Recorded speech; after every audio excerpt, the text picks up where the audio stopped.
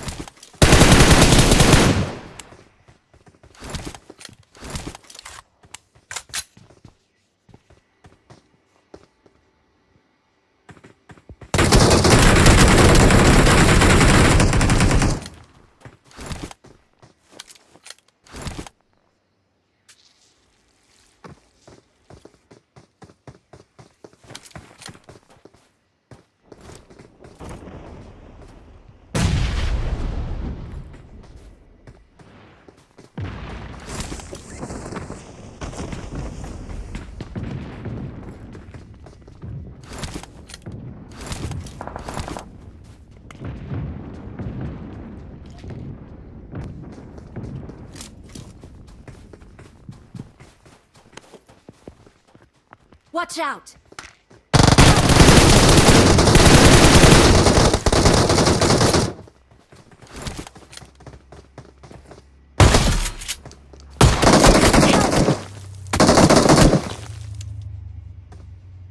Shit यार.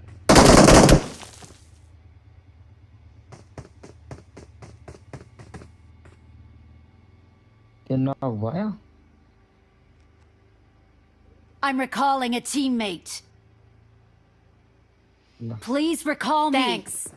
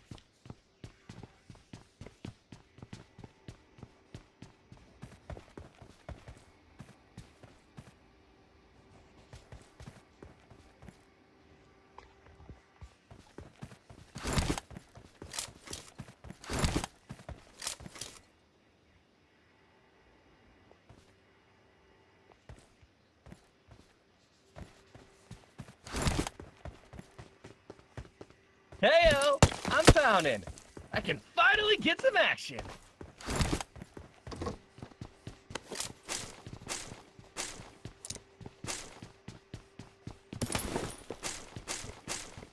You can communicate with me by text, voice chat, or quick command. I like making friends.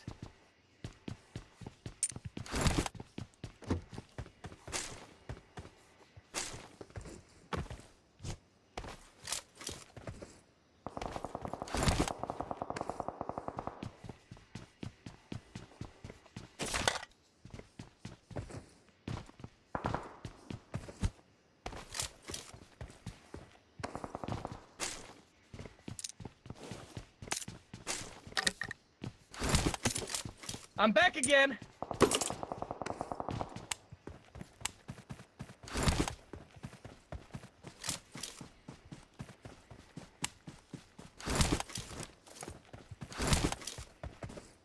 We're halfway to a chicken dinner.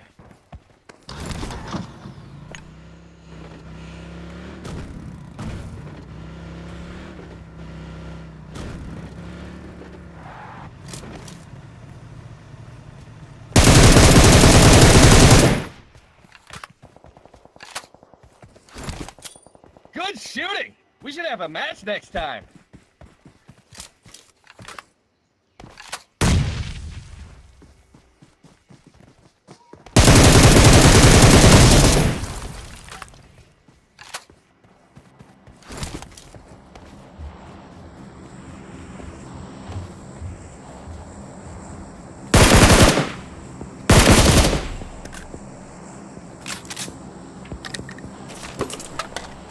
So, when are airdrops bringing my favorite canned sardines?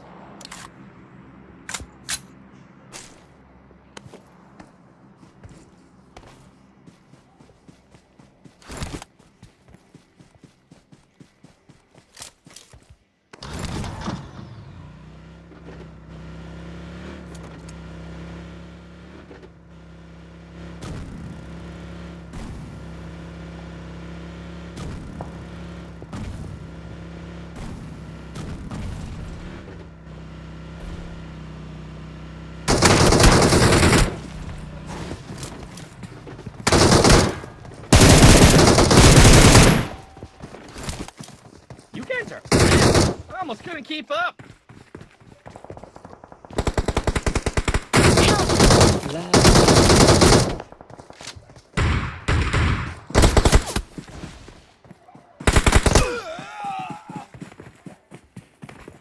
Don't give up.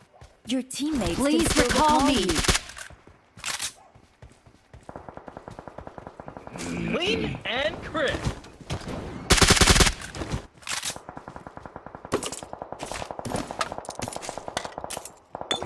Help! Hopefully the rest are greenhorns.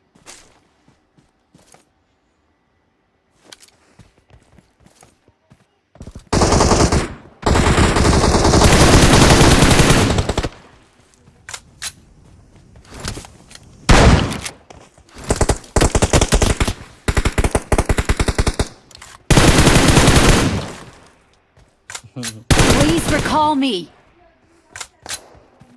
Awesome. Help! Marked a location. I'm recalling a teammate. Thanks.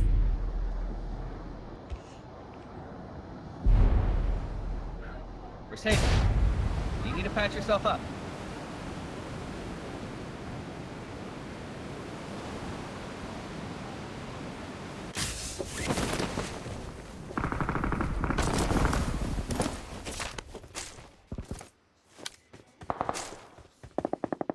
Help!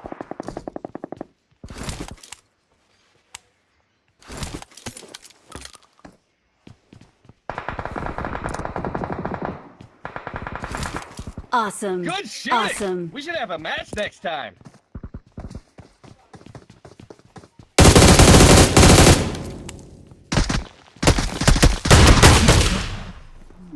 Awesome.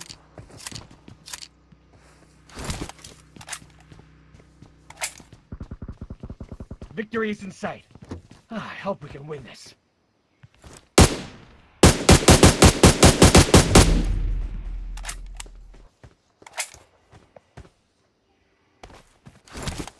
Awesome.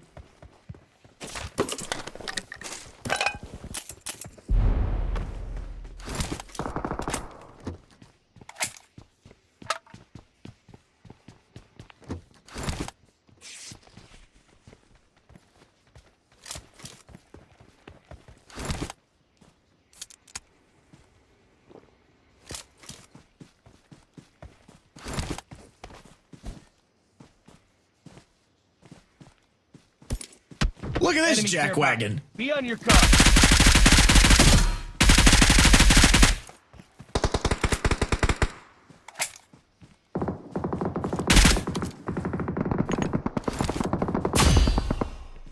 Awesome. Let's fight together. Let's fight together.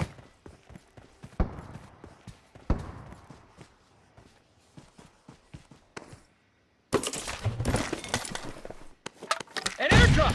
There's probably lots of goodies in them. Wanna go check it out? No, bro. Kill enemy. Monin?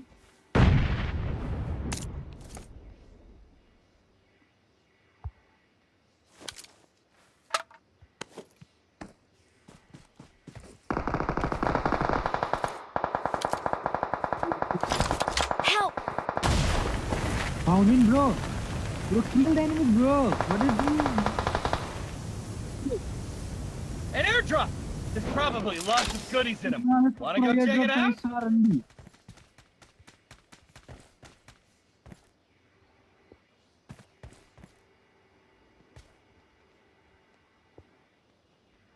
Enemies ahead!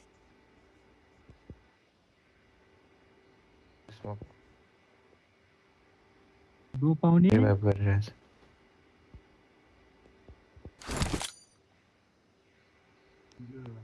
रुको ना भाई, ये लोग fight हो रही है. Bro, found him. Go there, bro. उतार उतार. I'll be right there. Don't shoot nobody. Bro, त्या मागं found गेल्याचं. Marked a location. Go. Go fight.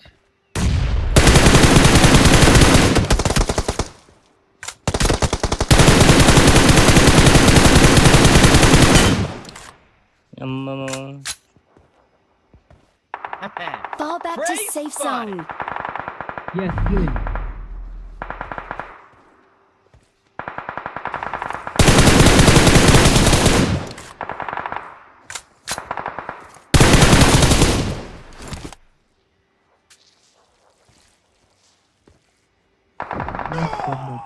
ले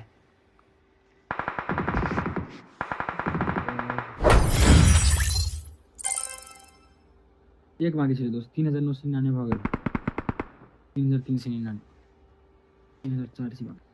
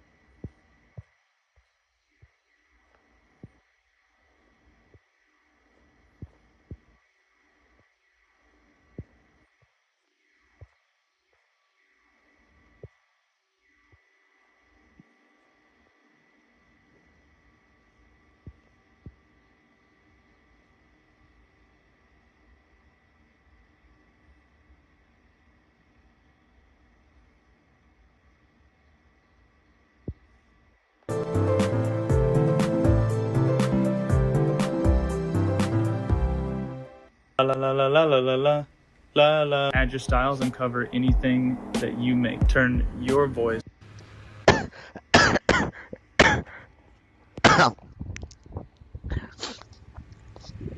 अझ वाच पार्टी गर्ने कि नै थाहा छैन यार वाच पार्टी कसरी गर्दिन आई डोन्ट नो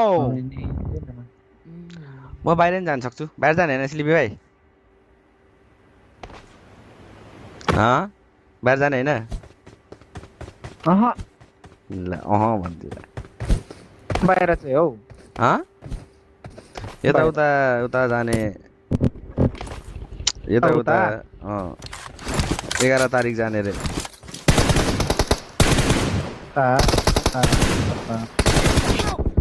विदेशी यात्रा कता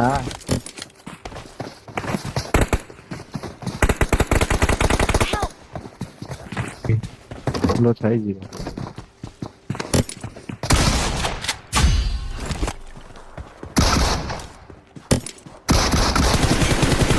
ए लुक ए आन्टे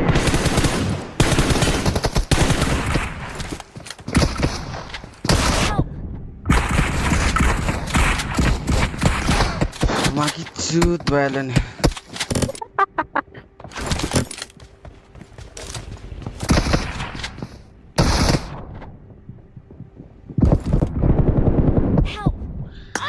कस्तो रहेछ हौ यिनीहरू त यार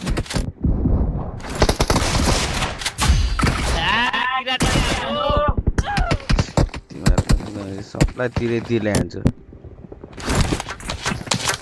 मरेछ नि आएको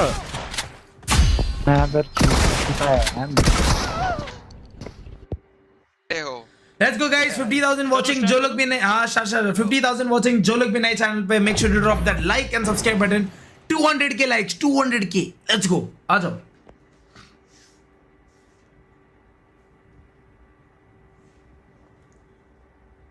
एंड हाँ गाइज इसमें एक और एक चीज बोलना भूल गया इसमें guys dedicated touch response chip भी है मतलब जैसे आप टच में वो करते हो ना कि डीले महसूस होता है मैंने काफी सारे एंड्रॉइड डिवाइसेस पे देखा है बट ये डिवाइस पे यार ट्रस्ट मी गाइस गेमिंग में Android device this OnePlus 15 is the best अभी मार्केट में जो अवेलेबल है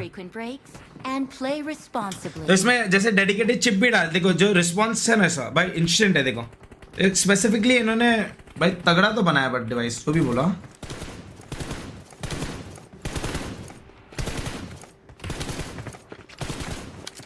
आ जाओ चिकन निकाल दे वापस से हाई किल वाला आ जाओ डन पक्का पक्का आ जाओ अब अभी थोड़ा सिस्टम समझ लो फिर देखो मजा आएगा अभी भाई ना थोड़ा सिस्टम समझ जाओ ना भाई मजा आ जाएगा पता है यस और देखा था वो गोला बनाया था मैंने वो उससे कवर बनाने के लिए हाँ वो सही है रे सब डील्स का कमाल चलो आ जाओ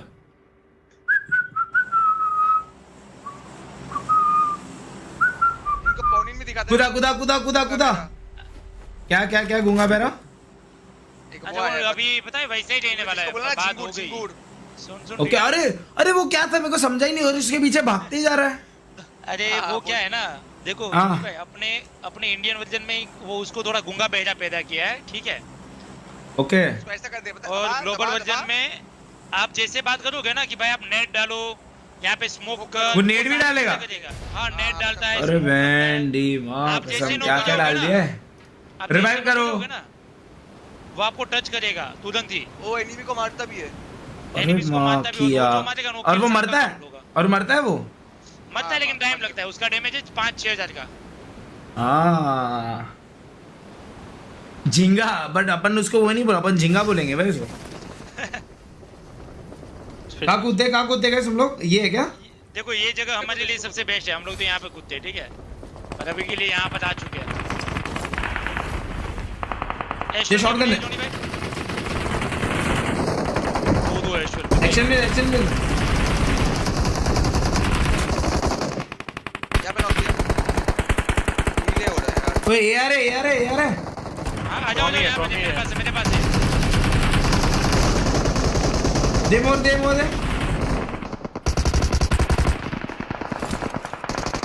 तो बंदे पुश कर आ जाओ हां मैं मार पीछे रहा आ है जाओ पागल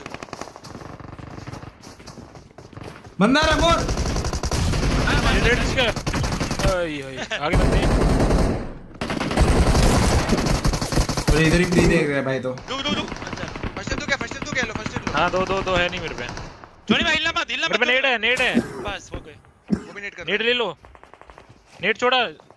किधर नहीं पीछे वाले को मार दो रुक। मैं फुट गया। देखो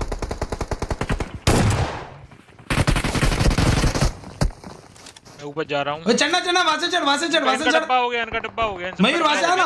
हां वहां से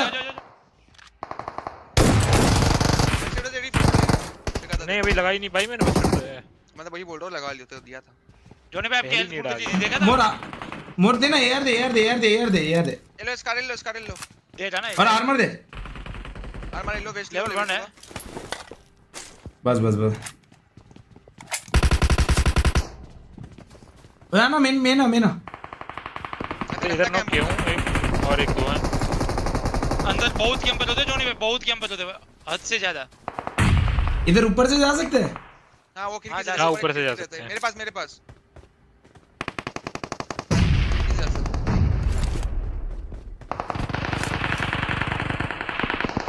जाओ क्या हीटे बंदा दिखा।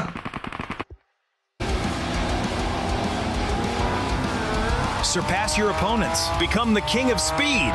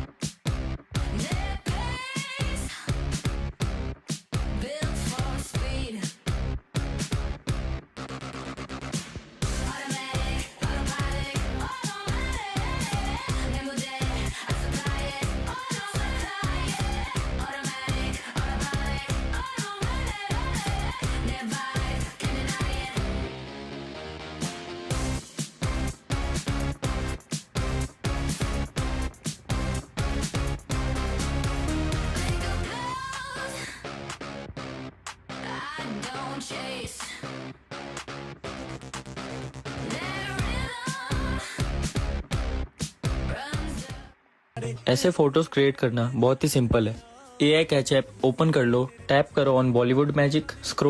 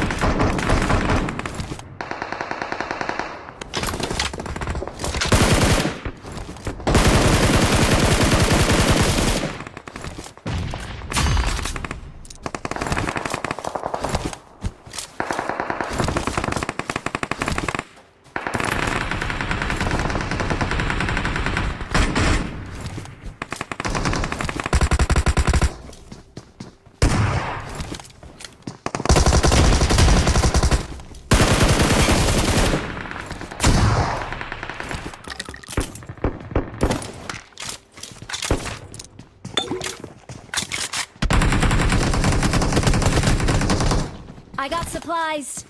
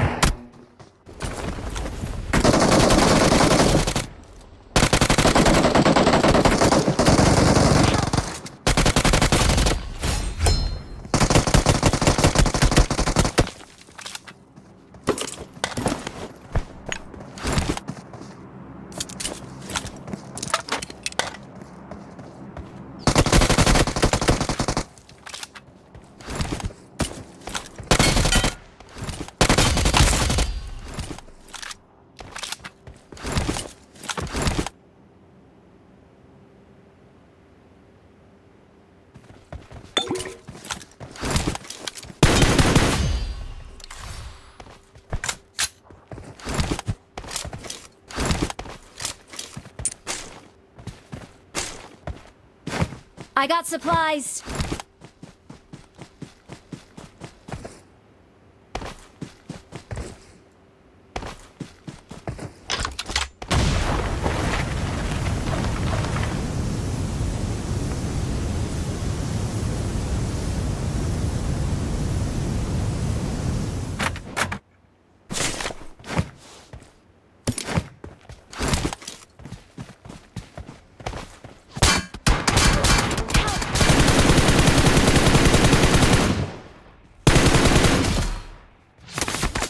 Watch out!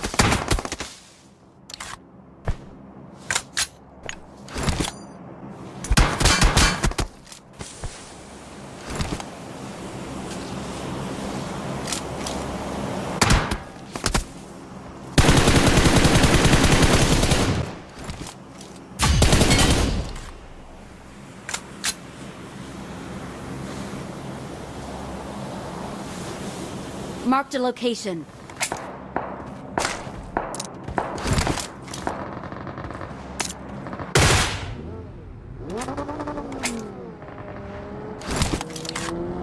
Okay.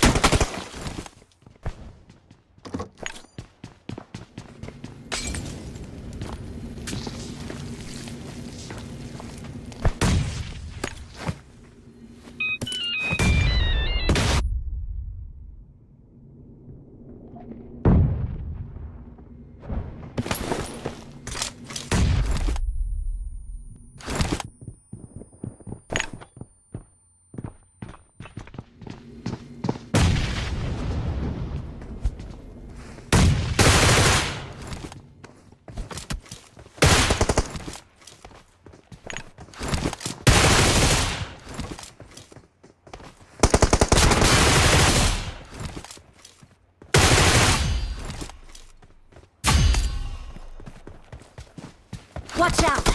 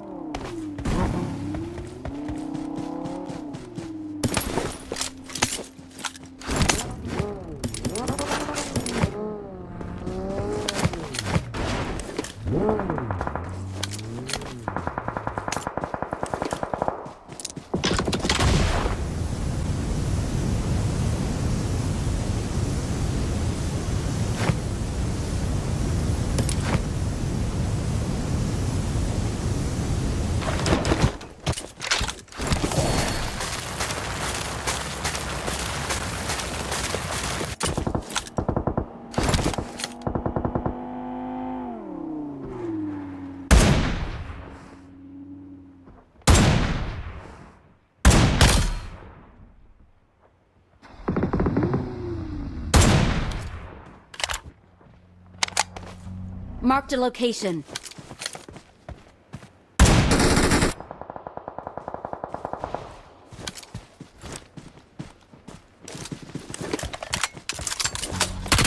You're welcome to drive my Lamborghini.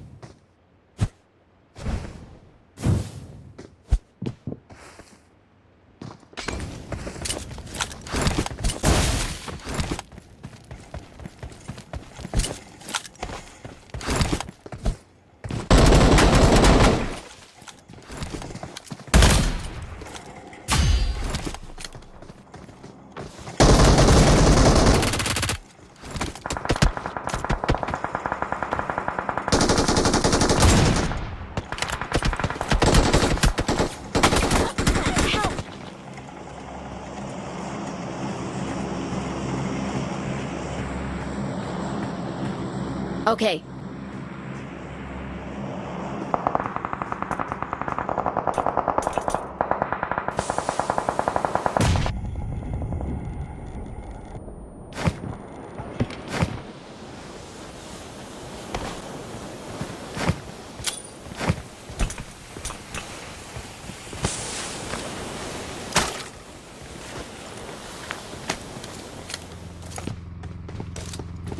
Head toward this point.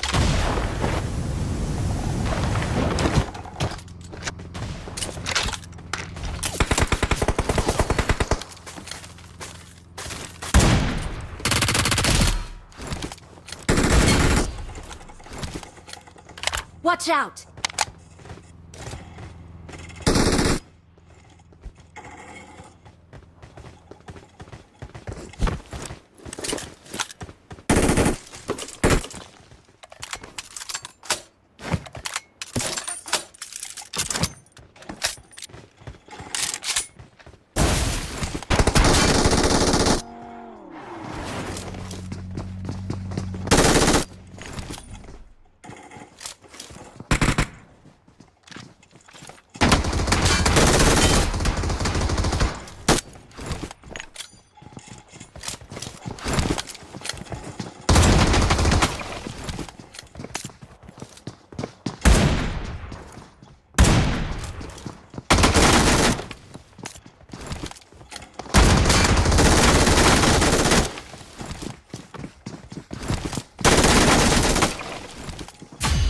Watch out!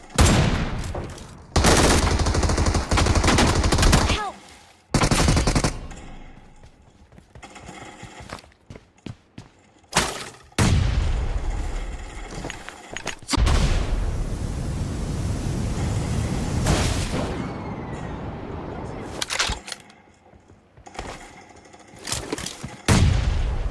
Watch out! Watch out!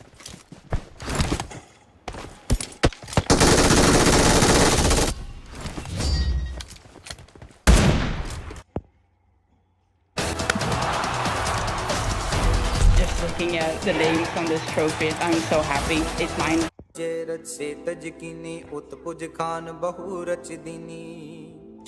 कहूँ फूल राजा हुए बैठा कहूँ सिमट पे संकरे कैठा सगरी श्रेष्ठ दिखाए अचंपव आद जुगाद स्वरूप स्वयंपव अब रक्षा मेरी तुम। ये बात तब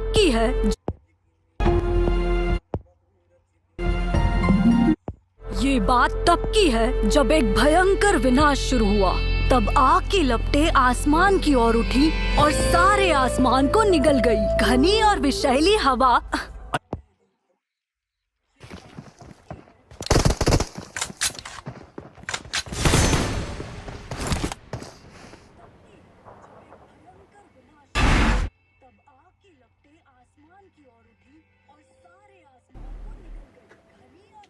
ऐसा एक किल करने दे बंदे ने तो ग्रेट। अब इस वाले मैच में तो मैं इनको बहुत गंदे तरीके से मार देता हूँ। नेक्स्ट मैं रूम फिर से ज्वाइन कर लेता हूँ नेक्स्ट डे आके, और नेक्स्ट डे रूम खेलती हैं M24 का। तो भाई M24 में भाई मैं फिर से इनको इतना गंदा मार देता हूँ। इनको ऑलरेडी मेरे ऊपर शक था और ये अब तो फिर कंफर्म होके एग्जिट कर देती है मैच। अब तुम ये एंजॉय करो। The blue team has scored for the first time.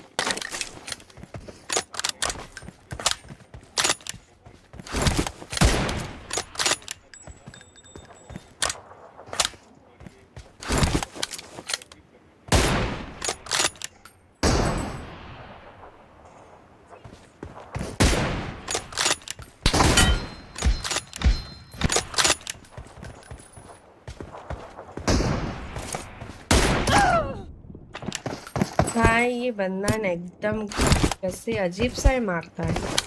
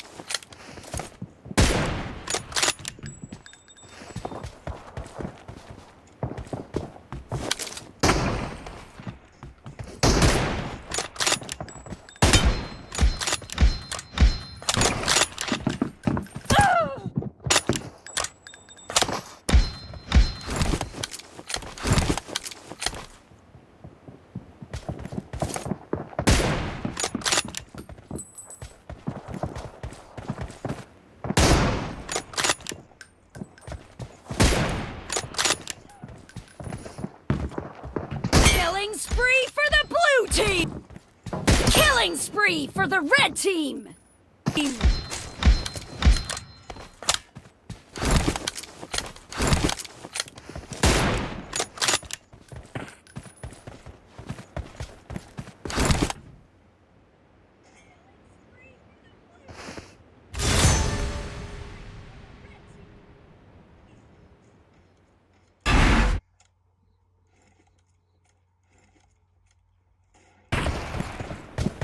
भाई इसके साथ मेरे को खेलना ही नहीं, इसका कुछ अलग सा ही मेरे को लोचा लगता है भाई। हट भाई, क्या बंदा है। भाई फिर इन दोनों मैचों के बाद मैं इनसे पूछता हूँ भाई एग्जिट क्यों किया।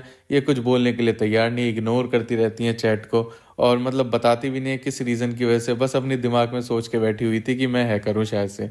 फिर भाई मैं सोचता हूँ कि चलो नेक्स्ट डे ट्राई करता हूँ, क्योंकि मैं वापस से रूम ज्वाइन कर रहा था, ये वापस से मुझे किक कर रही थी। फिर नेक्स्ट डे जब मैं रूम ज्वाइन करता हूँ तो मैं किसी दूसरी आईडी से जाता हूँ, और जब इनकी स्ट्रीम का टाइटल रहता है कि जो मुझे हाफ से मारेगा उसको मैं 100 रुपीज़ दूंगी एज अ रिवॉर्ड। ठीक है, ओनली फॉर इंटू 4 का रूम है, जो भी 1v1 में हराएगा उसको मिलेगा 100 रुपीज मेरी तरफ से। तो मैं उस 100 रुपीज़ के लिए नहीं गया था, मैं तो जस्ट फॉर ऐसे ही गया था कि ये किसी रैंडम बंदे के साथ ऐसे ही बिहेव करती हैं, क्योंकि मेरा गेम प्ले तो वही सेम रहने वाला है जो इनके लिए है, और देखता हूँ और किसी बंदे के साथ सेम ही ऐसे करेंगी क्या। तो मैं तीसरा मैच खेलता हूँ इनके साथ, और भाई ये तीसरा मैच भी M24 का है, और भाई कितना गंदा मारा तुम लोग इस मैच को देखना, और इनका POV भी है, मज़ा आ जाएगा तुम लोगों को। और लास्ट में एक स्कैम भी बताऊंगा कि क्या हुआ मेरे साथ, ठीक है।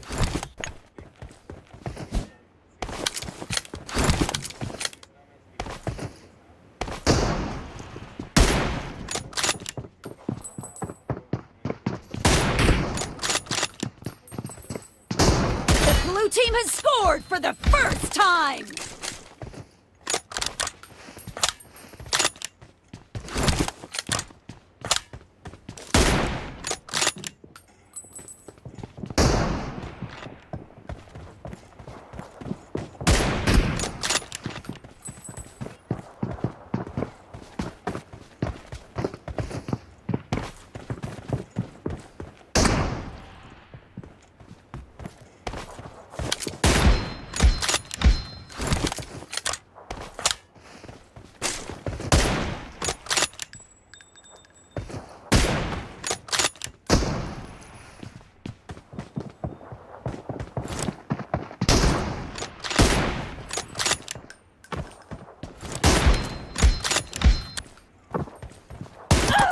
अरे यार, इन करके ही खड़ा था वे।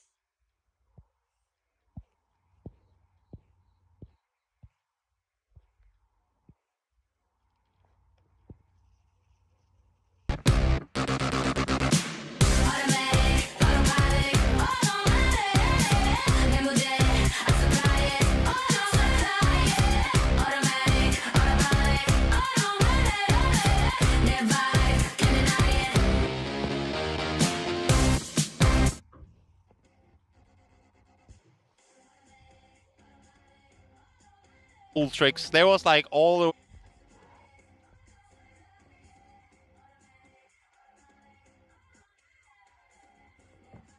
pacing is going to be for the games. I know, again, we're being somewhat casual with everything, but somewhat. Of course, these guys with prize money on the line and them going out and showing themselves to the best of their capabilities is the aggression we're going to see in duos. Like when we talk about third-party pull-ups and whatnot, there's just that many more angles to be concerned about. Well, I mean, obviously, we talk about these guys that are notorious fraggers and competitive. Well, will they be the same when they're in duos now, or is it? Are you gonna?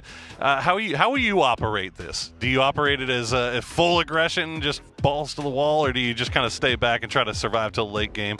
We'll see. We'll see. But we are going to take a quick break, and when we get back, hopefully, we'll get you into the game. So don't go anywhere. We'll be right back. Hello, PUBG and PUBG Mobile fans. Thanks to your passionate, unwavering support, we've been able to grow tremendously on the battlegrounds of PUBG and PUBG Mobile. To give back to our fans, even in a small way, and to present you with a brand new experience of the #1 Battle Royale, we are bringing together PUBG and PUBG Mobile and uniting them under one stage, PUBG United, launching in 2025. PUBG United's journey begins in Siam District, Bangkok, where the tournament will be held this November. Around Siam Paragon and across the city, you'll discover PUBG experiences that you can't take your eyes off. You can also experience the PUBG United Fan Zone, where you will find booths dedicated to PUBG and PGC, as well as PUBG Mobile and PMGC. There will also be special collaboration pop-ups with global brands. A variety of PUBG-themed events and hands-on activities are waiting for fans to enjoy to the fullest, so be ready. For online fans, a special website will open, bringing together every moment of PGC and PMGC so you can enjoy PUBG United anytime, anywhere. For the first time in esports history, PUBG Global Championship and PUBG Mobile Global Championship will unite on a single stage. Starting with a grand opening ceremony on a massive scale, each day brings new and exciting moments. With that energy building up, the intense grand finals of PGC and PMGC will come together for the first time in history on one united stage. On this one-of-a-kind stage, the world's top players will battle in back-to-back grand finals, offering an experience like never before. One world, two champions, coming together in a truly historic moment. November 24th to December 14th in Bangkok, Thailand. Come and experience PUBG United to the fullest. We will continue striving to be a PUBG and PUBG Mobile that never stops working hard for our fans. Thank you.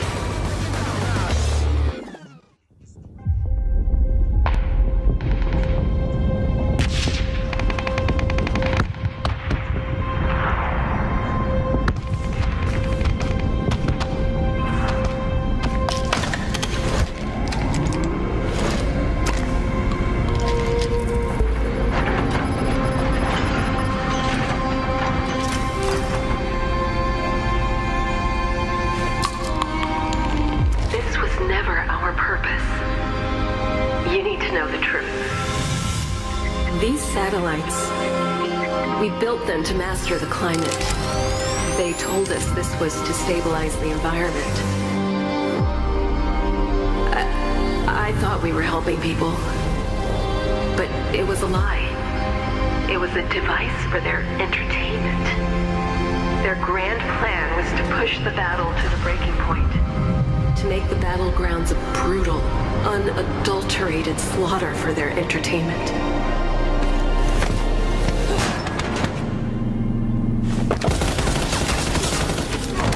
Something went wrong, and the satellites are going to start shattering over Erangel.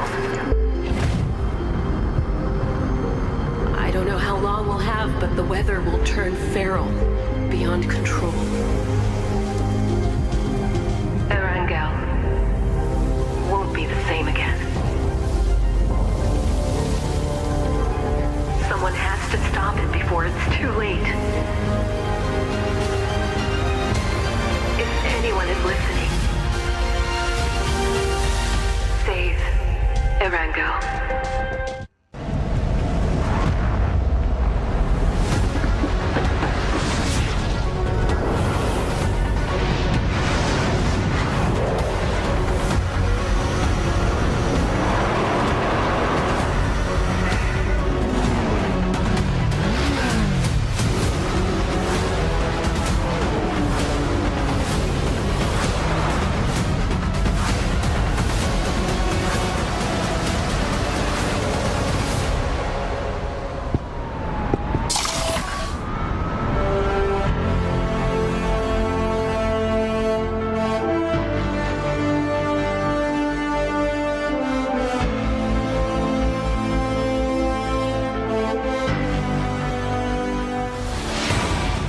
Hello, PUBG and PUBG Mobile fans. Thanks to your passionate, unwavering support, we've been able to grow tremendously on the battlegrounds of PUBG and PUBG Mobile. To give back to our fans, even in a small way, and to present you with a brand new experience of the #1 Battle Royale, we are bringing together PUBG and PUBG Mobile and uniting them under one stage, PUBG United, launching in 2025. PUBG United's journey begins in Siam District, Bangkok, where the tournament will be held this November. Around Siam Paragon and across the city, you'll discover PUBG experiences that you can't take your eyes off.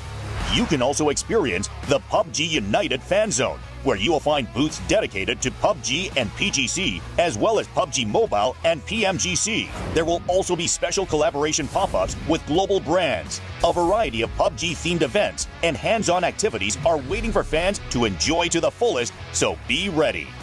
For online fans, a special website will open, bringing together every moment of PGC and PMGC so you can enjoy PUBG United anytime, anywhere. For the first time in esports history, PUBG Global Championship and PUBG Mobile Global Championship will unite on a single stage. Starting with a grand opening ceremony on a massive scale, each day brings new and exciting moments. With that energy building up, the intense grand finals of PGC and PMGC will come together for the first time in history on one united stage. On this one-of-a-kind stage, the world's top players will battle in back-to-back grand finals, offering an experience like never before. One world, two champions coming together in a truly historic moment. November 24th to December 14th in Bangkok, Thailand. Come and experience PUBG United to the fullest. We will continue striving to be a PUBG and PUBG Mobile that never stops working hard for our fans. Thank you.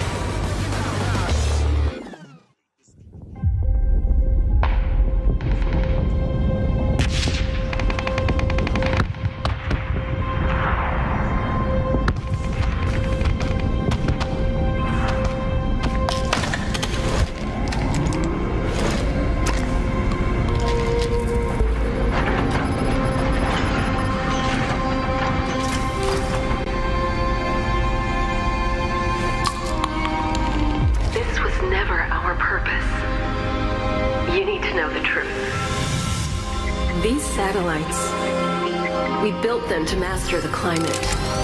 They told us this was to stabilize the environment. I thought we were helping people, but it was a lie. It was a device for their entertainment.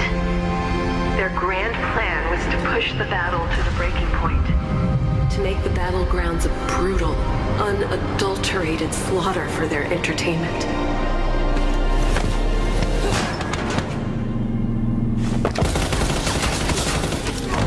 Something went wrong, and the satellites are going to start shattering over Erangel. I don't know how long we'll have, but the weather will turn feral, beyond control. Erangel won't be the same again. Someone has to stop it before it's too late. If anyone is listening, save Erangel. Hello, PUBG and PUBG Mobile fans. Thanks to your passionate, unwavering support, we've been able to grow tremendously on the battlegrounds of PUBG and PUBG Mobile. To give back to our fans, even in a small way, and to present you with a brand new experience of the #1 Battle Royale, we are bringing together PUBG and PUBG Mobile and uniting them under one stage, PUBG United, launching in 2025. PUBG United's journey begins in Siam District, Bangkok, where the tournament will be held this November. Around Siam Paragon and across the city, you'll discover PUBG experiences that you can't take your eyes off.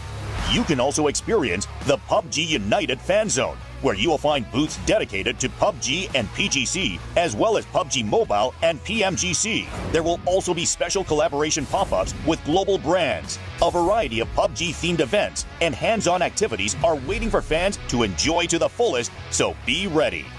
For online fans, a special website will open, bringing together every moment of PGC and PMGC so you can enjoy PUBG United anytime, anywhere. For the first time in esports history, PUBG Global Championship and PUBG Mobile Global Championship will unite on a single stage. Starting with a grand opening ceremony on a massive scale, each day brings new and exciting moments. With that energy building up, the intense grand finals of PGC and PMGC will come together for the first time in history on one united stage.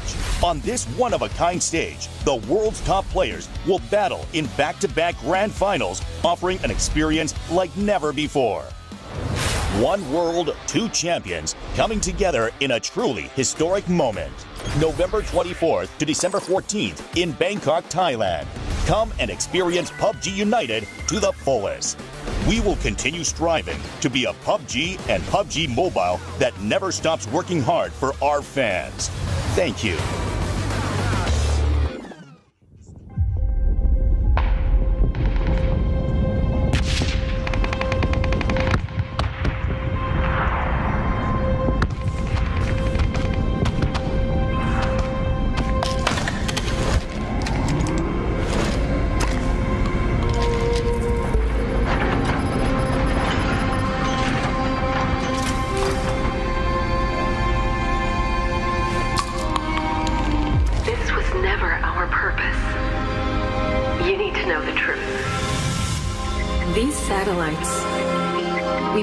To master the climate.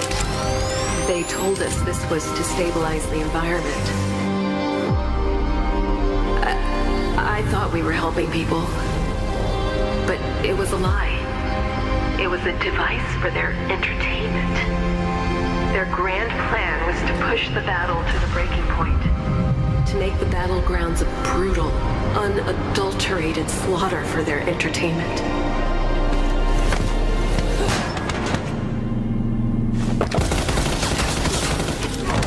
Something went wrong, and the satellites are going to start shattering over Erangel.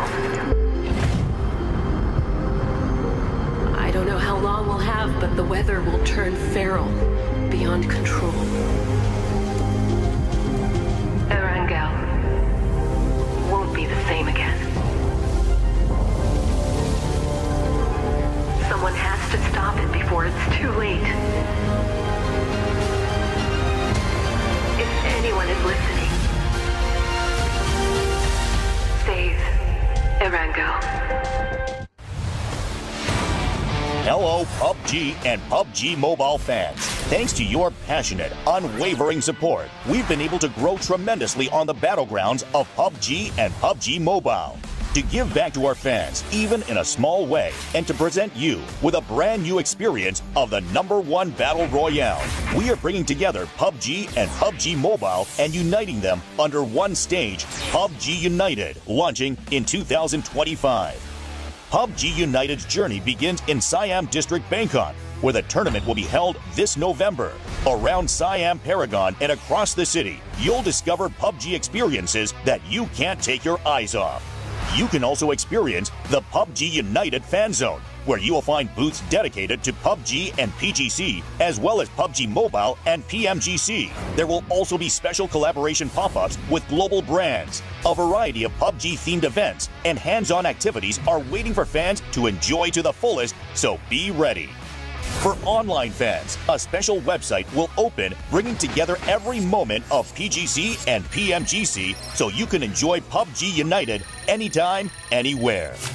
For the first time in esports history, PUBG Global Championship and PUBG Mobile Global Championship will unite on a single stage. Starting with a grand opening ceremony on a massive scale, each day brings new and exciting moments. With that energy building up, the intense grand finals of PGC and PMGC will come together for the first time in history on one united stage. On this one-of-a-kind stage, the world's top players will battle in back-to-back grand finals, offering an experience like never before. One world, two champions coming together in a truly historic moment. November 24th to December 14th in Bangkok, Thailand. Come and experience PUBG United to the fullest. We will continue striving to be a PUBG and PUBG Mobile that never stops working hard for our fans. Thank you.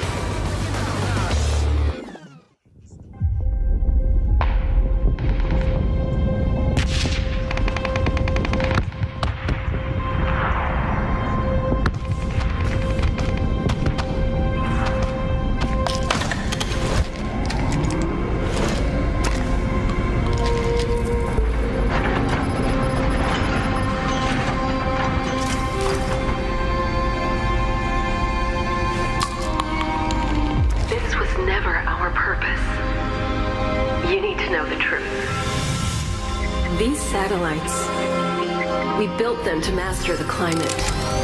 They told us this was to stabilize the environment. I thought we were helping people, but it was a lie. It was a device for their entertainment. Their grand plan was to push the battle to the breaking point, to make the battlegrounds a brutal, unadulterated slaughter for their entertainment.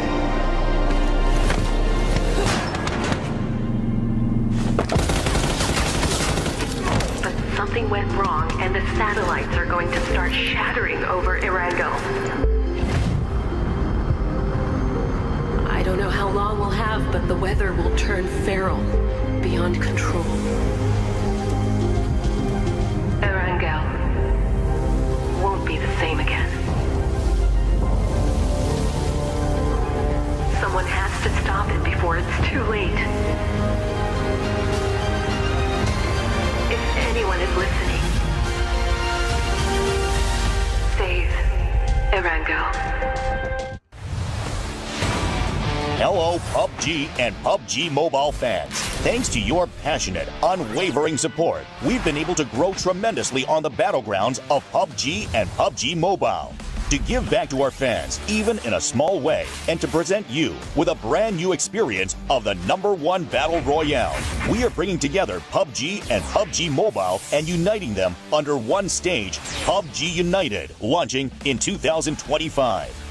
PUBG United's journey begins in Siam District, Bangkok, where the tournament will be held this November. Around Siam Paragon and across the city, you'll discover PUBG experiences that you can't take your eyes off. You can also experience the PUBG United Fan Zone, where you will find booths dedicated to PUBG and PGC, as well as PUBG Mobile and PMGC. There will also be special collaboration pop-ups with global brands. A variety of PUBG-themed events and hands-on activities are waiting for fans to enjoy to the fullest, so be ready. For online fans, a special website will open, bringing together every moment of PGC and PMGC so you can enjoy PUBG United anytime, anywhere. For the first time in esports history, PUBG Global Championship and PUBG Mobile Global Championship will unite on a single stage. Starting with a grand opening ceremony on a massive scale, each day brings new and exciting moments. With that energy building up, the intense grand finals of PGC and PMGC will come together for the first time in history on one united stage. On this one-of-a-kind stage, the world's top players will battle in back-to-back grand finals, offering an experience like never before. One world, two champions, coming together in a truly historic moment. November 24th to December 14th in Bangkok, Thailand. Come and experience PUBG United to the fullest. We will continue striving to be a PUBG and PUBG Mobile that never stops working hard for our fans. Thank you.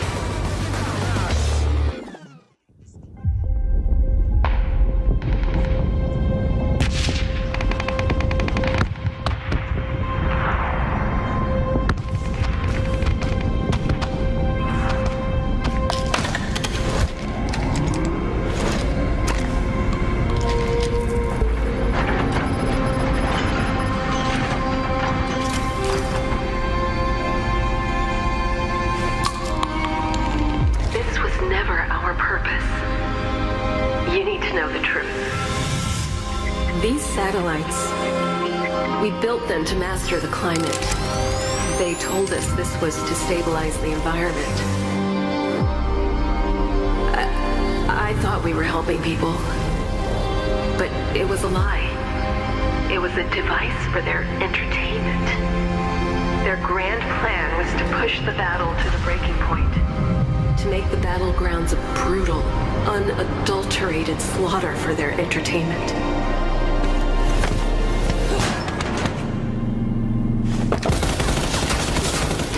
But something went wrong, and the satellites are going to start shattering over Erangel. I don't know how long we'll have, but the weather will turn feral, beyond control. Erangel won't be the same again. Someone has to stop it before it's too late. If anyone is listening, save Erangel. Hello, PUBG and PUBG Mobile fans. Thanks to your passionate, unwavering support, we've been able to grow tremendously on the battlegrounds of PUBG and PUBG Mobile. To give back to our fans, even in a small way, and to present you with a brand new experience of the #1 Battle Royale, we are bringing together PUBG and PUBG Mobile and uniting them under one stage, PUBG United, launching in 2025. PUBG United's journey begins in Siam District, Bangkok, where the tournament will be held this November.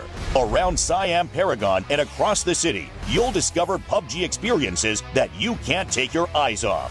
You can also experience the PUBG United Fan Zone, where you will find booths dedicated to PUBG and PGC, as well as PUBG Mobile and PMGC. There will also be special collaboration pop-ups with global brands. A variety of PUBG-themed events and hands-on activities are waiting for fans to enjoy to the fullest, so be ready. For online fans, a special website will open, bringing together every moment of PGC and PMGC so you can enjoy PUBG United anytime, anywhere. For the first time in esports history, PUBG Global Championship and PUBG Mobile Global Championship will unite on a single stage. Starting with a grand opening ceremony on a massive scale, each day brings new and exciting moments.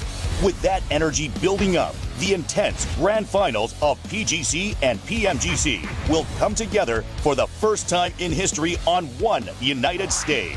On this one-of-a-kind stage, the world's top players will battle in back-to-back grand finals, offering an experience like never before. One world, two champions, coming together in a truly historic moment. November 24th to December 14th in Bangkok, Thailand. Come and experience PUBG United to the fullest. We will continue striving to be a PUBG and PUBG Mobile that never stops working hard for our fans. Thank you.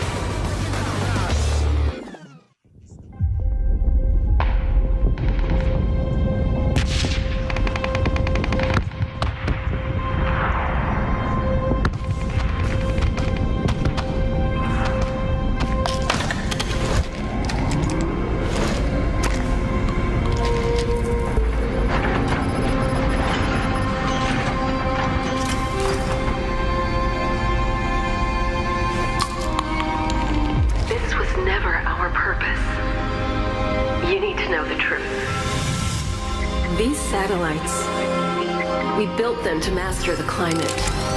They told us this was to stabilize the environment. I thought we were helping people, but it was a lie.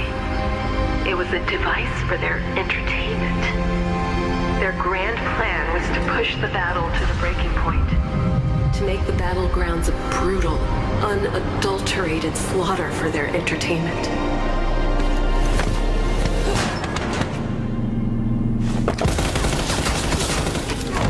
Something went wrong, and the satellites are going to start shattering over Erangel.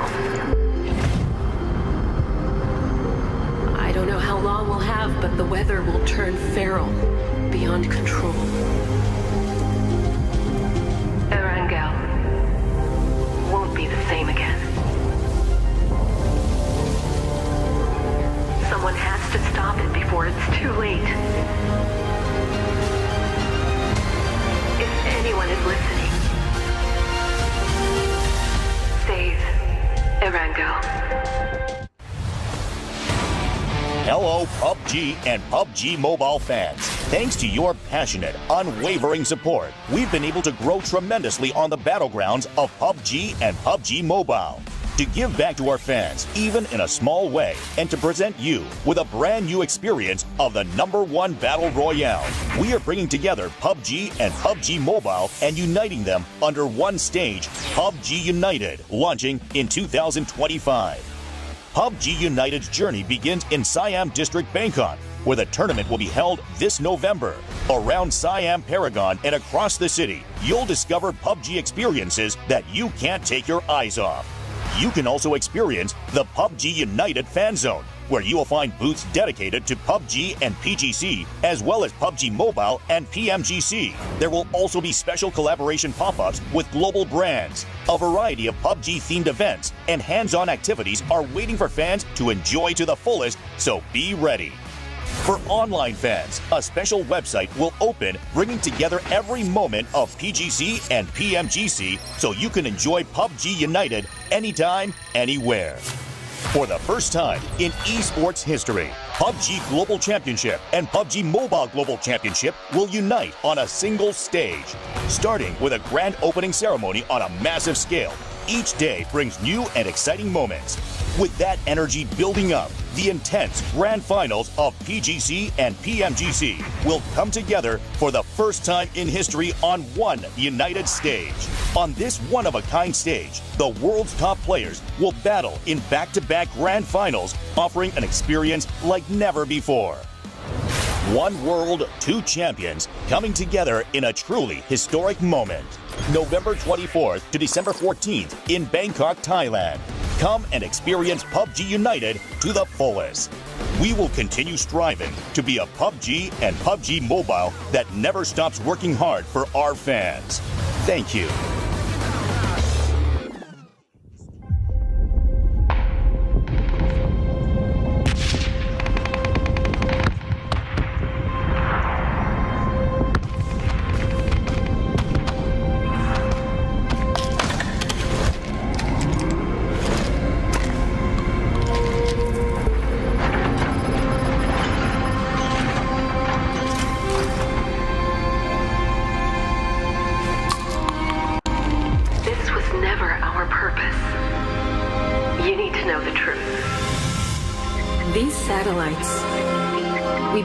To master the climate. They told us this was to stabilize the environment. I thought we were helping people, but it was a lie. It was a device for their entertainment. Their grand plan was to push the battle to the breaking point, to make the battlegrounds a brutal, unadulterated slaughter for their entertainment.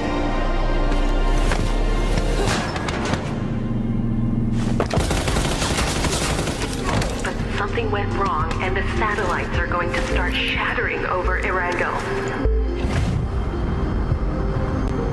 I don't know how long we'll have, but the weather will turn feral, beyond control. Erangel won't be the same again. Someone has to stop it before it's too late. If anyone is listening, save Erangel. Hello, PUBG and PUBG Mobile fans. Thanks to your passionate, unwavering support, we've been able to grow tremendously on the battlegrounds of PUBG and PUBG Mobile. To give back to our fans, even in a small way, and to present you with a brand new experience of the #1 Battle Royale, we are bringing together PUBG and PUBG Mobile and uniting them under one stage, PUBG United, launching in 2025. PUBG United's journey begins in Siam District, Bangkok, where the tournament will be held this November. Around Siam Paragon and across the city, you'll discover PUBG experiences that you can't take your eyes off. You can also experience the PUBG United Fan Zone, where you will find booths dedicated to PUBG and PGC, as well as PUBG Mobile and PMGC. There will also be special collaboration pop-ups with global brands. A variety of PUBG-themed events and hands-on activities are waiting for fans to enjoy to the fullest, so be ready. For online fans, a special website will open, bringing together every moment of PGC and PMGC so you can enjoy PUBG United anytime, anywhere. For the first time in esports history, PUBG Global Championship and PUBG Mobile Global Championship will unite on a single stage. Starting with a grand opening ceremony on a massive scale, each day brings new and exciting moments. With that energy building up, the intense grand finals of PGC and PMGC will come together for the first time in history on one united stage. On this one-of-a-kind stage, the world's top players will battle in back-to-back grand finals, offering an experience like never before. One world, two champions coming together in a truly historic moment. November 24th to December 14th in Bangkok, Thailand. Come and experience PUBG United to the fullest. We will continue striving to be a PUBG and PUBG Mobile that never stops working hard for our fans. Thank you.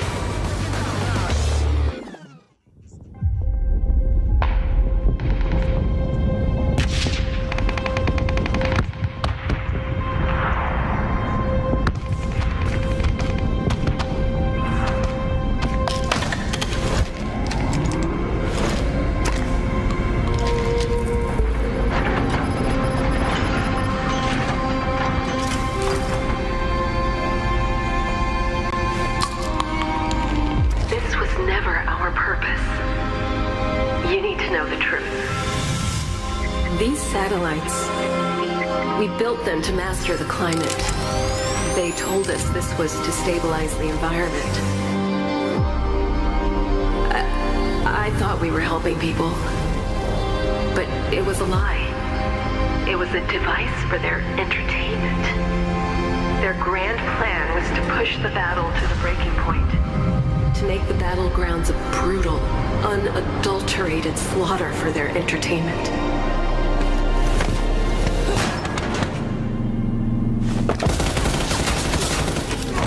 Something went wrong, and the satellites are going to start shattering over Erangel. I don't know how long we'll have, but the weather will turn feral, beyond control.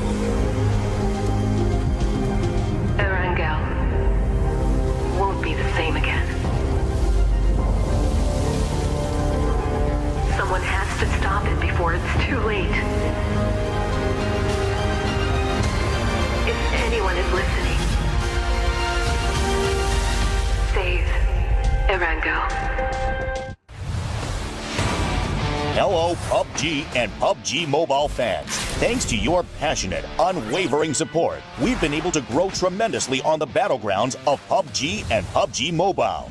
To give back to our fans, even in a small way, and to present you with a brand new experience of the #1 Battle Royale, we are bringing together PUBG and PUBG Mobile and uniting them under one stage, PUBG United, launching in 2025. PUBG United's journey begins in Siam District, Bangkok, where the tournament will be held this November. Around Siam Paragon and across the city, you'll discover PUBG experiences that you can't take your eyes off. You can also experience the PUBG United Fan Zone, where you will find booths dedicated to PUBG and PGC, as well as PUBG Mobile and PMGC. There will also be special collaboration pop-ups with global brands. A variety of PUBG-themed events and hands-on activities are waiting for fans to enjoy to the fullest, so be ready. For online fans, a special website will open, bringing together every moment of PGC and PMGC so you can enjoy PUBG United anytime, anywhere. For the first time in esports history, PUBG Global Championship and PUBG Mobile Global Championship will unite on a single stage. Starting with a grand opening ceremony on a massive scale, each day brings new and exciting moments. With that energy building up, the intense grand finals of PGC and PMGC will come together for the first time in history on one united stage. On this one-of-a-kind stage, the world's top players will battle in back-to-back grand finals, offering an experience like never before. One world, two champions coming together in a truly historic moment. November 24th to December 14th in Bangkok, Thailand. Come and experience PUBG United to the fullest. We will continue striving to be a PUBG and PUBG Mobile that never stops working hard for our fans. Thank you.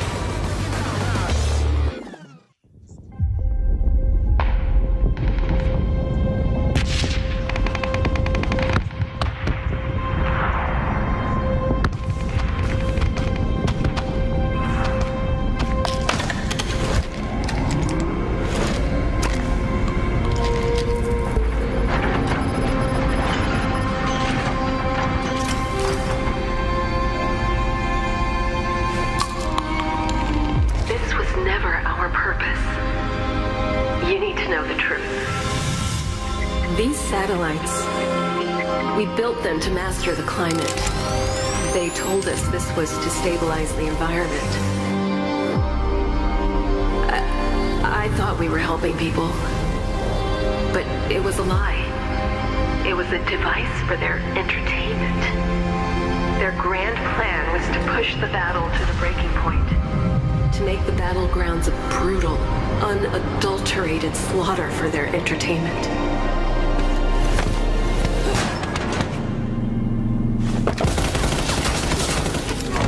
Something went wrong, and the satellites are going to start shattering over Erangel. I don't know how long we'll have, but the weather will turn feral, beyond control. Erangel won't be the same again. Someone has to stop it before it's too late. If anyone is listening, save Erangel. Hello, PUBG and PUBG Mobile fans. Thanks to your passionate, unwavering support, we've been able to grow tremendously on the battlegrounds of PUBG and PUBG Mobile. To give back to our fans, even in a small way, and to present you with a brand new experience of the #1 Battle Royale, we are bringing together PUBG and PUBG Mobile and uniting them under one stage, PUBG United, launching in 2025. PUBG United's journey begins in Siam District, Bangkok, where the tournament will be held this November. Around Siam Paragon and across the city, you'll discover PUBG experiences that you can't take your eyes off. You can also experience the PUBG United Fan Zone, where you will find booths dedicated to PUBG and PGC, as well as PUBG Mobile and PMGC. There will also be special collaboration pop-ups with global brands. A variety of PUBG-themed events and hands-on activities are waiting for fans to enjoy to the fullest, so be ready. For online fans, a special website will open, bringing together every moment of PGC and PMGC so you can enjoy PUBG United anytime, anywhere. For the first time in esports history, PUBG Global Championship and PUBG Mobile Global Championship will unite on a single stage. Starting with a grand opening ceremony on a massive scale, each day brings new and exciting moments. With that energy building up, the intense grand finals of PGC and PMGC will come together for the first time in history on one united stage. On this one-of-a-kind stage, the world's top players will battle in back-to-back grand finals, offering an experience like never before. One world, two champions, coming together in a truly historic moment. November 24th to December 14th in Bangkok, Thailand. Come and experience PUBG United to the fullest. We will continue striving to be a PUBG and PUBG Mobile that never stops working hard for our fans. Thank you.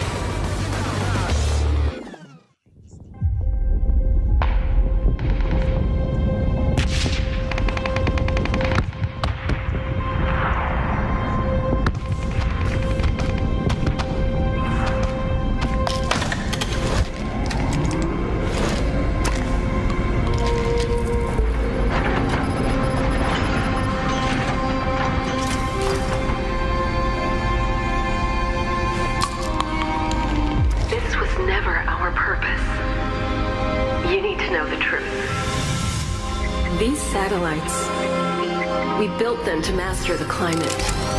They told us this was to stabilize the environment. I thought we were helping people, but it was a lie. it was a device for their entertainment. Their grand plan was to push the battle to the breaking point, to make the battlegrounds a brutal, unadulterated slaughter for their entertainment.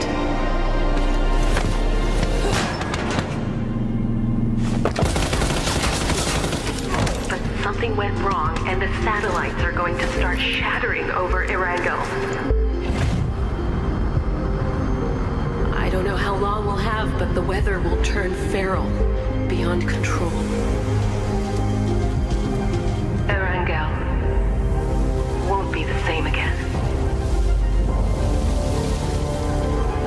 Someone has to stop it before it's too late. If anyone is listening, save Erangel. Hello, PUBG and PUBG Mobile fans. Thanks to your passionate, unwavering support, we've been able to grow tremendously on the battlegrounds of PUBG and PUBG Mobile.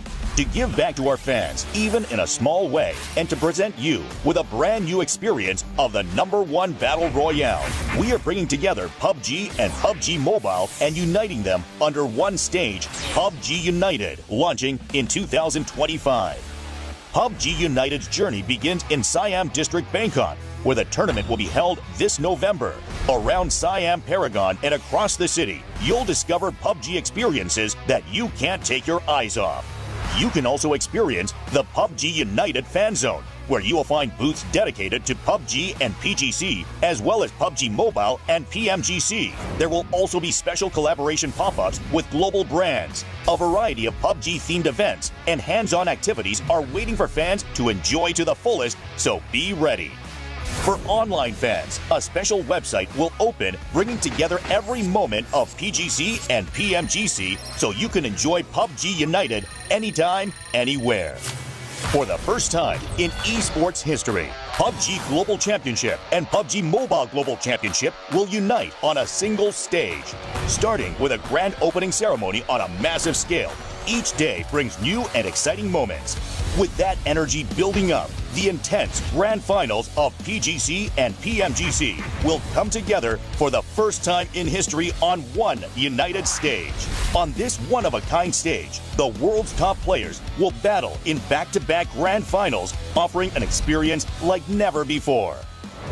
One world, two champions, coming together in a truly historic moment. November 24th to December 14th in Bangkok, Thailand. Come and experience PUBG United to the fullest. We will continue striving to be a PUBG and PUBG Mobile that never stops working hard for our fans. Thank you.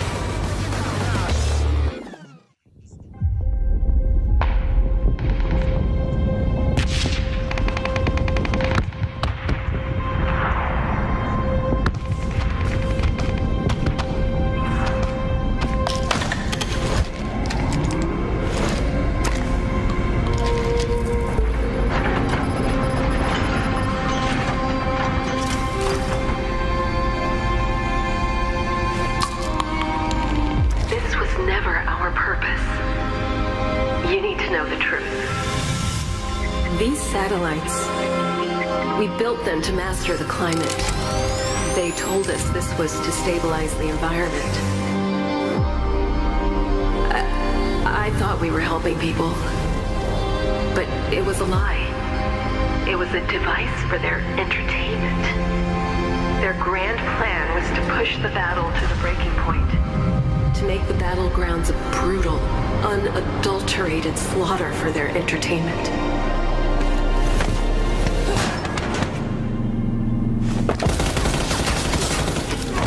Something went wrong, and the satellites are going to start shattering over Erangel. I don't know how long we'll have, but the weather will turn feral, beyond control. Erangel won't be the same again. Someone has to stop it before it's too late. If anyone is listening, save Erangel. Hello, PUBG and PUBG Mobile fans. Thanks to your passionate, unwavering support, we've been able to grow tremendously on the battlegrounds of PUBG and PUBG Mobile. To give back to our fans, even in a small way, and to present you with a brand new experience of the #1 Battle Royale, we are bringing together PUBG and PUBG Mobile and uniting them under one stage, PUBG United, launching in 2025. PUBG United's journey begins in Siam District, Bangkok, where the tournament will be held this November. Around Siam Paragon and across the city, you'll discover PUBG experiences that you can't take your eyes off. You can also experience the PUBG United Fan Zone, where you will find booths dedicated to PUBG and PGC, as well as PUBG Mobile and PMGC. There will also be special collaboration pop-ups with global brands. A variety of PUBG-themed events and hands-on activities are waiting for fans to enjoy to the fullest, so be ready. For online fans, a special website will open, bringing together every moment of PGC and PMGC so you can enjoy PUBG United anytime, anywhere. For the first time in esports history, PUBG Global Championship and PUBG Mobile Global Championship will unite on a single stage. Starting with a grand opening ceremony on a massive scale, each day brings new and exciting moments. With that energy building up, the intense grand finals of PGC and PMGC will come together for the first time in history on one united stage. On this one-of-a-kind stage, the world's top players will battle in back-to-back grand finals, offering an experience like never before. One world, two champions, coming together in a truly historic moment. November 24th to December 14th in Bangkok, Thailand. Come and experience PUBG United to the fullest. We will continue striving to be a PUBG and PUBG Mobile that never stops working hard for our fans. Thank you.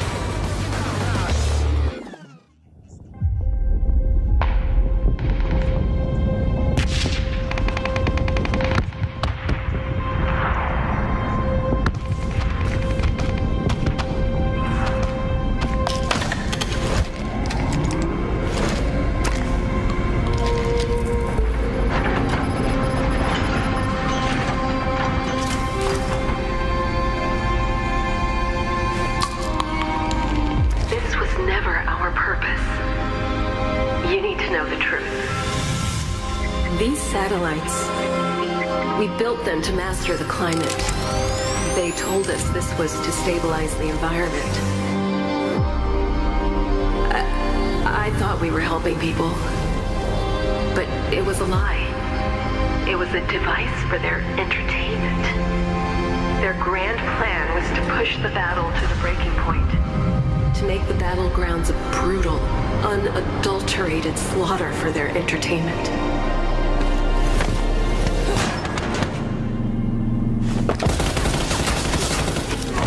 Something went wrong, and the satellites are going to start shattering over Erangel.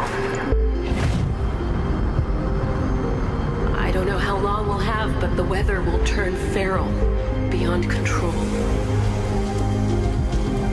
Erangel won't be the same again. Someone has to stop it before it's too late. If anyone is listening, save Erangel. Hello, PUBG and PUBG Mobile fans. Thanks to your passionate, unwavering support, we've been able to grow tremendously on the battlegrounds of PUBG and PUBG Mobile.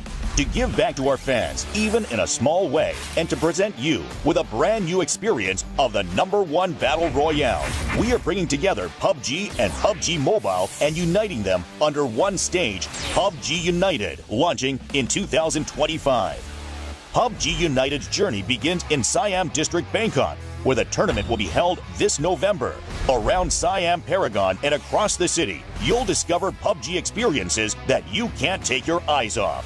You can also experience the PUBG United Fan Zone, where you will find booths dedicated to PUBG and PGC, as well as PUBG Mobile and PMGC. There will also be special collaboration pop-ups with global brands. A variety of PUBG-themed events and hands-on activities are waiting for fans to enjoy to the fullest, so be ready.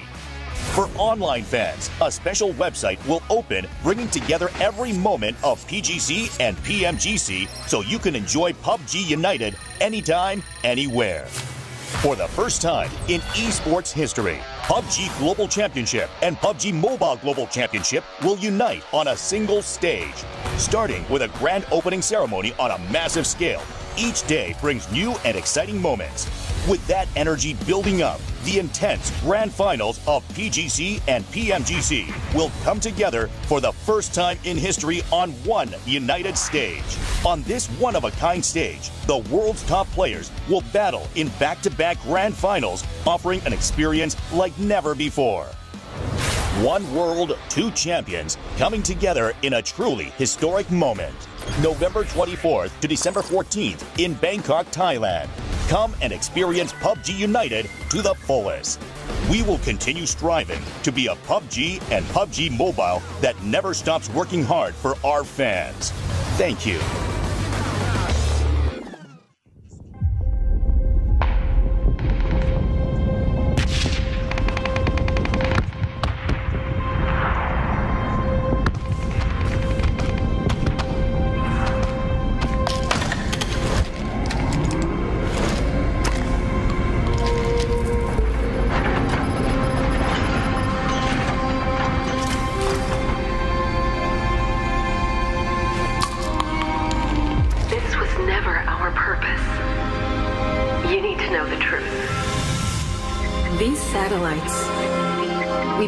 To master the climate. They told us this was to stabilize the environment. I thought we were helping people, but it was a lie. It was a device for their entertainment. Their grand plan was to push the battle to the breaking point, to make the battlegrounds a brutal, unadulterated slaughter for their entertainment.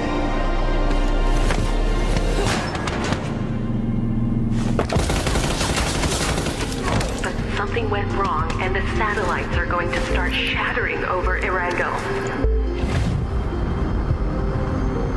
I don't know how long we'll have, but the weather will turn feral, beyond control. Erangel won't be the same again.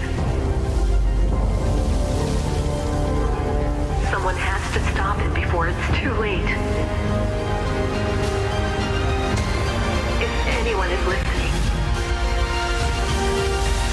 save Erangel. Hello, PUBG and PUBG Mobile fans. Thanks to your passionate, unwavering support, we've been able to grow tremendously on the battlegrounds of PUBG and PUBG Mobile. To give back to our fans, even in a small way, and to present you with a brand new experience of the #1 Battle Royale, we are bringing together PUBG and PUBG Mobile and uniting them under one stage, PUBG United, launching in 2025. PUBG United's journey begins in Siam District, Bangkok, where the tournament will be held this November. Around Siam Paragon and across the city, you'll discover PUBG experiences that you can't take your eyes off. You can also experience the PUBG United Fan Zone, where you will find booths dedicated to PUBG and PGC, as well as PUBG Mobile and PMGC. There will also be special collaboration pop-ups with global brands. A variety of PUBG-themed events and hands-on activities are waiting for fans to enjoy to the fullest, so be ready. For online fans, a special website will open, bringing together every moment of PGC and PMGC so you can enjoy PUBG United anytime, anywhere. For the first time in esports history, PUBG Global Championship and PUBG Mobile Global Championship will unite on a single stage. Starting with a grand opening ceremony on a massive scale, each day brings new and exciting moments. With that energy building up, the intense grand finals of PGC and PMGC will come together for the first time in history on one united stage. On this one-of-a-kind stage, the world's top players will battle in back-to-back grand finals, offering an experience like never before. One world, two champions, coming together in a truly historic moment. November 24th to December 14th in Bangkok, Thailand. Come and experience PUBG United to the fullest. We will continue striving to be a PUBG and PUBG Mobile that never stops working hard for our fans. Thank you.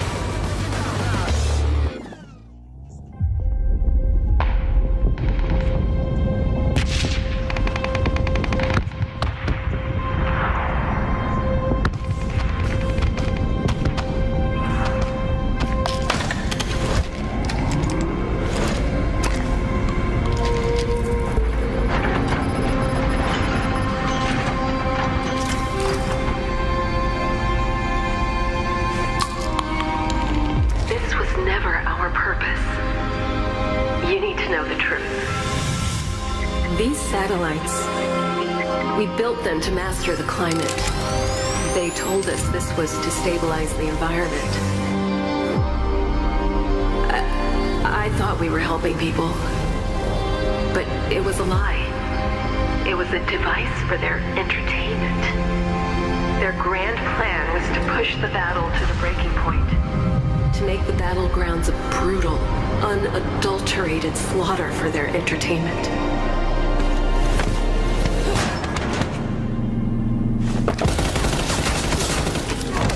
Something went wrong, and the satellites are going to start shattering over Erangel. I don't know how long we'll have, but the weather will turn feral, beyond control. Erangel won't be the same again. Someone has to stop it before it's too late. If anyone is listening, save Erangel. Hello, PUBG and PUBG Mobile fans. Thanks to your passionate, unwavering support, we've been able to grow tremendously on the battlegrounds of PUBG and PUBG Mobile. To give back to our fans, even in a small way, and to present you with a brand new experience of the #1 Battle Royale, we are bringing together PUBG and PUBG Mobile and uniting them under one stage, PUBG United, launching in 2025. PUBG United's journey begins in Siam District, Bangkok, where the tournament will be held this November. Around Siam Paragon and across the city, you'll discover PUBG experiences that you can't take your eyes off. You can also experience the PUBG United Fan Zone, where you will find booths dedicated to PUBG and PGC, as well as PUBG Mobile and PMGC. There will also be special collaboration pop-ups with global brands. A variety of PUBG-themed events and hands-on activities are waiting for fans to enjoy to the fullest, so be ready. For online fans, a special website will open, bringing together every moment of PGC and PMGC so you can enjoy PUBG United anytime, anywhere. For the first time in esports history, PUBG Global Championship and PUBG Mobile Global Championship will unite on a single stage. Starting with a grand opening ceremony on a massive scale, each day brings new and exciting moments. With that energy building up, the intense grand finals of PGC and PMGC will come together for the first time in history on one united stage. On this one-of-a-kind stage, the world's top players will battle in back-to-back grand finals, offering an experience like never before. One world, two champions, coming together in a truly historic moment. November 24th to December 14th in Bangkok, Thailand. Come and experience PUBG United to the fullest. We will continue striving to be a PUBG and PUBG Mobile that never stops working hard for our fans. Thank you.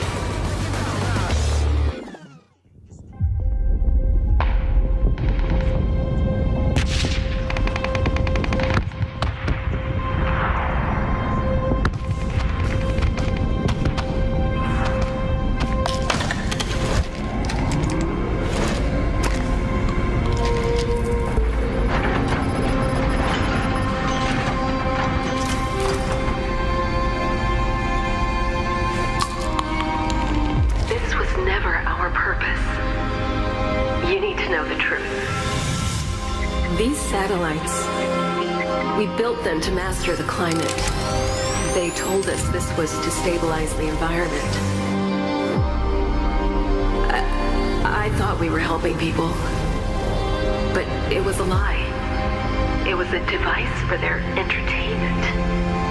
Their grand plan was to push the battle to the breaking point, to make the battlegrounds a brutal, unadulterated slaughter for their entertainment.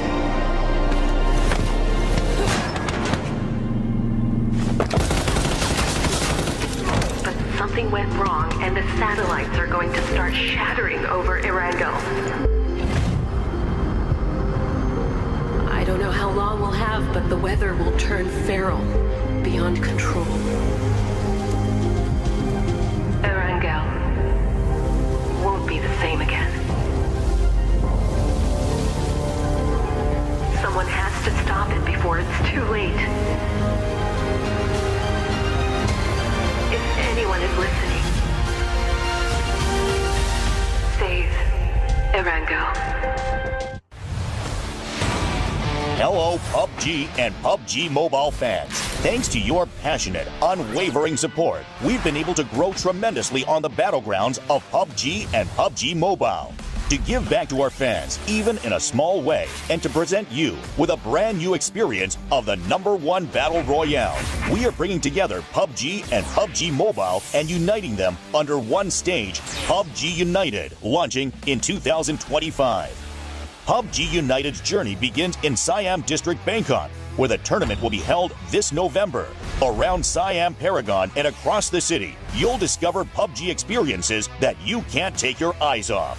You can also experience the PUBG United Fan Zone, where you will find booths dedicated to PUBG and PGC, as well as PUBG Mobile and PMGC. There will also be special collaboration pop-ups with global brands. A variety of PUBG-themed events and hands-on activities are waiting for fans to enjoy to the fullest, so be ready. For online fans, a special website will open, bringing together every moment of PGC and PMGC so you can enjoy PUBG United anytime, anywhere. For the first time in esports history, PUBG Global Championship and PUBG Mobile Global Championship will unite on a single stage. Starting with a grand opening ceremony on a massive scale, each day brings new and exciting moments. With that energy building up, the intense grand finals of PGC and PMGC will come together for the first time in history on one united stage. On this one-of-a-kind stage, the world's top players will battle in back-to-back grand finals, offering an experience like never before. One world, two champions, coming together in a truly historic moment. November 24th to December 14th in Bangkok, Thailand. Come and experience PUBG United to the fullest. We will continue striving to be a PUBG and PUBG Mobile that never stops working hard for our fans. Thank you.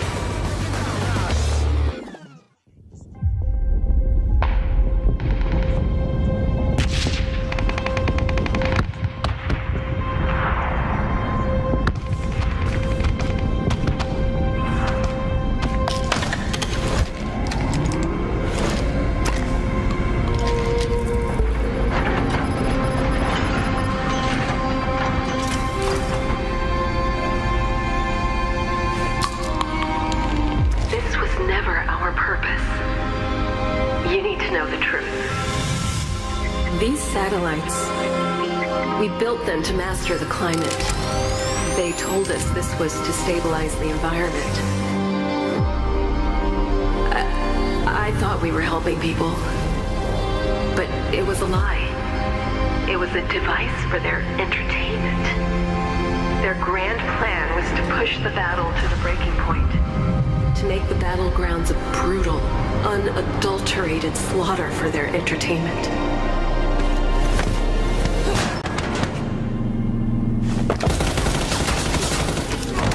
Something went wrong, and the satellites are going to start shattering over Erangel.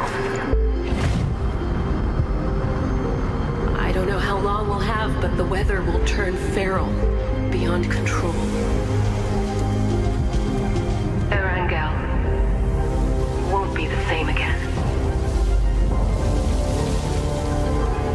Someone has to stop it before it's too late.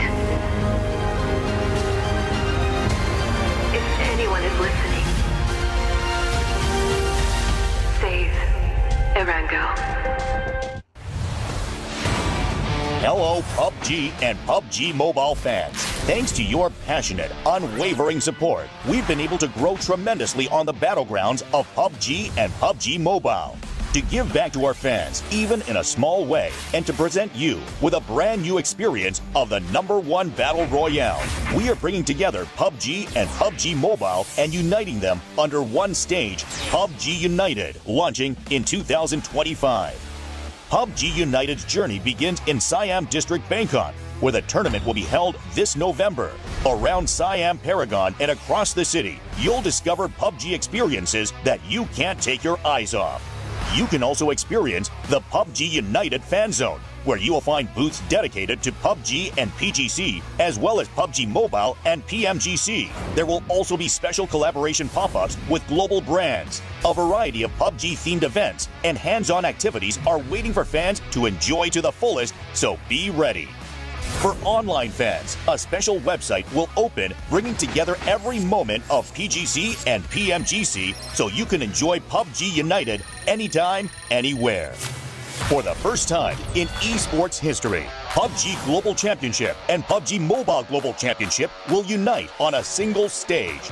Starting with a grand opening ceremony on a massive scale, each day brings new and exciting moments. With that energy building up, the intense grand finals of PGC and PMGC will come together for the first time in history on one united stage. On this one-of-a-kind stage, the world's top players will battle in back-to-back grand finals, offering an experience like never before.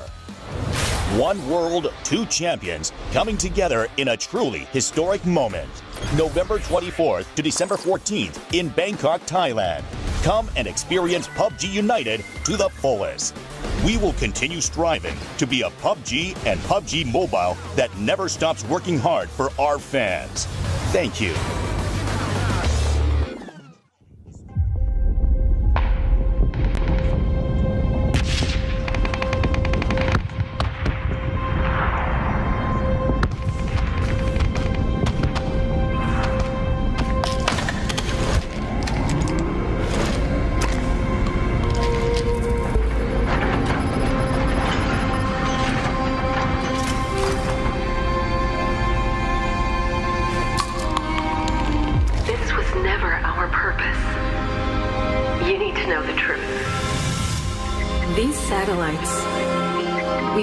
To master the climate. They told us this was to stabilize the environment. I thought we were helping people, but it was a lie. It was a device for their entertainment. Their grand plan was to push the battle to the breaking point, to make the battlegrounds a brutal, unadulterated slaughter for their entertainment.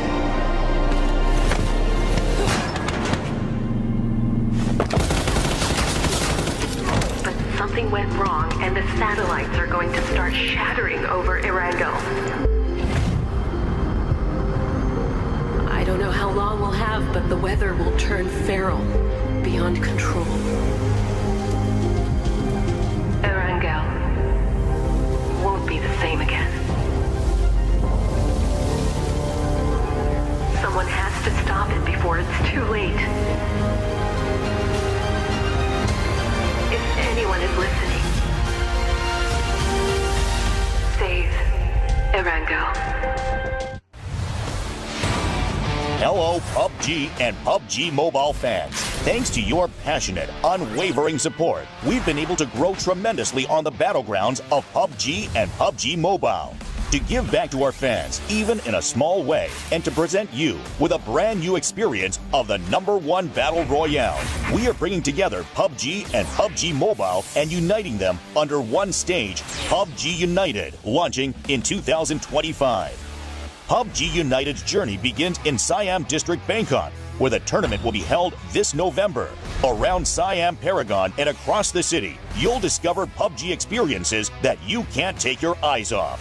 You can also experience the PUBG United Fan Zone, where you will find booths dedicated to PUBG and PGC, as well as PUBG Mobile and PMGC. There will also be special collaboration pop-ups with global brands. A variety of PUBG-themed events and hands-on activities are waiting for fans to enjoy to the fullest, so be ready.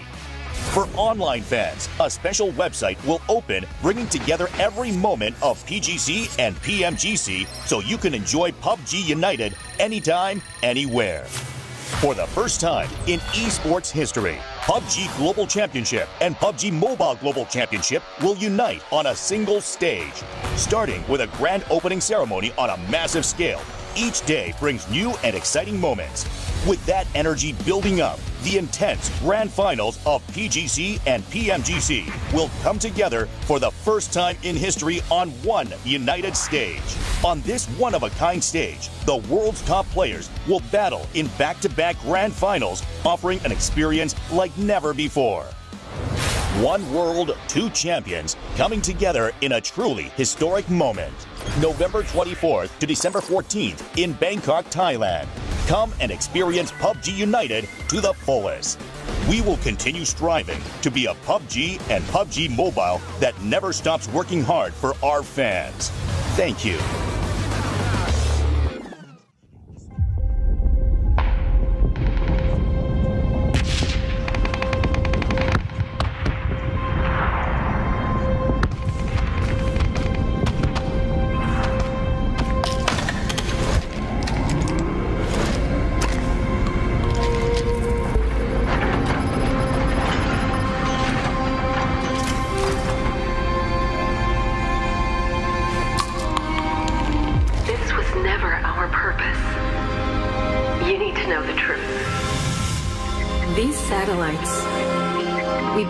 To master the climate. They told us this was to stabilize the environment. I thought we were helping people, but it was a lie. It was a device for their entertainment. Their grand plan was to push the battle to the breaking point, to make the battlegrounds a brutal, unadulterated slaughter for their entertainment.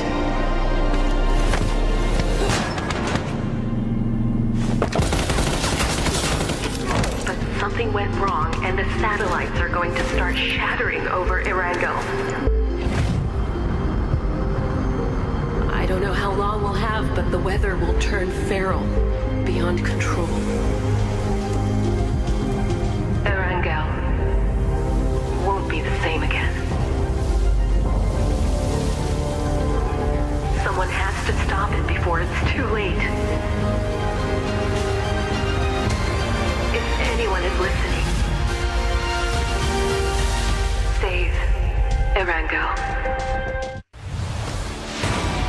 Hello, PUBG and PUBG Mobile fans. Thanks to your passionate, unwavering support, we've been able to grow tremendously on the battlegrounds of PUBG and PUBG Mobile. To give back to our fans, even in a small way, and to present you with a brand new experience of the #1 Battle Royale, we are bringing together PUBG and PUBG Mobile and uniting them under one stage, PUBG United, launching in 2025. PUBG United's journey begins in Siam District, Bangkok, where the tournament will be held this November. Around Siam Paragon and across the city, you'll discover PUBG experiences that you can't take your eyes off. You can also experience the PUBG United Fan Zone, where you will find booths dedicated to PUBG and PGC, as well as PUBG Mobile and PMGC. There will also be special collaboration pop-ups with global brands. A variety of PUBG-themed events and hands-on activities are waiting for fans to enjoy to the fullest, so be ready. For online fans, a special website will open, bringing together every moment of PGC and PMGC so you can enjoy PUBG United anytime, anywhere. For the first time in esports history, PUBG Global Championship and PUBG Mobile Global Championship will unite on a single stage. Starting with a grand opening ceremony on a massive scale, each day brings new and exciting moments. With that energy building up, the intense grand finals of PGC and PMGC will come together for the first time in history on one united stage. On this one-of-a-kind stage, the world's top players will battle in back-to-back grand finals, offering an experience like never before. One world, two champions coming together in a truly historic moment. November 24th to December 14th in Bangkok, Thailand. Come and experience PUBG United to the fullest. We will continue striving to be a PUBG and PUBG Mobile that never stops working hard for our fans. Thank you.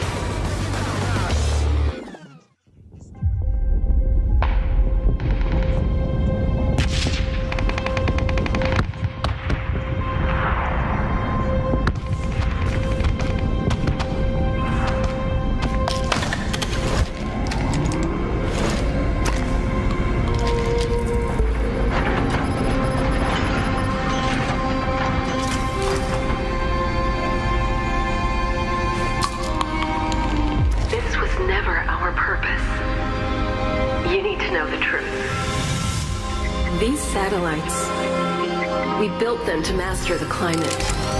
They told us this was to stabilize the environment.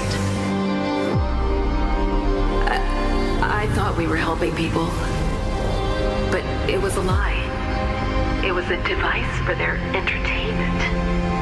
Their grand plan was to push the battle to the breaking point, to make the battlegrounds a brutal, unadulterated slaughter for their entertainment.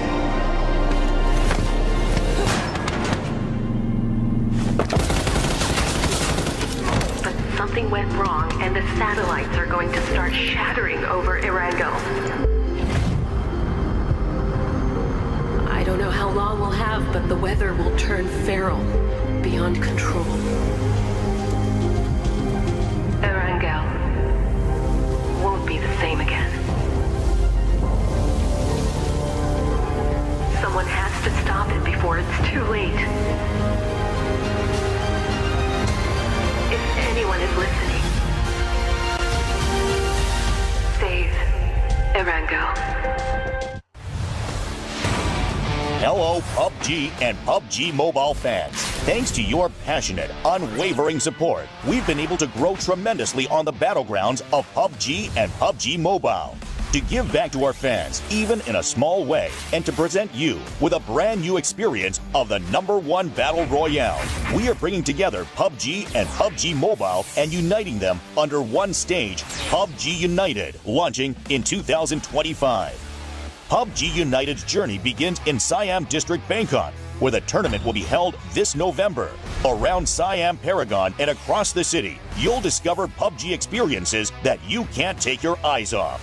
You can also experience the PUBG United Fan Zone, where you will find booths dedicated to PUBG and PGC, as well as PUBG Mobile and PMGC. There will also be special collaboration pop-ups with global brands. A variety of PUBG-themed events and hands-on activities are waiting for fans to enjoy to the fullest, so be ready. For online fans, a special website will open, bringing together every moment of PGC and PMGC so you can enjoy PUBG United anytime, anywhere. For the first time in esports history, PUBG Global Championship and PUBG Mobile Global Championship will unite on a single stage. Starting with a grand opening ceremony on a massive scale, each day brings new and exciting moments.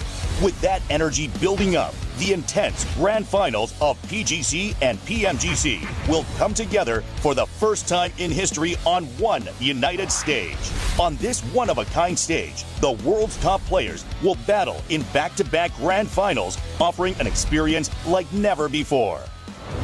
One world, two champions, coming together in a truly historic moment.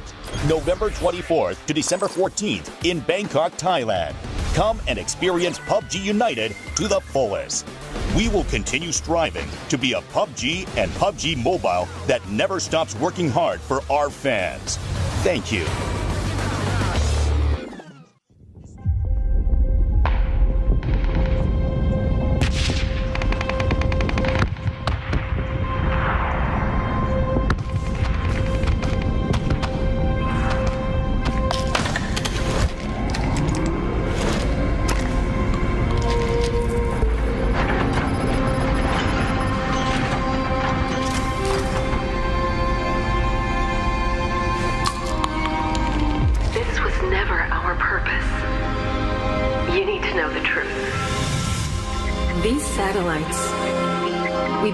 To master the climate.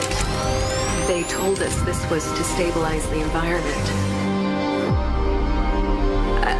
I thought we were helping people, but it was a lie.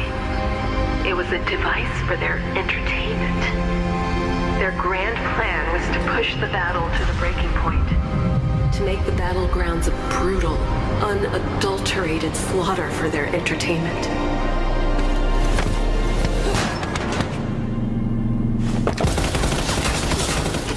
But something went wrong, and the satellites are going to start shattering over Erangel. I don't know how long we'll have, but the weather will turn feral, beyond control. Erangel won't be the same again. Someone has to stop it before it's too late. If anyone is listening,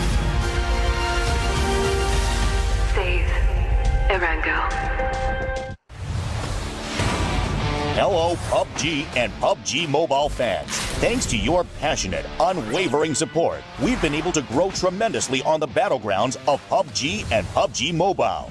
To give back to our fans, even in a small way, and to present you with a brand new experience of the #1 Battle Royale, we are bringing together PUBG and PUBG Mobile and uniting them under one stage, PUBG United, launching in 2025. PUBG United's journey begins in Siam District, Bangkok, where the tournament will be held this November. Around Siam Paragon and across the city, you'll discover PUBG experiences that you can't take your eyes off. You can also experience the PUBG United Fan Zone, where you will find booths dedicated to PUBG and PGC, as well as PUBG Mobile and PMGC. There will also be special collaboration pop-ups with global brands. A variety of PUBG-themed events and hands-on activities are waiting for fans to enjoy to the fullest, so be ready. For online fans, a special website will open, bringing together every moment of PGC and PMGC so you can enjoy PUBG United anytime, anywhere. For the first time in esports history, PUBG Global Championship and PUBG Mobile Global Championship will unite on a single stage. Starting with a grand opening ceremony on a massive scale, each day brings new and exciting moments. With that energy building up, the intense grand finals of PGC and PMGC will come together for the first time in history on one united stage. On this one-of-a-kind stage, the world's top players will battle in back-to-back grand finals, offering an experience like never before. One world, two champions coming together in a truly historic moment. November 24th to December 14th in Bangkok, Thailand. Come and experience PUBG United to the fullest. We will continue striving to be a PUBG and PUBG Mobile that never stops working hard for our fans. Thank you.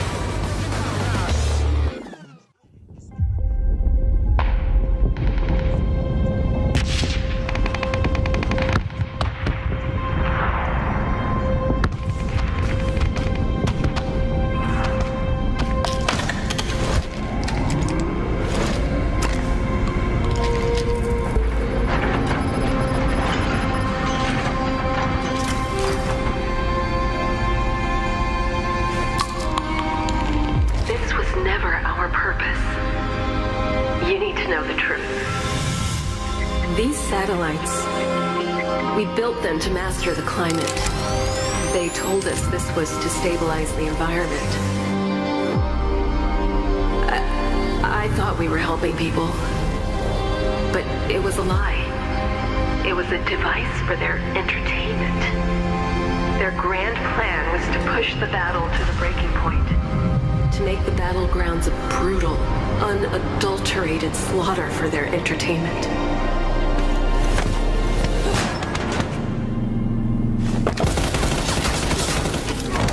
Something went wrong, and the satellites are going to start shattering over Erangel.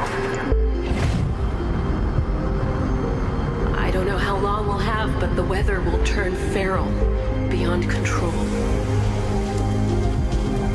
Erangel won't be the same again. Someone has to stop it before it's too late. If anyone is listening, save Erangel. Hello, PUBG and PUBG Mobile fans. Thanks to your passionate, unwavering support, we've been able to grow tremendously on the battlegrounds of PUBG and PUBG Mobile. To give back to our fans, even in a small way, and to present you with a brand new experience of the #1 Battle Royale, we are bringing together PUBG and PUBG Mobile and uniting them under one stage, PUBG United, launching in 2025. PUBG United's journey begins in Siam District, Bangkok, where the tournament will be held this November. Around Siam Paragon and across the city, you'll discover PUBG experiences that you can't take your eyes off. You can also experience the PUBG United Fan Zone, where you will find booths dedicated to PUBG and PGC, as well as PUBG Mobile and PMGC. There will also be special collaboration pop-ups with global brands. A variety of PUBG-themed events and hands-on activities are waiting for fans to enjoy to the fullest, so be ready. For online fans, a special website will open, bringing together every moment of PGC and PMGC so you can enjoy PUBG United anytime, anywhere. For the first time in esports history, PUBG Global Championship and PUBG Mobile Global Championship will unite on a single stage. Starting with a grand opening ceremony on a massive scale, each day brings new and exciting moments. With that energy building up, the intense grand finals of PGC and PMGC will come together for the first time in history on one united stage. On this one-of-a-kind stage, the world's top players will battle in back-to-back grand finals, offering an experience like never before. One world, two champions coming together in a truly historic moment. November 24th to December 14th in Bangkok, Thailand. Come and experience PUBG United to the fullest. We will continue striving to be a PUBG and PUBG Mobile that never stops working hard for our fans. Thank you. Hello. Hey everybody, welcome back after what has been a very long and unforeseen and unfortunate technical pause and delay. We are going to go into game here shortly, but there will be some changes. We'll let you know what those are as we proceed. But once again, I am Porosaurus, joining me is Toby. But the most important thing is we get to still see that snowy Erangel map. And we said we'll be right back, and technically there's no definition of what right back means, so sure, here we are.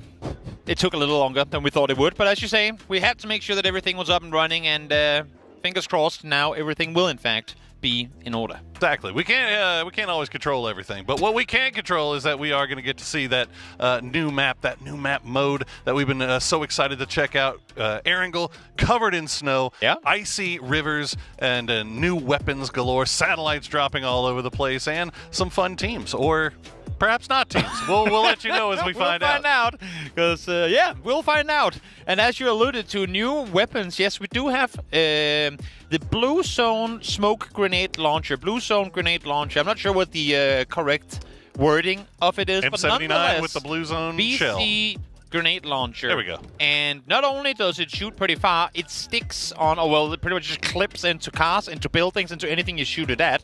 I'm kind of wondering if you shoot it at a person and just run around with a blue zone around him like a raining cloud over the top of his head. That's a great question. I'm curious about that too now. I don't think it's going to be the case, but you know what? We'll find out.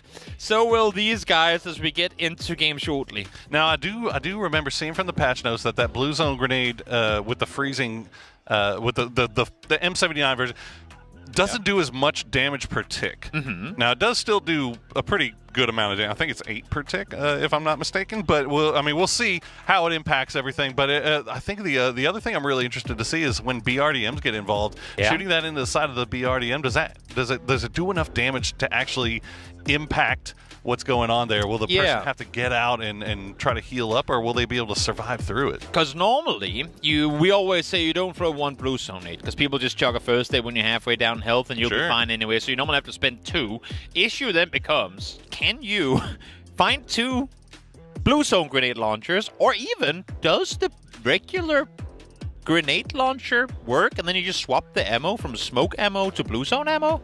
Is it the same thing, or is it two different? I'm actually, again, we said it in the, well, what ended up being the pre-show. The pre-show, yeah. With a little bit of a break in between. But we are coming into this as blind as the vast majority of viewers probably are in terms of what's going to happen, because obviously we've been here, so we haven't had a chance to try this out. So it's going to be fun and new for all of us, players included, to see what's going to happen once we get on service. The players, you know what, as frustrating as delays can be and have been here, it's actually been kind of fun seeing all these players. I mean, the language barriers, whatever there might be, seeing all these players walk around to each other's booths. They were stood all behind Pio moments ago, sat on Twire looking at old VODs. Like, we were talking Twisted Minds. I mean, all of the Korean multinational VOD review. NA was there as well. Everyone was there doing VOD review together of the matches. So, yes, delays aren't fun for the players here. I don't think it's been that much of a burden. Quite the contrary. They've had fun kind of roaming around to each other's stalls and hanging out.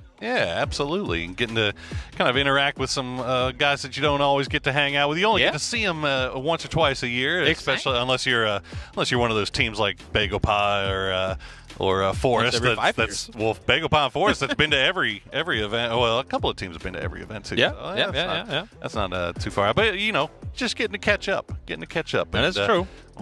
See these guys now getting into games, starting to warm up a little bit before freezing themselves on snowy Sub-Zero Erangel. Teammates. Are they going to be teaming, you think? Anyone going with, so my teammate? My actual teammate is over there. Do I want to take him out early? Or you think there's going to be any of that rivalry when you find your actual teammate in game and you can go up against him? What do you think? Look, again, this might have to do with just maybe it's just like a experience thing, or like all my sporting experience and like all my life. If I ever had gotten it in a lobby with a teammate, I'd never want to team up. I'm hunting them. Like, I want them to lose. Here we go. We get to They're see a still little bit. VOD reviewing with Pio, by the way. Checking it out. Hey, still there. Tick joining in on it now as well. What's going on over here? What is it that they're looking at that is so interesting? The elder statesman. We might never know. Taking a look at what's going on here, but that was Tick showing them how it's done now. Yeah. Well, I mean, look, it was a lot of fun getting to talk to these guys and really getting to kind of what did you got? No, I mean, I just wanted to share also, to add to the conversation of players, you and I had a good chance to talk to to the Thai talent as well. They sat in the booth right next to us. Shout out to all of our global talent, really. Able to broadcast this game across the world, and the Thai community obviously crazy supportive, and their talent incredible too. Oh yeah, we got to see how crazy supportive they are the last couple of days. By the way, if you haven't gotten a chance to go and check out the final days of both Group A and Group B, goodness, that was some of the most intense, high pressure PUBG going, just through the whole day. Make sure you check out the entire day's worth of games, because I know, Matchroom and Paper Thing got to work on Group A, and we were working on Group B, but both teams, both lobbies, really, so much movement up and down the leaderboard all throughout the day. Nobody was certain about who was going to be in the bottom three or who was going to be in the last chance, who was going to be getting that free pass, well, I don't want to say free, the pass through to the grand final by making it into the top 5. None of those things were set in stone until the final game was done, so make sure you go and check those out while waiting for Erangel Sub-Zero to kind of pop off here. Exactly. We're having a good time. It's getting colder by the second. That's the thing. We are in Thailand after all, and they need to freeze down Erangel. It takes a while. It takes a little bit to get that all done. And as you can see here, the players still roaming around, checking in with one another now, going back to their teammates. And we brought it up earlier. Obviously, there is a pretty decent-sized prize pool, $70,000 in the line for this event. And for the teams, you saw Copenhagen Wolves for a second there. For the teams that already now are out of the tournament because they finished in the bottom 3 of the group stages, at least they here can try and make something of it. Yeah. It's I'm really hoping that we find a way to get this. I'm really hoping we find a way to get this stuff going, because I'm really excited to see that Erangel map, man. I really want to see it. But we got, I think, a little bit more difficulties to work through once again. So we'll still be working that out. But again, make sure that you do get a chance to go and watch those final 2 days of the group stages. Make sure you get a chance to go in there and check out Sub-Zero Erangel, because it is going to be everything that we've seen about it so far makes it look like it's going to be a lot of fun. You know what? You came in here to watch PUBG, and if you haven't watched those games already, watch them right now while we're waiting to get this thing on the road, because they were great, and this is going to be fantastic as well. Yeah, watch ours first. Ours were cooler, and you can watch whichever one you want. Nonetheless, we're going to go to a break, and hopefully we'll be back when we have the issue solved.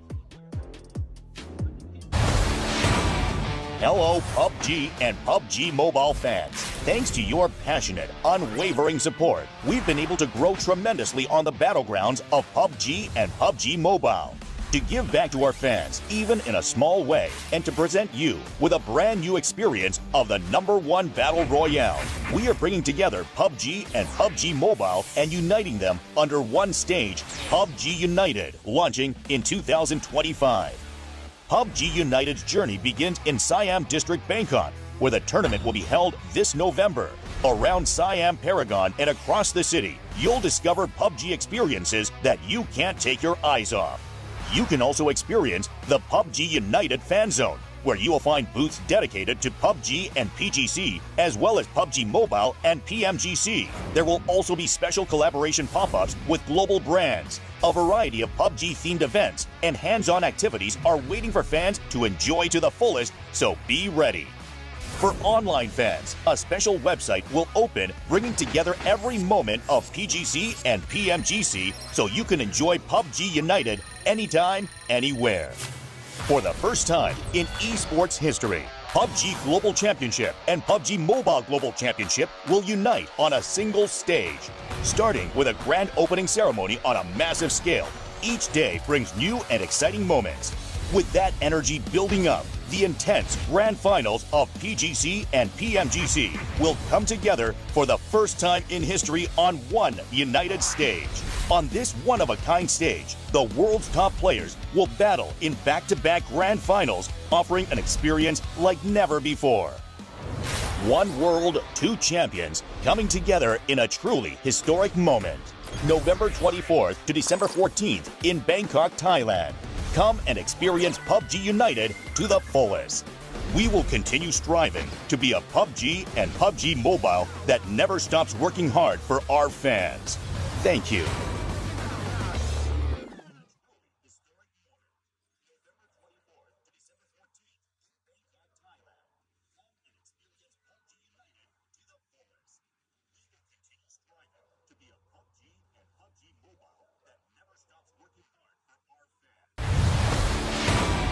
Hello, PUBG and PUBG Mobile fans. Thanks to your passionate, unwavering support, we've been able to grow tremendously on the battlegrounds of PUBG and PUBG Mobile.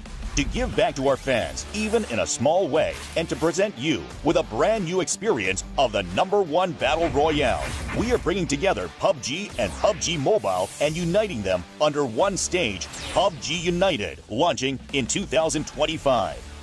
PUBG United's journey begins in Siam District, Bangkok, where the tournament will be held this November. Around Siam Paragon and across the city, you'll discover PUBG experiences that you can't take your eyes off. You can also experience the PUBG United Fan Zone, where you will find booths dedicated to PUBG and PGC, as well as PUBG Mobile and PMGC. There will also be special collaboration pop-ups with global brands. A variety of PUBG-themed events and hands-on activities are waiting for fans to enjoy to the fullest, so be ready. For online fans, a special website will open, bringing together every moment of PGC and PMGC so you can enjoy PUBG United anytime, anywhere. For the first time in esports history, PUBG Global Championship and PUBG Mobile Global Championship will unite on a single stage. Starting with a grand opening ceremony on a massive scale, each day brings new and exciting moments. With that energy building up, the intense grand finals of PGC and PMGC will come together for the first time in history on one united stage. On this one-of-a-kind stage, the world's top players will battle in back-to-back grand finals, offering an experience like never before. One world, two champions, coming together in a truly historic moment. November 24th to December 14th in Bangkok, Thailand. Come and experience PUBG United to the fullest. We will continue striving to be a PUBG and PUBG Mobile that never stops working hard for our fans. Thank you.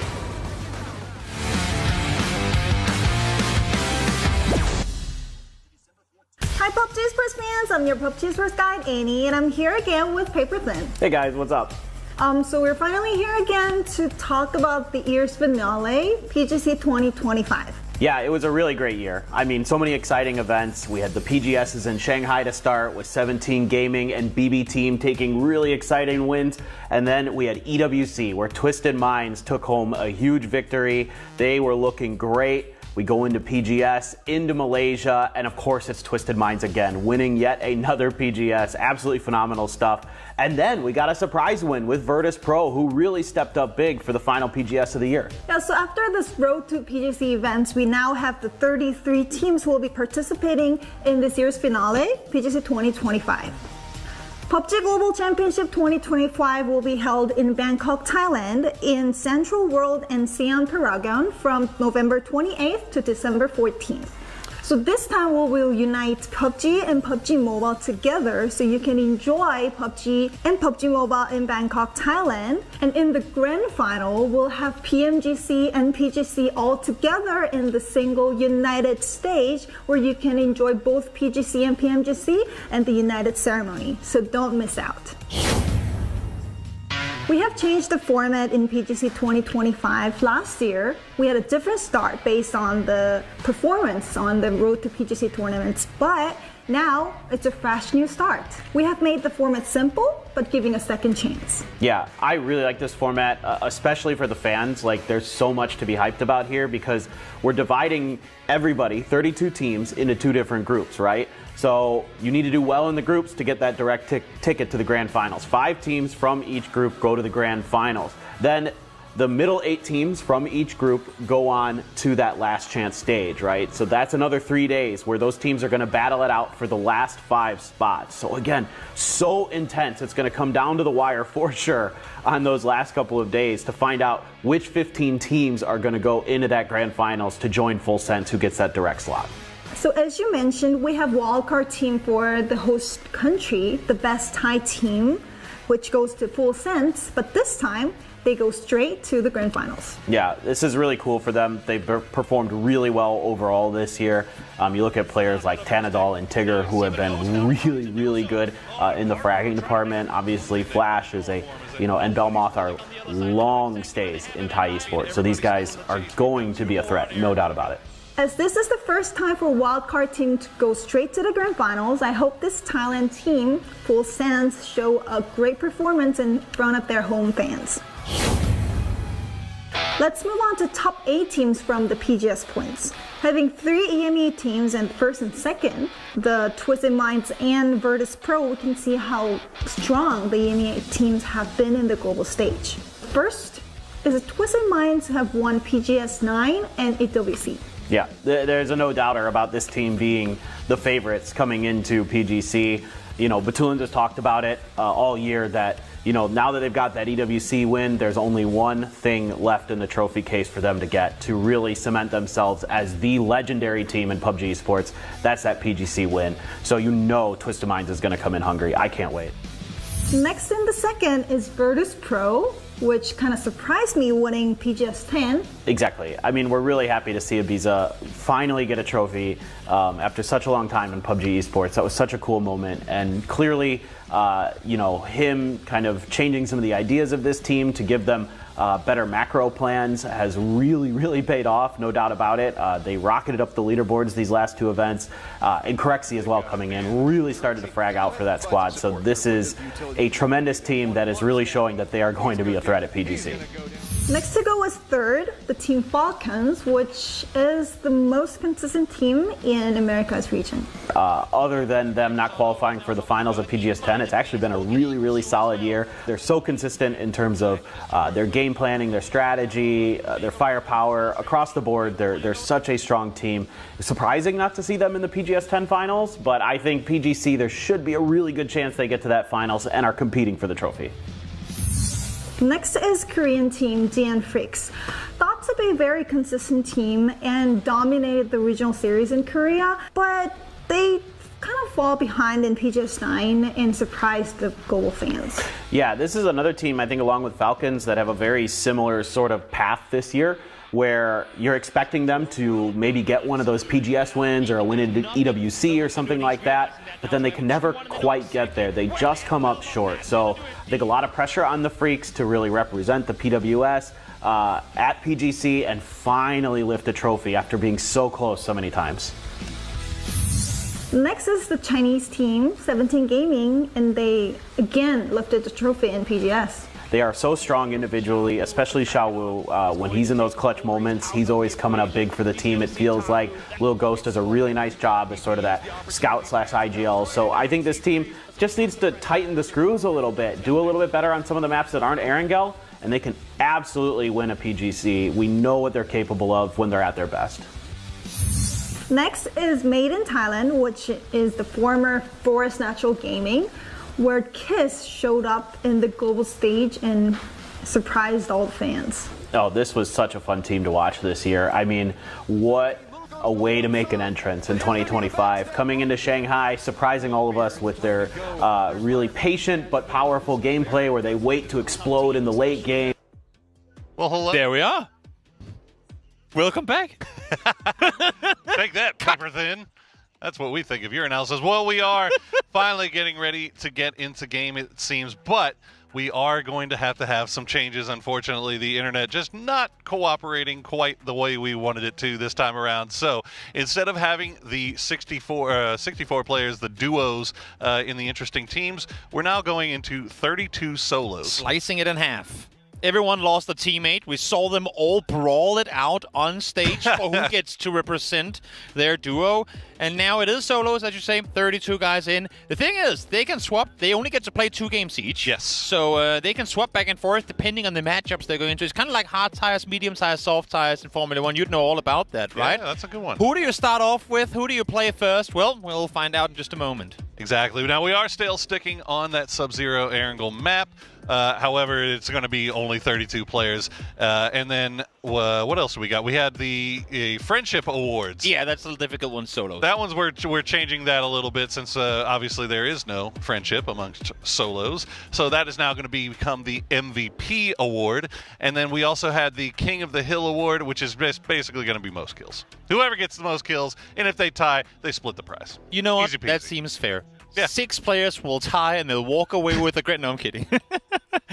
But yeah, that's the where deal. we're at. And with that said, hopefully soon we will get into it, because as much as we talk about it, now we've had the breaks, talk to the players and whatnot, I'm getting more and more excited to actually see what this game mode has to offer, because the times that we've seen change come through in Erangel, there's been some that's been mentioned, but more often than not, there's been a lot and very impactful things as well that kind of went under the radar, sort of you only know once you go out and explore the map yourself. So curious to see if we have some big map changes coming in with it. Yeah, I mean, there's a bunch of different things that they've changed on this map based on the lore of the event that has happened to make Erangel end up being so snowy. So we'll keep track of those as we go throughout the day, and we'll see if we can spot out anything. And if you guys spot anything out too, you make sure you type it in the chat. Let us know. Let everybody else know what it is that you spotted out, because we're all in this together, guys. We're all in this together. We are. We're sat here with you guys, waiting for these games to hopefully kick off. And we can lean over and look at the players. Look how ready they look. They look really ready. I'm gonna give it like a solid 3 out of 10, but some of them are sat headsets on, ready to go. The others are kind of roaming on, but I am seeing players now being ushered back to their seats. People are running across the backstage here as well. That's usually a good sign that we're about to get things going. Yeah, anytime you see people dressed all in black running back and forth, that's actually a really good sign. So, yeah. Yeah, so I'm assuming that we'll get in there. I'm actually curious now if it was you and I, Toby, if we were a duo that had now been forced into playing as solos, would you be there to provide me with coaching behind me as I'm going through the map and telling me what I should be doing, where I should be going, what I should be looking for? I mean, you definitely need it, but my coach track record isn't that great. So I don't know if you would want me in as a coach. Nonetheless, I would be there. If anything, for moral support. And to laugh at you when you mess up, obviously, because that's part of my job as your co-caster. But yeah, no, I think I would. What about you? Would you be there supporting me all the way through, or do you just go home and... Absolutely not. No, you're in this on your own, buddy. There's an MVP award at stake here. Fair enough. And by God, fair enough. I would be trying for it here as we see a little bit more international looking here as we try to figure out where. The thing is, we're watching all this what happen. they're looking at here. I was gonna say, can we please have a cameraman on the other side, because we need to know. They're all laughing together too. They're locked in. You know what? They're watching our broadcast right now, going, "Ah, look at those old fools. They're just set up there being roasted on the camera." Could be. Yeah, it's. Well, I did see a number of them having. They were kind of checking each other's drip. And checking this. Hey, they look. By the way, Rex's birthday. Yes, sir. Happy birthday, Rex. Happy birthday, Rex. How old do you think he has turned today? 21. Chat, what do you think? Not a day old. Let us know. How old is Rex now? As he gets the secret strat book from Team Gunner. Falcons Gunner out there sharing the intel on what to do in the game of solos. Because, I mean, outside of doing it in whether streaming or just playing at home, I don't think these guys play solos too often. At least not in a competitive environment like what we have here as we... I'm pretty sure... What? Super zoom. I'm pretty sure the only time I've seen these guys play solos is when they're playing solo in a squad lobby, and they're just trying to go through and just roast as many... So just PO every full game. Squads, everything. Yeah. It could be. I don't know. Could be.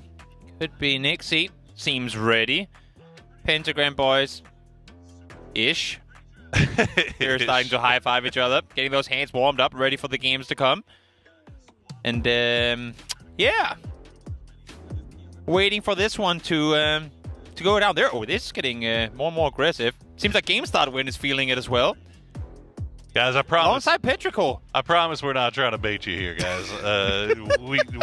We wouldn't be here if they didn't think that we were almost ready to get in. We have the camera on their backside, but now they're not looking at anything special. Sparking's in lobby right there. PO a little bit less so, but he might not be the Bagel Pile lad that's participating right now. So, we'll remains to be seen. Tig, looks like the camera.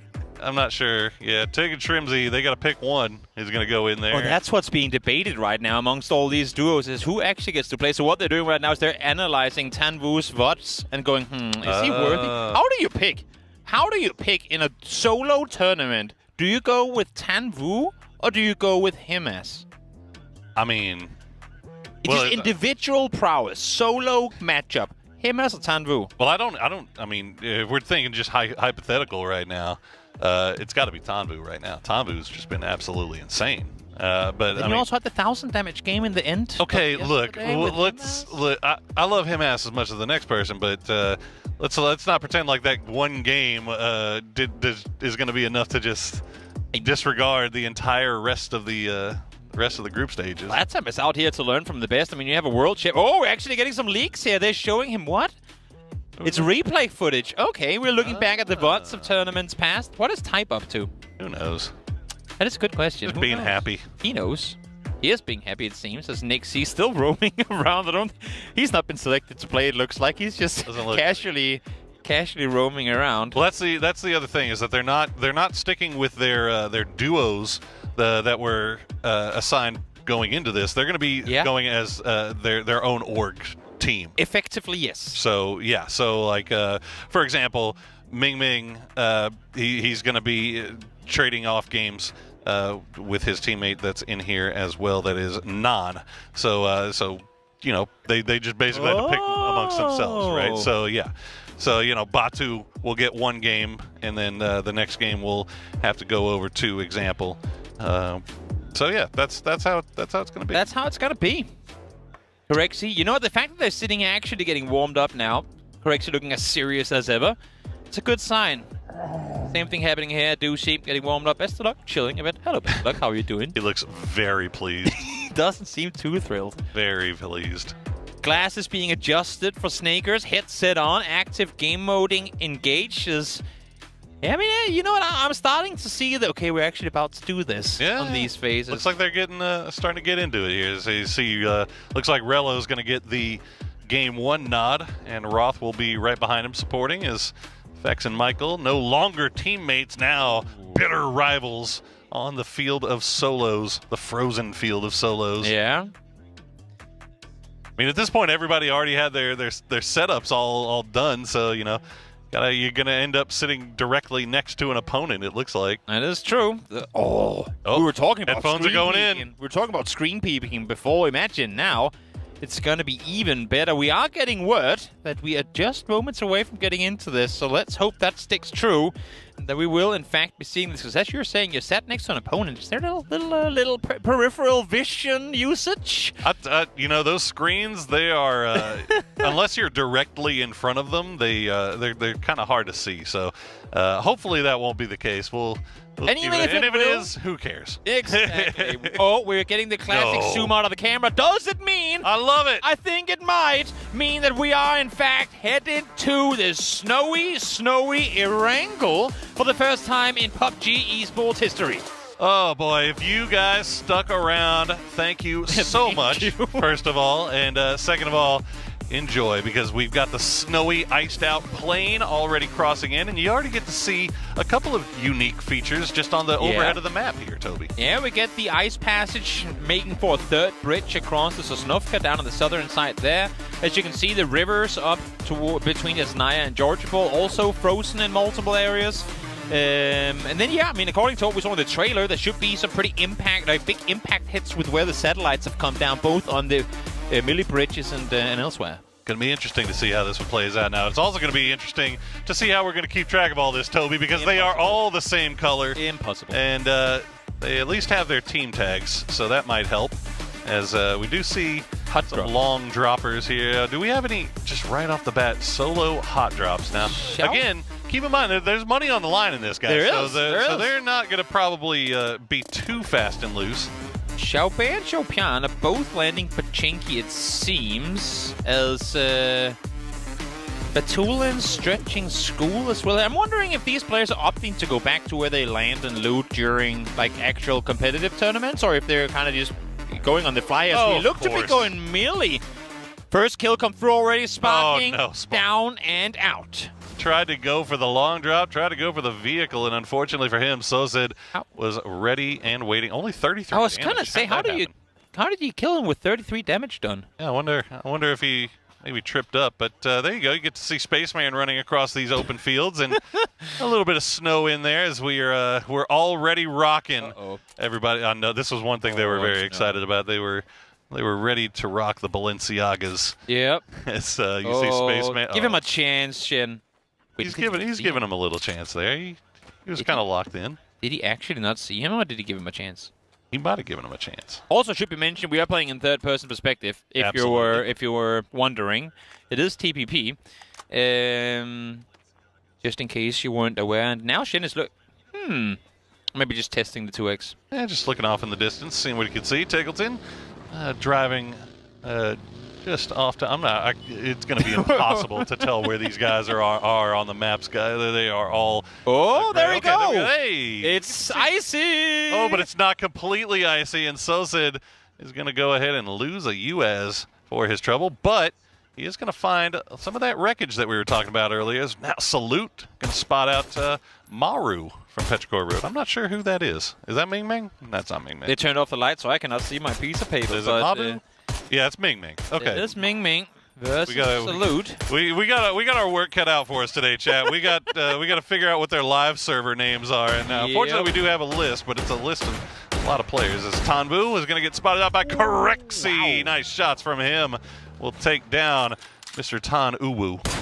Let's see if Ming Ming can get this one in. Just one bullet to the dome should get the better of him, and I think with the sound of both these going off there, Salute is going to think better of it and to back off.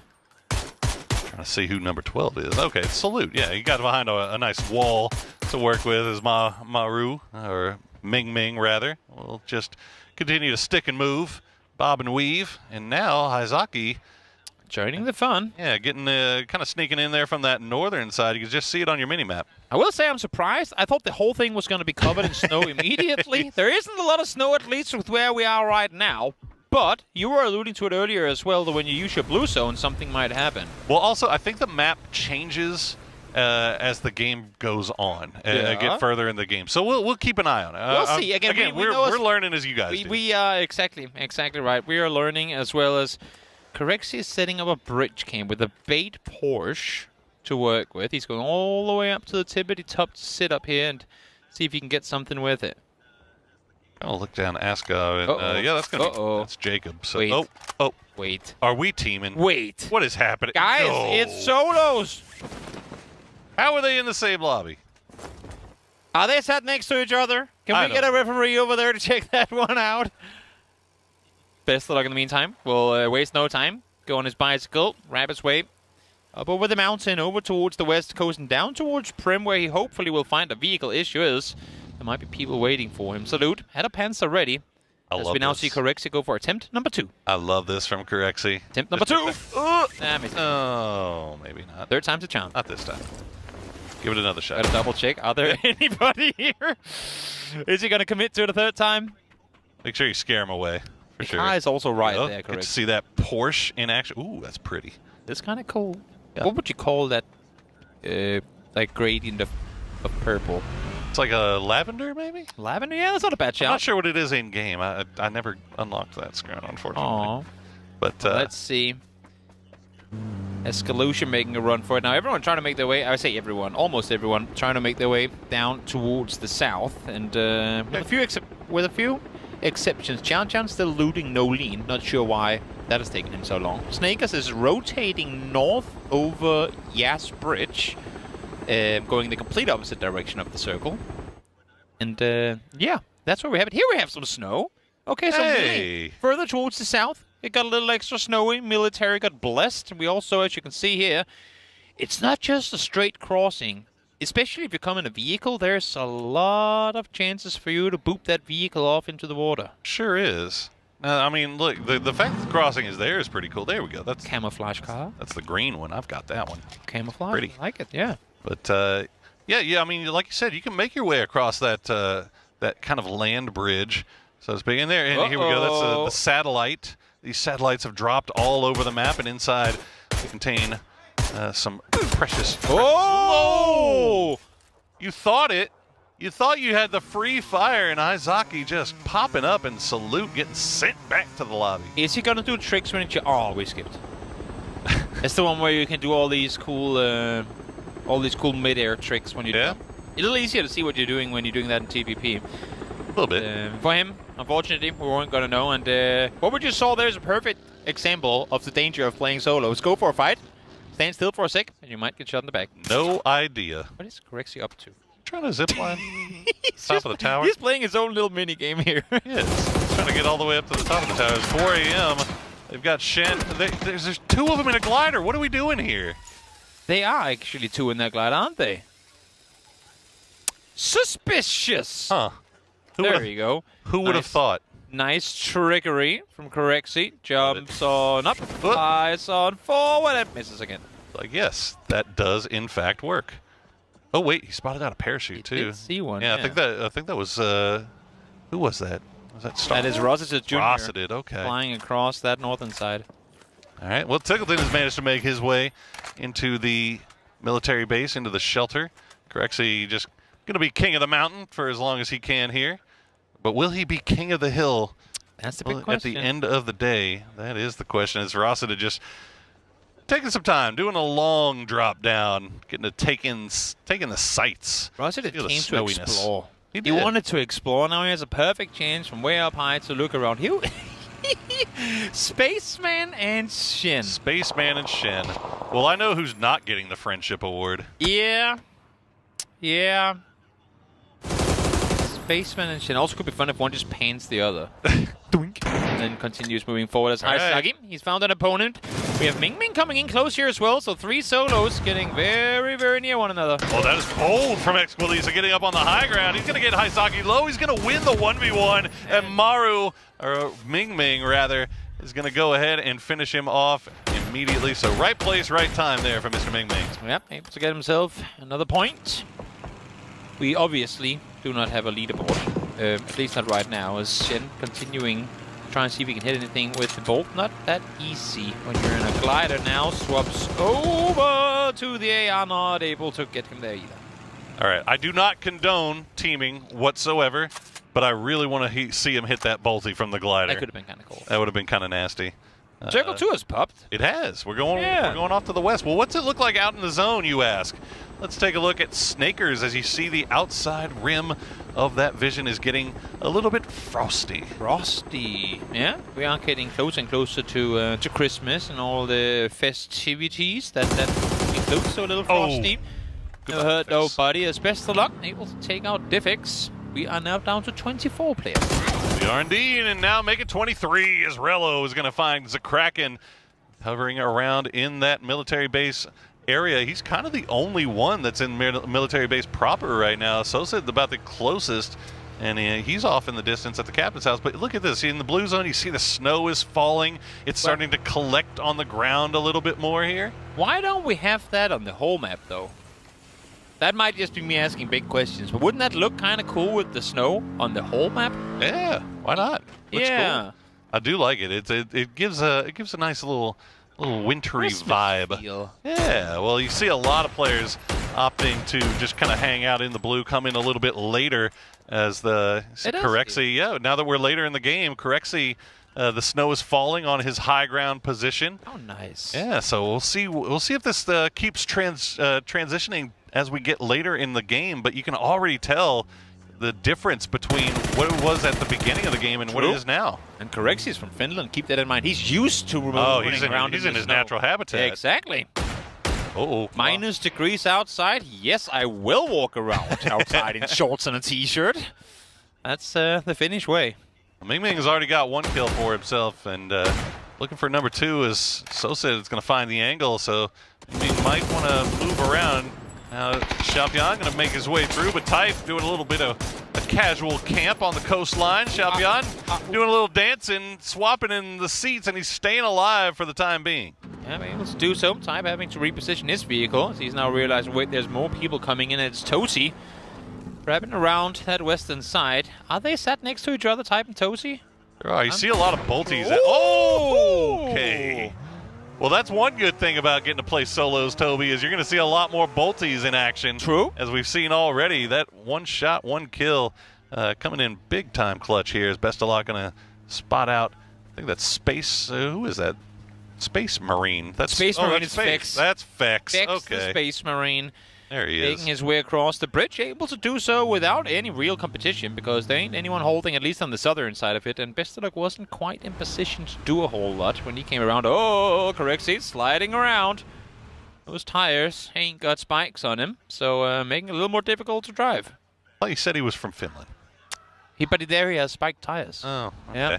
Well, there you go. You get to see a little bit of an example of what the scope looking like, too. This is the frosty action going on the outside here is Corexy finding it a little bit more difficult to make his way through transition as the snow is starting to settle over here on this bridge. He's been hanging out here for a while, waiting for somebody to come through.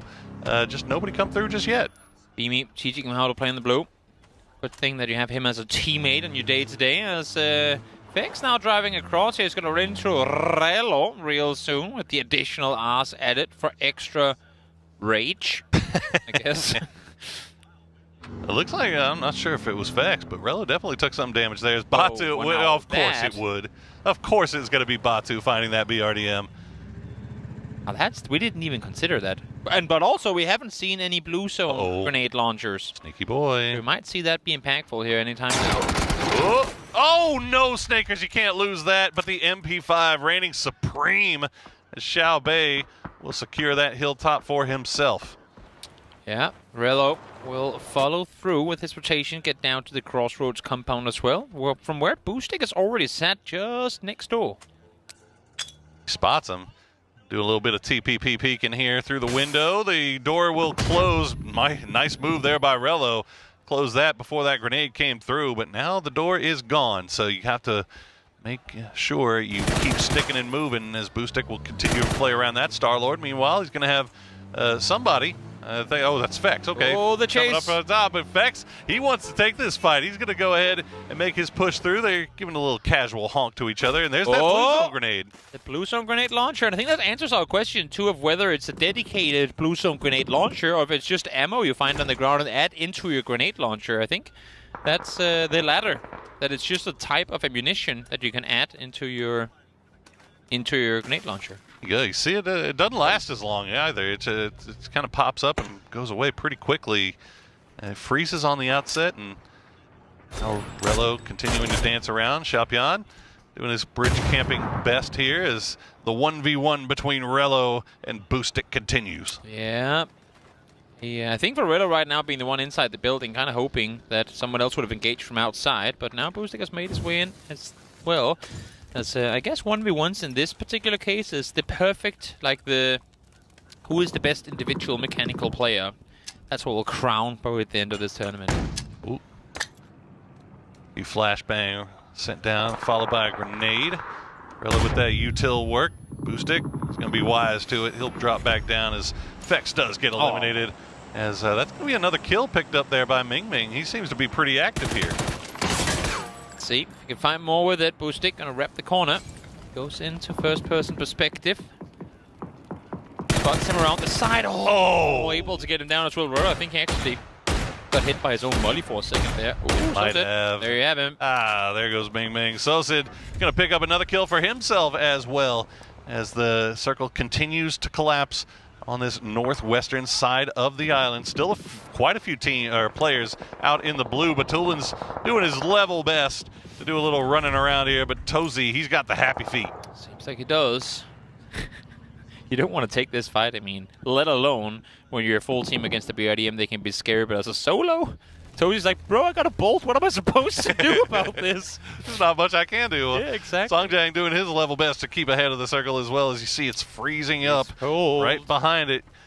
He's shivering. He's running in. And let's see, we still got Tiantian off to the north. We still got Levante. Got a few other players that are starting making their way in as Corexi gets a little close to Rossadid. Good shots from him. Can he get the last one? No, he can't. And Corexi, no. Got to go out into the zone, and that's going to hurt a little bit, but not enough to take him down. Rossadid going back into hiding in his little shack. Songyang too, having to find a way inside the circle. It did shift somewhat in his direction, but with it being phase 5 now, of course we are having these circles close in a bit quicker. So with it being phase 5 now, gotta start moving towards the circle, or you're gonna be done for. Yeah, you can see they're ticking pretty hard at this point. So Levante better get a move on if he wants to get inside this zone, or otherwise he's just going to go ahead and go down like Xiaopian just did. And yeah, I think a lot of these players maybe not anticipating how quick these circles were going to be. Yep. And that is going to be a lesson learned. Definitely. Tozy set on one side, Rossadid on the other. Here we see some strawberries with the tag gear for Pentagram's hammer to try and make his way further forward. Tozy don't want anyone joining him in his shack, so he's going to try and see if he can take out Tickleton. Not allow for any open angles here. Not able to connect the shots needed to find him, though. Yeah, I'm actually surprised that Tig was able to just kind of sit there blindly seat swapping, and Corexi going to punish him for it in the end. So 13 left alive as we head into the late game now. Shen has made his way down. It looks like he's all by himself, and Bestalosh will take him down. One more down, 12 left to play. Of course, we're not really doing anything with placement points in this game mode. It is raw kills and a win, of course, as well on the top of things. As victors of each game will go away with a pretty decent chunk of change. Ooh, Star-Lord. When he can up there, I was looking around. I was looking to see who Bunny is for Myth there. That's Scappy. Scabby Bunny. Going right towards dead center circle right now. So he's got Myth in this. Corexi, he's been taking a lot of damage on that beautiful Porsche. But going to pull out now and try to see if he can take a fight as Batu just continues to cyberbully everybody while he's in that BRDM. If no one has a Panzer, how does Batu not win this game is my question. We'll have to see, of course, as this game, I mean, it's taken us way out into the open. Oh, Rossadid couldn't quite find him in time, but there might be the answer. It's starting to smoke up pretty bad, that BRDM. You know, it might actually just be Tosi that's being cyberbullied right now because I feel like every time we cut the Batu, he's still chasing that man around. Well, Hammer looks like he's finally going to make his way in from that northern side, but he's very close to Best of Luck. Scappy going to spot out Correxy, and he wins the 1v1 with 8 HP left to go. Nice sprays there from Scappy. It's the danger about committing to fights in third person and in solo, most importantly, is you gotta be so incredibly quick. As soon as you start shooting, you almost have to stop your spray halfway through to look around and see if anyone reacts off of it. Hammer knows exactly where he has Best of Luck. Oh. Not enough to get him all the way down, but at least now Best of Luck knows there's someone nearby, but you gotta commit, you gotta run, and he does it too late. I don't even know if Besto knew where it came from, but yeah, he's going to go down as well as Tosi. After having to deal with Batu for the last several minutes, he's still finding a way to stay alive and get some points there as Levante will go down to the blue in the end. Boostic still in it. We're down to our top 6, Toby. Yeah. Boostic, the king of the hill right now. And we still got a few vehicles. We still got Batu in the BRDM and Star-Lord whipping around as well. OC is going to go down, try to creep around the edge. Not going to work out for him. Scappy is down to 1 HP, and Boostic should be aware that he connected quite a few on this one. Will find him in the end. Now we're down to just the 4. It is a proper king of the hill. The highest point of this one is almost circle center. Truly is.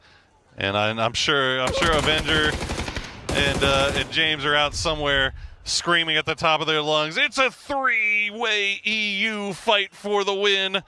As we got nothing but Boostic, Sosid, and Batu left to go. Just better. What can I say?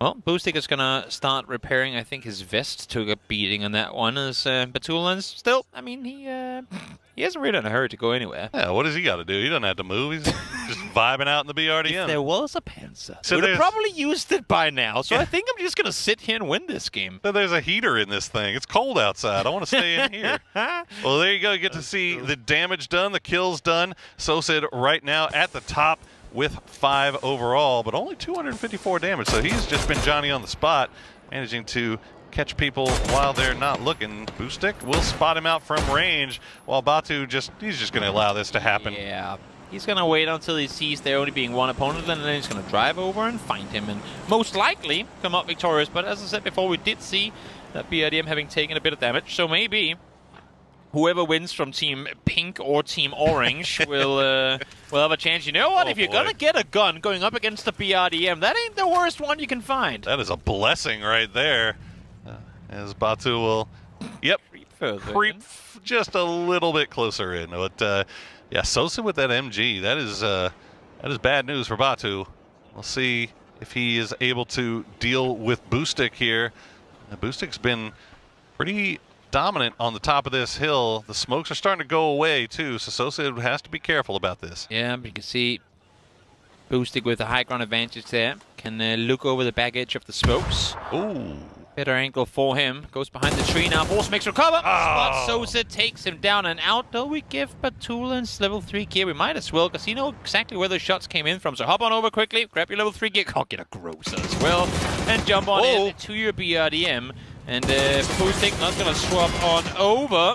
Quick reloads are needed here, though. Oh, Batu will finally hop on out of the vehicle as he's got that Groza. He's feeling pretty good about things, but 499 damage for Boostic. He has put forth a stellar effort for himself as we see the blue zone grenades coming through. They're just not going to find their home. BRDM will finally be taken out. A special is spotted and taken out as well. Oh, he says frustration on his face. He knew he had it, the Groza, the level 3 gear, and the BRDM, but it was not enough to take out Boostic. Boostic reigning supreme there, and boy, a bunch of damage to go along with it as well. As we got to finally see a little bit of what this map can deliver. As yeah, you know he's gonna go find him. He's gonna go good sportsmanship, shake his hands. I think he might. I think he just might. You can see the rest of them. That's all the eliminated people. You don't talk to them. They're all pushed in the corner, going, "Nah, you can wait your turn." Well, we are getting to see a swap up though. As, True. All the guys that played in game number 1, they'll have to sit this one out, and they'll pull in their teammates for game number 2. Exactly what it's going to be like. I'm not sure if we're thrown to a desk because, well, the desk is us. The desk. So, desk, back over to you. And here we are. Yeah, so I think see it's some still highlights. I think we're talking. Yeah. Well, yeah, you get to see some of the highlights here from Corexi early on covering that bridge. But really, I mean, the exciting thing that we got to focus on here is look how green the map is. It looks like normal Erangel, just like any other Erangel map at the beginning. But as the game progresses, as the time goes on, you see the snow starting to fall. You see the snow building up around in different places of the map, kind of changing the way the entire map of Erangel looks. Can I say something Oh wait, you know what? I think we actually have an interview ready. It's coming up in a minute. In a minute. Okay, you know what? I want to say something contradicting. You know, now it's in 10 seconds. We're going to an interview. See you in a moment.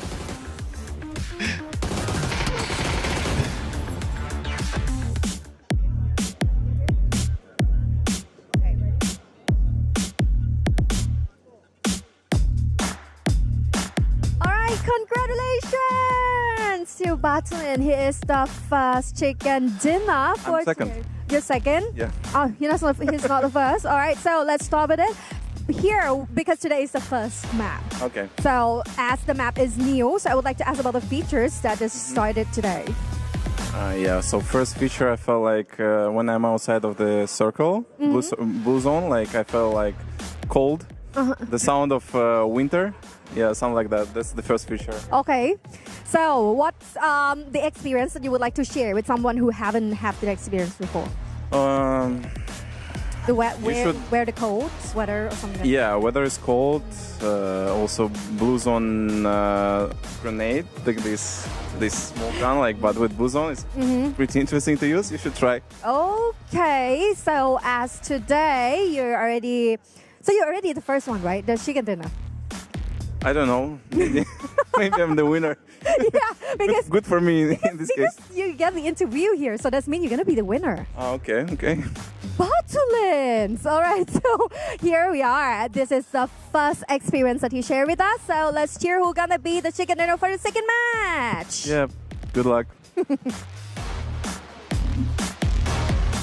What an interview with our not winner Batulins, but nonetheless great to hear from the legend once more as we continue this show match. I'm excited to see the next group of players come in here and get to see a little bit more of the map.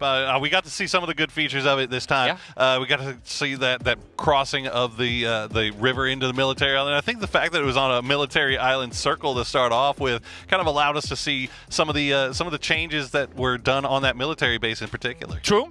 And to continue the point that I never got to make off of when we went into that interview, as much as I never liked the snowstorms or the blizzards on Vikendi in competitive, for this theming, for this particular feels like it would fit, game mode, I'm like, give me a freaking tornado filled up with snow and just throw them out there. And have the players be, now that you can parachute at any time, jumping off something, have the players be yoinked into the air and come flying back down.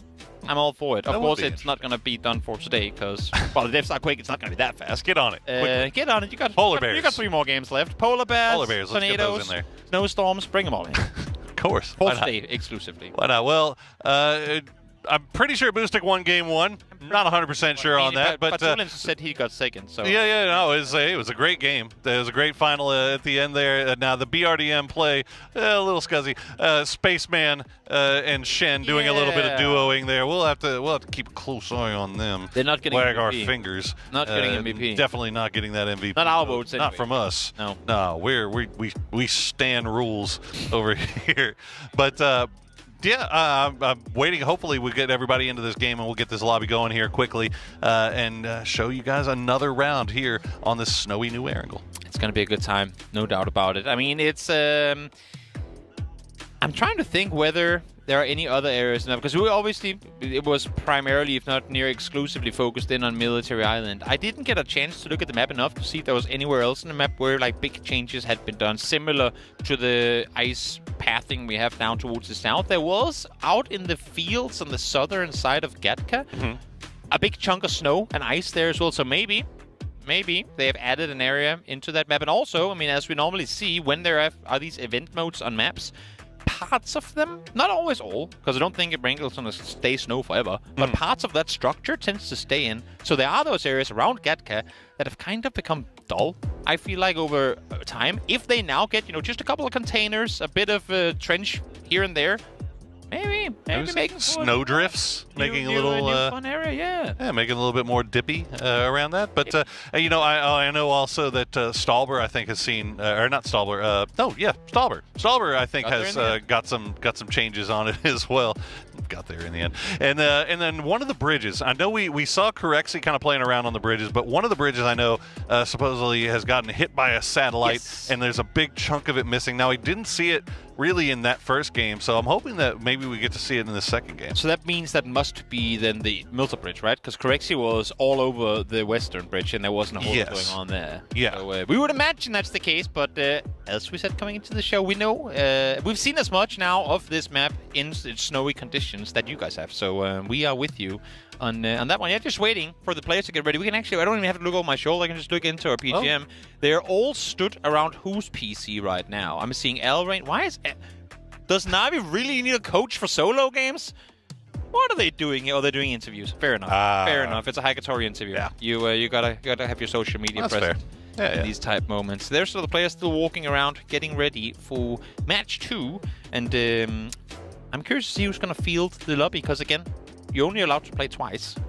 So are they gonna stick with the same guy? Maybe for Boostic, he just won. Does he want to stay and play one more? Stay with the hot hand. Miss out the last 2? Or do they swap him? That's a good question. These are the decisions that you need a coach like Alrain there to help you make. Oh, yes. But yeah, you know, while we're waiting on this, what'd you think about the blue zone? How it well in this mode where the snow starts coming down and your outside of your screen gets frozen and your scopes get frozen. It kind of makes it a little bit more difficult. I mean, we saw a couple of players having a little bit more difficulty trying to kind of fight teams that were already inside the zone, and then that wall from the blue zone looks a little bit more difficult to see through. Maybe the vision. I mean, around the edge of the scope, while it does get a bit frosty, I don't think that's gonna have the biggest impact. But if it actually goes in and grits up the kind of the main view itself, of course, that's gonna be a pretty big deal. And then it goes back to, I remember way back in the day, we had the whole debate of should it be easier being out in the blue looking in than spotting a player outside blue. They made some gradient changes to the way the blue looked, both outside looking in and inside looking out. Maybe if there's a factor in that it's harder to look into the circle, but you're kind of rewarded for being inside circle looking out. If that's a factor as well, of course, that's going to be a pretty big deal. But outside of that... and then I also wonder if it's because we saw like how the changes kind of go progressively as the game goes on, right? Yeah. So like later circles, obviously a little bit more snowy, a little bit more damage is getting done, and a little bit more of those changes coming through. So I don't know. Maybe coming in C1 is a little bit easier than trying to make your way in say C5. We did see Corexy spinning his vehicle out quite a bit. I'm wondering if that was if the snow actually once we hit that phase of the game where obviously there's now snow on the ground and it starts to snow all around. I think that happened post phase 2, if my short-term memory serves me correct. But obviously, if it does, and it means that it's like driving cars around on Vikendi where the snowmobile will just go straight through and the cars will go, whoa. Yeah, well, that's the other thing. If that's a factor, which it seemed like it was then, I'm not sure if it was, but if it was, then obviously that's a pretty big deal. Yeah, that's the other. I don't know if that was like something that he was doing himself. We like came he was in the middle of his... Yeah, like if he was doing the little wiggle thing to see if maybe... he was testing the traction. Exactly, like he's testing the traction to see if it goes, or if that was just how the traction was working out in the end. So we'll see. But look at this. We are, in fact, going to get a interview with our Game 1 winner, Mr. Boostic.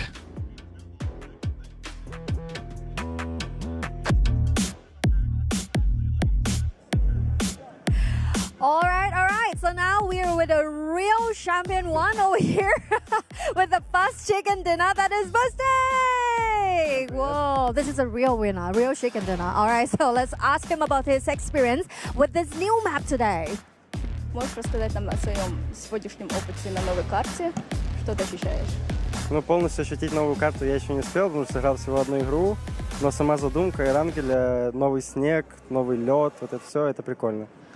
So I didn't have a lot of time to actually experience the map because I only played only once, but it was like quite funny, like a lot of snow, new grenades, and it was quite like good experience for me. Wow, so this is a new experience in this new map, and maybe I would like to invite like maybe one of you, for those you will try this map in the future. So this will be the great experience like him. Yeah. All right, so you would like to say something with the next match? Next match? Yeah. I want to say good luck to my team. Wow, okay. Misha Udachi. What does that mean? Good luck to Misha. Oh, okay, sure. So let's cheer for them. Yep. So it would seem that Boostic has in fact been subbed out for Game 2. Taking his win, holding it close, comes back in for Game 3. Well, that's the question. Do you want your leadoff batter to be your best shot at getting points, or would you rather have him about baseball? I do. Or would you rather have him back cleanup and come in at the end? You tell me. You're the baseball guy. Sports ball. Would you rather have your best player at the beginning getting you points, or would you? Oh, look at this. I'm so glad he. You know what? I got to spin his spinner today. It was pretty cool. The thing moves too. Like it'll stay spinning for a hot minute. Yeah. Were you ever a yo-yo kid?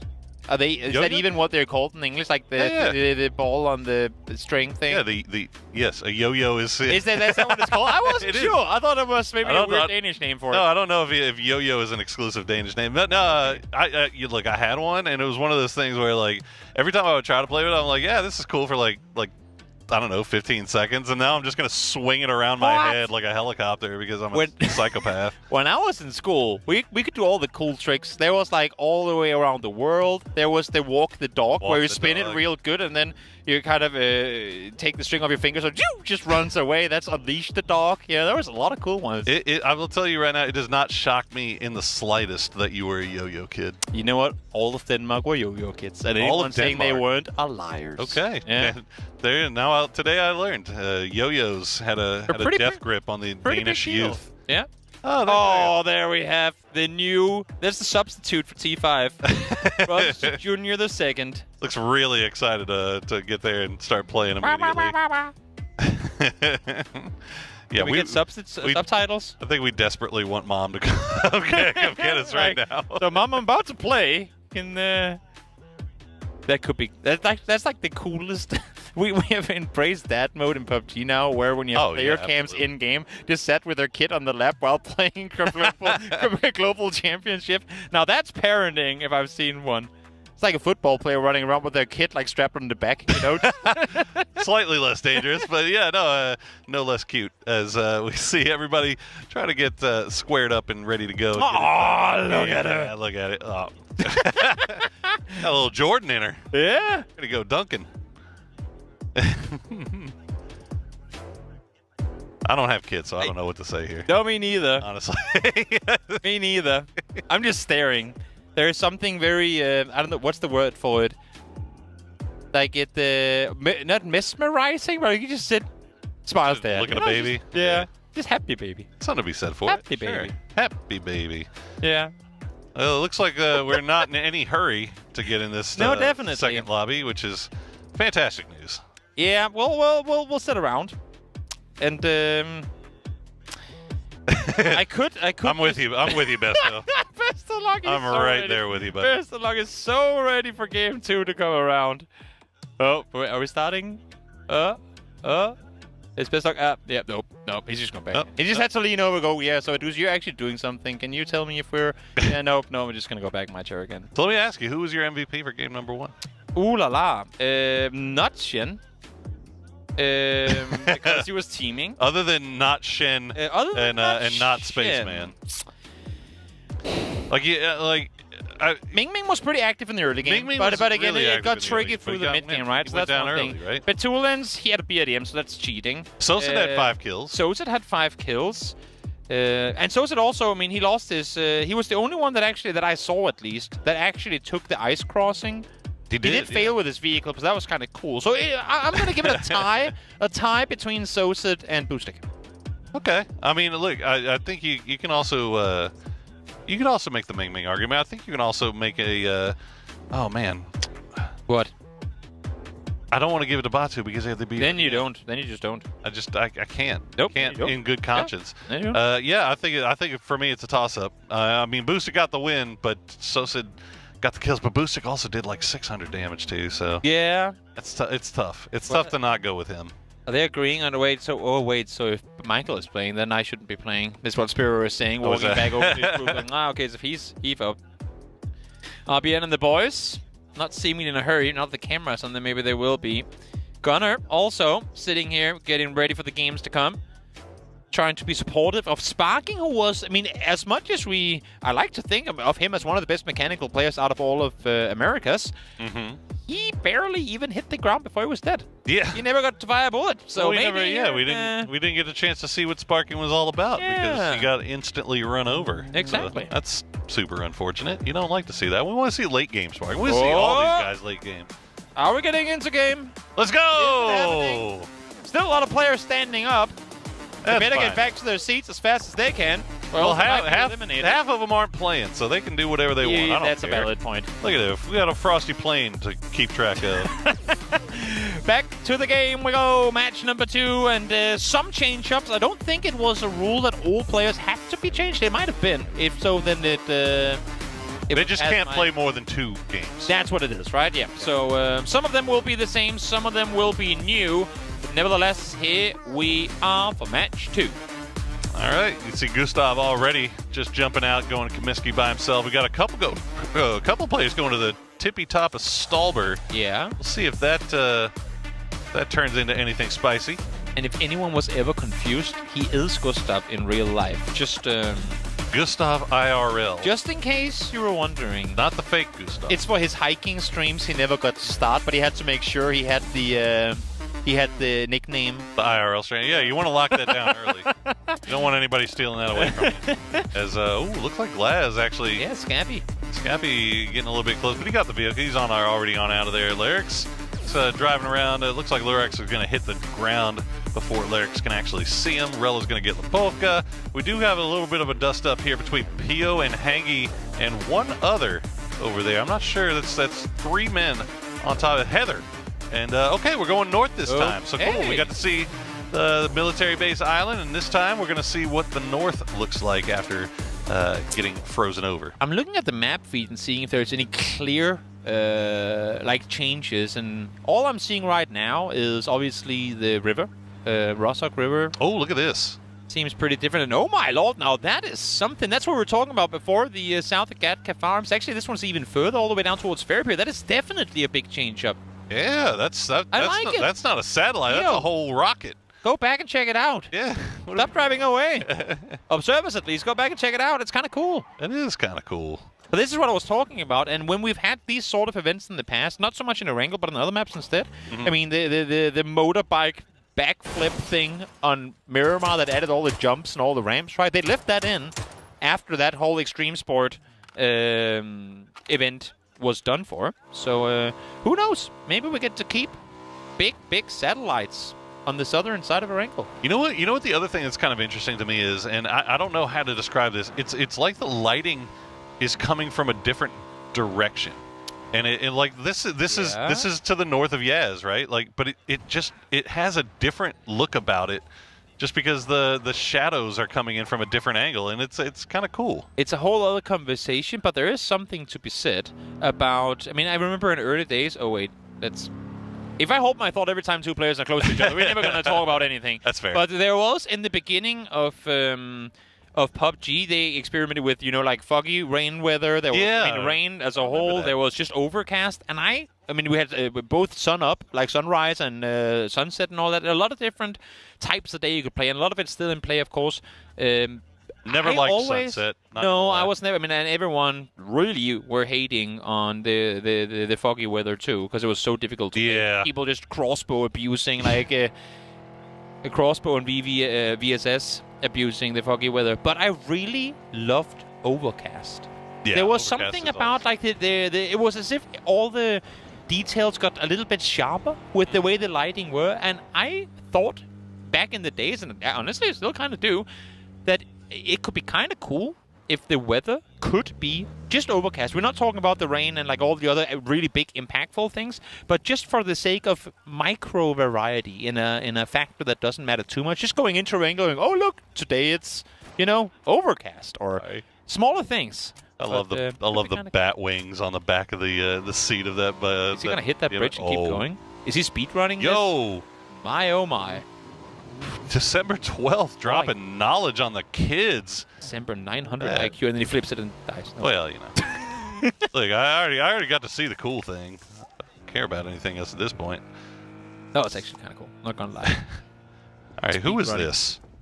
I gotta look at my master sheet Who is here. 5151? Yeah, 5151. I gotta look at. Oh, it's Bean. Bean? Okay, that's Bean. Yep, that's how you spell Bean in Korean. I guess. In case you didn't know. Sure.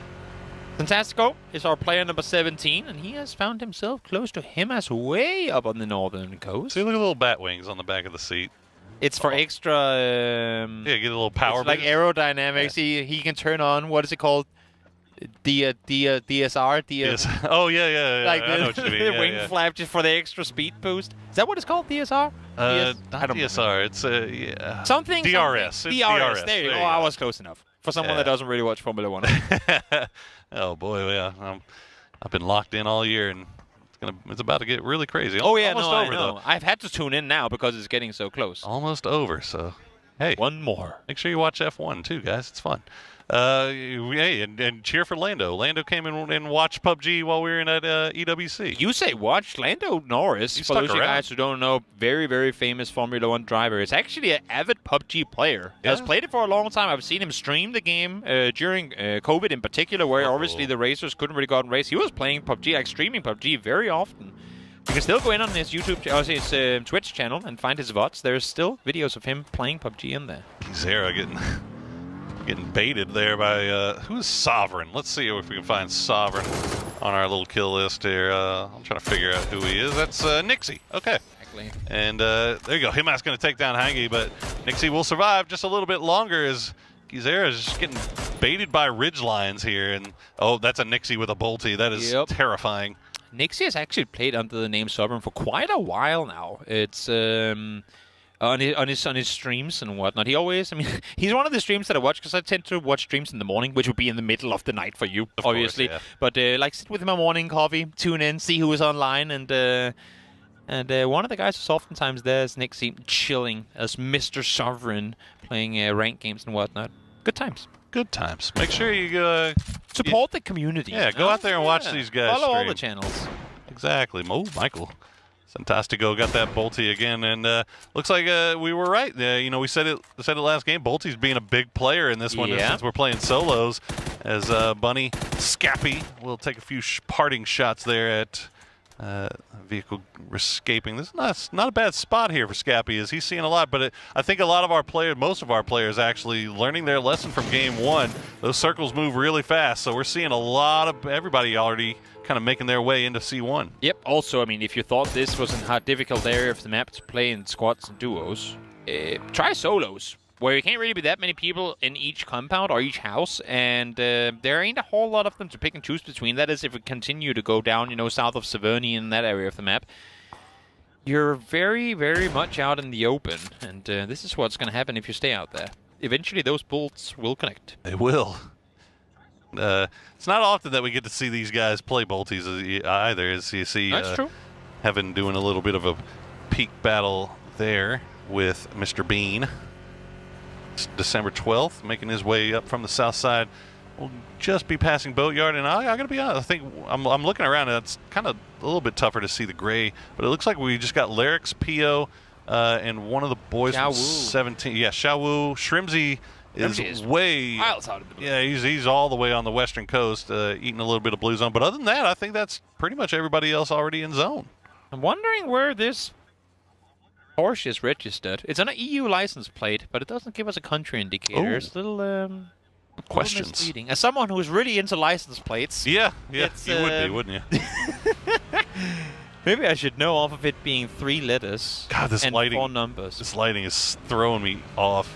Like just and now that you say it, I think I see what you're saying. It's coming from the north right now. So you see these long shadows, and it's just making things just it's like an uncanny valley type thing where it's like I know this, but I recognize this, but it's like slightly different.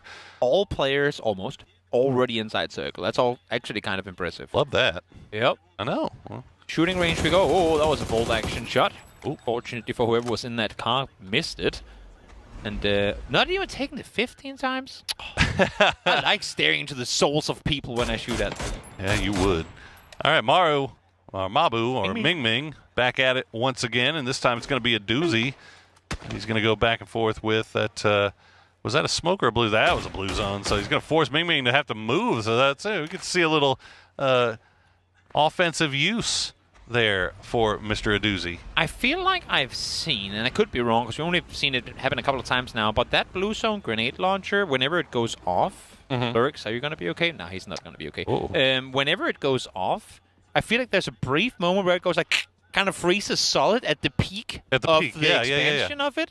And I'm wondering if that does anything in particular. Like if it freezes it kind of stuns the player for a split second or something. Because if it does, that's pretty big. That's pretty OP. But I don't know. I'm not sure if it does that. The only it thing just seems like there's like an animation. Yeah, no. I did see that there was a supposedly. Oh my goodness! Fadeaway headshot. Kidding me? The fadeaway from Rex. It's dirty. I did see that apparently when you shoot that blue zone grenade, there's like some kind of beep warning that the blue zone is about to go off. So it lets you know whenever the blue zone is actually going to expand after you've hit that shot. But I haven't gotten a chance to hear it just yet. But I did see that in the patch note as we see Scappy's going to get taken down by Ming Ming, and December 12th we'll go ahead and trade him out. Danger. Fighting early in solos, as Timanis saw in the previous game, and honestly, it was Ming Ming who was a perfect example of it then too. As soon as you start shooting, there's oftentimes someone else, especially when you're out in the open like this, who will have an angle on you. So you play TPP, you get to see that one. Okay, Pero Haiming 1 going to take out Lyrex. Who is Haiming 1 for Petrichor Road? It's not Ming Ming. So who could it possibly be as we get to see what TPP is going to look like there? Haiming 1. I'm just leaving you on the mic for this. I don't know. I just I don't know. your research. I can't figure out who it is. Yeah, Michael. Yeah, this is just letting you know what he thinks about this peak battle as the blue zone grenade will come through and will force him to move the double blue zone grenade there from Rello. As Rello will use this opportunity to creep a little bit closer, get that Panzerfaust out, see if he can catch him slipping. Michael is dancing around. Whoa, he gets him super low, and now you got to push off of that, right? Yeah, there you go. Rello will take him down in the end, and Michael can enjoy his tea from the lobby. Haiming 1 is Ming. Not Ming Ming, but Ming just from Ming. Game Start Win. There you go. Why does he have a parent attack? I don't know.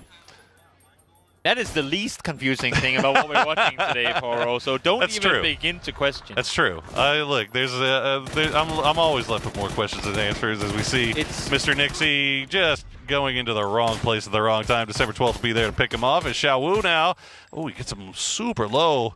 But December 12th able to escape as Rex will take down Gizera with a nicely placed grenade. Also, I think I can answer your question. I think the bracket abbreviations that we see is the clan they're in on their in-game account. So maybe Ming is just in a Petrichor fanboy account. We just saw him as being untwisted as well, you know.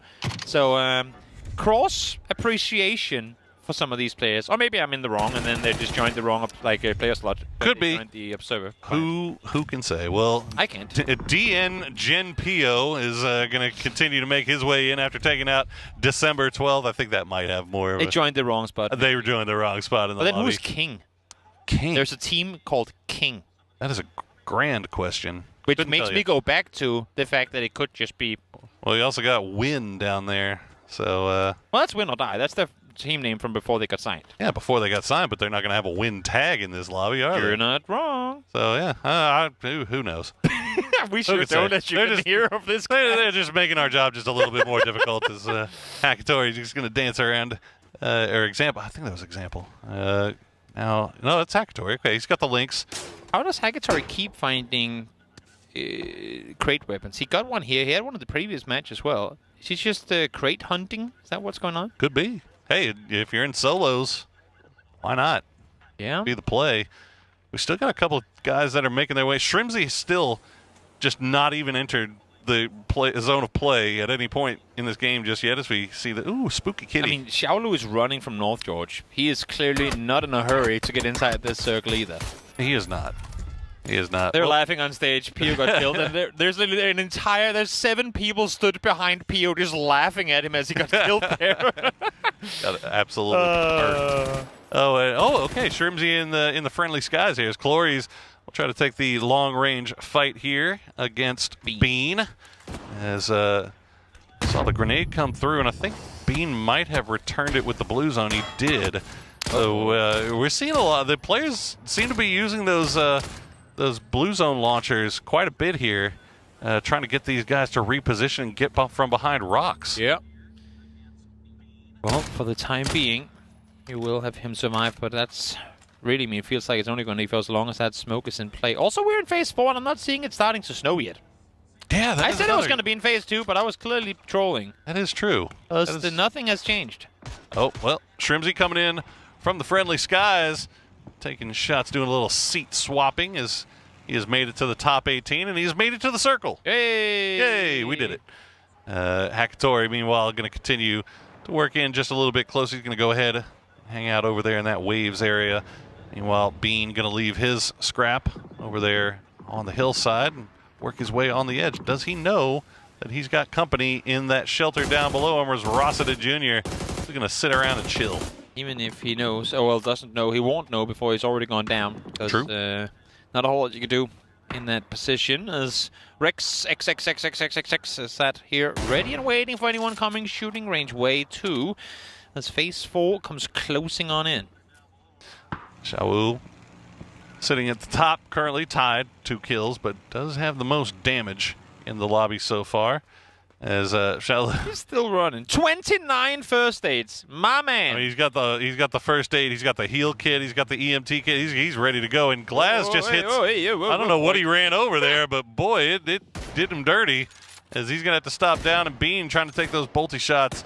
Fortunately for Glass, he'll survive just a little bit longer. Himas though in this 1v1 with Spyro, and Spyro had him down low early, but nice return there from Himas will slow things down. Yeah, not an easy fight to take against the player with that skill set as Himas. Blue zone does bloom. Let's see if it does anything here in the end. Maybe. I'm not sure. Maybe it's just like a graphics thing. Oh, there's a glider. Rex, as confused as we were. Got jump scared there by Shrimsy coming from the stars. As Clories will get taken down by Shrimsy as soon as he lands. And then there you go, the grenade from Himas will take down Spiro. And now Glass has to dance around a little bit as Rex just going to keep peeking from the doors and the windows. Shrimsy, as soon as he landed, he got to work as the snow has begun to fall. And that's going to be a nice grenade from him to take down Glass. So you said previous game we had what? Soset at 5 kills? Yes. Is that our top damage dealer thus far in the tournament? Has anyone gotten above that? So he got the 5 kills, but Boostic had about 600 damage, and he might have tied it with that final kill on to Batu. I'm not 100% sure, so we'll keep track of that as... I don't think we're keeping track of stats, so we're gonna need your help with this one, chat, because we're doing this by memory essentially. As Thunder's trying to make his way in from the north side. So phase 5 is when snow happens. Okay, I guess there we go. go. At least it looks like it, because now it has started to snow. Will that impact the game? Other than the visual effects, I'm not sure. But we'll see if the players will have to adapt to the now colder conditions. Did seem like the first couple of circles took a little bit longer this time as we hear. Somebody's having a great time back there. They are laughing their heads off right now. I'm not sure what. Xiaowu going to spot out Thunders, and no. I mean, you like to imagine the players here play under a lot of pressure when they sit in front of an audience, right? With what we're seeing right now as I look over my shoulder, no. every time someone dies, that player gets out of their chair, joins the pack, and they continue walking over to someone who's alive. So right now there's like 10 people stood behind them upstairs. They're all doing interesting hand gestures to one another across the battle, like across the stage as well. They're all ganging up, stood behind these players. That is pressure. Having some of the best players in the world just stand right behind you as you're playing this. It feels bad for Xiaolu, man. He's been running from North George for like the last 15 minutes, and then right as he sees the safe zone, gets knocked out. But hey, we've all been there before, right? Should have stayed in the blue. Should have stayed in the blue. 10 alive here. Fantastico. I'm trying to move a little bit closer towards that shooting range wall on the north side. Rello. Okay, Fantastico now is inside. Rello is inside the shooting range, and then Rex is inside the shooting range. Everybody else kind of playing around on the periphery. Yep, Oh, jumping for info. Rello would have heard that, of course, now seeing the shoulder or the edge of the backpack there as well. It's going to give him the notion that there is one just on the other side, as Bean does get eliminated. Bean getting picked out from off in the distance. Rello, though, he's got that big bullet hose, and it will take down Santastico. He's got to try to get somewhere that's somewhat safe to try to heal up, but I think Shrimzy might have been taking shots at him from the wall. Taro needs to get inside circle as well, but knows this is going to be a tricky crossing, trying to make your way forward. Opponents potentially waiting just over that ridge line. He knows there's one behind the vehicle, but I think he's anticipating there being somebody in the north. Little does he know there really isn't, but Heather is actually coming his way now. A little research here. I'm trying to figure out who Project McCann. Okay, that's Hello My Bad. Hello My Bad is Project McCann. So we got that picked out. Alarix, though, gets taken down by Shrimzy. Rex still hiding out in his hard cover. Hakatori trying to get in as Project McCann. Mr. Hello My Bad. Oh, Hakatori just pinned between a rock and a hard place here as Heather's, going to get hit by that. He's going to have to stop down, heal up. Does he actually survive this? He does. Yep, able to do so. Hakatori just chilling in the middle of these two players on each their side. Molly is now being traded back and forth, making it harder to maintain space, and Heather will go down as a result of it. We're down to 5 players left alive. Too much in the end, and Shrimzy, after taking a long time to get up to the north in that glider, he's already got 3 kills, 247 damage, and now he's in the top 5 playing from that southern wall. But now that the new circle has spawned, and he's got to get inside. Oh, my goodness. Wow. How did he hit that? He's learned from Tick. He hadn't learned from anybody. Embraced the mortar skills into his nade throw. Hell no. I'm not giving Tig credit for that. That's all Shrimzy. What a man. That was a beautifully cooked grenade. Well takes down Hello My Bad, and he's actually going to be able to get in as well, even though Rello was looking over in that direction. Hakatori's still playing that wall. He's going to have to get in here quickly, too, as the blue zone has arrived. Rex going to spot him out. Good spray will take him down, and it is a top 3. Up 3 left remaining. Close quarter engagement here in shooting range proper. Shrimzy, Rello, and Rex. 66% chance for Americas to come out victorious. Let's see if they can do it, or if beast of a player Rex has something to say about it. I mean, I like those odds, but Rex has been pretty disgusting, and he's got a nice little wall to work with, but he is going to have to get inside the zone. But we saw what Rello did to Michael earlier in this area, and Shrimzy always going to pick up the shotty. That might be the play here. He's also got the taser. There's no way. Oh, my God, that would be so hilarious. I hope he does it. It is pretty broken up close. We'll see if he opts to make use of it. Flash comes over. Rello will be flashed for a bit, but Shrimzy not opting to push with it now, though. Look, I'm telling you right now, Shrimzy, flashbangs into taser. If you taser this man, you are getting my MVP vote. Yeah, he doesn't have any more flashes, though. He might not be in position to use it. Jumps for the shotgun instead. And while this fight is going on, that's going to allow for Rex to creep ever so much closer. Yeah, both of these guys not really inside the zone. Shrimzy in a little bit more trouble, but no, Rello actually going to have to move first. So Shrimzy waiting to see. The good smoke bloom will keep him safe for a little bit longer as he's going to push in. But yeah, you mentioned it. Rex going to spot out. Oh, Rello, he gets him. But Rex in a perfect spot, but the smoke's going to keep Rello alive. Spots him, throws the nade on over. Close to Rello, but not enough to take him out. It's not toxic gas just because it's green. It is, in fact, just the smoke. Rello with the use. Look at the amount of players stood behind him. Everyone stood there watching as Rex will come out victorious. Was it Rex or was it Rello? Now I'm confused. Rex threw a nade. Did he in throw the a grenade face or of Rello? Rello? I don't know. I can't tell. Who knows?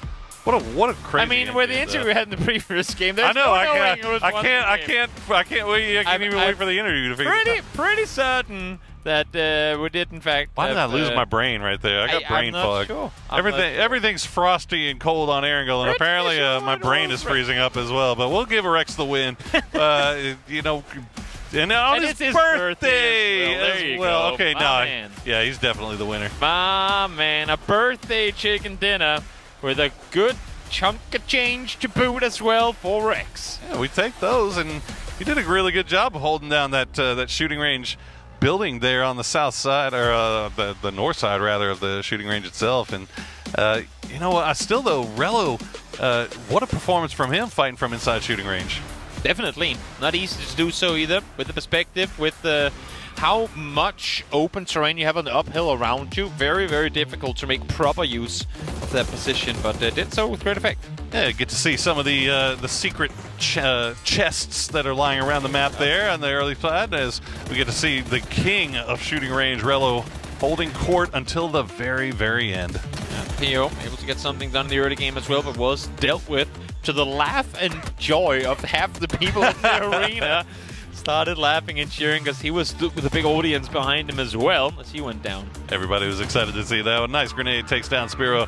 As the journey of Shrimzy throughout this, I mean, the fact that he was able to finally get in, and as soon as he crash landed, he immediately got a kill, turned around and got a second one with a nicely placed grenade. So well played by him, as that was the end of the journey of Xiaolu. Got spotted in the open in the end of it.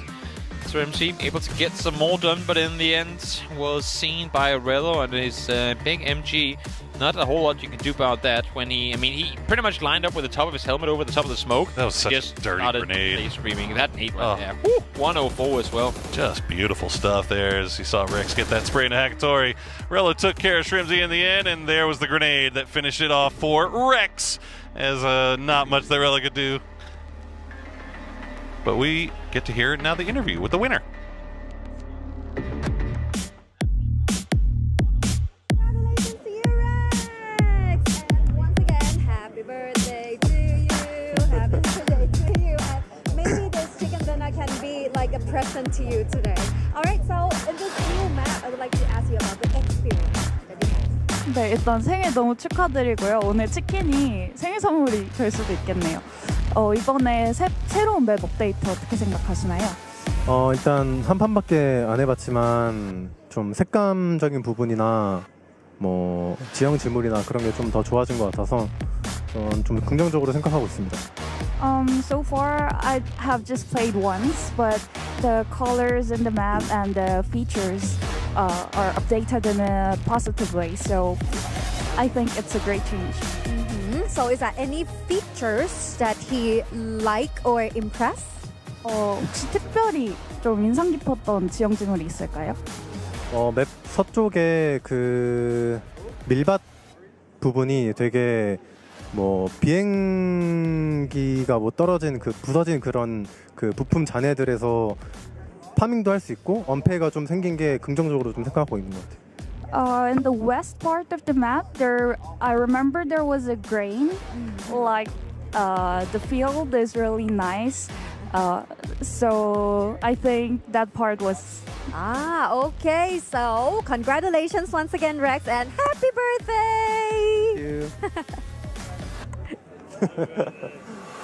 Interview with Rex, our birthday boy, able to get himself a great win for him. Mr. Rex there, able to bring it home, as that concludes game number 2.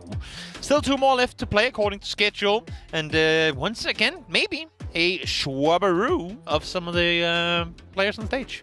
Yep. Well, before we do that, we are going to take a quick break. Don't worry, guys. We're going to come right back, and we'll get right back into those final 2 games of the day. So don't go anywhere. We'll be right back. Hello, PUBG and PUBG Mobile fans. Thanks to your passionate, unwavering support, we've been able to grow tremendously on the battlegrounds of PUBG and PUBG Mobile. To give back to our fans, even in a small way, and to present you with a brand new experience of the #1 Battle Royale, we are bringing together PUBG and PUBG Mobile and uniting them under one stage, PUBG United, launching in 2025. PUBG United's journey begins in Siam District, Bangkok, where the tournament will be held this November. Around Siam Paragon and across the city, you'll discover PUBG experiences that you can't take your eyes off.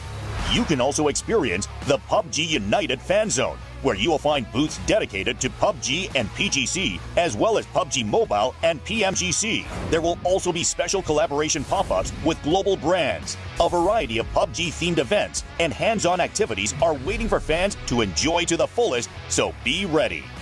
For online fans, a special website will open, bringing together every moment of PGC and PMGC so you can enjoy PUBG United anytime, anywhere. For the first time in esports history, PUBG Global Championship and PUBG Mobile Global Championship will unite on a single stage. Starting with a grand opening ceremony on a massive scale, each day brings new and exciting moments.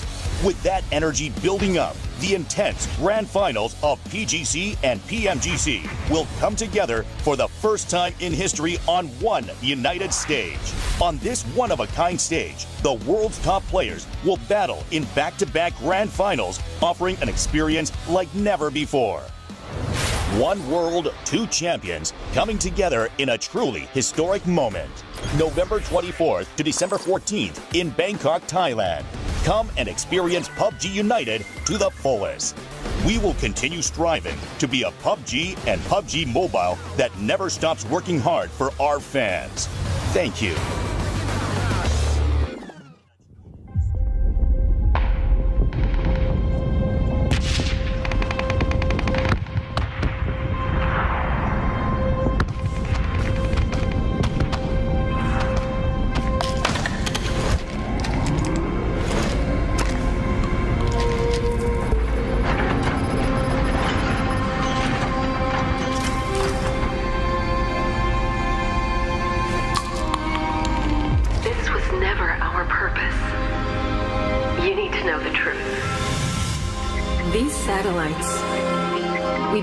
To master the climate.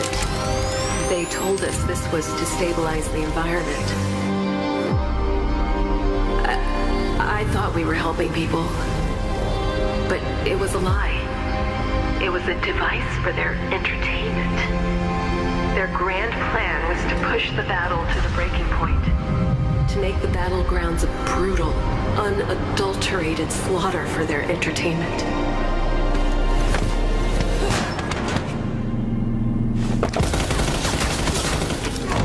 Something went wrong, and the satellites are going to start shattering over Erangel. I don't know how long we'll have, but the weather will turn feral, beyond control. Erangel won't be the same again. Someone has to stop it before it's too late. If anyone is listening, save Erangel. 2 matches in, we're halfway through the show match. And it was it's very, I mean, frosty. So well, that too. It's solos and it's very impactful, very quickly, and then it's done. You know, it's one of those where he got to kill that. Oh no, then he also got shot. Then So the fact that we have some players, I mean, like Soset getting 5 kills. Getting to survive for 10 seconds after you've just revealed your position and gotten a kill is incredibly difficult at this caliber play. So the few players that get multiple kills, good on you. You couldn't see, but I was clapping. It cut away right as I did. Yeah, but impressive. I wouldn't want to be a solo in this lobby, man. Oh, that's jumping into the deep end, and not only being in the deep end, but you're surrounded by the hungriest sharks in the sea.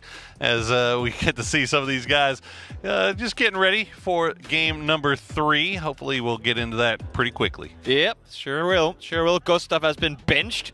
He landed all the way north. Gustav IRL went down. There he goes. Eluding the viewers. A little good luck.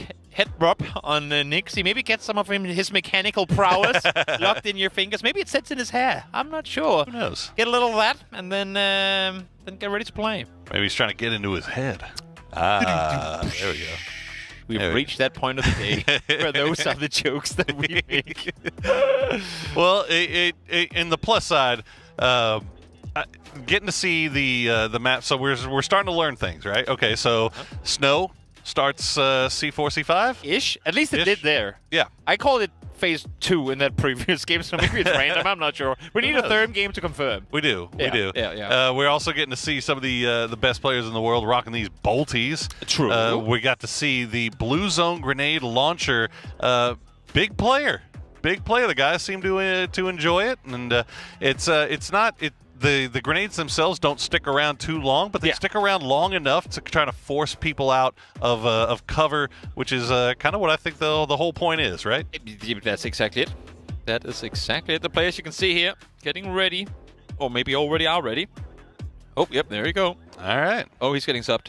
Oh, yep. He's getting subbed. Oh, is he in the wrong chair?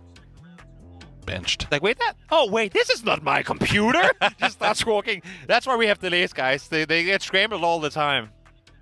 Nah, we can't throw that on them. Nah. They're chilling. Yeah, they're vibing. Chilling. These guys have been great sports for throughout the whole day. As you can see, they're still smiling, they're still laughing, they're still having a good time, and still money on the line, man. Oh yeah, still money on the line. Oh as get to see Kiss. We'll see Kiss back in the game this time. Come to think of it, what's that?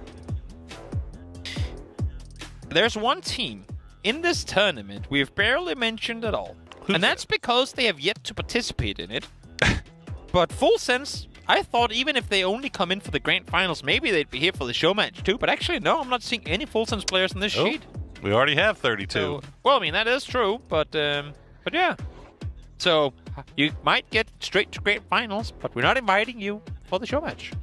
They get to skip out on the fun stuff. They get to skip out on everything. Yeah. Even the flight. Yeah, even the flight. Because, well, yeah. Looks like Tiggleton will be back in. So all you Tig fans out there in the chat get to rejoice. But we saw his teammate Shrimsy kind of put on a pretty big show. He's got a lot to live up to off of this one. Top 3 performance boosting, of course. Our Game 1 winner will go back to the field once more. Get ready to play as he's sat with a surprisingly angled monitor. I have seen more players do that before, but this one of them. As we are getting into game match number 3 of this year's PGC show match. Let's go. Let's go. All right, where will our circle take us this time? So we got to see Military Island in game number 1. This last time we got to see what shooting range looks like. So maybe we can. I want to see Stalber. We still haven't seen Stalber yet, and I know that there was some pretty big changes made around there. I mean, as you're alluding to, I just want to see areas that are different from what we're used to seeing in play. Give us the rivers. I can't tell if Everest is different, or if there's just a bit of snow up there. Give us the rivers. Give us that big. I mean, we saw a gigantic satellite crash down on the southern side by Ferry Pier. Let's take it down there.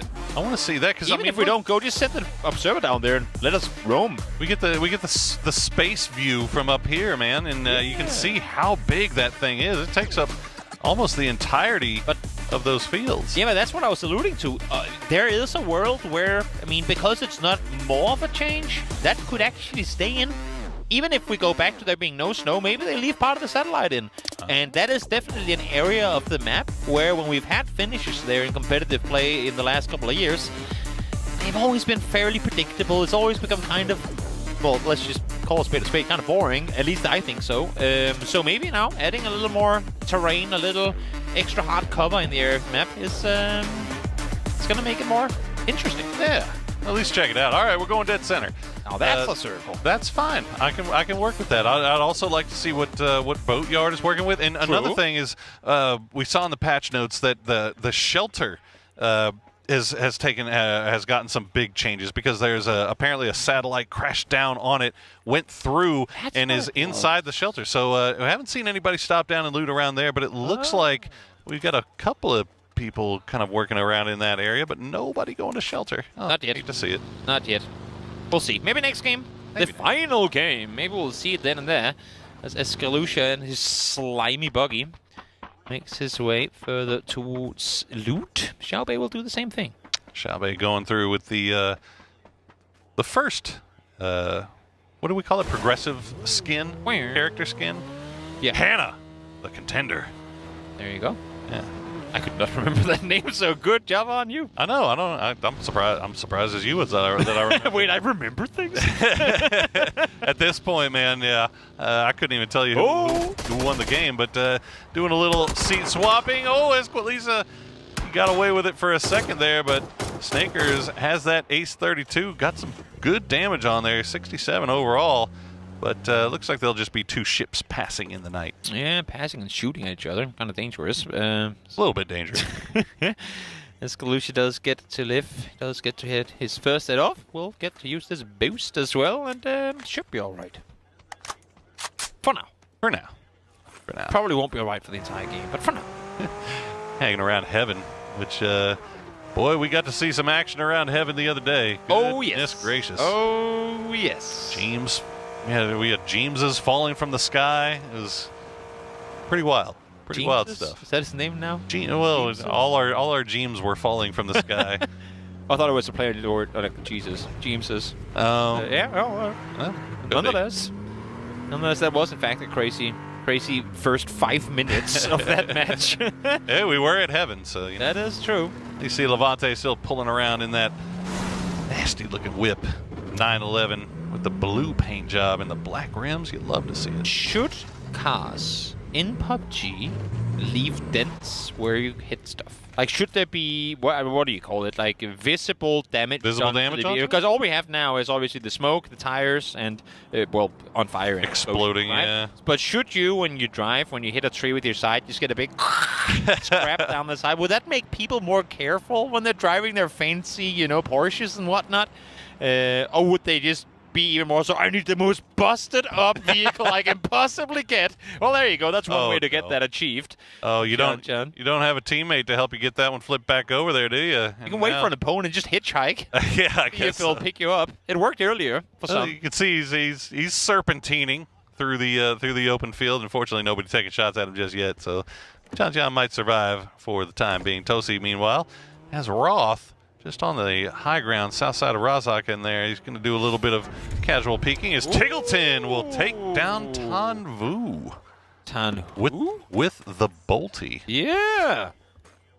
Big name player. It didn't get to do big name things because he died early in his first match as well. There you go. Kiss finds Batulins as well. So 2 heavy hitters eliminated from this match very, very early on. Well, the good thing is you got those 2 guys out, but the bad thing for these guys is now you're going to have them right behind your chair judging every move that you make for the rest of the game. Are there rules against that? I'm not sure. Walking over and just start shaking the person's chair as he's about to start shooting. It's 4D gameplay, man. You gotta get all senses involved if you're really going to have the true PUBG experience. As Tiggleton will make his way just to the north side of Gatka. You see Tian off in the distance, and this might be a free crate pickup for Tig, but I don't know if Tian was looking at that and seeing if he can maybe third party, but boy, Tig is so quick with it. That is the fastest looter in the West. Definitely rocking the old school PGC Dasha as well. It's a OG Dasha skin right there. Oh, we're doing red dot K9s. Oh, now he's got the 4X as well. Oh, here we are. Zoom out. Observe us. Show us the area. Boostic learned his lesson from Batu in game number 1, it would seem. Yeah. What happens if we have 2 BRDMs in the end of the game? Ooh. Because there is one more available, as you can see on the right side, down by the minimap. It's true. Another lucky person who finds a flare gun could go outside circle and get himself a BRDM. Shall see. Tiggleton making his way down. Ooh, I don't know if he knows how close Tian is. Yeah. I think he definitely saw him before. And yeah, I think he saw him at the last minute. Tian just posted up. Going to take the spray, but Tig's got that Lynx. And if he hits a shot with that, Tian is in big trouble. Oh, but the K9 shot not going to get through the window, and he will survive. How do you do 23, level 3 gear still, of course, but 23 damage with the bolt? That's got to be like a pedicure, even with level 3 gear. I mean, it's going back to the conversation we were having in the green room the other day about what would 1 HP damage be in real life? If you can't heal.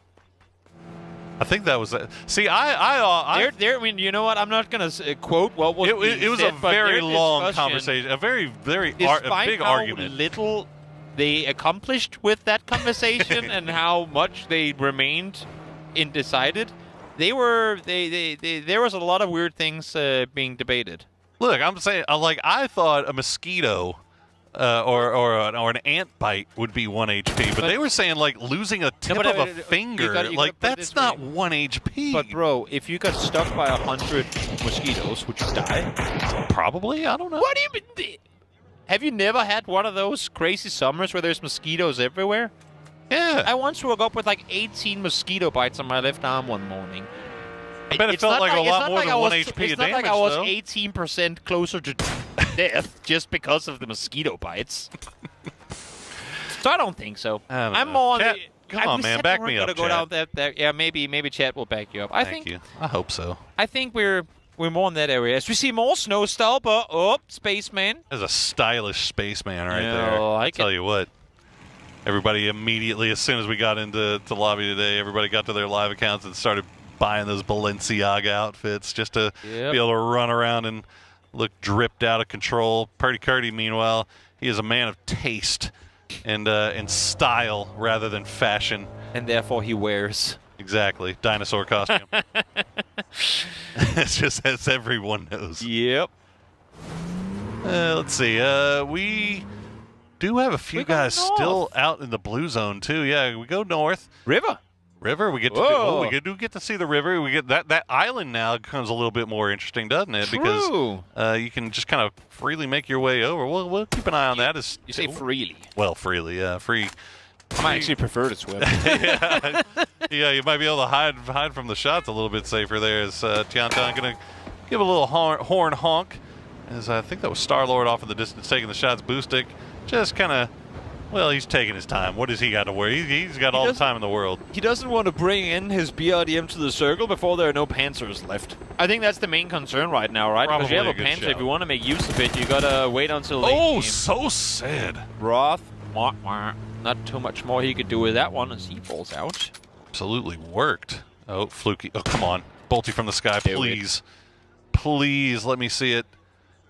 Oh, defects. Oh, very close. Very close. Yeah, we got to get that speed back up.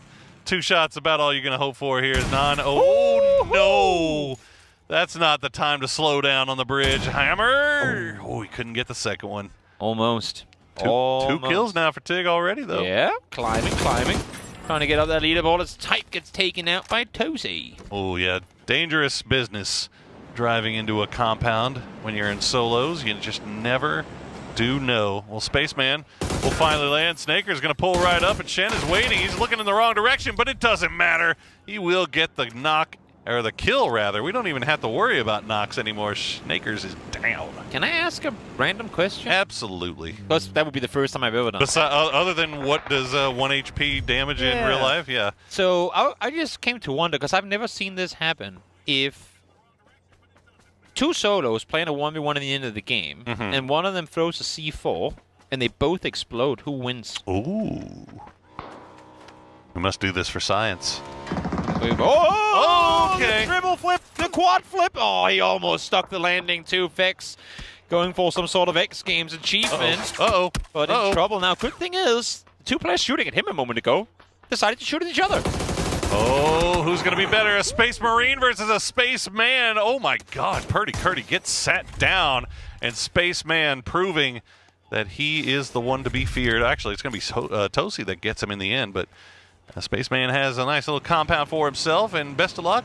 Friendly skies will be what greets him. As still a lot more people still out in the blue this time around. As I guess we got some of our Game 1 guys back. Maybe they didn't learn their lesson the first time around. Well, I mean, all the people that I have actually got first dates this time around. True. You know what? True. I think I might just, since, well, it's kills for MVP, and then it's wins. Yes. That is, and then of course we have the, King of the Hill award as well in the MVP, which isn't exactly the same, but kind of.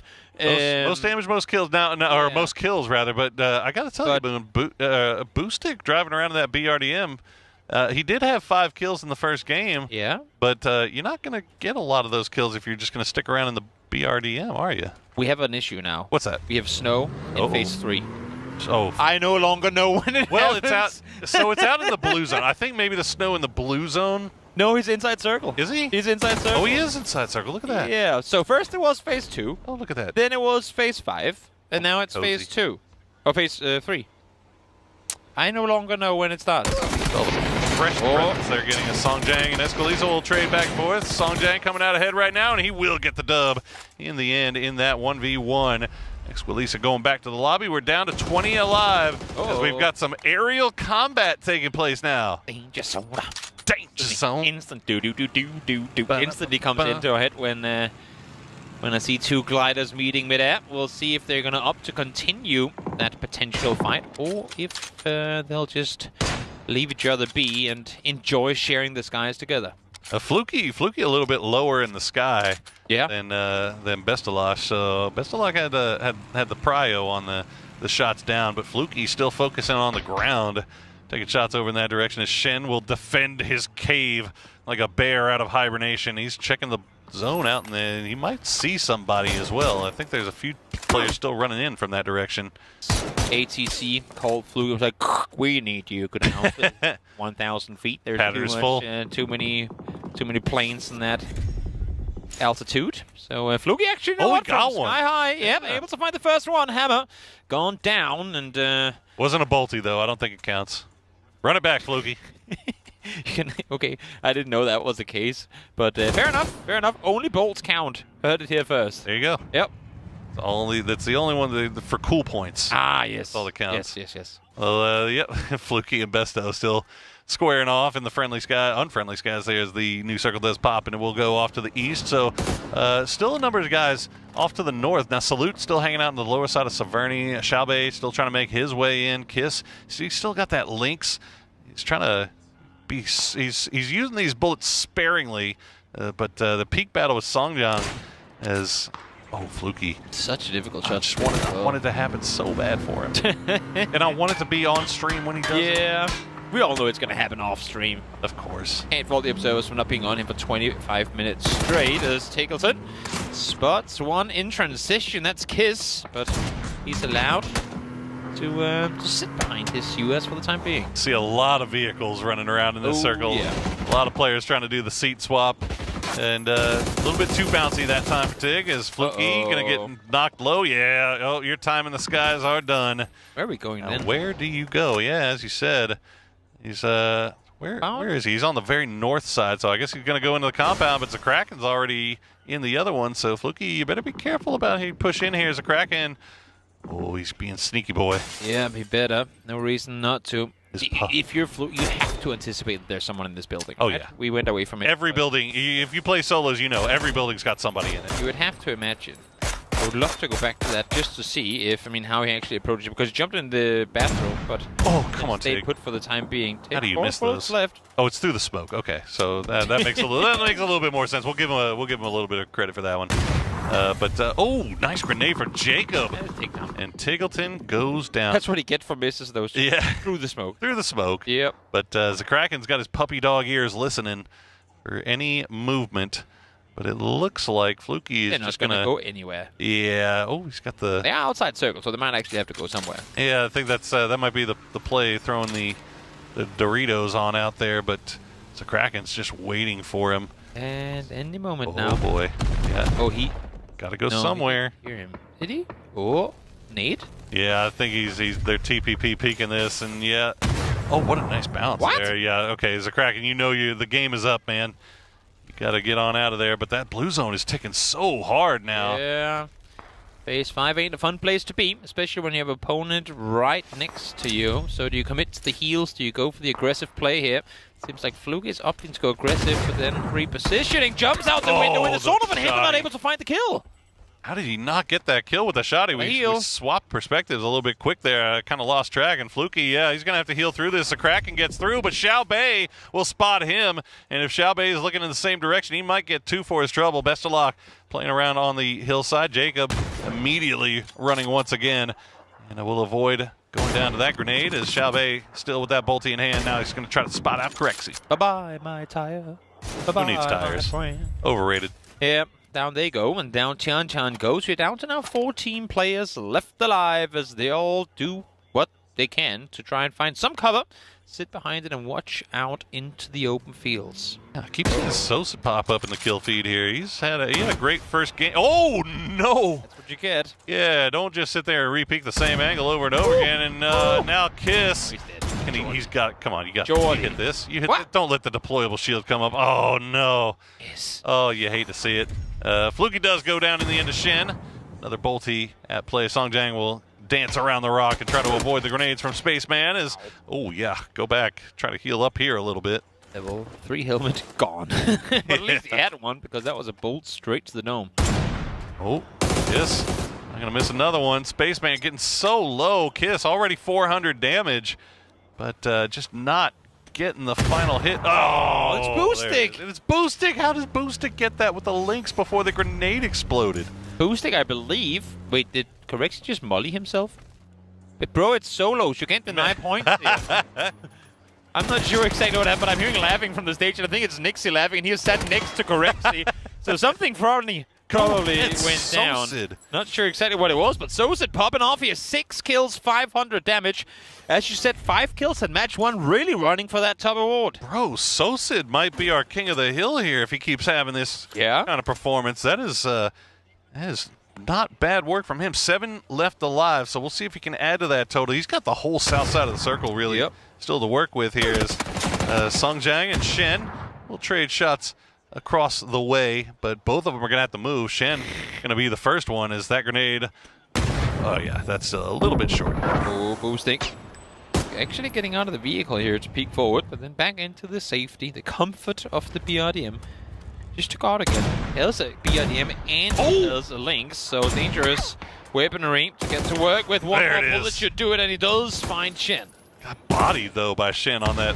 I mean, imagine getting knocked down to 10 HP off of one link shot and then immediately just bolting the man back. Oh, it's pretty filthy stuff there. Boostic down to half HP, but that BRDM will keep him alive and keep him safe for the foreseeable as he's getting Sungjiang is kind of working around there. Sosid, Sosid get another one. There you go.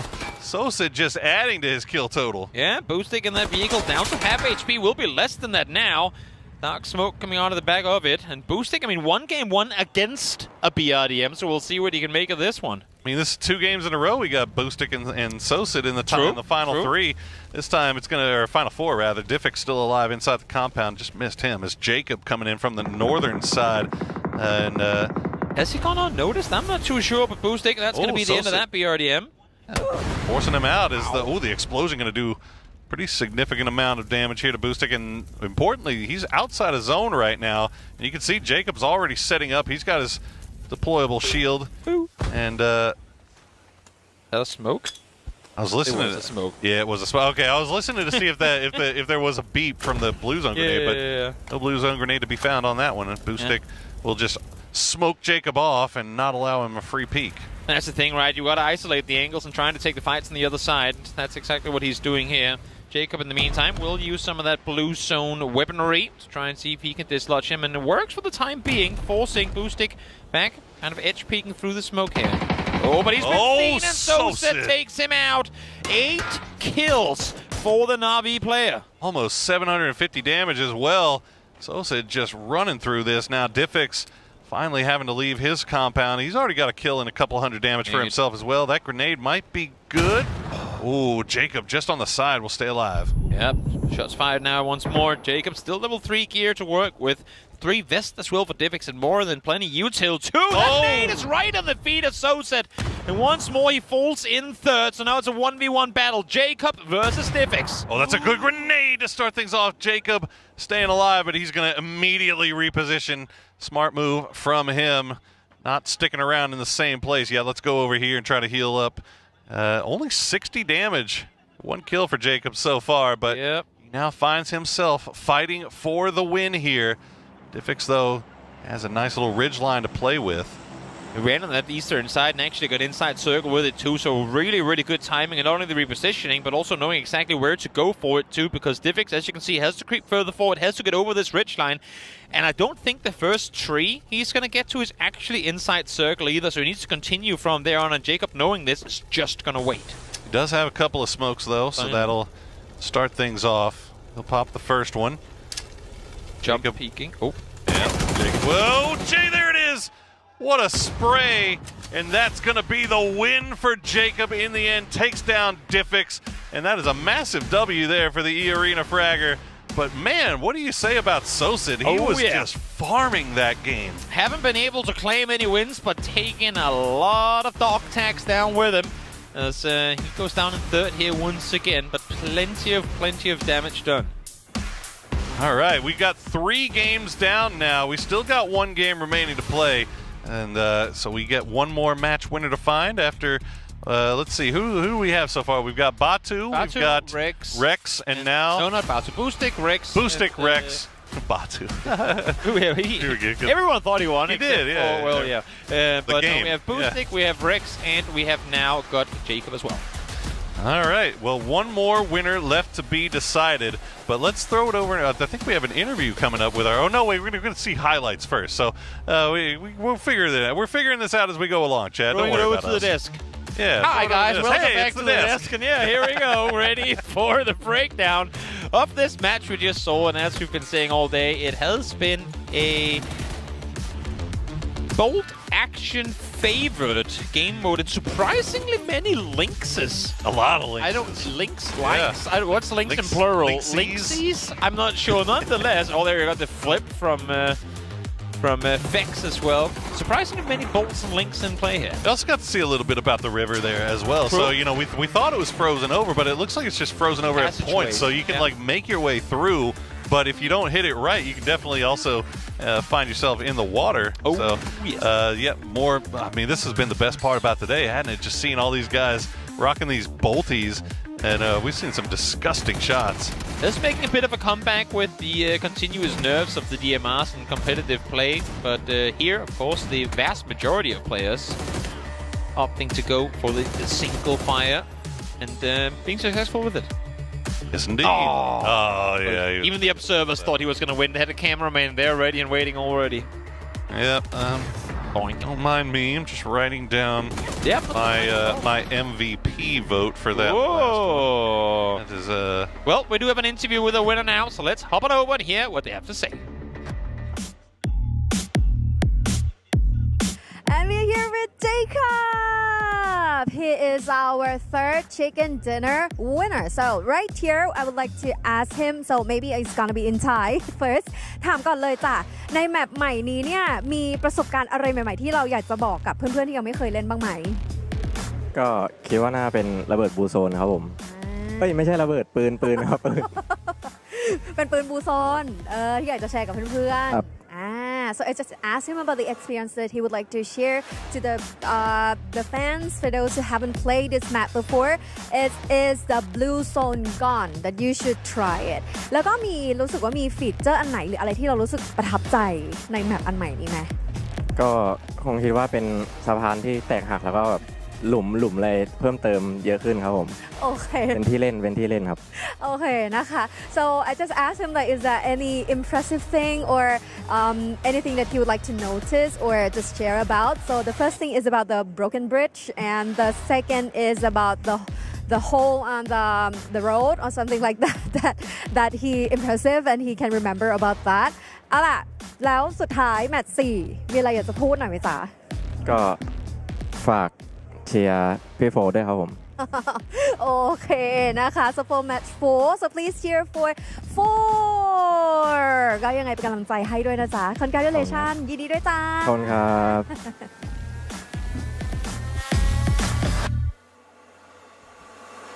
Thank you, Mr. Jacob. Yeah. Nice win for him too, and it wasn't an easy road by any means. Actually, it might have been for him. I think he had did like do 60 damage coming into the final kill. Okay. So as far as roads go, for the players in that one, probably the easiest road to a win. But pacifist. Exactly. But he got the win against Diffix though. So we see PO still trying to figure things out here, and as we get all our players into the lobby for this final game of the day, we've got one more game winner to determine, one more MVP to award before we get to the end and we get to see who the overall MVP is, or the king of the hill rather will be. And remember, I mean, one thing that I kind of forgot about up until right now is the fact that yes, we talked Soset and Boostic, but they've also played 2 out of 3 games. They don't get to play the final one. So any chance, any shot they had at becoming the MVP of this show match, they have already done. They're finished. They can't do no more. I believe I just saw Soset still in his chair and Hackatory watching. I'm like, guys, no account sharing in the show match. Just because Soset is feeling it doesn't mean you can allow him to play Hackatory. We take the rules very seriously here. Exactly. That's why no one is Erangel Sub-Zero show match here today. As somebody's going to have to do something pretty special here in the fight. Yeah, you see the finger wag there. No. But already though, somebody's going to have to do something pretty special here in this final game of the day to kind of overtake Soset, because he has put together 2 pretty wild solo games. You know what I really love about, I mean, we've talked about how the players go around and talk to one another. Having now been, you alongside with me, having been in this scene for, well, ever since the beginning effectively, seeing how with more and more global events coming around, these players are starting to become real friends with one another across regions. We see the guys from Latam, they're hanging out with the boys from Vietnam. I mean, it's just things that 5 years ago, they would have looked at each other as soon as they made eye contact, would have awkwardly walked the opposite direction. No, but you know what I mean? It's and this is not to throw any shade on anyone. It's just so amazing. It really warms my heart in a very cold Erangel to see that we have effectively successfully created that gigantic PUBG family out of these players. They all, for the most part, get along so well and are just here to have an incredible time, appreciating that they're able to go out and play the game that they love in the type fashion that they are here. And it's also fun to get to have these the match type days where they can be like laid back, relax, and you're not staring at somebody and be like, oh, if you hot drop me, boy, I'm coming to get you. No, like it's everybody's just kind of chill and having fun. But also we are pulling them out of their team comfort, and I think that's also a big part of it. Not to say anything against that, but when you stood there with your 4 buddies or 3 buddies, or 3 players, and coach, hold that thought. Penguins! Penguins everywhere! Ah! And well, Paro on Paro action. But yeah, when it's teams. Oh, here we go, Shelter. Thank you for landing here. Yes. Zoom out. Show us. Yes, this is what we wanted to see. What are the items that he's going to pull out of here too? Oh, blue zone grenades. Zone grenades and a Panzer. And loot. Level 3 gear. Hello. Oh. Hello. What? Is he out smoking a cigarette? Where, look, Shalu. I mean, look, the last game he was just he was running in the blue zone the entire time anyway. So yeah, you know what? Maybe Shalu. I'm just waiting for him to come out towards the stage to go. Wait, we started. Yeah, that would be unfortunate. Well, Heather will get taken down by Lurex. Oh, it's definitely him walking there. I'm watching him now, going, yep, nope, I'm dead. Okay, unfortunate. Well. Smoking's a terrible habit, guys. Can cost you a lot of money. This tournament has been the proof thereof. As we now see, hello, my bad. He saw Michael land. I'm not sure if Michael saw him, though. Clearly didn't. I'm going to say Michael hasn't got a chance to loot yet. Nope. Also, as a matter of fact, he probably dropped loot on his way down. I think somebody forgot to tell him that it's supposed to be cold outside. Nonetheless, here he is. Man, you got to go find yourself a puffer or something. Little puffy jacket to put on. It's about to get real chilly in here. We haven't had the clothes drops in PUBG since 2018. Man. Can you remember those? The big black jackets you can run around and go, oh, that's a... Oh, no, it's another pair of shoes. Yep. Yep. Oh, glories. No, glories. Goodbye, sir. Tears in heaven. Yep. Let's see. That's info. Boy. That's Project McCann. We said that's Halamabad, yeah? Halamabad? Yes, correct. Doing a little jump peek in there to see if he can spot out Michael. Hackatori, meanwhile, after Soset got the finger wag of disapproval, Hackatori playing this one out. See if he can do something from, he's just off to the west, or east rather, of Pachinki. You can see where he is on the map. You know those. Yeah. You know these compounds very well. But again, that lighting, man, it's just throwing me. It's I can tell you're having a really hard time with it. It's throwing me off so much. It's just so weird. I know somebody else has got to be with me. It's not just only me, you, right? Boris. Exclusively of the thousands of people watching, it is exclusively your eyes that are starting to. Thousands of people watching. Yeah. Well, Michael, I love how he's got the Team UK just to let everybody know. Of course. You know what? When you've won a global tournament, regardless of it being Nations Cup or PGS, PGC, you better brag about it. Oh, you better boast that win. Rep Yo City. Yeah, of course. My man. Well, non. United Kingdom, the biggest city in the world. Exactly. Well, Sovereign. Who is Sovereign again? That's Nixie. That's Nixie. That's Nixie. Yes. Nixie. Oh, Rex with a lot of X's. That's for one for each kill. Yeah, he hears that vehicle coming forward, and I think Nixie just you know what? Let's just play it easy. Yeah. Let's not put ourselves in harm's way too quickly. So he'll go ahead and make sure he scouts out school first before peeking over here. And Michael somehow, oh, yep. What? Hello, my bad. Waiting until he got into the worst possible spot. Yep. And there you go. Michael goes out. Down and out he goes. No big wins here for the UK, as I don't believe we have Fix playing this game either, because he flipped a root on one map, and he... Yeah, I see Gustav IRL up got there. wrecked in the first two, yeah, exactly. So, no Fix, which means UK is done. Dunzo. Meanwhile, oh no, that's not a tree you want to hit. That's a... Okay, no, never mind. Worked out great. And it wasn't even a tree, it was a rock. Easy peasy. Successful for him as Xiao Wu gets a quick crit, and he better be quick about it, because Kiss is kind of coming this direction as well. Better be careful, yeah. Well, Oh, now he's got an arm. The bait. It's a little bit terrifying as Kiss getting up close. Gets away with 1 HP. No, Xiao Wu. Smoke. The smoke keeping him alive. He's got to hit this, right? You hit these. Nope. Xiao Wu. Washed by the 1 way. HP. No, I'm kidding. Still better than a lot of people.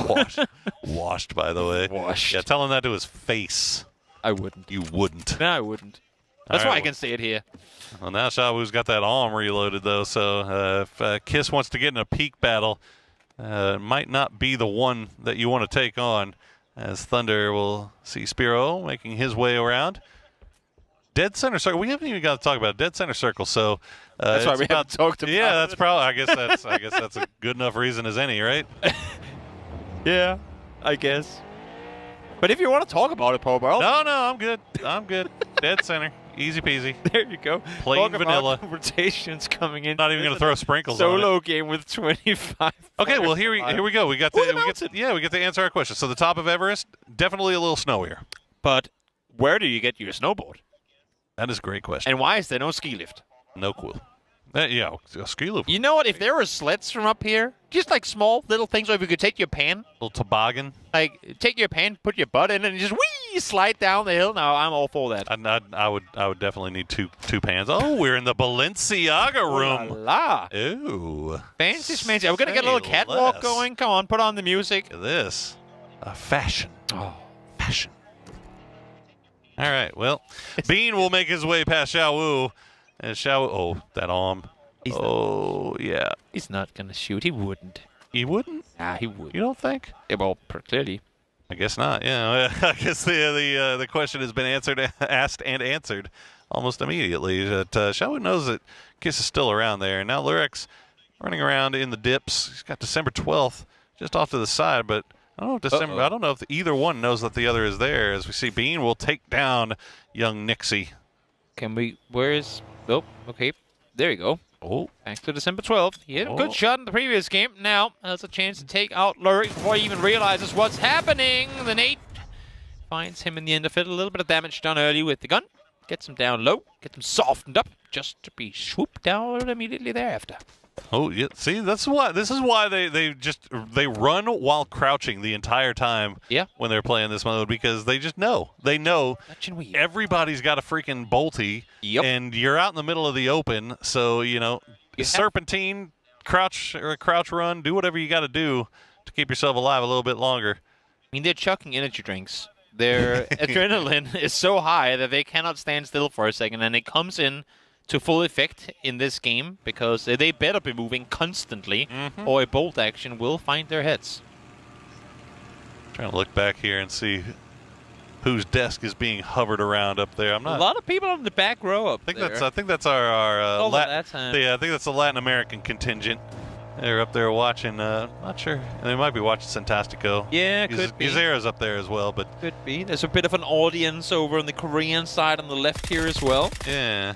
Oh. Then we have Star-Lord recording his teammate play, just in case there's memes to be talked about. There's always memes to be made. Oh yeah. As Spiro with the VSS, the very deadly, very terrifying, currently VSS. Even more so in solos. Even more so in solos. You're not lying. Well, the circle does go just south of Razak, so we go from in the center to even more in the center, as Bean, now with 255 damage, Bean is going to see that Shrimsy vehicle flipping around over there, but it looks like Shrimsy will get out of there unscathed. Yep. But he's pulling into school, An example is ready and waiting. Yeah, I mean, given that this is where we are and where we saw the first circle go, you have to anticipate that there's people. Honestly, but at this point, anywhere. I'm actually everywhere. shocked that he's stopping there, to be honest with you. Yeah, I'm pretty brave. But hey, I mean, how many times do you think that man has hot dropped in school? He knows his peaks. He knows what to do when he gets there. And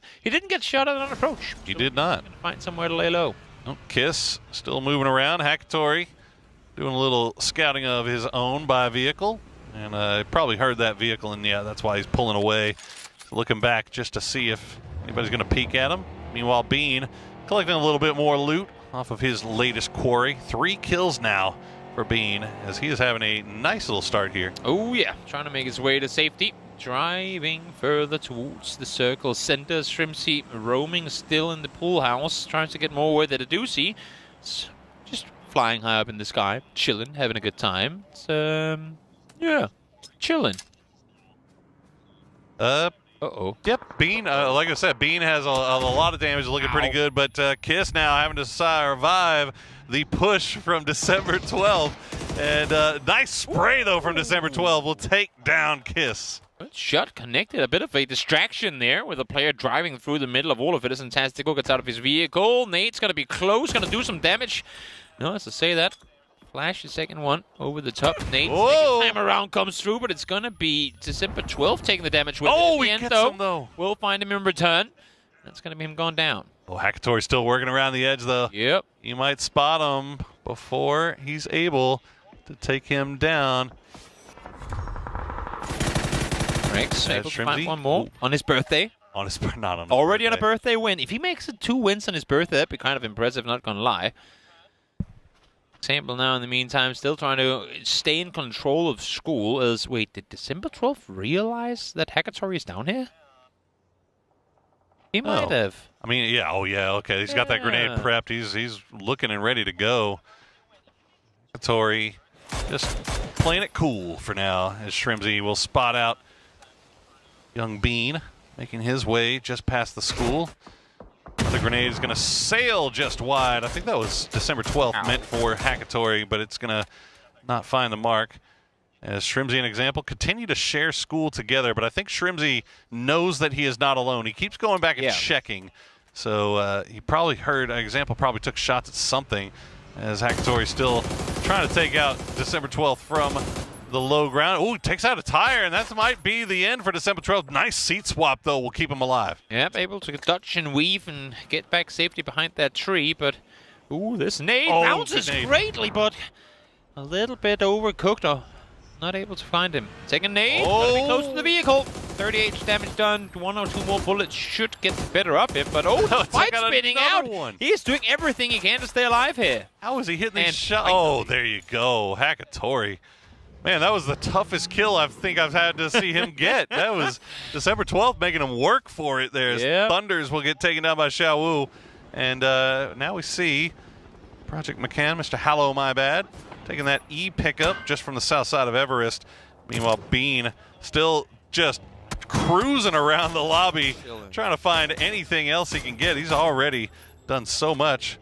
We'll see if he can get some more.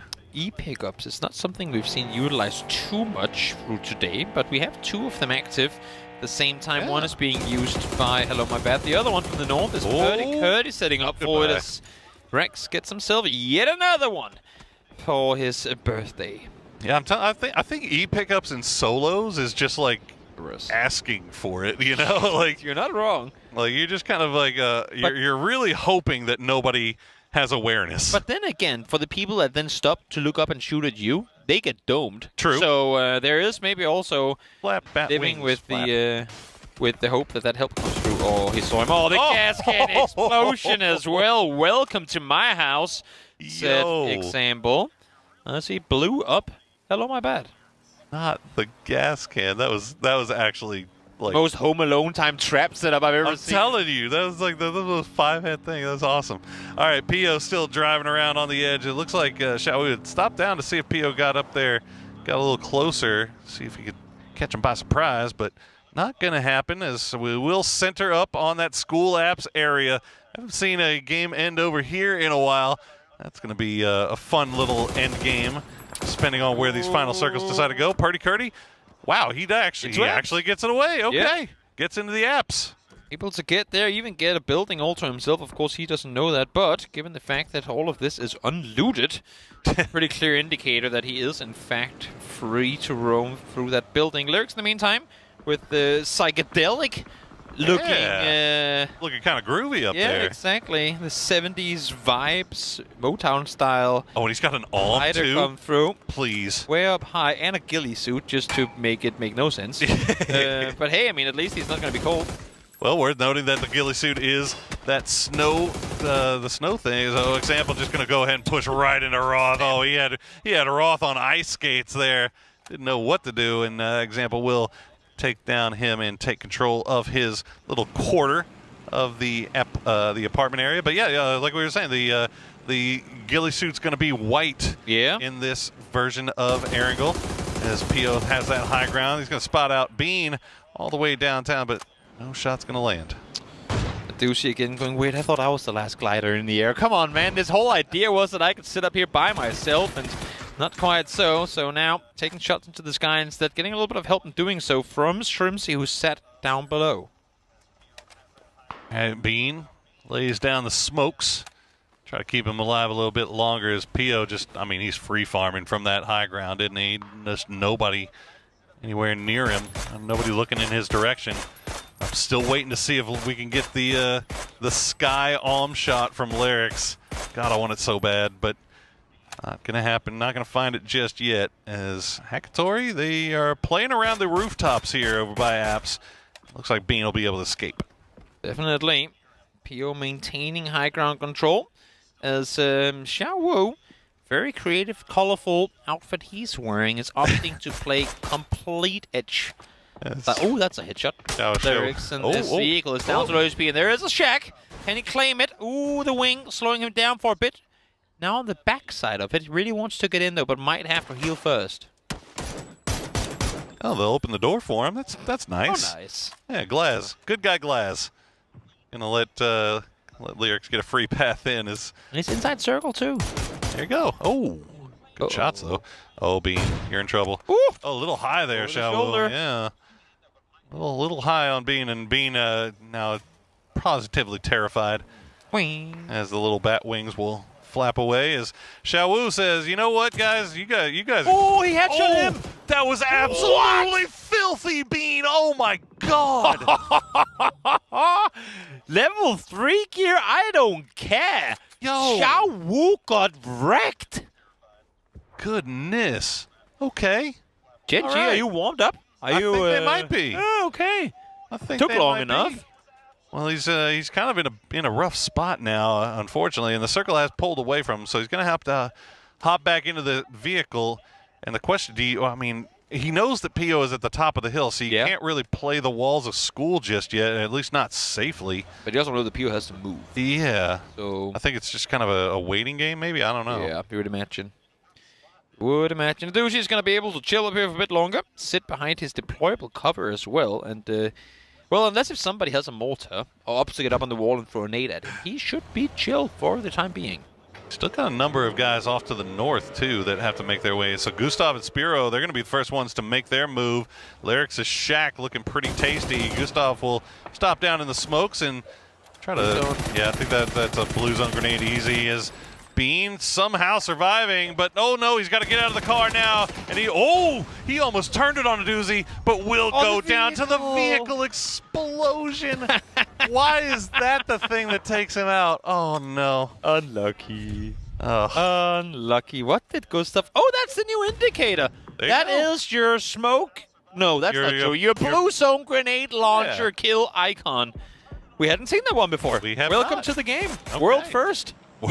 World first. Well, there you go. Okay, that's going to be it for him. And I think Spiro came in right afterwards and took down young Gustav. Now, Heaven up there as well. So all these guys off to the north, and we still have, what, 1, 2, 3, 4, 5 players in school that are going to have to leave. Definitely. Not going to be easy to make that move either, as Pio gets healed on up, gets fixed up with his repair kit. Rex sat here with a S12K in hand, just ready and waiting for anyone to come his way. Making his way through. Yep. Pio kind of Kind of low here, trying to play on that high side, but Glaz doing a good job of keeping track of that. Rex, meanwhile, will take down Shrimsy. A doozy. What a nice grenade to take down Pio from that high ground. Purdy Cardi still trying to land these bolty shots from the distance. One more. Oh, no, it's not going to be it.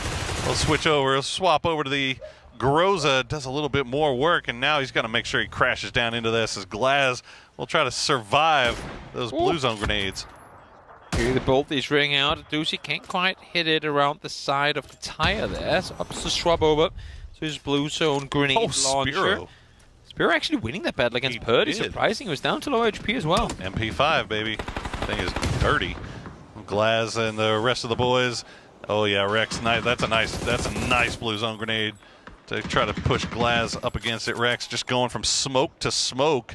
And somehow still alive. Rex also still alive, but a doozy will spot them out of the end. He'll get at least one more kill before going down himself. Yep, Himas finally getting active. He's actually still alive in this game. He died almost instantly in his first attempt, but able to play through this one. And then Birthday Boy Rex alive as well, but outside circle only with smokes for cover. He's got about 300, 400 damage to his name and a couple of kills to boot. Let's see if he can get in. No, heaven. Will take down Mr. Rex on his birthday of all times. Of all time. Heaven. Still just managed to make his way into the north side. Everybody else is in the apps. Yep. So this thing is going all the way down to apps. So it's going to be a very interesting ending as we'll see if he can at least get up to the wall, and he does. Yep, Russo nade, actually no, just a regular nade, lopped on out. Preemptively not doing a lot of damage. Second one's going to bounce far as well. So, example, with a third one available, we'll try and see if he can take down Heaven. That looks better. Oh, he was dancing around that wall, and he almost stepped a little bit too far away. Example waiting for it, and now Example, I think, waiting. He's done waiting. He wants to go ahead and try to take him before he gets in, and he will. Example takes down Heaven. Hackatory goes down as well, so we are now down to our top three. Example's building is still in the corner of it. Himas and Spiro have to move. See Himas still holding on to that high ground as long as he can. Double EMEA versus eliminated Himas. So we'll see if he can make that happen. Actually, I believe no way. Twisted Himas. Yeah, twisted Himas. Yeah, exactly. We'll see if he can make this one happen and at least get something for his efforts in this PGC 2025. Looks like that's going to be a smoke. Not sure. Oh, look at that. Himas. He carried a Panzerfaust all the way to the end here. That might play big as Spiro just kind of sending every last bit of utility he's got over into that corner that he knows Himas has to run through. An Example, meanwhile, is just holding that high ground, waiting for these guys to reveal themselves. But it looks like Spiro has found some way in. Himas might be the one that's the most in danger. Definitely. Ooh, hands up. Gonna go a bit short, hit the wall instead, as we see. I don't think I saw any big impact as the frozen impact came through. So maybe just a visual thing as the push continues forward. Spiro with horrible cover available. Nate's going short on both sides, though. Oh, but how does Himas... Oh, yeah, he's done. And there you go. Example will take him out. Now it's going to be Example versus Spiro for the win here in the final game. Will it be a pan-off? That is the question. That is an expensive pan-off to try and commit to, though. Are they doing it? They're communicating in bullet right now. How far from each other are they set? I want to realize. No. Oh, here we go. Here we go. They go the pan-off for the final match. Pan off for the final match. The first one. He doesn't have a pan. Oh, he doesn't have a pan. Oh, no. Okay, he's an Example. Good guy Example. We'll no pants. It's going to be boxing. Yep. Are we going boxing? We're going fisticuffs? Don't bring your fist to a boxing. I don't know what I'm about to say. Nonetheless, are they looking for more crates? I'm not sure what's going on now. All right, taking everything off, shooting it up in the... That's the go sign. That's the go sign. That is the go sign. All right, fisticuffs. We got Example pushing in forward. He's going to land the first hit. The first hit, the big trades come through, and it looks like Example is going to be the one that gets the win in the end. What a win for the Twisted Minds Fragger. A $14,000 fist. Yeah, let him know. Flex on him, son. Gee, good job on you, Example, for coming out victorious there for Spiro. Unluckily for him, not quite victorious in that brawl. But you know what? props to Spiro for the sportsmanship there. Oh yeah, as they just let them know, flex on them, son. They were Morse coding. We sharing this one? We'll share it. I hope at least. If not, then we'll see. We'll see what happens. But that is gonna do it. The fourth and final show match here at the Erangel Sub-Zero game mode of PGC 2025. What a day it has been. What a day indeed it has been. But you know what? At the end of the day, we got to see the new version of Erangel, which I got to say, it looked really, really cool. Obviously, I was beaten over the head by it so many times, but the different lighting was so interesting to me. It made everything look just that much more different. You had the snow coming down. You had the blue zone. You had the blue zone grenades, man, from the launcher. Yeah. Those need to stick around, I think. I do like the fact that they don't stay up for as long, because I thought when I saw the announcement, they're like, oh no, this is gonna be, the players will find a way to make this absolutely OP. It wasn't as bad. No. Maybe when you have 4 players on a team that has them, all of them, might make a difference. then we might be in some tricky territory. But for solos, for what it was, wasn't that bad. Wasn't that bad. No, wasn't that bad. So congratulations again, of course, to the winners. Exactly. Happy birthday to Rex. Happy birthday to Rex. And just to recap our winners from today: Boostic, Rex, the birthday boy, Jacob, and finally Example got the wins here today in those 32-man solo matches. Yeah. So many bolties. So many A bolties. lot of bolties. And also, of course, on behalf of everyone, thank you guys for sticking around through what was a longer day than what was initially anticipated.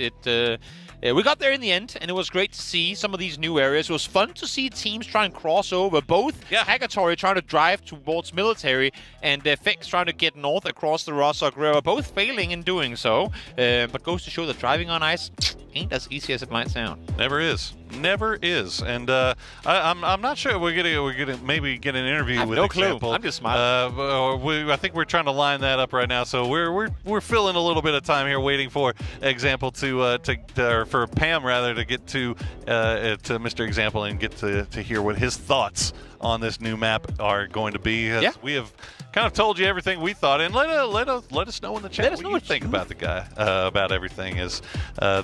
I'm still upset that we didn't get to see a bolty from the glider. From the glider, you know what? Maybe we're saving it for the grand final. Saving it for the grand final, why not? Because that's why we're here, right? For those of you guys who might be tuning in, going, "What in the world are these two guys yapping about?" Well, this has been the show match, and already tomorrow we were just here, keeping you guys entertained through what otherwise would have been an off day, and has been an off day for a portion of the teams participating. But tomorrow starts the quote-unquote real action. Last chance qualifiers beginning tomorrow. 3 days of nail-biting action. If Group A and Group B was anything to go by, my oh my, a win for 3 difficult days of PUBG. Just absolutely brutal stuff from Group A and Group B. And again, if you haven't got a chance to go watch those, make sure you go watch those replays just to get yourself warmed up and give you a little taste of what we're going to expect here in the final stage, which do begin tomorrow. So 18 games on those. And then once those are all said and done, sorted out, we're going to know exactly who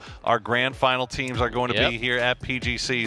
So much on the line for that one. So it's good, I guess, that these guys get a little bit of chance to relax and have fun and just hang around with their competitors, with their teammates in a very low-key, laid-back environment, while also getting to see some fun, exciting new stuff. It has been both physically and mentally today very laid back. I don't think I've ever seen as many reclined gaming chairs in one room before as these guys, just waiting for the games to get started, chilling, walking around to one another's booths, as we said, hanging out, getting closer with one another. I'm seeing people talking together at these events, laughing, sharing good moments together that I would have never in a million years thought would ever even start having any sort of conversation just a couple of years ago.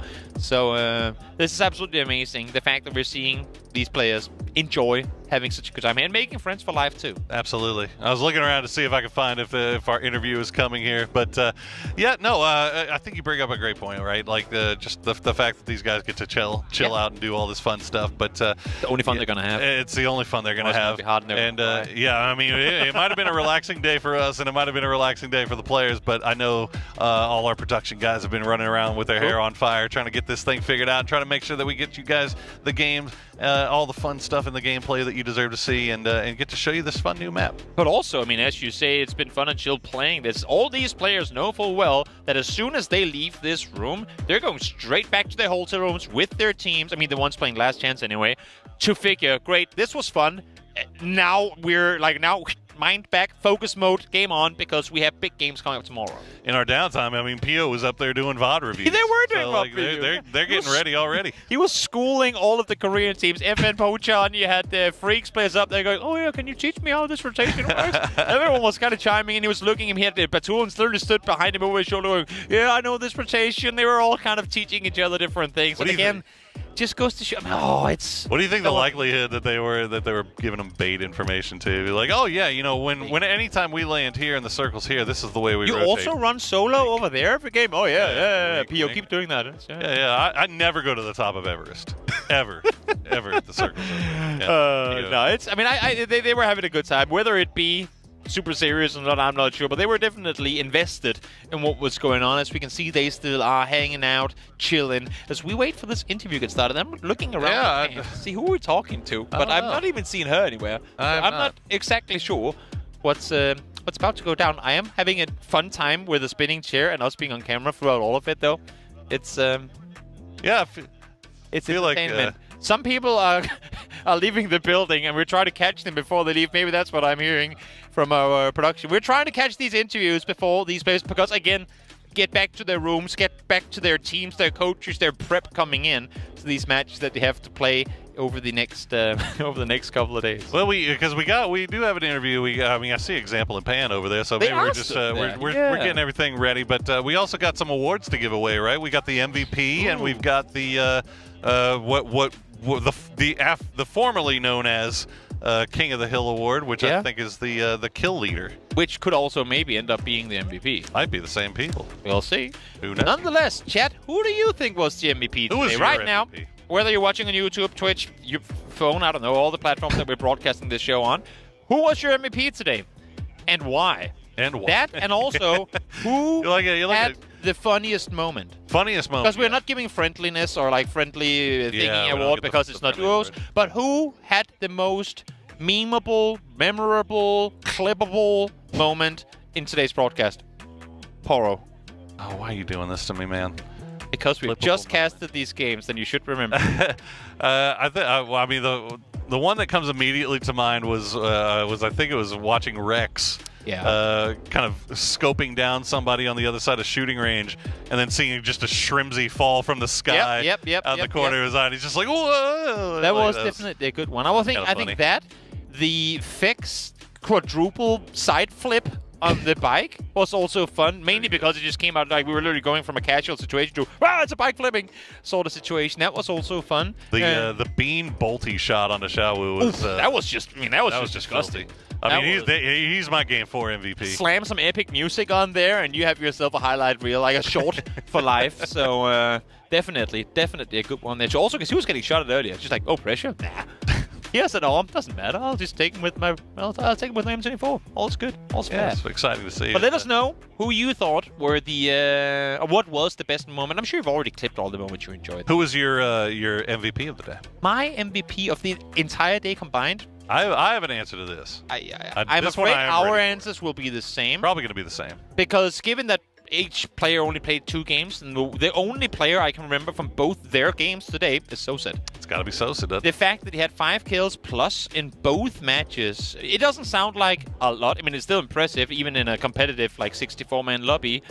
But 5 kills in solos, when you see how quick, I mean, every time Ming did out and went something insane, he immediately got bolted to the back of the head right thereafter, because it's impossible to have control of all angles when you're solo, right? So the fact that Soset goes out, gets these kills, no PRDMs, no teaming, none of that stuff. None of that. But just goes out single-handedly and wrecks people and gets alive into the late game in both this game. He didn't win.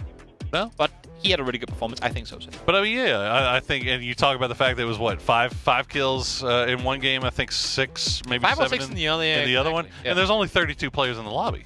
Like that's a pretty good percentage of the lobby if you think about it that way. So Sosid really putting on a show. But Boostic also had a lot of damage in that first game. He just didn't really follow it up so much in the second game because he had the BRDM and he was just kind of rolling around. And he got to the end. Did he get the win in that one? He got the win in game 1. Didn't get the win in game 3, which I think was when he came in. That was the Jacob W. But I think it has to be Sosid. I would think so too, but of course, in terms of who actually wins, but ours is only one vote. I was gonna say, just to clarify that now we say something and it ends up being something else. It is among all the global talent, us, China, Vietnam, Korea, all of them, that we all put in our votes each. But I think both of us can safely say that Sosid is MVP. Also, nice to see an American voting for EU player. It's good to see. Well, they didn't really give me much to vote for today, did they? Unfortunately, Shrimsy had a great day. Tig also had a couple of moments. Tig did have some moments in his second game as well. First game it was a little bit. He started off okay, but then you lose a firefight because he's getting one, and then somebody you don't even see shooting you from the side. It's the way of solos. Is the way it is, but yeah, I think a lot of these guys gave good accountings of themselves today. Some had a little bit of trouble off the jump, but yeah, it's solos, baby. What are you gonna do? I'm just casually gonna lean over now and see if still looking. Oh, at least now they stood up on the stage. Oh, okay. We're I think maybe the person that left was a cameraman. So we're being told pretty soon. Hopefully that's going to be true. As we can see. Actually, you can see them. Yeah, you can see it. We can just do the interview now. We have the camera up here. Pan, you want to come up here and do the interview? Hello, Example. How do you feel about getting that big win there in the final game? And what did you think about the new map? I don't speak. You're supposed to be Example. I know, but that's why I was trying to channel my inner Example, and I can't. My accent and everything. You don't have to do an accent. It was good. I am a robot. I was doing Pan, and I just sounded like friggin' Mrs. Doubtfire. Oh, I thought it was just your normal voice. Oh, well. Yeah. Well, we're waiting. Okay. 10 seconds interview. Oh, there we go. We're Okay, ready to get this one going. Thank you, everyone, so much for this. Let's hop over to the stage now, right there, for Pan and Example. Right, so now we have our even match today, and now we are right here with our fourth match of chicken dinner. That is Example. I'm cheering for him, All right, so today is a new map, is a new update. So how do you experience about that? That was so much fun. I liked it, very, very good. I also like the new winter vibes on Erangel. I also like the new busy grenade with the shots with a gun. So yeah. Yeah. So how do you feel as you're the winner and you grab the prize? Nice. I guess. I love your mood. All right, so thank you so much and congratulations to you once again, the winner of match 4. Example, thank you so much. Thank you. Bye-bye, you can take a rest. Thank you. And all right, today we have 2 awards that we would like to announce here. The first award is King of Kills. So the King of Kill award goes to the player with the highest total eliminations today. Such a dominating performance. So congratulations to Sosid Navi. Hello. Hi. Sawadee-ka. So we both of you. And fasting, as today is a new map and a new update. So could you please share your experience with us about that? Як тобі мапа? Чи сподобалося тобі грати на цьому ерангелі? Взагалі мені дуже подобається цей новий ерангель, тому що були додавлені якісь нові позиції і такий, знаєте, зимній вайб взагалі, як Новий рік, скоро ось, і мені дуже подобається така тематика. Okay. I really like the experience, the map, the vibe, the Christmas vibes, snow and stuff, yeah. Yeah, so is there any unique or impressive features that he just got from this new map? Чи є якісь конкретні нововведення, які тобі особливо сподобалися? Безеган, котрий додали з цим апдейтом. І я гадаю, якщо додавлять eSports, всі будуть його використовувати, тому що у нас вже є смоган і додається ще один, і мені здається, це дуже класна механіка. We already have smoke gun in the game, but in this patch also BZ gun was added, and he thinks that it's a cool addition to the game. Everyone will use it, and it will be really good. Yeah. Okay, so how do you feel that today you be the king of kills? Як тобі бути королем вбивств сьогодні? Не знаю, просто добре зіграв, та й все. I just played good. That's it. Okay, so I'm proud of you too. Congratulations to you. So congratulations to Navi and Sosa. Thank you so much. Woohoo! You can take a rest. Thank you so much. Bye. Bye. Thank you. And another award that I would like to announce by voted the MVP of the day. Voted to for Boostic from Orchid. Congratulations, Boostic. Congratulations. All right, so this is the end of our event match today, but tomorrow we will start the first day of our last stage. So you can come and join us and experience it together with the cheers and all of the fun. ก็สำหรับพรุ่งนี้นะคะก็จะเป็นวันแรกนะคะของ last stage กันแล้วนะคะดังนั้นก็สามารถมาเชียร์กันได้นะคะแล้วก็ส่งกำลังใจนะคะให้กับทีมที่จะมาร่วมแข่งขันใน last stage นั่นเอง Alright, so end of today now. See you once again tomorrow and sorry for all of those problems, but I know you guys have fun today together. So see you tomorrow. Bye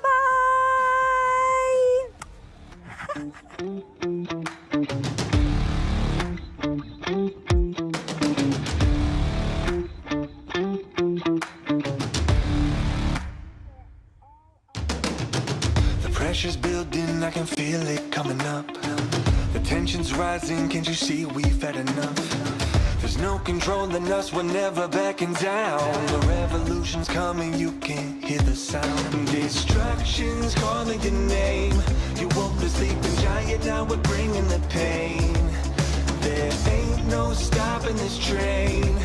You lit the spark and now it's fanning to flame. Let's get fired up, let's get rowdy. They don't ever seem to learn, time to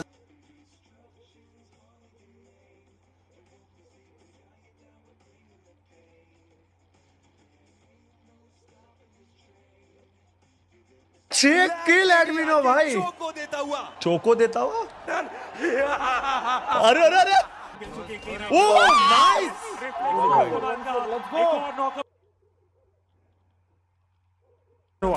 actor GodLike का supporter ये तो मैं कल एक भी आया बात था। कहना चाहूंगा कॉडमिनो मैं कल तेरे को सपोर्ट करने आया था मतलब तेरे को मोटिवेट किया आज जॉनी तेरी बारी है जॉनी तेरे को यहाँ पे कुछ लोग बोलते हैं कि तू ओवररेटेड है लेकिन उनको बता दे कि ओवररेटेड और टॉप रेटेड में फर्क होता है चल जॉनी मार जॉनी मार Johnny the master God like Jonathan अरे अरे अरे अरे अरे इसको टेंशन हो गया इसका माहौल और अगर आप नोएडा इंडोर स्टेडियम नहीं आए हो तो फटाफट क्या हो गया क्या हंसा है भाई वो भाई गॉड लाइक के लिए बोलना चाहूंगा फिक्र करता है क्यों फिक्र से होता है क्या और कर ले आज खुद पे भरोसा फिर देख होता है क्या ने देखा क्या ये खतरनाक सीन हुआ था जब अगर तो हमें देखने को मिल इन लोग के बीच में गेमिंग लूट ज़ेरेक्स है निकाल देगा अरे मार करके एक शॉट कनेक्शन बेहतर नॉक दूसरे प्लेयर को भी यहाँ पे डैमेज दिया जा चुका है एक और नॉक के बाद ये लगता है कि मुश्किल हो सकता है लेकिन इन्फॉर्मेशन की वो कमी कार्निवल गेमिंग को यहाँ पे भारी पड़ सकती है goblin is the last man standing ये होप है कार्निवल अरे भाई क्या बात नाइस वन पे मस्त निकाला भाई 4 पॉइंट मिला लेकिन गए ना वे बंदे चले गए रिवाइव हो रहा है वो जिम्मेदारी रिवाइवल्स इनिशिएट किए जा रहे हैं की यहाँ पे जरूरत है पावर नॉक जोनाथन ने नॉक क्या फिनिश कर दिया इस पावर को नॉक करेंगे मैच से बाहर भी कर देंगे कर पाएंगे सर्कल को वो एक देखने वाली बात ओ भाई कर दिया आगे बढ़ रहे हैं रॉनी उनके बहुत ज्यादा वो जॉनी मार रहा है वही हीरो एक्सट्रीम गॉड लाइक की बात करें ग्रेनेड आएगा वीएक्सटी अभी भी सर्वाइव गई जीडीआर गई थर्ड पार्टी हो गई नहीं आया chicken hero Xtreme God like के द्वारा गॉडल 5 पॉइंट गॉडल अगर चिकन निकाल गई तो कमबैक है इनका जीडीआर की आउट हो गई अभी वीएक्सटी को मारना है अगर वीएक्सटी को मार दिया तो फिर गॉडल के पास चांसेस है भाई 2 रेडन बचा है सिर्फ भाई एडमिनो फोरमैन जिंदा है, ज़ूम भी है। हीरो एक्सट्रीम गॉड लाइक को काफी ज्यादा फायदा हो चुका है। अब यहाँ से रेड एंड बीटी देगा इनको। पोजीशन से वाकिफ है। ओ जेली भी आ गई। नो किल तो हो गया अगर उसको मारा तो। आईकू सोल, अरे 100 में वो जेली पे नेट, रोनी नॉक। पिछले 72 पे ना जेली शायद। क्या जेली इससे बचने में कामयाब हो पाएंगे? रिवाइव नहीं मिल पाएगा मोस्टली। वो जॉनी ने नहीं, वो ध्यान रखेंगे। भाई लोग बहुत मार रहे हैं। 7 किल, 8 किल हो गए। एक वो नॉक पड़ा है, वो भी जा रहा है जोन में। 8 किल हो जाएंगे। ओके 9 आ रही है इनपे। 108 पॉइंट हो गए। ओ खत्म। 109 पॉइंट। नकुल भी लेटा हुआ था, उसको भी मार दिया। जेली को भी मारेगा। हाय हाय, ओए होए होए भाई ये हो गया। अब जेली भी जाएगा। अब सट्टे पलट गए पूरे। जॉनथन को पता है कि इनके पीछे एक खिलाड़ी थे और उनको खत्म जेली। हील बैटल कर रहा है क्या जस्ट जेली? गया जेली। द गोरेला भाई क्या हो सकता है? जॉनी गया। ओ क्या ग्रेनेड रे, ना माने जॉनी। ये आ रहा है कितने? 10 किल, 11 12 13 प्लस 23 किल, 123 पॉइंट होने वाले। K9 के कितने बचे? एक ही बचा है। वो 2v3v4 है। चिकन तो चोक ना हो जाए चिकन यहाँ पर यार इन लोगों से। मैं आता हुआ देख नहीं पा रहा हूँ। 13 किल चिकन होगा ये कुछ 13 के आसपास। तट्टे पलट गए हैं, तट्टे पलट गए हैं। इसके पास बोल डालूंगा, पोल पोल में सब लोग पंक ने सर्विस को नॉक किया। क्या होगा? ओपनिंग आ चुकी है मिडिल स्पोर्ट्स के आगे। फुल कॉन्फिडेंट हो गए अब ये। 20 पीटी दे सकता है खाली इन लोगों को। अभी भी नहीं 20 भी गया, 20 भी जाएगा। आना बाकी है। क्या अभी भी टेबल मजा आएगा अभी। हो गई, हो गया है। 20 भी जाएगा। ओ भाई मौली से नॉक कर दिया उसने। टीम मेडल गाड़ी को ब्रो दो खिलाड़ी बचते हैं लेकिन वो एक same going with the clutch and he did it. 13 किल हो गए ब्रो। 20 किल देगा क्या? नहीं देगा, अगर दे भी सकता है। हील बैटल के अलावा उनके पास कोई मौका नहीं। फुल किल लेके जा रहा है एडमिनो। ओ भाई फिनिश ले लिया। काल के कपाल पर लिखता मिटाता गीत नया गाता हूँ। 14 किल, गीत नया गाता हूँ। हीरो 14 किल के 13 किल हुए गाइस। लिया है क्या भाई?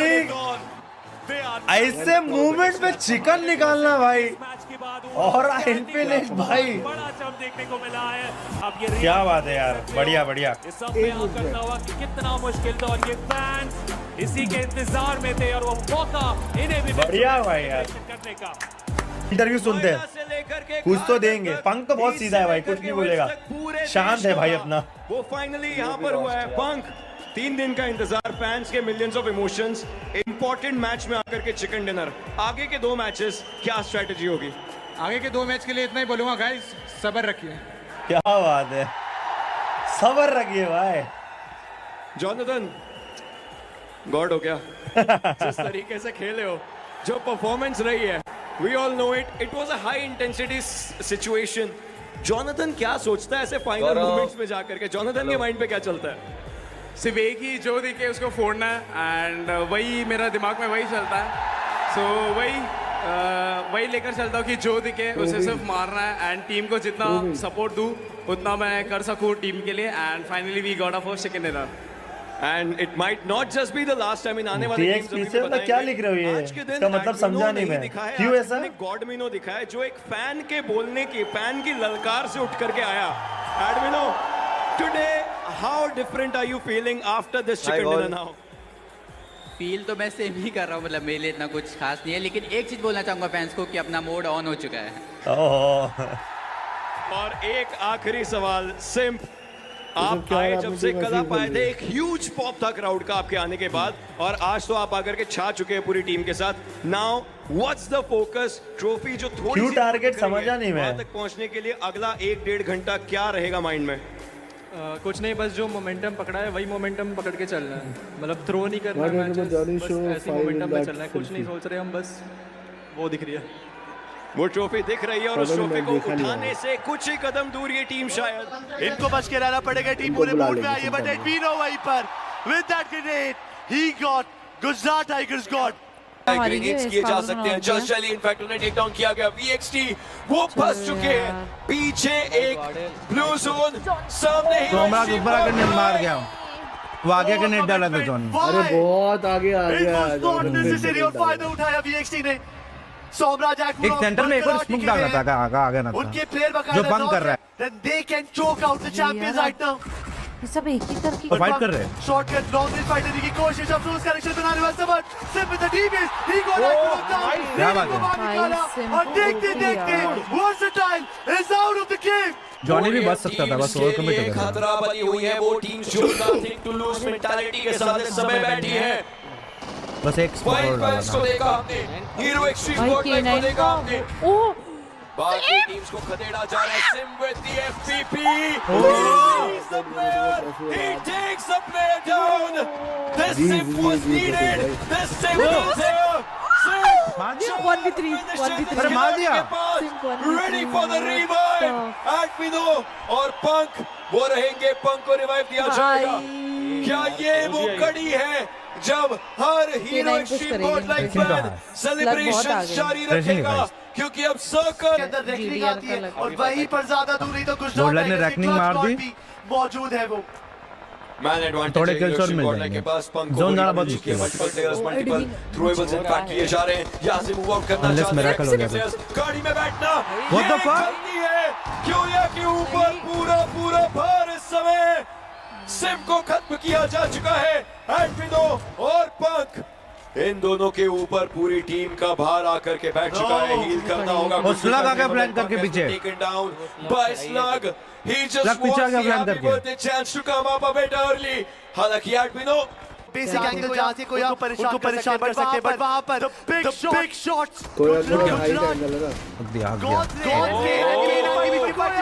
शॉटगन पहले स्विच कर देनी चाहिए, कोई बात नहीं। बैक टू बैक लॉब्स हो जा रहे, बट आखिरी में गोल तेरे को गुड्डे टेक के पड़ेंगे। जस्टिस क्या अपनी टीम को कुछ और कर पाएगी? बताओ ओ 1v1 हो गया आज तो बाजी बोल नहीं 1 K9 के पास K9 अल्ट्रा किल अंडरस्टैंडिंग K9 के पास अलग अलग एरियाज गलती करना बिल्कुल भी खराब रहेगा। अब नहीं होता अब नहीं होता किल चिकन 30 किल पॉइंटर मां कसम फर्स्ट सेकंड है ये लोग जोन के बाहर खिलाड़ी उन्हें टेक डाउन किया गया था। जी नहीं इट्स K9 30 किल पॉइंटर भाई मच नीडेड गेम। या फिर वेस्टर्न ब्रिज बात करेंगे उस बारे में, लेकिन अभी के लिए जॉन ने स्काउट को डाउन किया है। ओ भाई काफी ज्यादा डिस्टेंस से फाइट जो वो लेते हुए नजर आ रहे हैं। बढ़िया फिनिशेस में निकाले, बट यहां पे रेड रॉस लाला के बीच में एक बढ़िया फाइट। रेड रॉस नहीं मार रही है, जगह फाइट ले रही है। हां बे मार रहे लोग, जा रहे फाइट के लिए। वहां से वो बैटल वाले कॉल बैक करे। ओ गॉडलाइक आ गई, गॉडलाइक आ गई इन पे। टीम आई कू सोल के नकुल वो अभी तक नकुल वही है बीच में कार्निवल के रेड रॉस की फाइट जहां पर मात्र एक खिलाड़ी निकाल दिया। ओ गॉडलाइक वैसे सीजी हो गया। ओ अरे भाई बीटी एक ग्रेनेड खत्म सही ठिकाने पे खत्म। ओ भाई he is the last man standing। लेकिन कितनी देर तक एडमिनो वो अपने गॉडमिनो मोड में 6 किल ले ली भाई गॉडलाइक ने। सेमीफाइनल तक खेलता है 6 किल एडमिनो भाई चोको देता हुआ ये चोक क्या एडमिनो के ओ रैकनिंग के साथ हो गया इनका, लेकिन नकुल वहां पर है। अरे पीछे से स्प्रे आएंगे, इसको भागना पड़ेगा नहीं ये नहीं करना था एडमिनो भाई। थोड़ा कंट्रोल में खेल ले, अब खाली चिकन के लिए खेलना है इनको। उनको बचाया नहीं जा पाएगा भाई। निकल जाओ। अभी के लिए एंट्री को डिनाई किया पंख भी गया। ओह यस क्यों करते हैं पंख भी गया। शुड बी इंपॉर्टेंट बट अफसोस नहीं होगा, पर ये सपना ही रह जाएगा। विन गॉड गलतियां हो निकल गए लोग। VXT के हाथों से छूट जाए। VXT रेडन नॉक हुआ, जो प्लेयर ओपन में थे रेडन वो नॉक हो जाते हैं, बट एक किक कर VXT अपने प्लेयर गवा रहे हैं। This could have been the golden opportunity moment for them, but thank you with them brother. Chicken dinner जाएगा विन गॉड के पास। विन गॉड निकाल दी भाई। एरियाज आपको उस तरीके से मिलने रहे, उतने अच्छे कवर। स्टार्टिंग में बहुत फाइट हुआ, फिर अभी अरे हो रहा है गॉडलाइक। अरे नॉक दिया भाई उसने वहां से। गॉडलाइक के पंख कितना दूर से नॉक दिया भाई उसने, बाप रे। वो नीचे से घरों से नॉक दिया उसको भाई, वो खत्म भी कर रहा है, खत्म।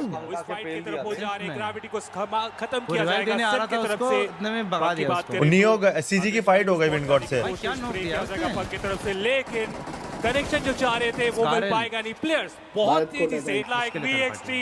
चल आईक्यू सोल वैसे वाइल्ड फैंग हो रहा है, बढ़िया नेट, बढ़िया नेट। सर्कल रहेगा बट स्प्लैश डैमेज पड़ेगा सोल के नकुल नहीं फेंके जा रहे हैं काफी ज्यादा बेहतर। 20 की बात करें दूसरी तरफ, ओ भाई को डाउन किया।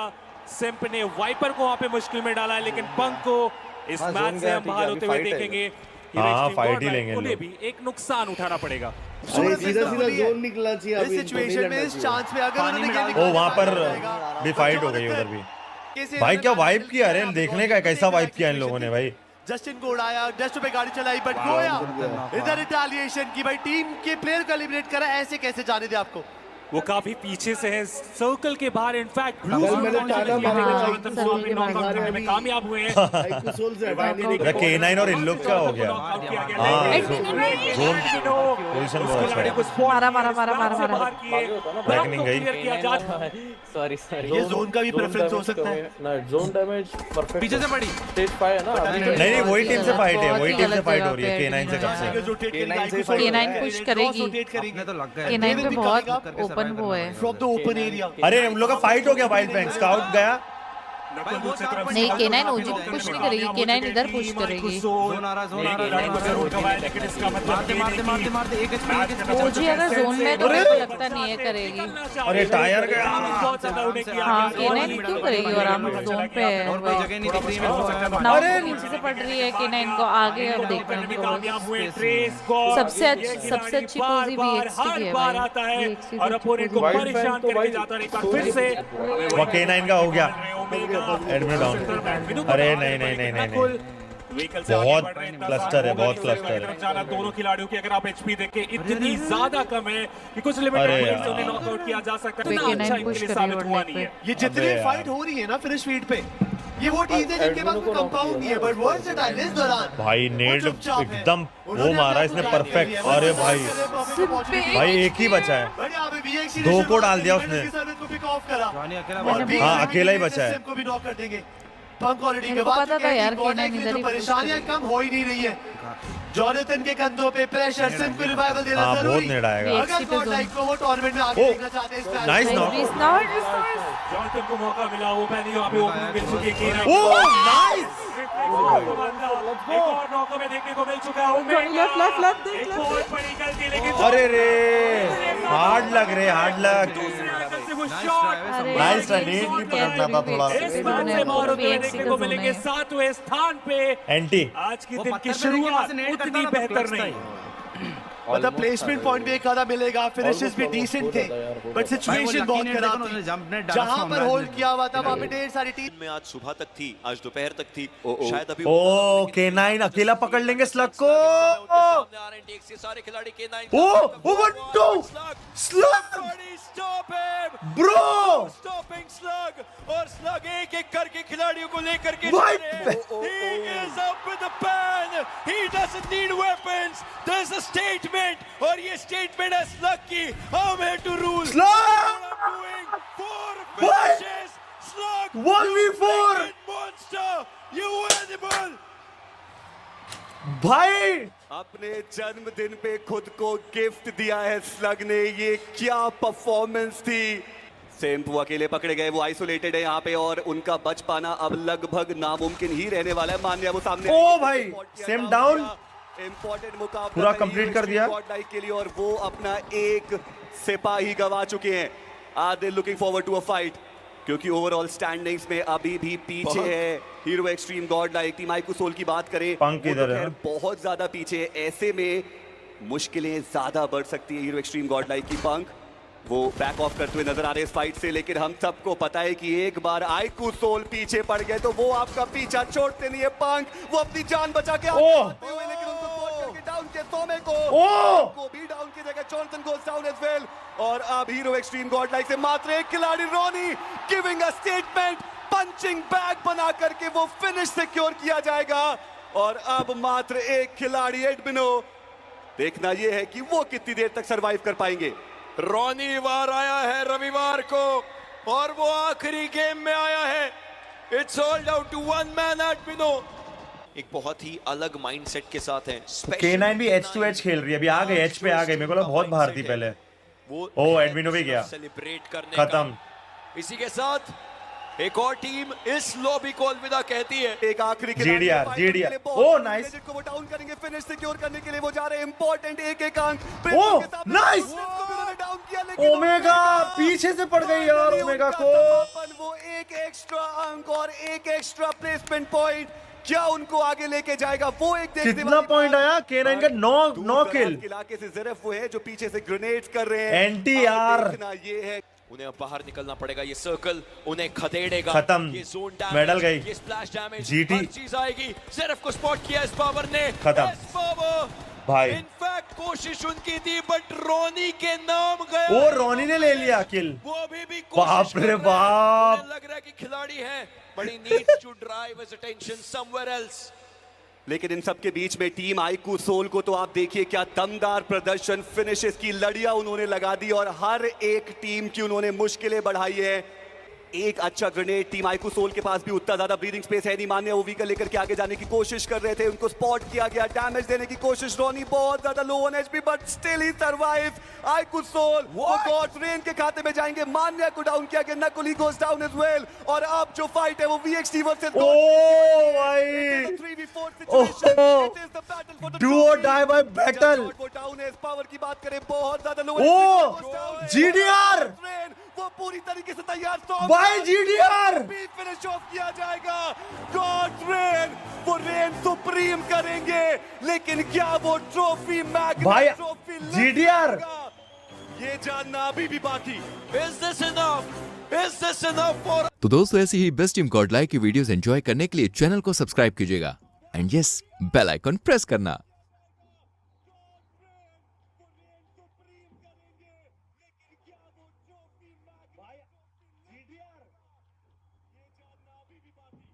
पाकिस्तान मुसलमान को अगर जिल्लत सहना पड़ रहा है तो उसमें 80% योगदान बस इन्हीं चोट्टों का है। मस्जिद में बम फोड़ देता है। दुबई एयरलाइंस भाड़े पे पाकिस्तान से जहाज ले जाती थी और आज दुबई कहाँ हो गया? दुबई और पाकिस्तान में शेर और सुअर का अंतर है। पटना में हुई ना शादी आपकी? नहीं, किसी को नहीं पता है कहाँ हुई थी। बीपीएससी का पेपर लीक हो जाता है, हमको ये नहीं समझ में आता मेरी शादी लीक नहीं हुई, इनका पेपर कैसे लीक हो जाता है। बवाल मचा कि घूंघट ओढ़ा था आपकी वाइफ ने। ये वाइफ का ही मेरे डिसीजन था क्योंकि उनका कहना था कि आपका मन नहीं करता कहीं और जाके पढ़ाऊं मैं पटना के अलावा? अगर हमें कोई एक हाथ में जन्नत दे देना, जन्नत तो छोटी चीज हो जाएगी, कोई बैकुंठ धाम दे देगा तो मेरे लिए बिहार है बैकुंठ धाम है। नीतीश बाबू से मिले कभी? हाँ इनसे मिले। नीतीश कुमार एक वरदान रहे बिहार के लिए। यहाँ पे अभी स्वास्थ्य थोड़े गड़बड़ हो गया तो इनके बिहार पे डिसीजन कोई और ले रहे हैं। बिहार में जो पलायन होता है, पलायन अगर पैसे कमाने के लिए हो रहा है तो वो गलत नहीं है, लेकिन जिंदा रहने के लिए हो रहा है तो ये गलत है। आपको बुरा लगता होगा ना जब बिहारियों को लेकर जब लोग मजाक उड़ाते हैं? बहुत बुरा लगता है कई बार। क्या पॉलिटिक्स में जाना चाहेंगे कभी? पॉलिटिक्स में हम एक चीज देखें ना कि लोगों को चाहिए नहीं पढ़ा लिखा आदमी, उसको पता है कि हम इस ब्रांड का जूता खाएंगे, दूसरा ब्रांड का नहीं खाएंगे। This episode is powered by easemytrip.com. Namaste, Jai Hind. You're watching or listening to another edition of the ANI podcast with Smita Prakash. My guest today is Khan Sir, as he's popularly known. He's an educator from Patna, but his fame has travelled far and wide. His take on life, politics, international relations, just about everything goes viral as soon as it's on social media. His down-to-earth style of speaking is very engaging. Khan Sir's goal is to provide affordable education to the poor and needy. And he's gone from brick-and-mortar classrooms to online coaching, something that many others, of course, his competitors too, have done. But there's something very unique about Khan Sir. You'll figure that out during the course of this conversation. Khan Sir, thank you so much कि आप podcast में आए। मैं 1.5 साल से मैं कोशिश कर रही हूँ आपको पॉडकास्ट में इनवाइट करने के लिए, आप बहुत बिजी रहते हैं। थैंक यू मैम आपको बुलाने के लिए, और सॉरी इस बात के लिए कि बहुत लंबा टाइम हो गया, क्योंकि एक्चुअल क्या होता है कि पढ़ाने से पहले बच्चों की कमिटमेंट अन्य को देखनी पड़ती है और उनके बीच में थोड़ा वक्त निकालना पड़ता है, तो फिर वो बच्चों के लिए ही बैकएंड में काम करना पड़ जाता है जी। तो सॉरी वंस अगेन कि मैं बहुत लंबा और आपको वेट करा दिए। वो तो कोई बात नहीं, पर आपको मुबारकबाद भी देना है। कंग्रेचुलेशन। Thank you ma'am. शादी हुई है आपकी पिछले हफ्ते यार। ये सीक्रेसी की बात बताइए, किसी को पता ही नहीं था कि आपने सीक्रेटली शादी की और उसके बाद धूमधाम से रिसेप्शन किया। ये सीक्रेसी की बात बताइए, क्यों और कैसे? अब मम्मी पापा का पसंद था और उन लोगों ने डेट डिसाइड कर दिया। पसंद अरेंज मैरिज था आपका? हाँ। अच्छा। तो हम लोग को तो मतलब मम्मी डिसाइड कर दी डेट। अब सब चीज़ शेड्यूल था। तब तक इधर से हमारी बदनसीबी की पाकिस्तान जैसा पड़ोसी मिला हुआ है। किसी को क्या पता, कोई भी चीज़ें काफ़ी पहले से शेड्यूल रहती है। इधर ये किया, यहाँ पे तो हमारा था कि भाई सबसे पहले राष्ट्र होना चाहिए, this is not right time. लेकिन क्या होता है कि कोई चीज़ें पहले से डेट हो जाती हैं, फिक्स चीज़ें, तो उसको भी पीछे हटना थोड़ा सा अटपटा लगता है। तो उसी बीच में चुपचाप से कर लिए थे हम लोग। हालांकि पहले से था कि मतलब एकदम सादगी से करना है, बाद में रिसेप्शन दे देना है। पर कैसे हुआ कि लोगों को पता ही नहीं लगा? पटना में हुई ना शादी आपकी? नहीं, किसी को नहीं पता है कहाँ हुई थी। ओह, ये भी सीक्रेट है। मतलब ये तो वो नूर खान एयरवेज वाली बात हो गई, किसी को पता ही नहीं कि क्या हो रहा है, क्या रखा हुआ है। तो अभी देखिए, नीट का पेपर लीक हो जाता है, बीपीएससी का पेपर लीक हो जाता है। हमको ये नहीं समझ में आता, मेरी शादी लीक नहीं हुई, इनका पेपर कैसे लीक हो जाता है? शादी में तो उतने लोग होते हैं। आपको आउटसोर्स करना चाहिए था ना खान अकेडमी को। तो उन लोग को पता नहीं क्यों ऐसे हो जाता है। उन लोग हमारा तो कहीं से नहीं हो, इवन कि ड्रोन ना हो, मतलब एक चीज़ का डर था कि कहीं ड्रोन से ना रिकॉर्ड हो जाए, तो ऊपर से भी कवर करा दिया गया था। जहाँ पे आपका निकाह हो रहा था? हाँ। क्या लगाया आपने? टेंट लगाया? हाँ, वो सारा चीज़ें वो पैक कर दिया गया, कंप्लीट पैक टेंट। तो लोगों ने क्या सोचा फिर कि क्या मतलब बारात निकली होगी, कुछ तो निकला होगा? कैसे आप गाड़ी में गए, कैसे गए आप? तो नॉर्मल जैसे सब गए, गाड़ी से ही गए थे वहाँ पे। बट किसी को पता नहीं लगा था कि क्या है क्या नहीं। हाँ। इवन जिसका जगह था ना, जिसकी प्रीमिसेस हम लोग यूज़ कर रहे थे, उन्हें भी नहीं पता था। निकाह के बाद पता चला कि यहाँ खान सर का निकाह हुआ है। ओह। पर फिर जब आपने तय किया कि ऐसे सीक्रेसी में शादी करनी है, तो आपकी जो अब वाइफ बनी है वो अग्री कर रही थी? क्योंकि जिंदगी में एक बार शादी होती है, धूमधाम से सब करना चाहते हैं। हाँ, ये इस मामले में तो हम मतलब ठीक है, लकी मानते हैं। क्योंकि जो चीज़ बोले उसमें वो एग्री हो गए कि नहीं ठीक है, प्राइवेसी के हिसाब से, सिक्रेसी के हिसाब से करना चाहिए। और उनका भी कहना था कि नहीं, अभी चूँकि युद्ध का समय चल रहा है, देश में हुआ है, और इस समय सबसे ज़्यादा ज़रूरत देश पे फोकस्ड होनी चाहिए इंसान की, तो ये चीज़ें उचित नहीं है। तो हम लोग तो इसी था। फिर हम लोग को लगा कि युद्ध अब हो जाए, कब हो जाए, इसलिए हम लोग ने रिसेप्शन को छोड़ ही दिए थे लोग कि भाई रिसेप्शन जब होगा देखा जाए, युद्ध बाद होगा रिसेप्शन। बट इधर देखे कि युद्ध का प्लान ही नहीं है इन लोगों का। तो बच्चों को नहीं बताया आपने? किसी को नहीं पता था? किसी को नहीं पता था। आपने छुट्टी कितने दिन की ली? छुट्टी नहीं ली। फिर तो रिसेप्शन, जिस दिन रिसेप्शन था उस दिन भी क्लास था, शाम में रिसेप्शन था, सुबह क्लास था।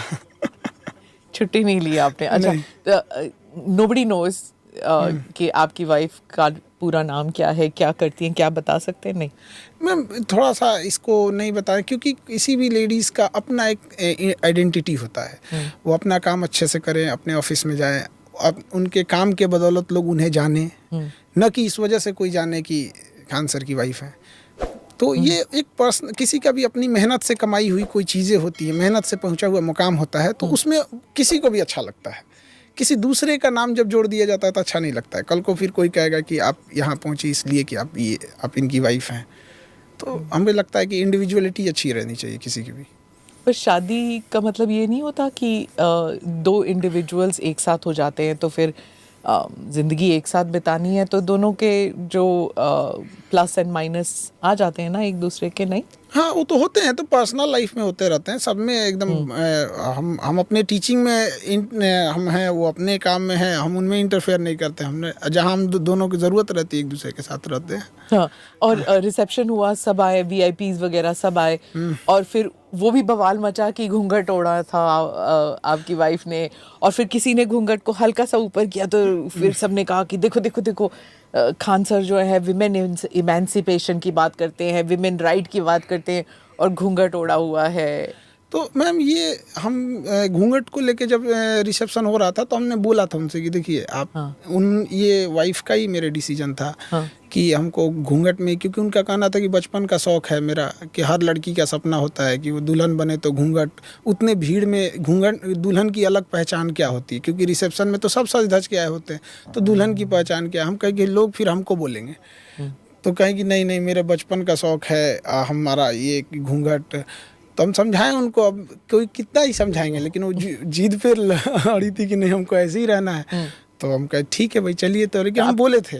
आपको बुरा लगा जब लोगों ने ऐसे बोला कि नहीं? अब लोगों के हिसाब से देखिए, एक हम लोग गांव से आए हैं तो हमारे गांव में एक कल्चर होता है, हम गांव नहीं छोड़ सकते हैं। शहर में आने का मतलब हम गांव नहीं छोड़ सकते। तो हमारे यहाँ गांव का कल्चर होता है, मुंह दिखाई के लिए नेक दिया जाता है।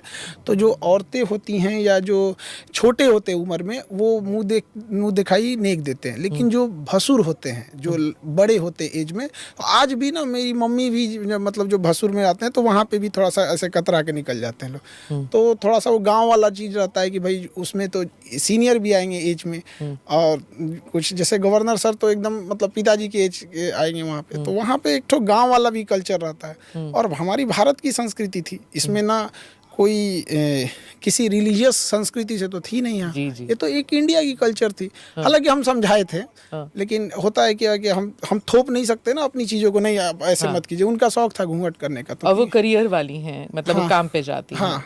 ये नहीं तो काम पे क्या, हम घूंघट लगा के थोड़ी जाते हैं। रसोई कौन संभालता है, आप कि दोनों साथ में? हमें खाना बनाने नहीं आता है, मम्मी और वो। अच्छा, हाँ साथ में रहती है ना आपकी माँ। अच्छा, दैट्स नाइस। और पर आपका जो रिसेप्शन था, सब वीआईपीज आए हुए थे, सब साथ में खड़े थे, और अलग अलग पार्टियों से भी लोग आए थे। पॉलिटिकल पार्टीज जो थे वो तेजस्वी भी थे और बाकी लोग भी थे। तो सेलिब्रिटी हो गए आप तो। हम तो एक शिक्षक हैं, अब हमको मतलब इंसान को थोड़ी समझ में आता है कि हम तो शुरू से ही एक पढ़ाने का काम किए हैं, और जो भी रहा कोई टॉपिक है, कोई इशू है, तो उस पर बताते रहते हैं हम यहाँ पे। हाँ, रिश्ते सबसे रहते हैं और सबको कोशिश किए बुलाने के लिए। अब एक हफ्ता पहले ही हमने सबको लगभग प्राइवेसी मेंटेन करने के लिए लास्ट के एक हफ्ते हमने बुलाया था।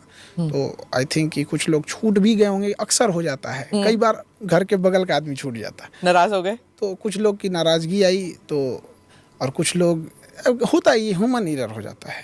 इतनी भीड़ में 10,000 लोगों को जब आप बुलाएंगे तो कोई ना कोई तो हो जाता है। पर ये ट्यूशन में भी होता है ना कि अगर आप किसी स्टूडेंट को ना लें अपने क्लास में, या फिर कोई बाहुबली आके कहे कि मेरे बच्चे को ज़्यादा टाइम दो, वक्त दो, इसको ज़्यादा पढ़ाओ, प्राइवेट ले लो इसका अलग से, ये भी तो होता होगा ना आपके साथ? ये स्कूलिंग लाइफ में होता है, स्कूलिंग इसमें, कोचिंग उसमें नहीं होता है। कोचिंग में दबंगई चलती है कि मेरा बच्चा आके गुंडई करेगा, आप कुछ नहीं बोल सकते हैं, ये वाला होता है। तो हम कहेंगे गुंडई करेगा तो गुंडई हम भी करेंगे। मेरा क्लास है, हमसे ज़्यादा गुंडई कौन करेगा? तो इसलिए पहले होता था बहुत।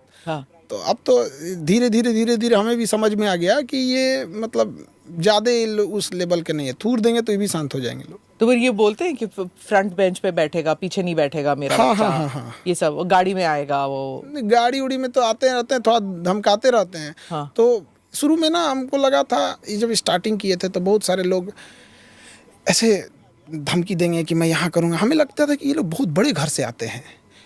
पर एक बार आदमी एक लेवल तक बर्दाश्त करता है, बर्दाश्त करते करते जब उब गए ना, तो इन लोग को धोना चालू किया। हम लोग भी बदमाशी करते तो हम लोग भी थूर देते थे। फिर केस वगैरह करके जब घर गए लोग, तो इनके घर खाने को नहीं था। मतलब वहाँ पर घर में खाने को ठीक नहीं है, बाप फटा चप्पल पे घूम रहा है, और घर में एक सेकेंड हैंड साइकिल है, पटना में आके धुआं कर देंगे, ये कर देंगे, वो कर देंगे। मतलब इस लेवल की चीज़ें हैं वहाँ। पर फिर भी तमंचा लेके घूमेंगे, भाड़ा पे चलाने की भी क्षमता नहीं है। तो उब गए हम लोग ये सब चीजें देख के। अब कोई तमंचा लेके आता तो जिससे लगता है रुमाल लेके आया है। सबके पास होता है। पर क्या अभी ऐसे होता है? हाँ, होता रहता है। जंगल राज जो कहते थे लालू जी के वक्त का, सबने सुना कि वो सब खत्म हो गया था, सिर्फ कुछ इलाकों में है। पटना में भी है अभी भी? नहीं, अब तो पटना ये सब चीजें बहुत कम हो गई हैं, लेकिन मन बढ़ई जो है ना वो बहुत ज्यादा है। मतलब थोड़ा सा कुछ होगा कि ऐसा भाषा, मतलब बोलेगा ना, एक हम आपको बताते हैं, रात को 11 बजा था तो कोचिंग वगैरह सब क्लोज करके हम लोग टहल रहे थे। बट एक ना वो रिक्शा वाला जा रहा था, उसके बगल से एक तेज स्कॉर्पियो वाली गई, साइकिल था या रिक्शा था उसका हमको ध्यान नहीं है, वो गिर गया बेचारा, तेज स्कॉर्पियो से गया। हम लोग उठाए उसको सिंपैथी के नाम पे कि बेचारा को कोई चोट तो नहीं लगा, वहाँ पे उसको चोट नहीं लगा था, वो गिर गया था। उठ के कह रहा है कि मेरा आदमी इसको उठा लेगा। मतलब वो उसको अलार्म के तू उठ जा भाई, पहले तू उठ जा, क्या मेरा आदमी इसको उठा लेगा, धुआं धुआं कर देंगे इसको मार के। जानता नहीं मैं कौन जानता नहीं हूँ तू अपना वो सेकंड दिल्ली से गया होगा सर। ये तो है दिल्ली की बातें होती है कि हाँ तुम जानते नहीं हो हम कौन है, हमारा बाप कौन है। ये चीज़ें बहुत ख़राब होती है। हाँ। एक जो एटिकेट्स हैं ये चीज़ें, इससे क्या होता है ना कि किसी भी जगह का बिजनेस खराब होता है। और कहीं पे अगर बिजनेस खराब हुआ तो वो स्टेट या वो जगह आगे नहीं जा सकता। बिजनेसमैन एक ऐसे चीज़ होते हैं ना जो दूसरे को रोजगार देते हैं, दूसरे से कुछ नहीं मांगते हैं। और जगह अगर ये बिजनेस डिस्टर्ब हो जाता है तो सारे लोग डिस्टर्ब हो जाते हैं। आप ये कह रहे हैं इस वक्त हिंदुस्तान में बिजनेसमैन को गालियां ही पड़ती है ना, जो बड़े उद्योगपति हैं, कि ये है ना। अब भारत में ना हर इंसान अमीर बनना चाहता है, लेकिन जो अमीर बन जाता है लोग उससे नफरत करने लगते हैं। हाँ। पता नहीं क्यों। और कामयाब, मतलब हर इंसान तो मेहनत ही करना चाहता है यहाँ पे।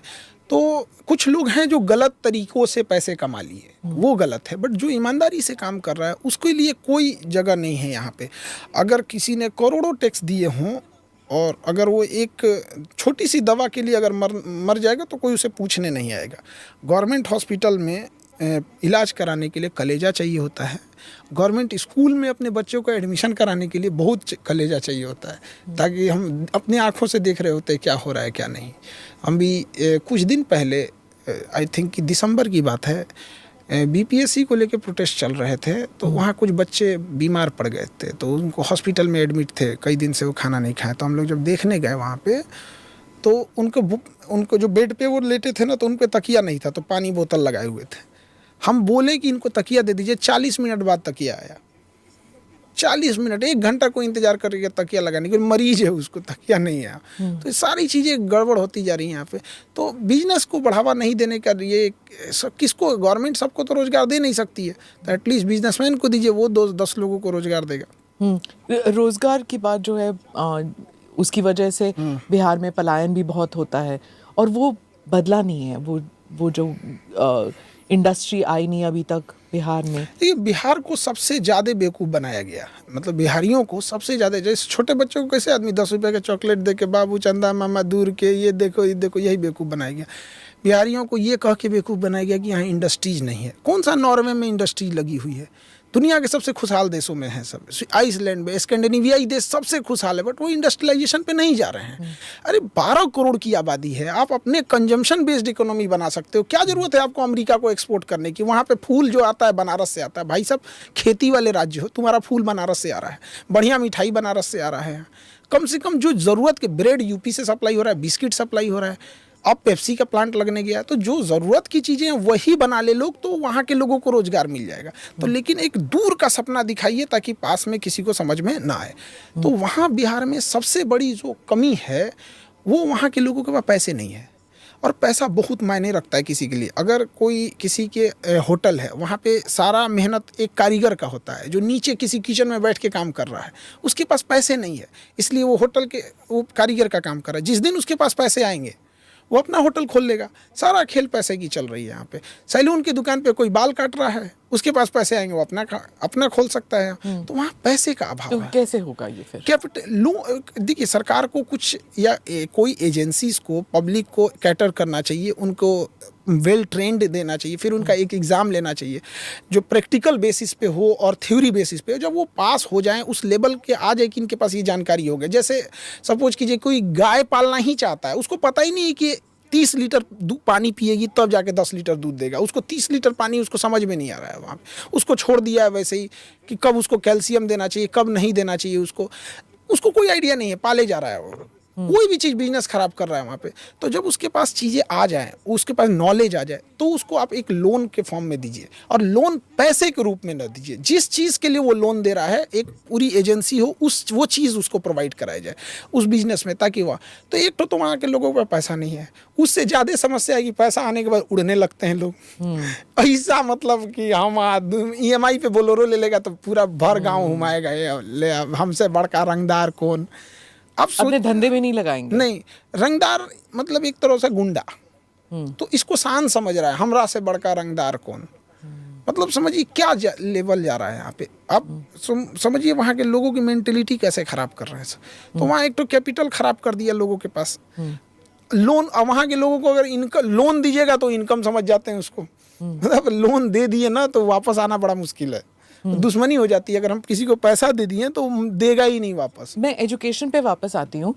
मैंने हाल फिलहाल देखा था, कुछ सोशल मीडिया पे आया था कि हमारे यहाँ से जो सीईओज बन गए हैं इंटरनेशनली, जो मल्टीनेशनल कंपनीज के जो सीईओ वगैरह बने हैं, अब वक्त आ गया है कि उनको पे बैक करना चाहिए। जिस मुल्क से वो आईआईटी से पढ़े, आईआईएम से पढ़े, इंडियन इंस्टीट्यूट ऑफ साइंस से पढ़े हैं, ये सब पढ़ के वो बाहर चले गए और उन कंपनीज में वो अब पोजीशंस ऑफ पावर में हैं, तो अब उनका अब वक्त आ गया कि they should pay back to their country. और पे बैक मतलब हम लोग उनको देते हैं प्रवासी भारतीय अवार्ड, ये सब अवार्ड के लिए आते हैं, पद्मा अवार्ड, ये सब अवार्ड मिलता है। वो लोग क्या कर रहे हैं अपने होम कंट्री के लिए? तो अब वक्त आ गया कि वो भी कुछ करें, कुछ बोले ना। वो ऑपरेशन सिंदूर पे कुछ बोले हैं, ना वो अपनी कंट्री में ऑपरेशन सिंदूर पे कुछ बोले, क्योंकि अब तो वो अमेरिकन बन गए हैं या यूके के रेजिडेंट बन गए हैं। कुछ तो करें ना अपने कंट्री के लिए, आके एजुकेशन में ही इन्वेस्टमेंट करें। आप क्या समझते, सही बात है? बात सही है, बट मैम अगर आप ना हर इंसान जो बड़ा एक चीज़ हम देखें, उसको कोई ना कोई एक चीज़ों को उसको हैंड ओवर कर देना चाहिए। लेट्स की कोई बड़ा आदमी है, यूरोप में चला गया, उसको एक कहें कि भैया आप एक गांव गोद ले लो, एटलीस्ट दिखे कि कितना किए हो। हाँ। पर होता क्या है कि वो कुछ करता है तो पता भी नहीं चलता है। जैसे अजीम प्रेम जी इतना डोनेट करते हैं, बट इतना डाइवर्स है कि किसी को ज़मीन पे दिखाई नहीं था। 22 करोड़ पर डे का टाटा फाउंडेशन कितना डोनेट करता है, लेकिन किसी को उतना ज़्यादा पता नहीं चलता है। बट ये लोग क्या है, इन्हें इनके अंदर पेशेंस है, ये जानते हैं कि कंट्री का अपलिफ्टमेंट थोड़ा धीमा होता है। बट सारे लोग इतने बड़े कैपिटलिस्ट और पेशेंस वाले नहीं होते हैं। कुछ लोग को लगता है कि नहीं भैया हमने 10 लाख भी दिया तो मुझे दिखना चाहिए। तो भाई एटलीस्ट हर मेंटलिटी के लोग हैं, सबकी ज़रूरत पड़ती है।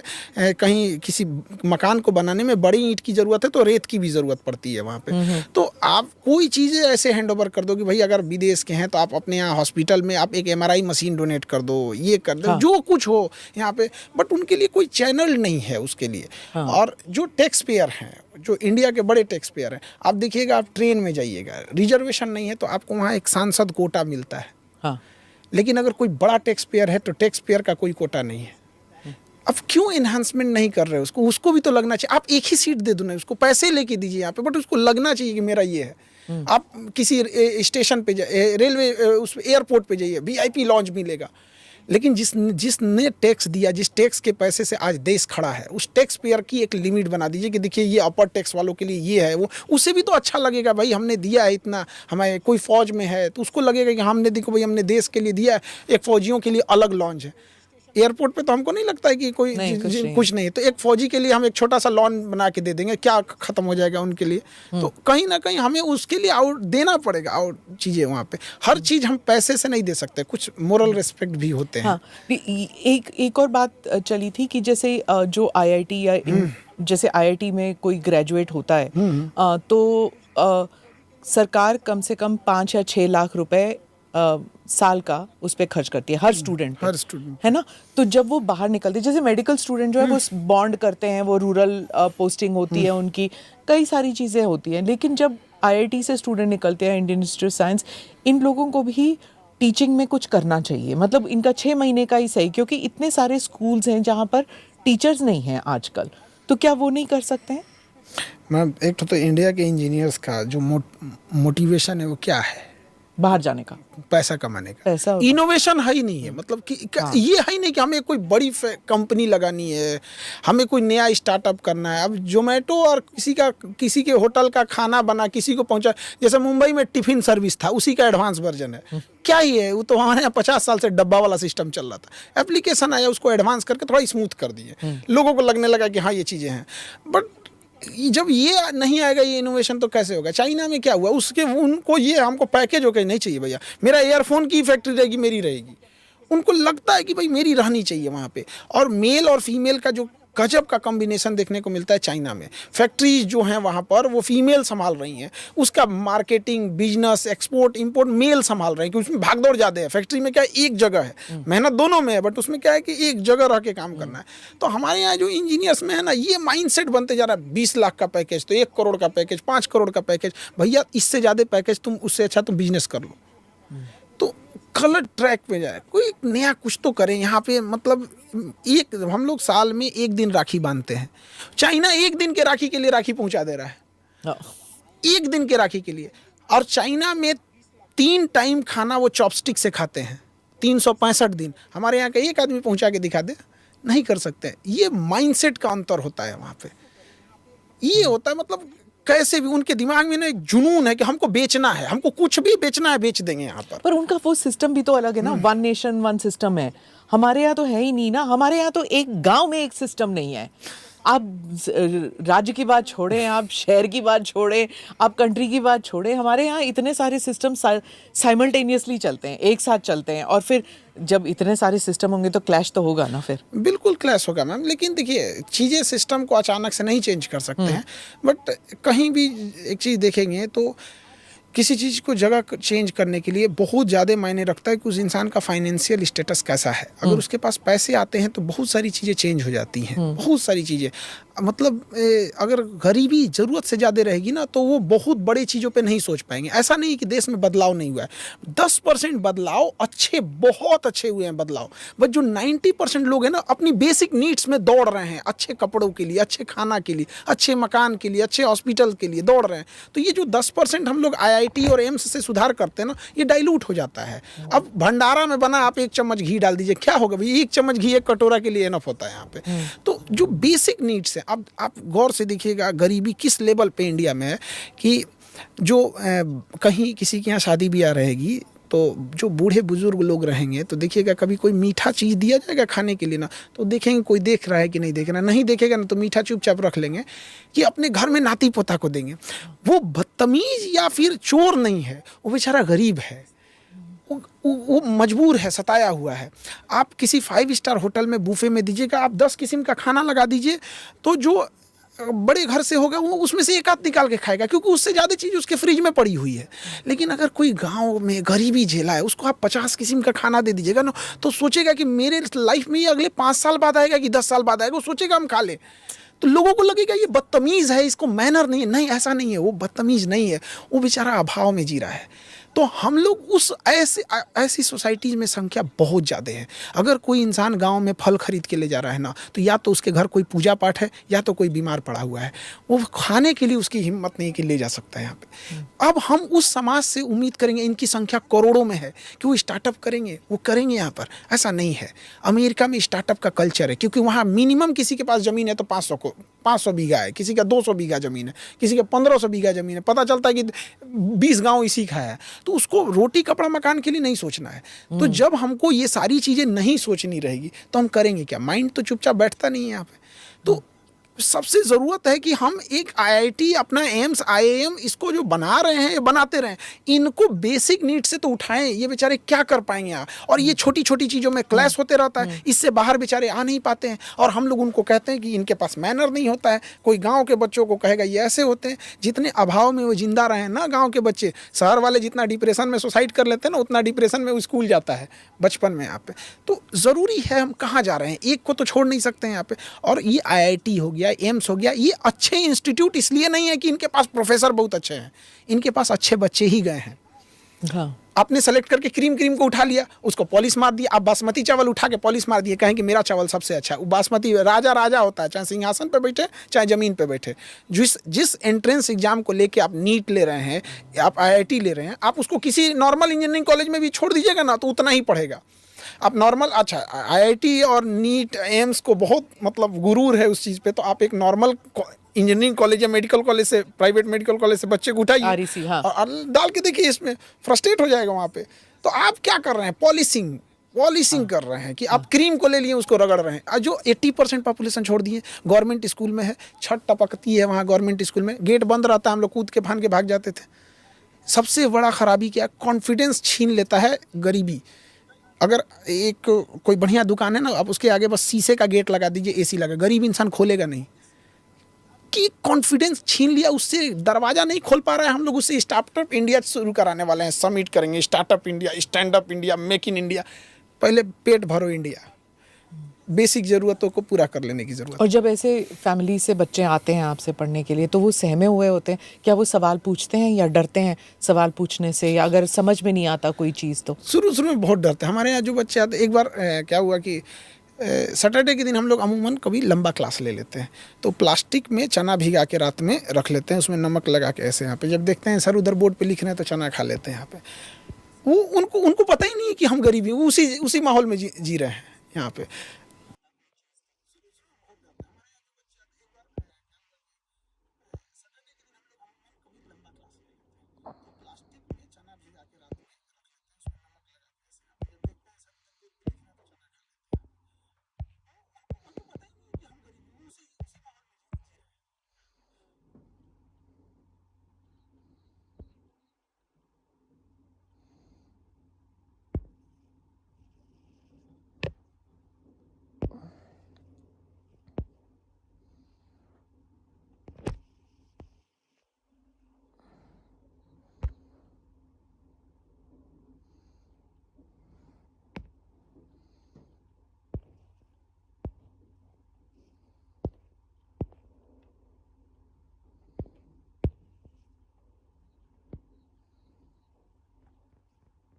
Don't chase.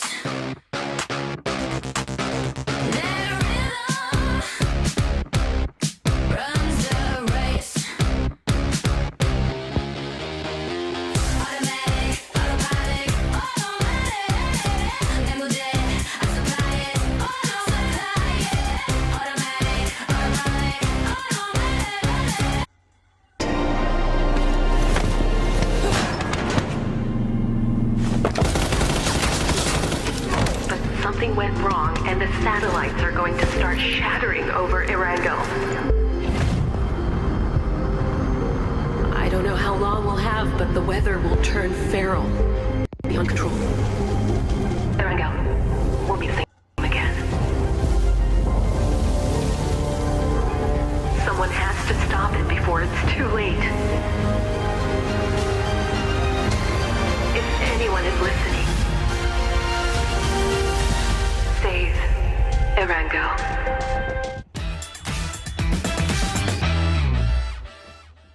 ก็สวัสดีครับผมธนดลจากทีมฟูเซนครับสวัสดีครับชื่อเบลมอสจากทีมฟูเซนครับ I'm Noah. My in-game name is Relo, and I play for Alkazi Esports. I'm Colin or Cowboy in game. I play for Alkazi Esports as well. 저는 FN 포천팀 렉스 김해찬이라고 합니다. FN 스타로드 이종호라고 합니다. I am Gustav from FaZe Clan.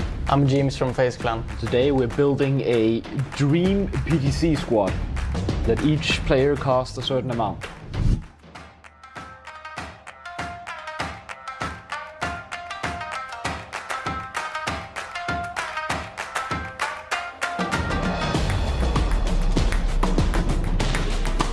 บนกระดานนี้ผมกับท็อปมีเรื่องในใจไว้แล้วแต่ว่ามาดูกันว่ามันจะตรงกันไหม Alright, we're going to be building Team Thanos here with the best 4 players. We have 100 coins to spend.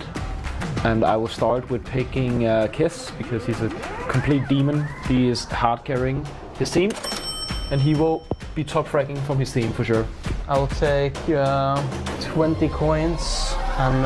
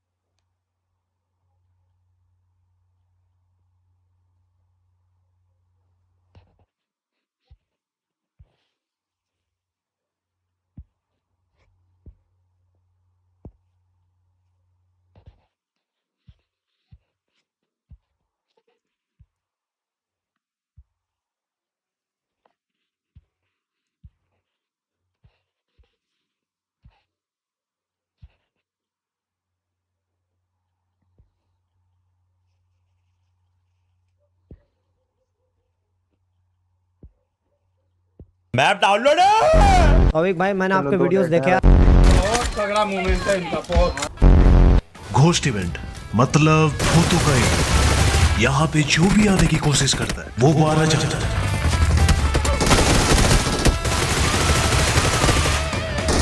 और तुम्हें पता है मैं कौन हूं? इन्हीं भूतों का राजा।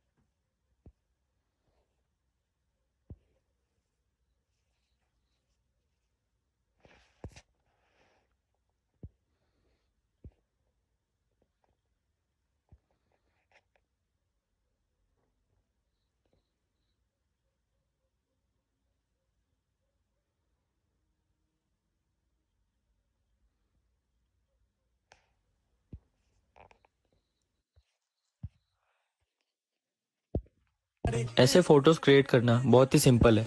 AI कैच ऐप ओपन कर लो, टैप करो on Bollywood magic, scroll down, then spirit X2।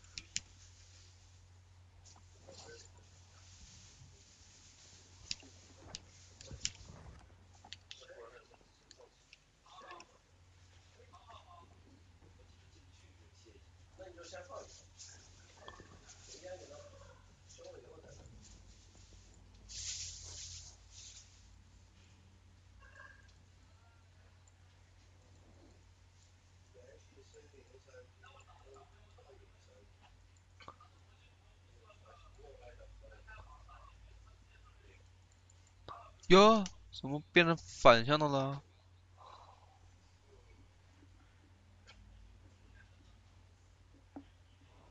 变一个逆旋转。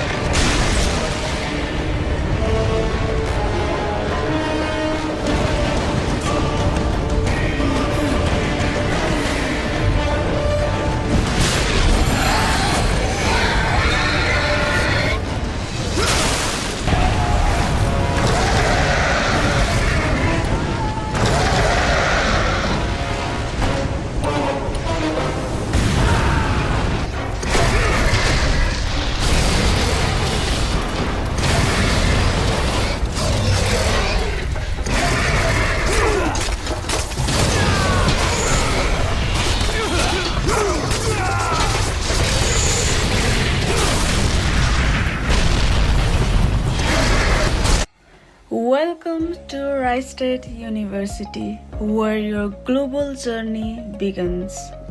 The Master of Information System program connects business, data, and technology, preparing you for real-world innovation. A STEM-designated degree that opens up to 3 years of work opportunities in the US. Here, learning goes beyond books. It's about experience, collaboration, and global perspectives. Far from home, but never away from your roots.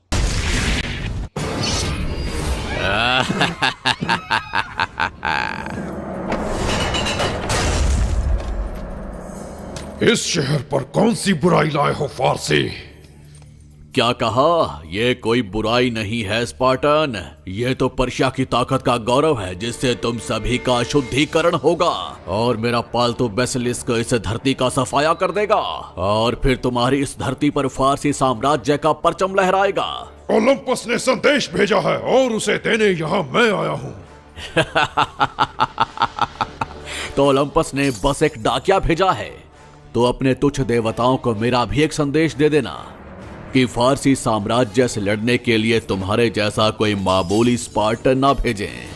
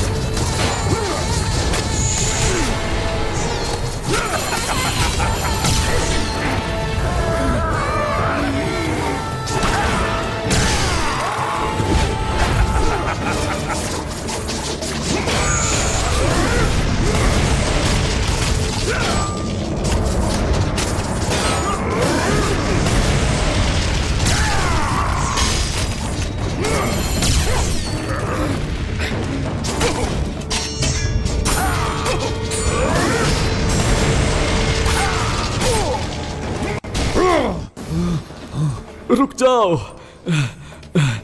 मुझ पे दया करो, मेरी जान बख्श दो और बदले में जो चाहोगे मैं तुम्हें दूंगा। मुझे देने के लिए तुम्हारे पास कुछ भी नहीं है फारसी। तुम चाहो तो मेरा सारा साम्राज्य ले लो और मेरा सोना भी। मुझे तुम्हारी दौलत नहीं चाहिए, मुझे चाहिए तुम्हारी जान। नहीं।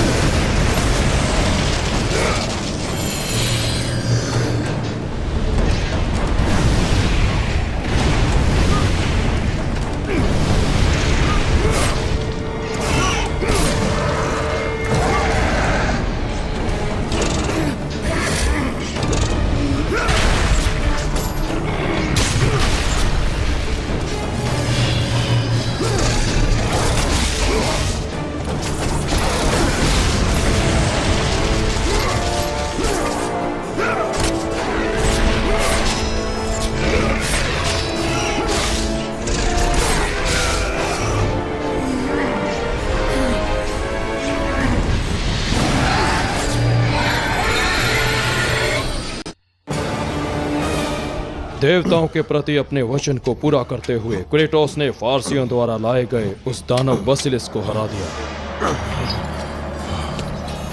पर यह महज छोटी सी जीत उस व्यक्ति के लिए काफी नहीं थी जिसे लोग जानते थे कॉस्ट ऑफ स्पार्टा के नाम से। क्या आप मुझसे बस यही चाहते थे देवताओं, या कुछ और भी करना बाकी है?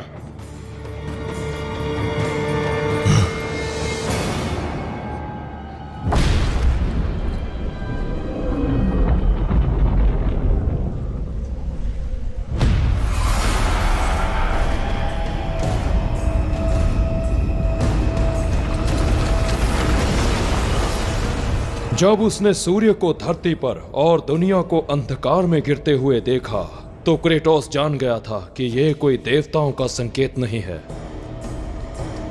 ये कैसा कपट है?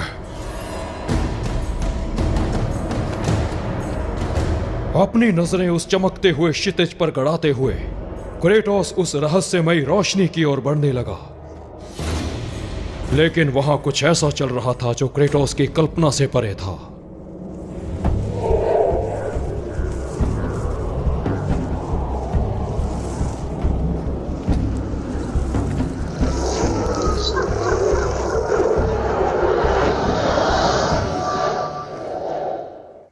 उस अंधकार में सपनों का देवता मॉर्फियस एक ऐसी दुनिया में जागा जहां सिर्फ और सिर्फ उसके पास ही शक्ति थी। धीरे धीरे काला कोहरा उस सारी धरती पर फैलने लगा और उसने हर चीज को अपनी चपेट में ले लिया। मॉर्फियस की काली शक्ति का प्रभाव क्रेटोस के ऊपर भी पड़ा था। एक अजीब सी धुन ने उसे शापित कर दिया था।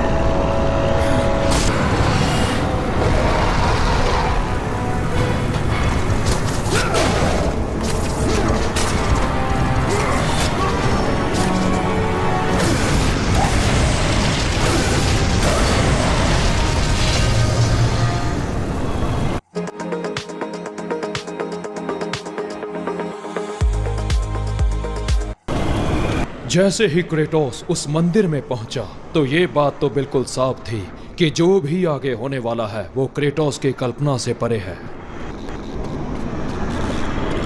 जिस मंदिर में क्रेटोस खड़ा था वो असल में सूर्यदेव हेलियोस का रथ था। वही रथ जिसे अग्नि के घोड़े हर दिन आकाश में खींचते थे ताकि हेलियोस की चमक से समस्त मानव जाति को प्रकाश मिलता रहे। क्रेटोस। अथीना, आखिर ये हमारे साथ हो क्या रहा है? क्रेटोस, हमारे पास समय नहीं है।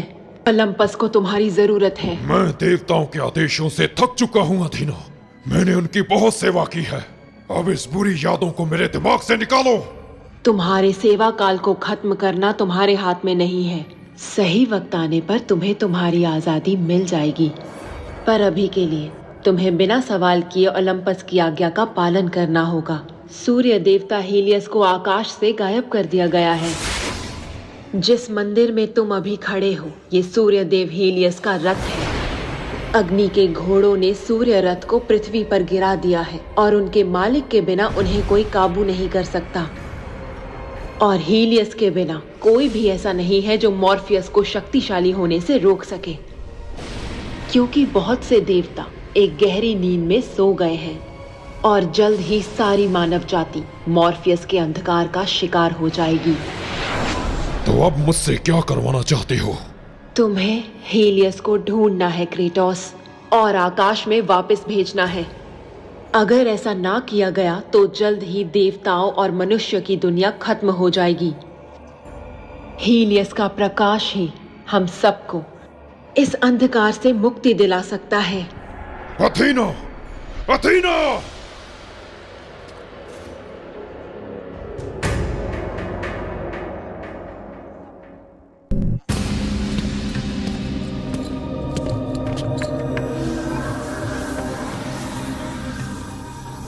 तुम्हें यहाँ देखकर अच्छा लगा ghost of Sparta? Titan Atlas को टार्टरस से आजाद कर दिया गया है और उसने मेरे भाई हीलियस को आकाश से अगवा कर लिया है। आखिर एटलस सूर्य देव से चाहता क्या है? हीलियस के पास सूर्य की असीम शक्ति है, एक ऐसी महान शक्ति जो पूरे विश्व को तबाह कर सकती है, और उसका एक टाइटन के हाथ में होना खतरनाक हो सकता है। अब जाओ और उसके सिंहासन से सूर्य की ढाल ले लो और ओलंपस के द्वार तक पहुंचो तो तुम मुझे ढूंढ लोगे। जल्दी करो क्रेटोस, अगर देर हुई तो एटलस मेरे भाई को और पीड़ा देगा।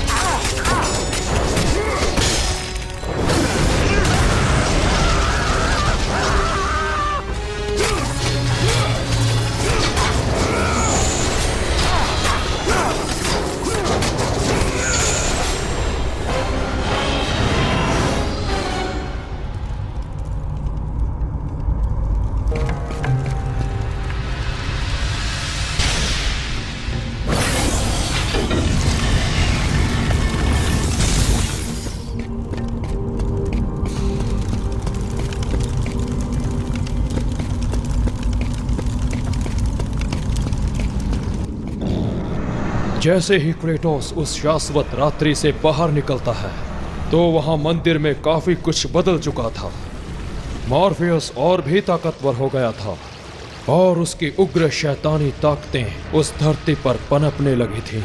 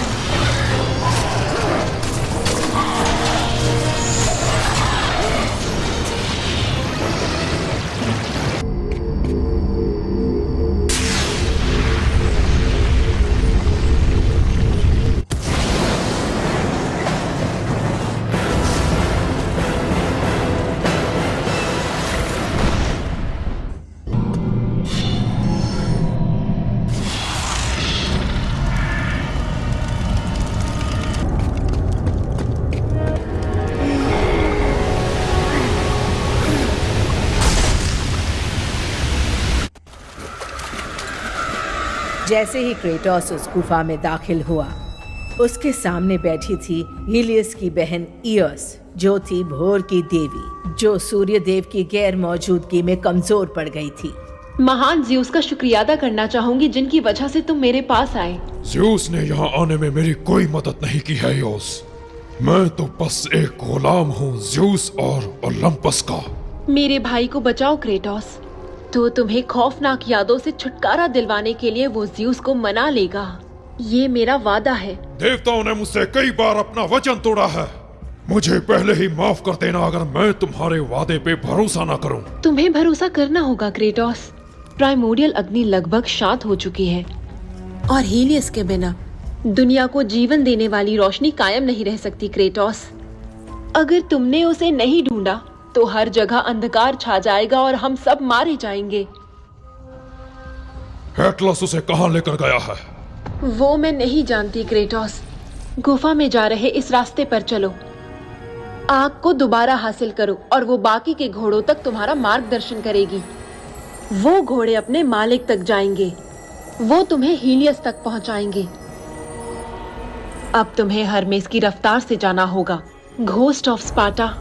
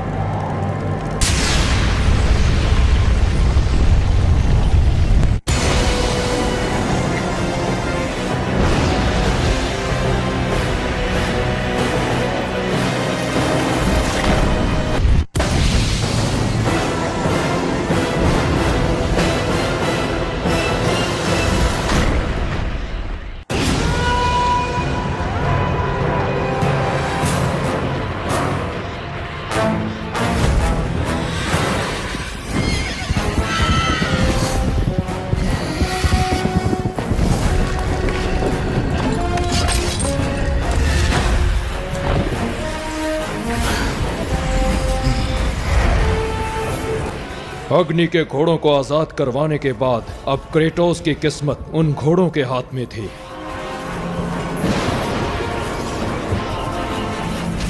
और वो उसे कहां ले जा रहे थे ये तो क्रेटोस भी नहीं जानता था।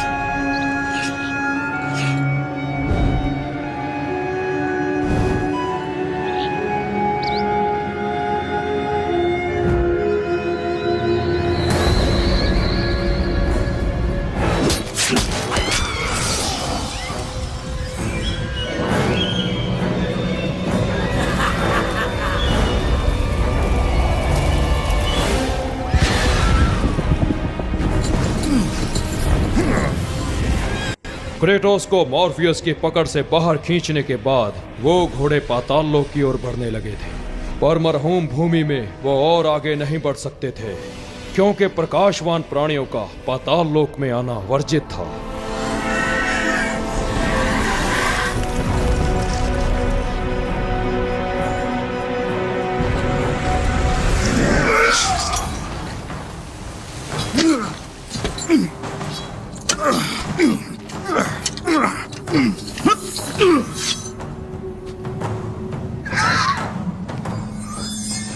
क्रेटोस पहुंचता है पाताल लोक के किनारे पर, जहां आज तक किसी नश्वर ने पैर नहीं रखा था। ऐसी जगह जहां मरहूम लोगों की आत्माओं का मार्ग तय होता है। क्रेटोस जानता था कि ये तो बस उसके लिए एक शुरुआत है।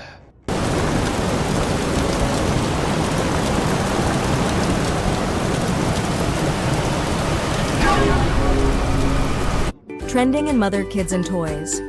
Alibaba.com, a leading B2B e-commerce platform for global trading.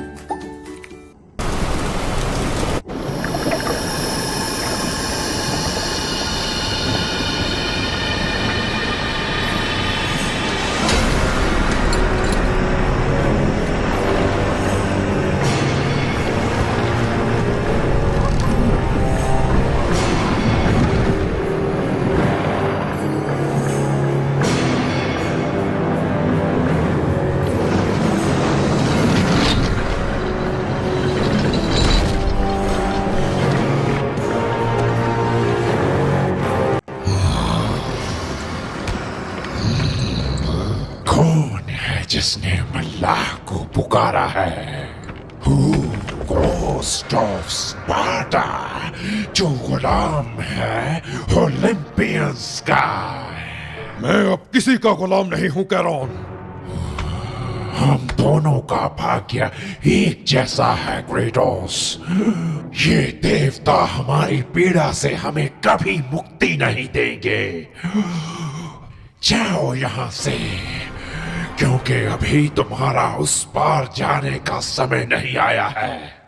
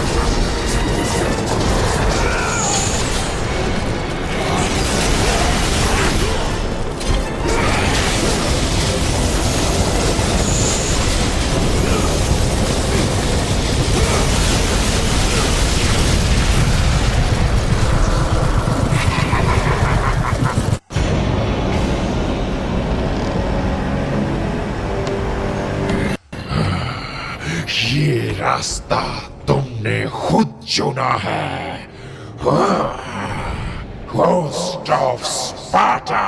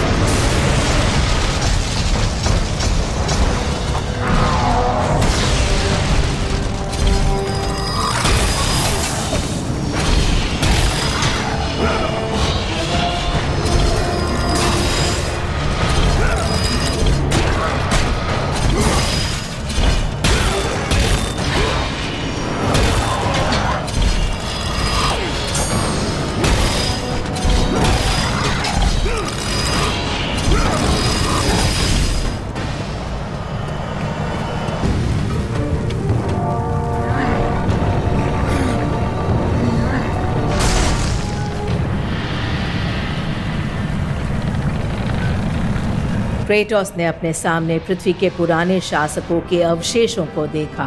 वो थे शक्तिशाली टाइटन्स, जिन्हें ओलंपस के देवताओं ने टार्टरस की गहराइयों में कैद कर दिया था। उनकी पीड़ा बहुत ही असहनीय थी और उनकी पीड़ा से ये तो जाहिर था कि ये सारे अमर टाइटन्स ओलंपियंस के लिए क्रोध और नफरत से भरे हुए हैं। ये सारे टाइटन्स ज़्यूस के हाथों 1000 साल तक अपनी यातनाओं में बंधे और जकड़े थे, बिना आजादी की उम्मीद लिए। और अब किसी ने टाइटन एटलस की जंजीरें तोड़कर उसे आजाद कर दिया था। अब बस एक सवाल क्रेटोस को परेशान कर रहा था। आखिर इस बुराई को किसने आजाद किया?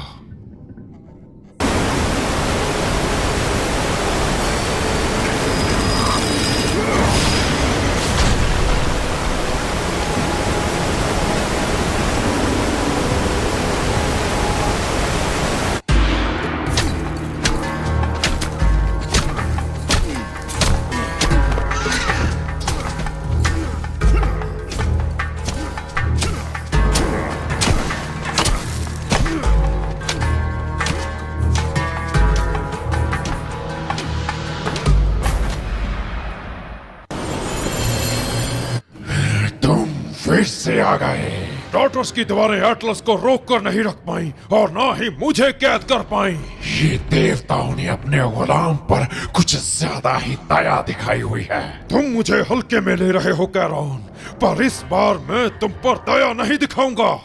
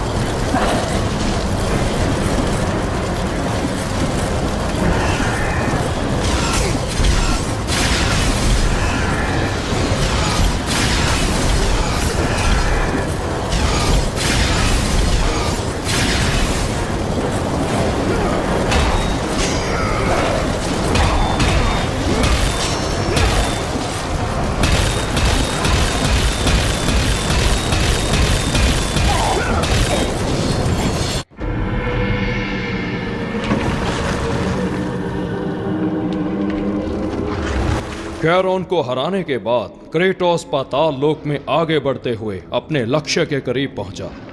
वो देख पा रहा था कि हीलियोस की उज्जवल रोशनी सारे पाताल लोक को रोशन कर रही थी।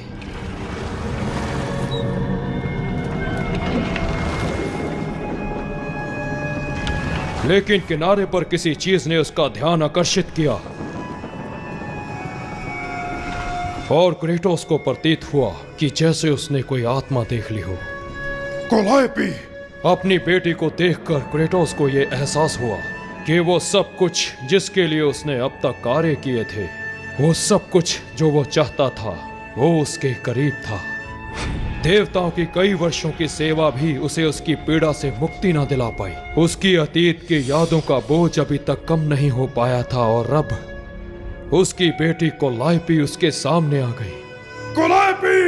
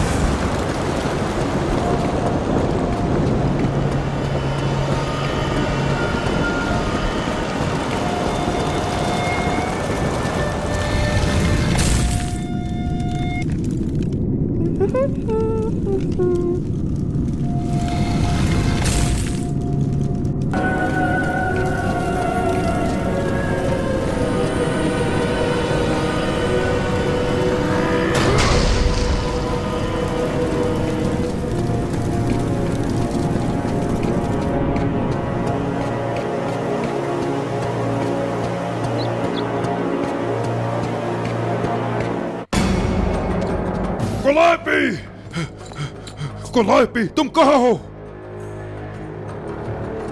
क्रेटोस ने हर तरफ देखा पर उसे अपनी बेटी कहीं नहीं दिखी।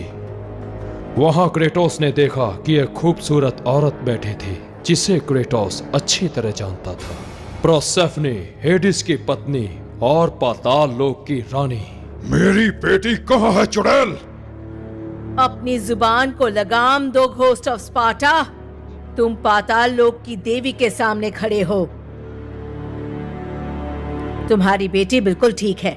वो स्वर्ग लोक में पवित्र आत्माओं के बीच रह रही है। मुझे उसके पास ले चलो। क्या तुम भूल गए क्रेटोस कि ओलंपियंस को तुम्हारी जरूरत है?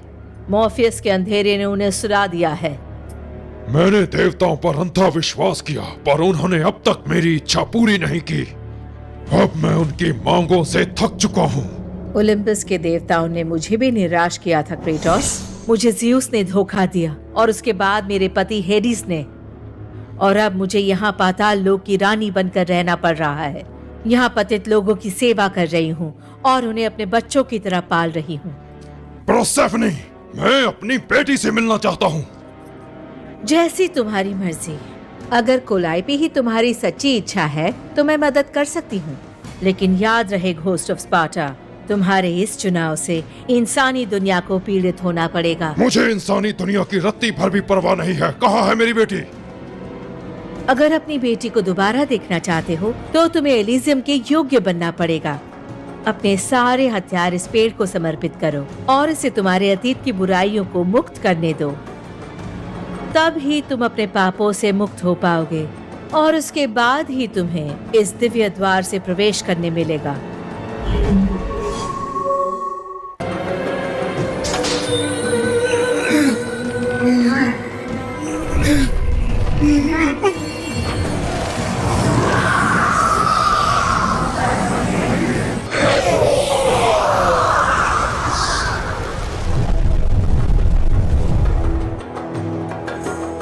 तुम पाप मुक्त हुए क्रेटोस।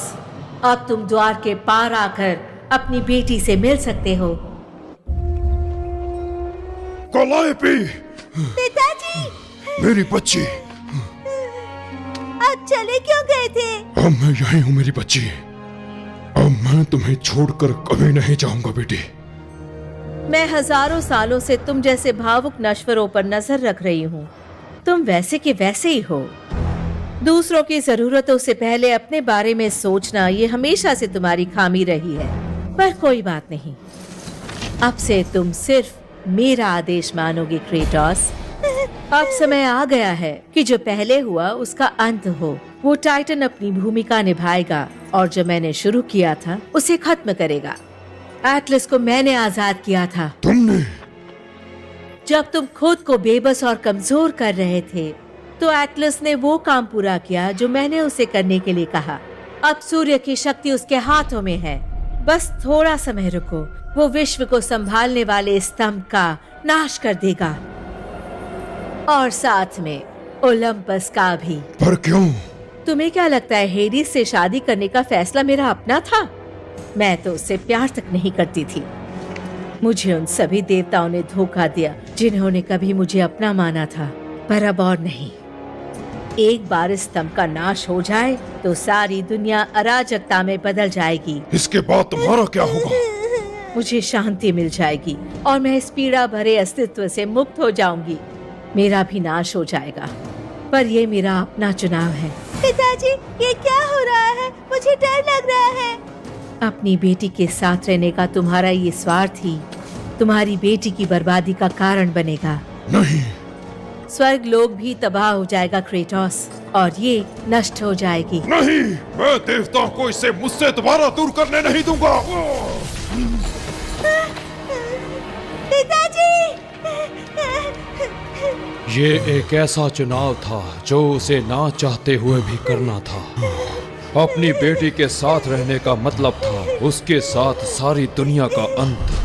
परसेफनी और एटलस को रोकने के लिए क्रेटोस को अपनी बेटी का हमेशा के लिए बलिदान देना होगा। देवताओं के प्रति उसकी नफरत और क्रोध इतना प्रबल था कि वो जानता था कि अब उसको क्या करना है।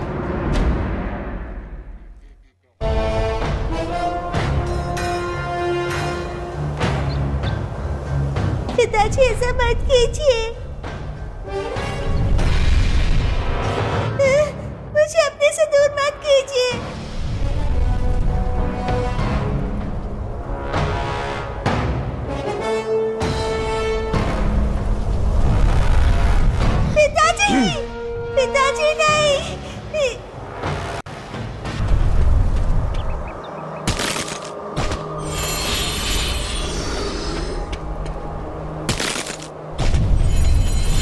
जल्द ही क्रेटोस को एहसास हुआ कि इंसानियत पाने के बाद उसने अपनी सारी शक्तियां खो दी हैं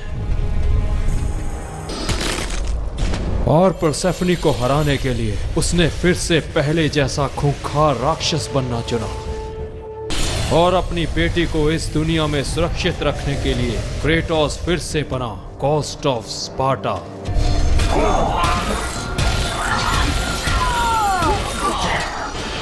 अपनी बेटी के लिए उसे खुद के अंदर की इंसानियत को मारना पड़ा ताकि वो जी सके। पिताजी, पिताजी नहीं। क्रेटोस जान गया था कि उसके भाग्य में उसकी बेटी के साथ रहना नहीं लिखा है और ये कभी संभव ही नहीं था।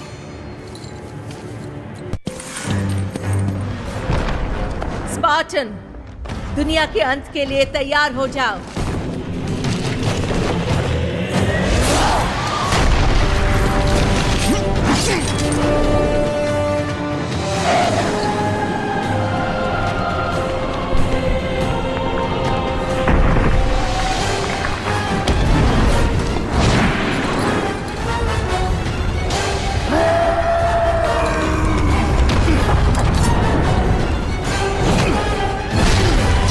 مرحبا، أنا مراح من جوسانتي. بتعرفوا إنه اللقاح الموسمي هو أفضل طريقة لتقليل من خطر الإصابة بالإنفلونزا أو المرض؟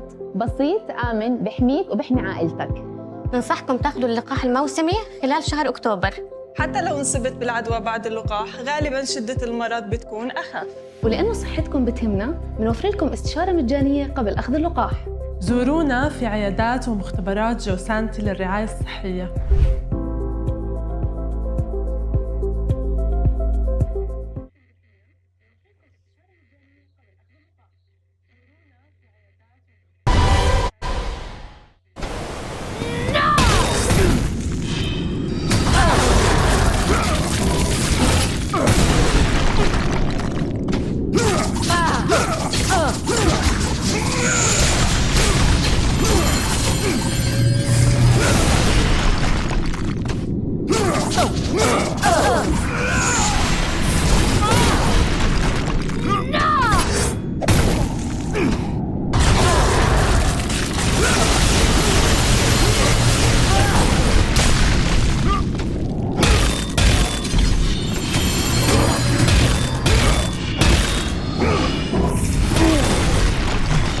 मौत को गले लगाओ स्पार्टन। अपनी बेटी के पास जाओ, उसके साथ रहो और इस दुनिया को त्याग दो। एटलस!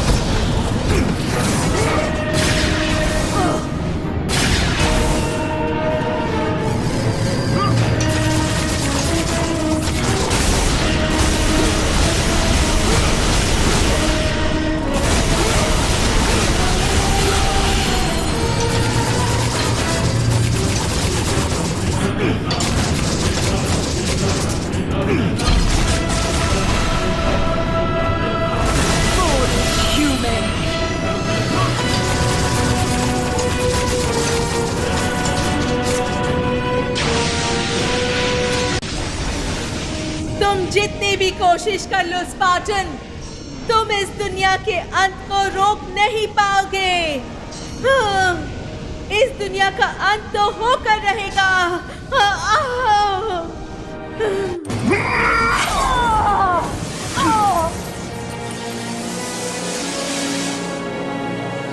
तुम अपने दर्द से कभी मुक्त नहीं हो पाओगे, घोस्ट ऑफ स्पार्टा।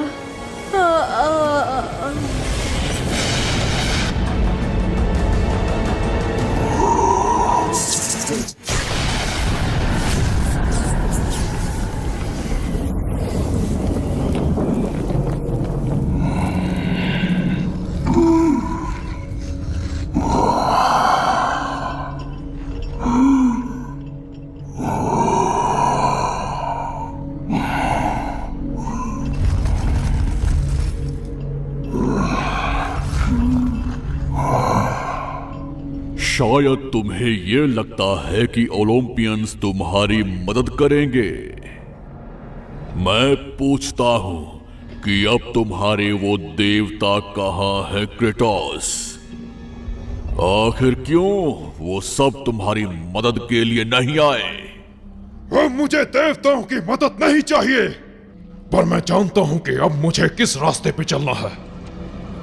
मैं देवताओं की सेवा करूंगा और वो अपना वादा पूरा करेंगे और मुझे मेरे अतीत से छुटकारा दिलाएंगे। मुझे एक बात बताओ स्पार्टन, क्या तुम्हारे लिए एक ओलंपियन का वादा मायने रखता है? पर मेरे पास बस यही बचा है एटलस। हम दोबारा फिर से मिलेंगे स्पार्टन। भाग्य का चक्र फिर से घूमेगा और एक दिन तुमने यहाँ जो कुछ भी किया है तुम्हें उसका पछतावा होगा।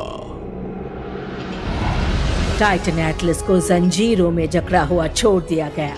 उसे समस्त संसार का भार अपने कंधों पर लेने का श्राप मिला और अब ये श्राप एटलस के लिए ज़्यूस द्वारा दिए गए श्राप से भी अधिक था। एटलस का भाग्य अब तय हो चुका था और पाताल लोक की देवी परसेफनी भी नहीं रही।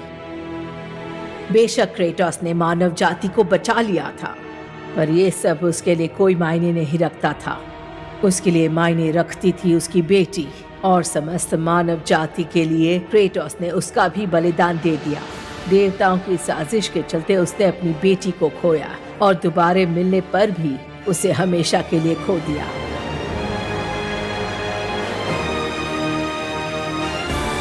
जैसे ही सूर्य का रथ आकाश में ऊपर उठता गया, वैसे ही हीलियस की रोशनी ने संसार को फिर से रोशन किया और मॉर्फियस का अंधकार खत्म हो गया। क्रेटोस को अपनी इस जीत से बहुत कम संतुष्टि मिली। सालों की गुलामी के बाद उसे अपने अतीत का सामना करना होगा और अपनी खोई हुई मानवता को हासिल करने के लिए संघर्ष करना होगा, क्योंकि क्रेटोस के अंदर जन्म हो चुका था अंधकार का।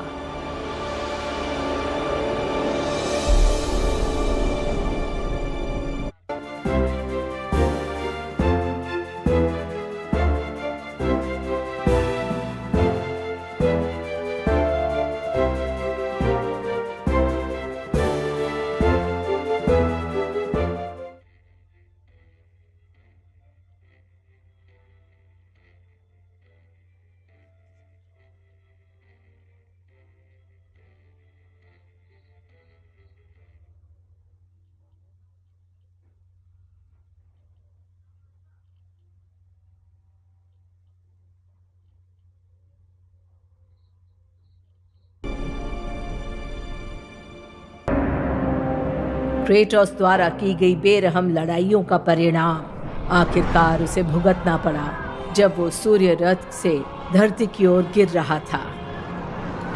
क्या ये बलिदान एक ऐसे व्यक्ति के लिए सहनीय था जो जाना जाता था घोस्ट ऑफ स्पार्टा के नाम से?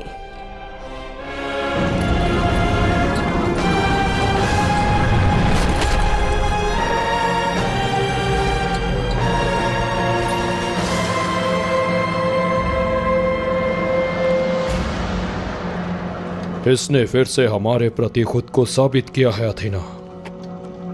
ये एक खास नश्वर है। ये कमजोर पड़ चुका है, क्या हम इसकी मदद करें? इसे कुछ नहीं होगा, इसे अभी और जीना है।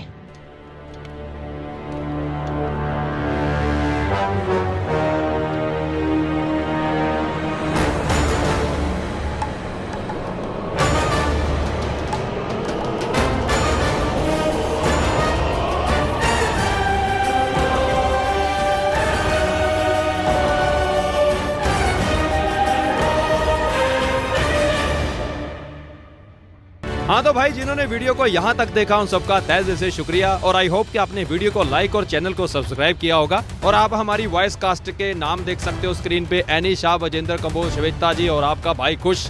और मिक्सिंग मास्टरिंग हमने करवाई है सहज स्टूडियो, जो अपनी जितनी भी मिक्सिंग मास्टरिंग होती है ना वीडियो की, यही भाई करते हैं, सहज भाई करते हैं। तो भाई ये तो क्लियर है कि हमने कोई AI टूल यूज नहीं किया है। तो भाई ये बार बार कमेंट मत किया करो और हाँ वीडियो को लाइक और चैनल को सब्सक्राइब जरूर किया करो, बहुत ज़्यादा मायने रखता है हमारे लिए। आप कमेंट करते हो, हमें भी अपनी थोड़ी सी जो कमियां होती हैं पता चलती हैं, यार हाँ कहाँ करने वाली है। देखो भाई परफेक्ट कोई नहीं होता, मैं बस यही कहना चाहूँगा कि अगर परफेक्शन का वेट करेंगे तो काम नहीं कर पाएंगे। काम करते रहो, परफेक्शन तो भाई अपने आप आ जाएगी।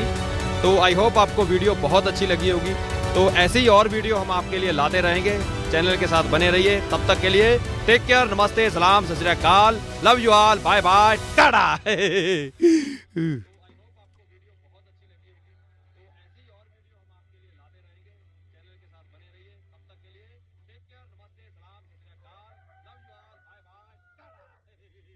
नमस्कार साथियों, स्वागत है आप सभी का अंकित इंस्पायर्स इंडिया पर। मैं हूं अंकित अवस्थी।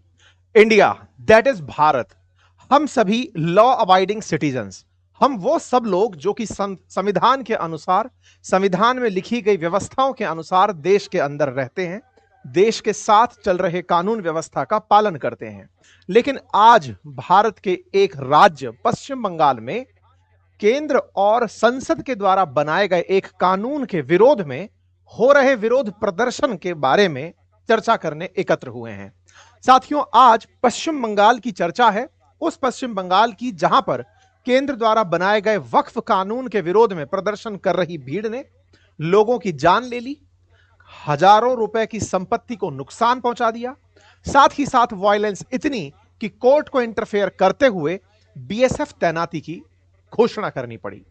आज के सेशन में चर्चा इस बात की कि उन जिलों में जहां पर मुस्लिम आबादी 50% से अधिक हो गई है, वहां पर बड़ी संख्या में हिंदू पलायन करके नजदीकी स्कूल और सरकारी केंद्रों में शरण लेने के लिए विवश हुए हैं। कैसे एक राज्य के अंदर हिंदू मुस्लिम दंगे में बदल गया वक्फ कानून, आज के सेशन में डिटेल चर्चा इस बात की। कुछ तस्वीरें जो सोशल मीडिया से प्राप्त हैं, चूंकि हमारे पास कोई पर्सनल कैमरामैन नहीं होता, तो जो इंटरनेट पर और न्यूज चैनल्स में उपलब्ध वीडियोस हैं उन्हीं को हम आपको यहां पर दिखा रहे हैं। AI के जमाने में इनकी सत्यता पुष्ट कर पाना मुश्किल है, इसलिए आप इन्हें रेफरेंस में ही समझें तो बेहतर होगा। तस्वीरें हैं आपके सामने जहां पर कुछ उपद्रवियों द्वारा गाड़ियों को लगाई गई आग, साथ ही साथ दुकानों की लूटपाट, सरकारी संपत्ति और निजी संपत्ति को पहुंचाया हुआ नुकसान संभवतया इन तस्वीरों के माध्यम से दिखाई दे रहा है। ऐसे में बड़ी चर्चा इस विषय पर है कि क्या इस राज्य की पुलिस व्यवस्था धता बता दी गई है?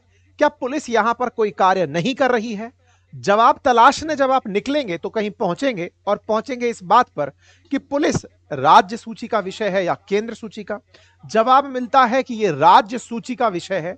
राज्य में ममता बनर्जी की सरकार है, तृणमूल कांग्रेस की सरकार है। तृणमूल कांग्रेस जो कि केंद्र की सत्ता के अपोजिशन में है, और उनकी तरफ से अनाउंस किया गया है कि केंद्र की तरफ से लागू किए गए कानून को जब तक पश्चिम बंगाल में तृणमूल कांग्रेस है तब तक वक्फ कानून के तहत कोई भी संपत्ति हड़पी नहीं जाएगी। अर्थात कानून की परिभाषा मानते हुए अगर वक्फ के नाम पर कोई संपत्ति ऑलरेडी ये प्रूव हो जाता है कि ये विवादित है, तो भी राज्य सरकार केंद्र की कानून की पालना नहीं करेगी, और ऐसे में उस संपत्ति को जो कि इस समय पर वक्फ के नाम पर मुस्लिम समुदाय के पास है, राज्य सरकार उसे वापस नहीं लेगी।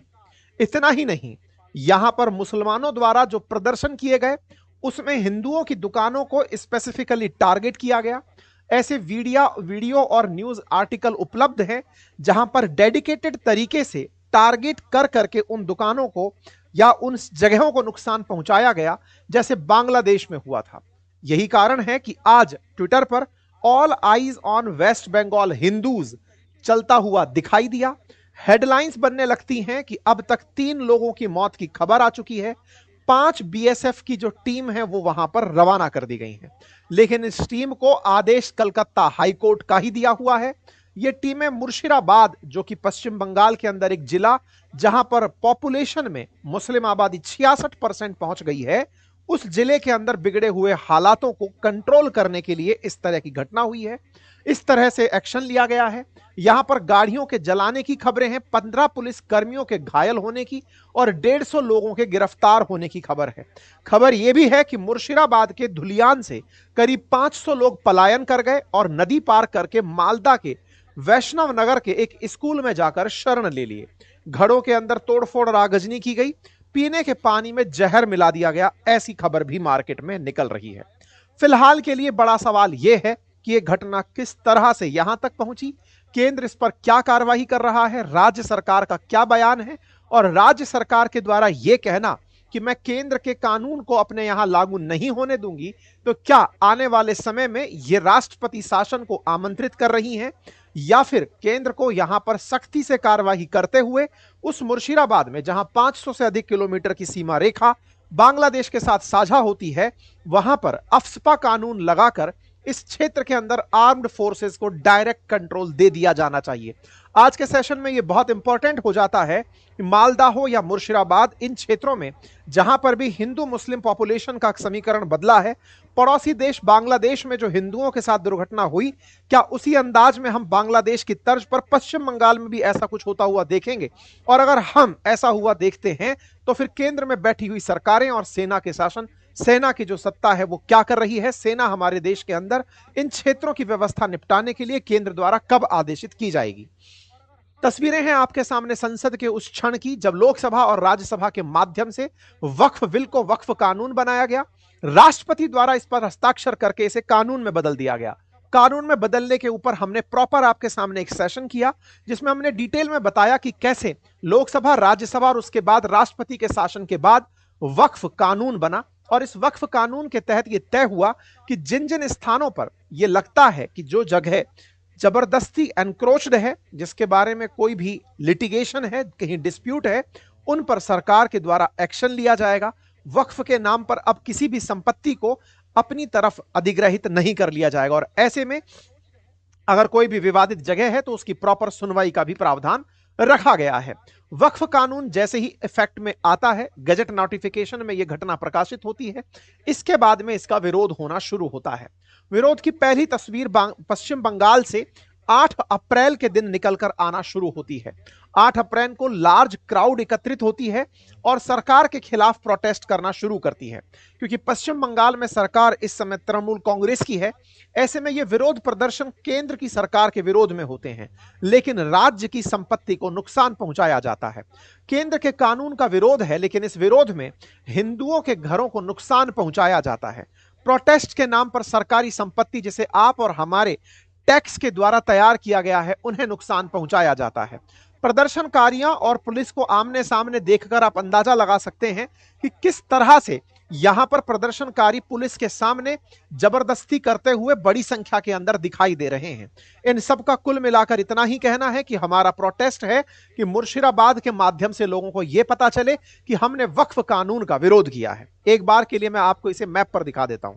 भारत के पूर्व की तरफ जब चलते हैं तो बांग्लादेश के बगल में आपको पश्चिम बंगाल दिखाई देता है और पश्चिम बंगाल के उत्तर की तरफ जब आप चलते हैं तो मुर्शिदाबाद और मालदा दिखाई देता है। मुर्शिदाबाद, मालदा और दक्षिण दिनाजपुर, इसके बीच में ही बांग्लादेश का एक हिस्सा एंट्री किया हुआ यहां पर दिखाई देता है।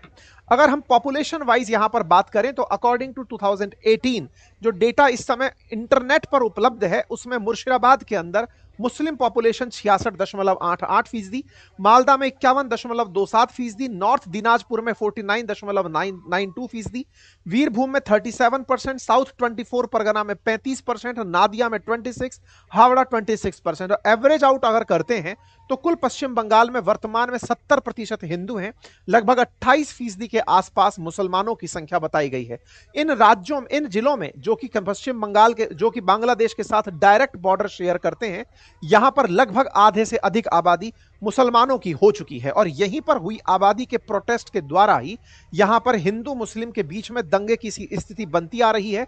वर्तमान में यहां से हिंदुओं के पलायन करने की खबर है। यही कारण है कि सोशल मीडिया पर केंद्र सरकार से जनता के द्वारा सवाल पूछे जा रहे हैं कि आप बांग्लादेश के ऊपर तो बयान देते हैं कि वहां पर हिंदुओं के साथ सही बर्ताव किया जाए, लेकिन आपके ही देश में जब इस तरह की स्थिति हिंदुओं के साथ हो रही है तो केंद्र इस पर क्या एक्शन ले रही है? हम दूसरे देश के अंदर हो रही घटना पर तो रिएक्ट करते हुए बात दे देते हैं। ऐसे में अपने केस में हम क्या कर रहे हैं?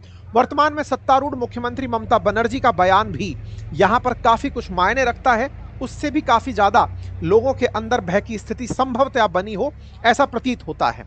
कुछ लोग पूछते हैं कि मैं हर धर्म के स्थानों पर क्यों जाती हूं? मैं पूरी जिंदगी जाऊंगी, चाहे कोई गोली मार दे, मुझे एकता से अलग नहीं किया जा सकता। बंगाल में धर्म के नाम पर बंटवारा नहीं होगा, जियो और जीने दो। इस तरह से ममता बनर्जी के द्वारा पहली जानकारी अपनी तरफ से 9 तारीख को दी गई। उन्होंने कहा कि वक्फ के कानून के ऊपर किसी को प्रवोक ना किया जाए। ममता बनर्जी ने कहा कि मुसलमानों के प्रति मैं इस बात को ध्यान में रखते हुए कहती हूं, समटाइम्स मैं माइनॉरिटी से कहना चाहता हूं कि you have been hurt by Waqf property issue. Mamata Banerjee ने मुसलमानों को संबोधित करते हुए कहा कि मुझे ज्ञात है कि आप लोगों को वक्फ कानून के द्वारा परेशानी हुई है। विश्वास रखें, nothing will happen in Bengal that will lead to divide and rule. हमारे बंगाल में बांटो और राज करो की नीति लागू नहीं होने दी जाएगी। You only send the message that all will live as one. तुम अपनी तरफ से यह मैसेज भेजो कि हम सब यहां पर मिलकर रहते हैं। कुछ लोग आपको उकसाने का प्रयास कर रहे हैं। मैं आपसे अपील करती हूं कि आप इसे याद रखें कि दीदी यहां पर हैं और दीदी प्रोटेक्ट करेंगी आपको और आपकी संपत्ति को। आप परेशान ना हो, ट्रस्ट करें, क्योंकि हम यहां पर सब मिलकर रहेंगे और हम इसे किसी और को आने के लिए स्थान बनने नहीं देंगे। ऐसे में यहां पर ममता बनर्जी के द्वारा दिए गए इस बयान को भी केंद्र के अंदर बैठी बीजेपी ने और पश्चिम बंगाल में बैठी अपोजिशन के अंदर बीजेपी ने प्रोवोकेटिव माना। उन्होंने माना कि यह उकसावे की कार्रवाई है, जिसमें पश्चिम बंगाल के अंदर यह कहा जा रहा है कि तुम चिंता मत करो, मैं तुम्हारे साथ हूं। ऐसे में वक्फ को लेकर के पहले जो 8 तारीख को प्रोटेस्ट हुआ, उससे बड़ा प्रोटेस्ट फिर 11 तारीख को रखा गया। 11 तारीख को प्रदर्शन 9 और 10 की छिटपुट घटनाओं के बाद हुए, जिसमें बड़े पैमाने पर मुर्शिदाबाद के अंदर दंगे हुए और मुर्शिदाबाद के अंदर जुम्मे की नमाज के बाद प्रदर्शनकारी सड़क पर उतरे और इन्होंने नेशनल हाईवे को पूरी तरह जाम कर दिया। स्थिति को काबू करने के लिए पुलिस पर उपद्रवियों के द्वारा पत्थरबाजी भी हुई। पुलिस वैन को आग के हवाले कर दिया गया। सार्वजनिक बसों में तोड़फोड़ कर दी गई। उपद्रवियों ने पुलिस पर बम फेंकने भी शुरू कर दिए। पुलिस कर्मियों के पास की मस्जिद में शरण पुलिस कर्मियों को लेनी पड़ी। जिला प्रशासन को स्थिति में काबू करने के लिए बीएसएफ की मदद भी लेनी पड़ी। यहां पर ट्रेन के रास्ते तक बदलने पड़ गए। न्यू फरक्का से अजीमगंज सेक्शन की जो ट्रेनें हैं, उन्हें पूरी तरह रोक दिया गया। कुछ जगहों पर ट्रेनों पर हमलों की खबर भी आई। इसके बाद 2 ट्रेनें रद्द हुई, 5 के रास्ते बदल दिए गए। रेलवे स्टेशन पर भी तोड़फोड़ की घटनाएं निकल कर आई। ट्रेन की तरफ से, प्रशासन की तरफ से आया हुआ यह आप प्रेस विज्ञप्ति देख सकते हैं, जिसमें अजीबगंज और न्यू फरक्का स्टेशन के बीच में जो ईस्टर्न रेलवे की रेल चलती हैं, उनके रास्ते बदल दिए गए, क्योंकि प्रदर्शनकारियों के द्वारा रेल मार्ग को भी अवरुद्ध किया जा रहा था। प्रदर्शनकारियों द्वारा सार्वजनिक संपत्ति को पहुंचाई जा रही इस क्षति को आप तस्वीरों के माध्यम से देख सकते हैं। कैसे उग्र भीड़ के द्वारा पुलिस को खदेड़ा जा रहा है। पुलिस को खुद छिप करके अपनी जान बचाने के लिए मीडिया के अनुसार, न्यूज के अनुसार पास की खाली जगहों पर जाकर शरण लेनी पड़ी है। एक तस्वीर जिसने बांग्लादेश की सभी को याद दिला दी। एक तस्वीर इस समय सोशल मीडिया पर वायरल है, जिस तस्वीर में दिखाया गया है कि किस तरह एक शॉप के अंदर घुस करके प्रदर्शनकारियों द्वारा जगह को लूटा जा रहा है। इस दुकान को लूटने की जो घटना है, ये बिल्कुल बांग्लादेश स्टाइल में यहां पर दिखाई दी गई है। ठीक इसी प्रकार से वाहन को आग लगाने के बाद में वाहन के अंदर बचे कचरे की तस्वीरें और साथ में एक पिता पुत्र की हुई हत्या से पूरी तरह से लोगों के अंदर रोष व्याप्त है। लोगों ने पिता पुत्र, जो कि यहां पर एक हिंदू परिवार है, उसके बच्चे माँ बाप की जो मतलब बेटा बाप की जो हत्या हुई है, जिसमें पीट पीट कर हत्या का जो मामला है, इस मामले की वजह से बेहद गुस्सा लोगों के अंदर है। मुर्शिदाबाद, नॉर्थ 24 परगना, हुगली, मालदा के अंदर जो विरोध प्रदर्शन हुए हैं, इसमें 3 लोगों की मौत और 15 पुलिस कर्मियों के घायल होने की खबर है। 150 लोग इसमें गिरफ्तार किए जा चुके हैं, ऐसा पुलिस रिपोर्ट में बताया जा रहा है। बताया जा रहा है कि धुलियान से करीब 500 लोग पलायन कर गए हैं और नदी पार करके इन्होंने वैष्णव नगर के एक स्कूल में शरण ली है। ममता बनर्जी के द्वारा जनता से फिर अपील की जाती है, कहा जाता है कि आपका जो गुस्सा है वो केंद्र से है, राज्य की संपत्ति को नुकसान ना पहुंचाएं। इसके ऊपर बीजेपी के द्वारा इस तरह का एक ट्वीट मैसेज दिया जाता है कि देखिए, ममता बनर्जी राज्य को जलता हुआ देख रही हैं और इस पर केवल बैठकर प्रतिक्रिया दे रही हैं। एक सोशल मीडिया पर इंटरव्यू वायरल है, IANS नाम के न्यूज चैनल द्वारा लिया गया इंटरव्यू है, जिसमें उस हिंदू दुकानदार के द्वारा अपनी बातें कही जा रही हैं कि पहले आसपास की दुकानों को नुकसान ना पहुंचाकर मेरी दुकान में लगभग 50 लाख रुपए के सामान को लूट लिया गया।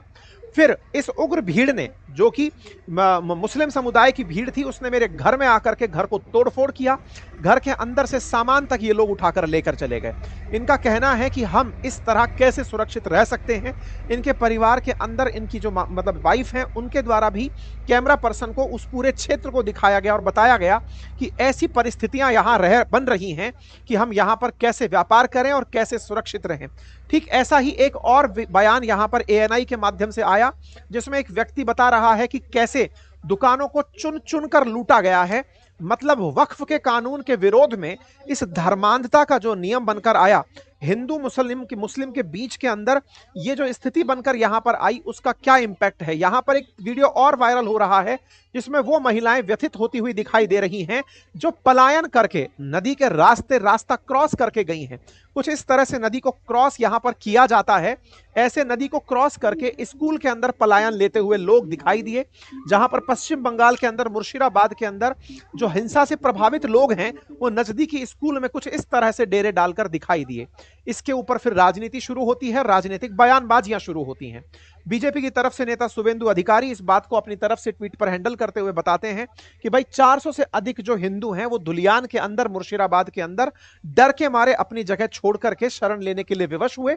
यहां पर पुलिस के द्वारा या टीएमसी के द्वारा, क्योंकि तृणमूल कांग्रेस की सरकार है और पुलिस उन्हीं के अंडर में आती है, ऐसे में तृणमूल कांग्रेस के द्वारा अपीजमेंट की पॉलिसी अपनाई जा रही है। अपीजमेंट बोले तो तुष्टीकरण बोले तो किसी एक समुदाय के लोगों के द्वारा की गई गलतियों को इसलिए इग्नोर किया जाए कि उनसे कुछ लाभ हो सकता है। इसे तुष्टीकरण यानी अपीजमेंट कहा जाता है।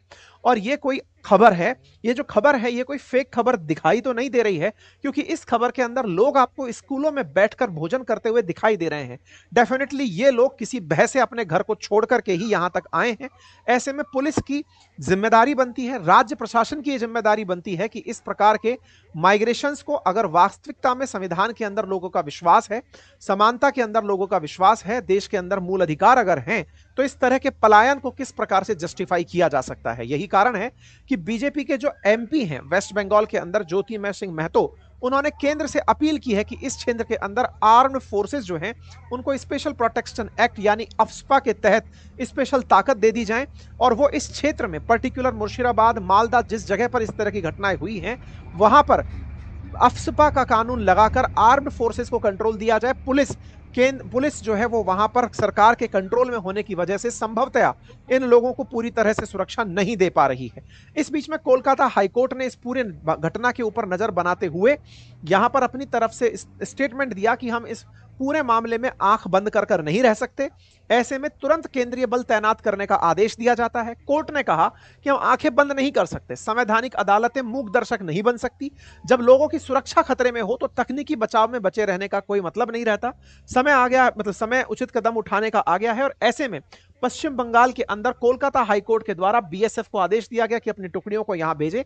यहां पर बीएसएफ की तरफ से करणी सिंह शेखावत की ये तस्वीरें आप देख रहे हैं, जो आईजी हैं, उनकी पहुंचती हुई तस्वीरें, और पुलिस के द्वारा इस पूरे क्षेत्र के अंदर या बीएसएफ की जो टुकड़ियां यहां गई हैं वो इस क्षेत्र के अंदर आपको मार्च लगाती हुई दिखाई दे रही हैं।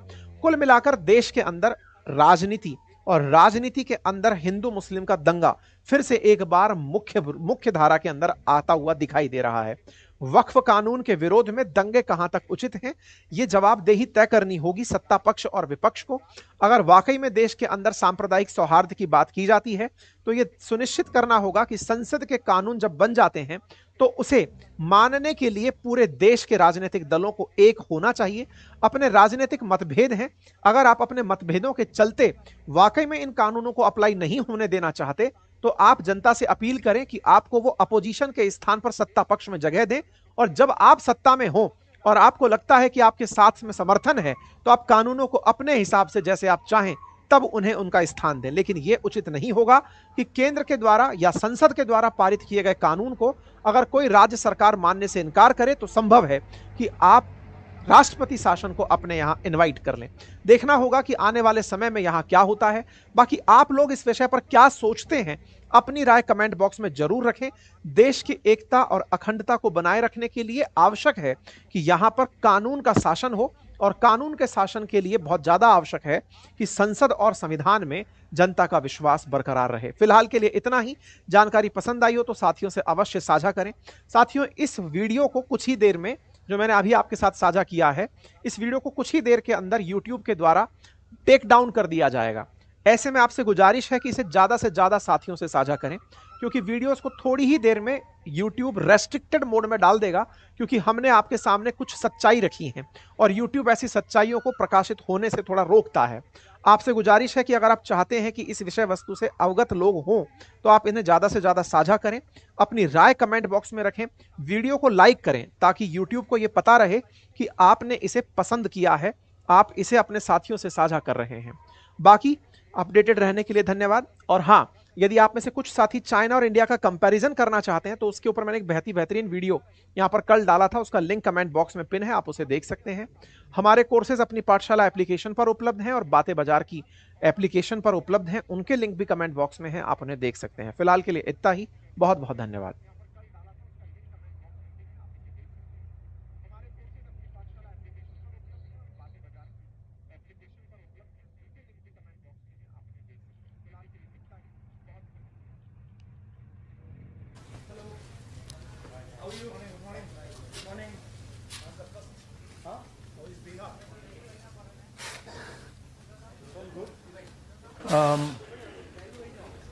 I'd like to restart.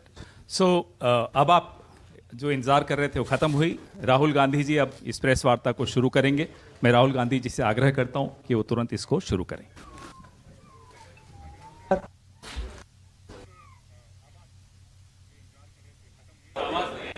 अच्छा।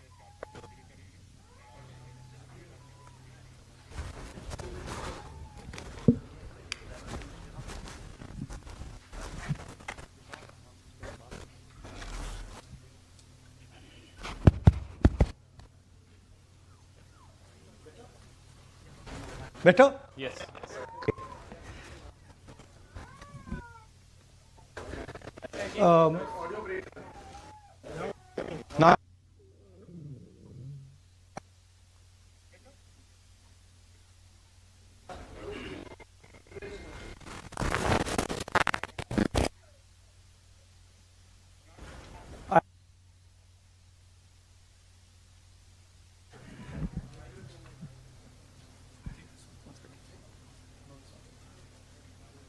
Now, okay.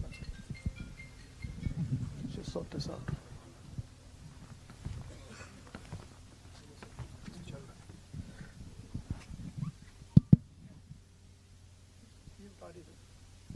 Huh. Yeah.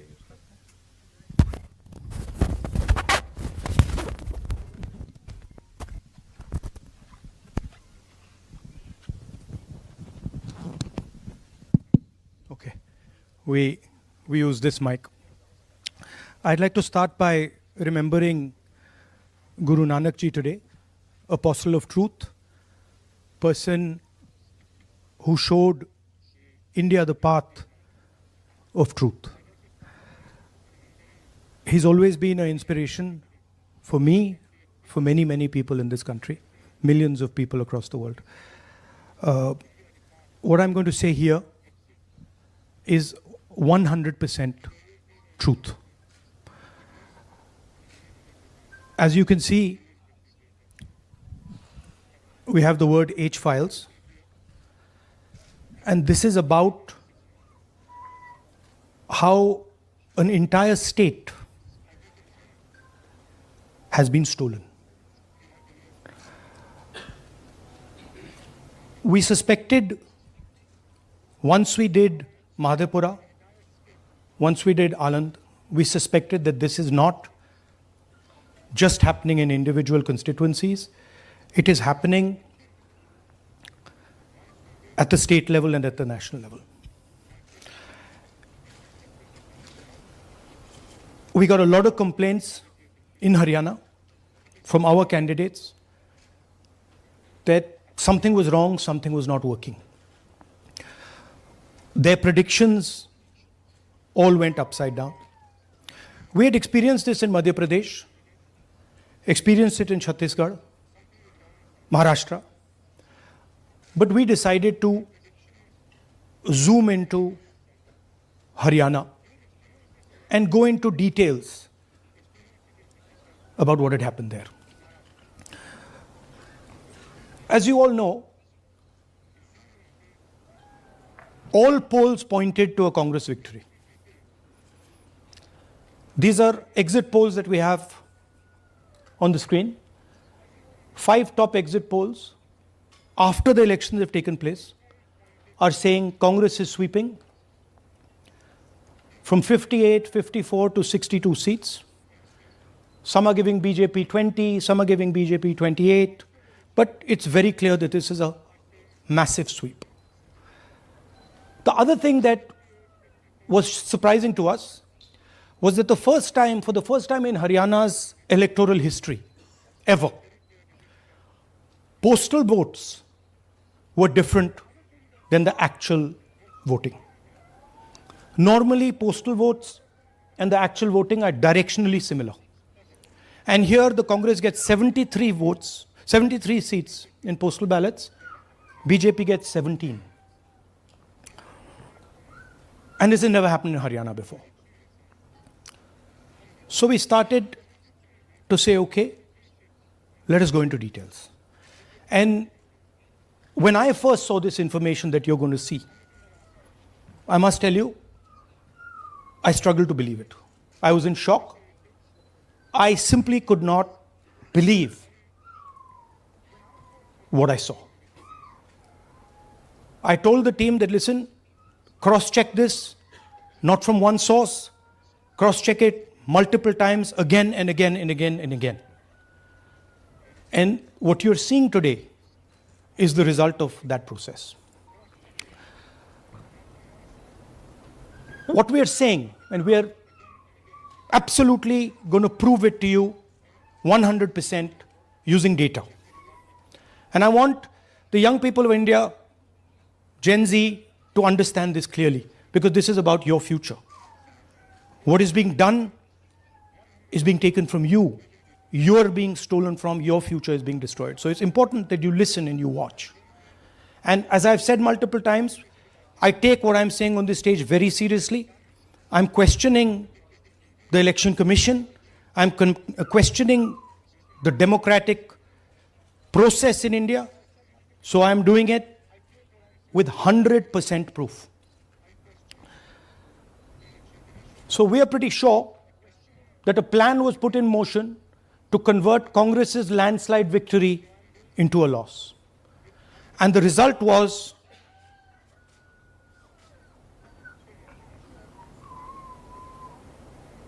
मैंने शुरू से ये कहा है कि भारतीय जनता पार्टी एक तरफा सरकार बना रही है।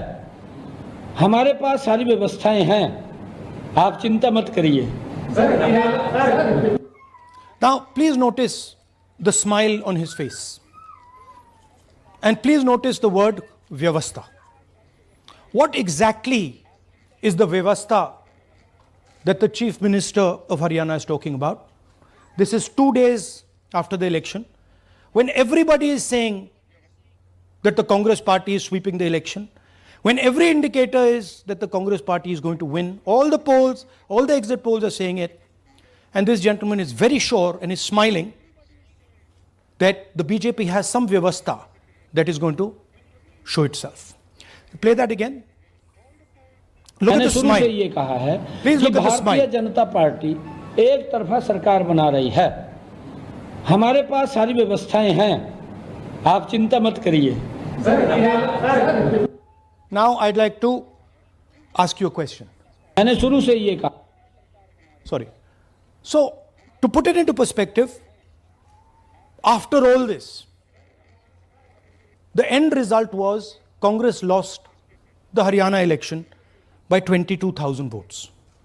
To give you a sense of how close it actually became. There are 8 seats here.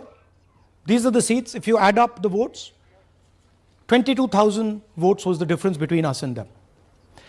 Total difference in votes between Congress party and BJP, 1.18 lakh votes across the state. Okay?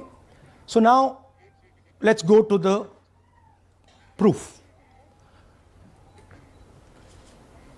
Who is this lady? How old is she? Which state does she come from? What's her name? Can anyone try? Where is she from? Try. Give me some guesses. कहाँ की लगती हैं? Anybody? Goa? Maharashtra? North? Is she from Haryana? You sure? You're absolutely sure she's not from Haryana? Okay, but she votes 22 times in Haryana. And she votes in 10 different booths in Haryana. And she's got multiple names.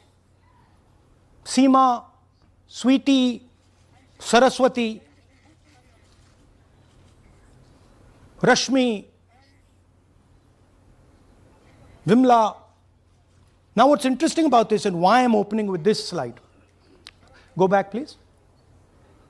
Why I'm opening with this slide is because this happens in 10 booths. That means that this is a centralized operation. That somebody fed this lady into the electoral list at a centralized level, not at the booth level. Just like Anand and just like Mahadevapura. So last guesses, I'm going to give a prize if anybody can guess this. Anybody? She's from Brazil. She's a Brazilian model.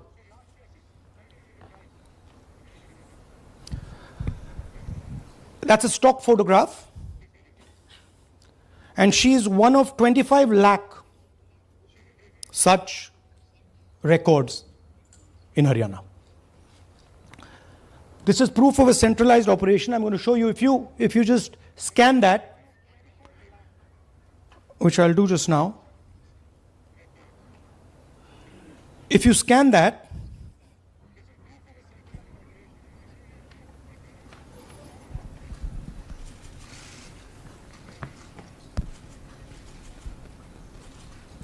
this opens.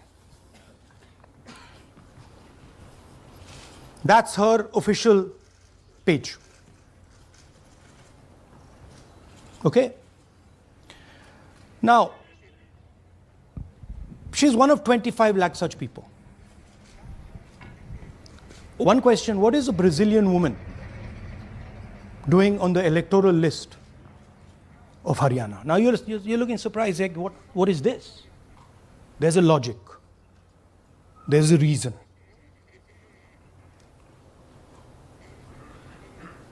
All right. 25 lakh vote chori in Haryana. 5 categories. Duplicate voters, 5,21,000. Invalid addresses, 93,000. Bulk voters, 19 lakhs. And notice that we've left those two empty, misuse of Form 6 and Form 7. The reason is that the EC now no longer allows us to access it. After Mahadevapura, where we accessed Form 6, they have stopped it. Right? So we cannot give you the numbers of deletion and addition. We estimate that, at least in Mahadevapura, misuse of Form 6 was about 30% of the total malpractice. So our estimate is those two will add up to another 7 to 10 lakhs. But we're not going to discuss them because we do not have concrete proof of them.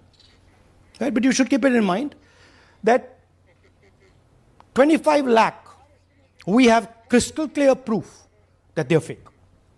That they either don't exist, or they're duplicate, or they're designed in a way for anybody to vote. Sorry. Yeah. So what is the big picture of Haryana? Big picture is 2 crore total voters, vote chori of 25 lakhs, possibly more, but confirmed by us of 25 lakhs. That means 1 in 8 voters in Haryana are fake. right? That's 12.5%. And despite all this, the Congress party loses by 22,000 votes, right?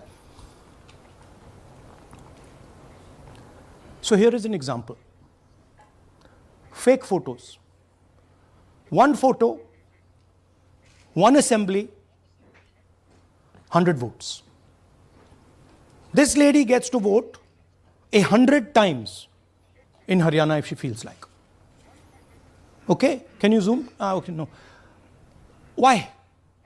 Why is she being allowed to vote 100 times? Why is a picture on 100 records? This is to create space. This is to create space so that anybody can vote, so that BJP people can move and vote. They can come from other states and vote. This is all to create space. And I'm going to show it to you and prove it to you without any doubt. You're going to walk out of this room saying, I have no doubt about what Mr. Gandhi said. Can someone come? Can two people come up? I want to ask you a question. You want two journalists? Yeah. आइए आइए. Come.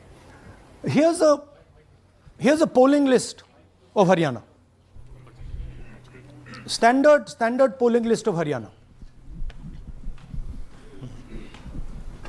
आइए कम. ये normal Haryana की polling list है जी. इसमें आपको कुछ अजीब सा लग रहा है? Can you see something strange? हाँ, जूम इन थोड़ा सा कीजिए. नहीं, यहां से दिख जाएगा आपको. अमरजीत कौर. Multiple names. कहाँ है मल्टीपल नेम्स? हाँ. Very good. हाँ, ठीक है. अच्छा, थोड़ा आगे जाइए. तरविंदर सिंह 73 ईयर. फोटो है किसी बच्चे का. ठहर जाइए, लाइए नीचे लाइए. हाँ, क्या देखा? नहीं, हाँ, ये देखिए. अब इसमें कुछ स्ट्रेंज लग रहा है आपको? विक्रम सिंह, नाम पिता का नाम रण सिंह, मकान 76, आयु 34 साल. विक्रम सिंह ये औरत है आदमी है? वही मैं राहुल जी, मैं आपको बता रही हूँ, औरत है, महिला है. और उम्र भी 34 साल दिखाया जा रहा है. इनकी उम्र देख के लगता है कि कम से कम 65-70 साल की होगी. अच्छा, ये 9 जगह आ रही है? 9 जगह है. 9 प्लेसेस. अच्छा, थोड़ा और दिखाओ. ये क्या है?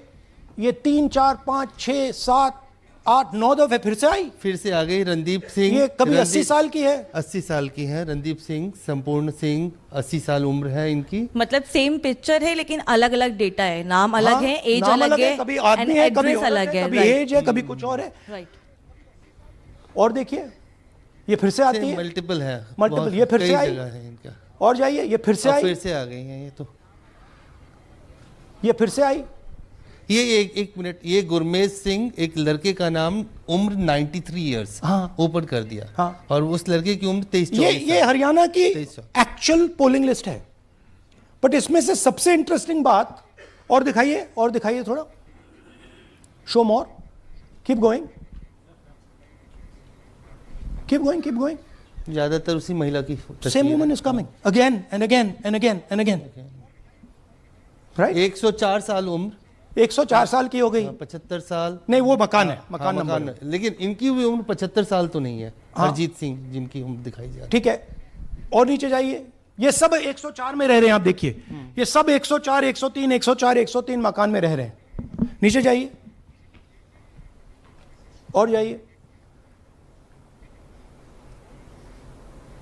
तो अब मैं आपसे पूछता हूं, ये किस चीज की लिस्ट है?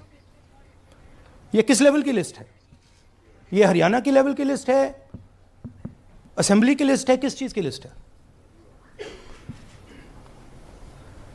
ये दो पोलिंग बूथ्स की लिस्ट है जी. She appears 223 times in 2 polling booths. She can vote any amount of times she wants. Election Commission has the data on how many times she voted. We have a sense of it. Thanks. Election Commission needs, thank you. Election Commission needs to tell us how many times this lady, whose name we don't know, whose age we don't know, But we know she occurs 223 times in 2 booths. In the Lok Sabha election, she was there 223 times in 1 booth. And then they decided to split it into 2 booths. Right? So this is the reason Election Commission destroys CCTV footage. Because multiple times, the same person has the opportunity to vote. She can vote as Seema, she can vote as anything she wants. And this is not one example, this is the worst example. There are thousands and thousands and thousands of examples like this in Haryana. 200 votes, 50 votes, 100 votes, 150 votes. Anybody can go and vote. Why are they doing it? Because they want to create space. And what is the proof they're doing it? They're destroying CCTV records. If we ask for CCTV records of this booth, we will know 100% what happened in this booth. Here again, the same idea. Fake photos, blurred photos. Modus operandi is very similar. Simple name. Zoom in. Mamta, Durga, Sangeeta, Manju. Blurred photo. Nobody knows who this person is. Anybody can say, "Mera naam Durga hai," aa gayi, kar diya. Okay, go zoom out, please. So they're occurring in multiple booths. Just go back, please. Occurring in multiple booths. She's in booth number 20, in the same photo, booth number 27, booth number 24, booth number 106. Meaning it's not being done at the booth level. It's being done above the booth level. And the same thing on this side. This is a system, a method.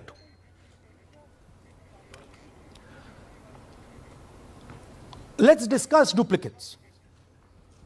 They have duplicate photos. We have 223 photos in 1 booth. We have hundreds of photos in the same photo in an assembly. We have the same record appearing again and again and again and again. We have this gentleman in booth 431. He's voting 14 times. In booth 508, he's voting. In booth 431, he's voting. We have this other fellow, Rudra Abhishek Jain. He's voting in booth number 130. He's voting in 131. His brother also is voting. They have 18 votes. Now the Election Commission can remove duplicates in a second. All they have to do is run a query that says, please identify same photograph. You don't even need AI for that. And you will know these are all the same photographs that we've got. All you have to say is identify the same name, same address. Boom, it's done. 2 minutes. They don't do it. Why? Reason. They are helping the BJP.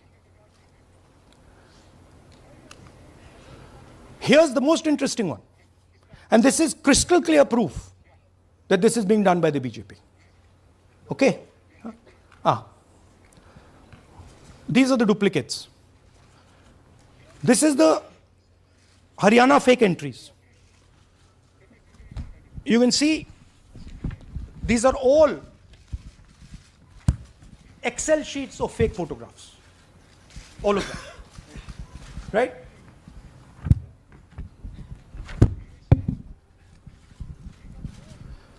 So, why is EC not removing duplicates? Because if they remove duplicates, there will be a fair election. If they ensure that there is one entry, one picture, there's a fair election. And EC doesn't want a fair election. Now this is absolute crystal clear proof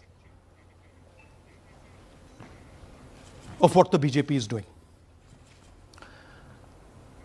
Thousands of voters, BJP voters, BJP leaders voting in Uttar Pradesh and voting in Haryana.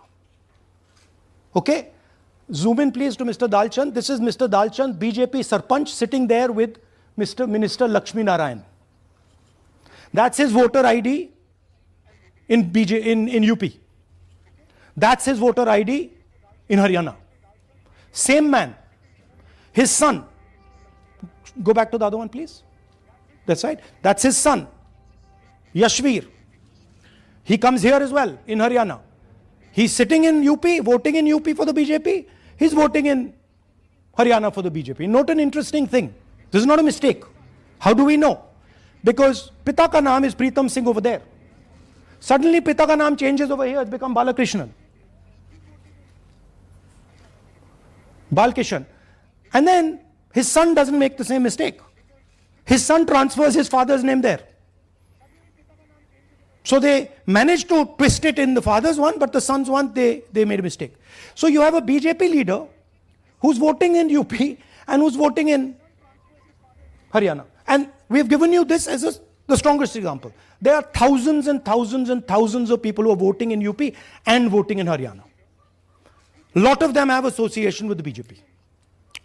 Here's another one, Mr. Prahlad, BJP Sarpanch, Mathura district. There he is in UP. Here he is in Hodal Assembly. Same man. Right? Here the same, father's name is the same, Totaram, Prahlad. And here he is standing with the nephew of Lakshmi Narayan. These are not two examples. There are thousands of these, where the entire large numbers of people are just picked up and they have the opportunity, because they belong to, are associated with the BJP, where they have the opportunity to be a voter in UP, to be a voter in Haryana, to be a voter in Madhepura, to be a voter in Varanasi. This option is available to the BJP. This is the Vyavastha that man was talking about. Right? Listen to this. അതിനകത്ത് യാതൊരു സംശയവുമില്ല. ജയിക്കാൻ വേണ്ടി വ്യാപകമായി ഞങ്ങൾ vote ചേർക്കും. ഞങ്ങൾ ജയിക്കാൻ ഉദ്ദേശിച്ച മണ്ഡലങ്ങളിൽ ഞങ്ങൾ ജമ്മു കാശ്മീരിൽ നിന്നും ആൾക്കാരെ കൊണ്ടുവന്ന് ഒരു വർഷം താമസിപ്പിച്ച് വോട്ട് ചെയ്യിപ്പിക്കും. ഒരു സംശയവുമില്ല. He is saying it. He knows it. And we've proved it. Do you have any doubts? അതിനകത്ത് Now listen to this. The election commissioner saying that house number 0 is for homeless people. Look, we do our homework. We are talking truth here. We will check everything this man says. Okay? So we decided to check what he says. जिन लोगों के पास घर नहीं होता, आप लोग भाग्यवान हैं. कई लोगों के पास घर नहीं होता. Look, nobody else is convinced. लेकिन उसका नाम भी मतदाता सूची में होता है. Look at the Sardar ji, he is looking like ये तो झूठ बोल रहा है.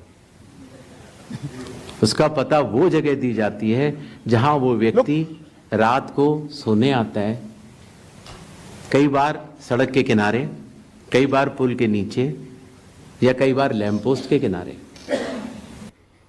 पुल के नीचे, सड़क पर या लैंप पोस्ट के किनारे. So we systematically looked at house number 0.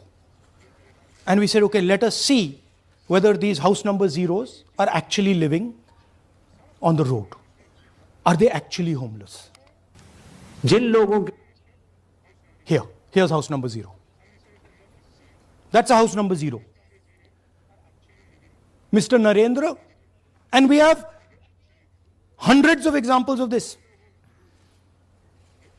Mr. Narendra living in that house, but that house is house number 0. And when we tried to find Narendra, we understood what the issue was. Why there is a house number 0. We couldn't find him. Because when we sent somebody to look for him, it was impossible to find him. We physically identified this man, physically saw him in the village, and physically found out where he lives. And that's how he got to this house. The reason there is house number 0 is nobody can identify where that person is. Once he is voted, he's gone. You cannot go and find him. Again, this man is one of hundreds of examples that we have. We have cross-checked. The Chief Election Commissioner is lying to the people of India openly. This is a method to make voter and address verification difficult.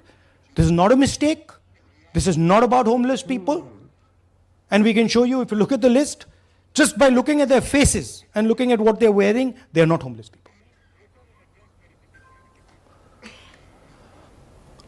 Here's another one.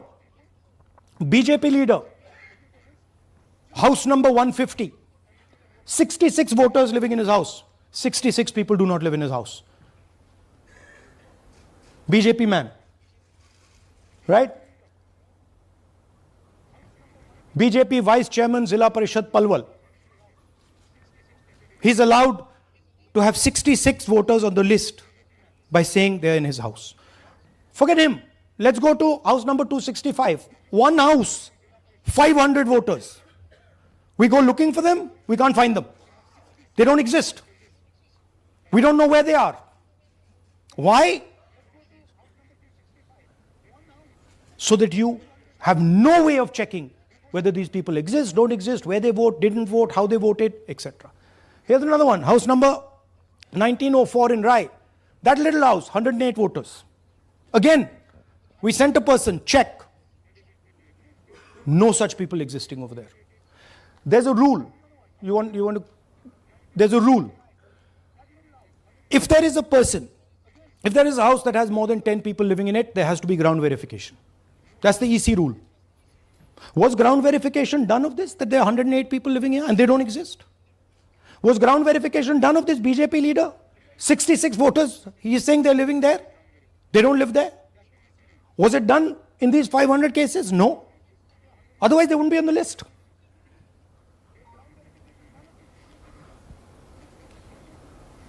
And then we don't have access to the forms, as I said in the beginning. But we do have access to the people. So 3.5 lakh people were deleted from the voter list. Okay, so we went and found who these people are. And guess what? A large number of them are our voters. And here are some examples. मेरा नाम अंजलि त्यागी है, मेरे पति का नाम अमित है।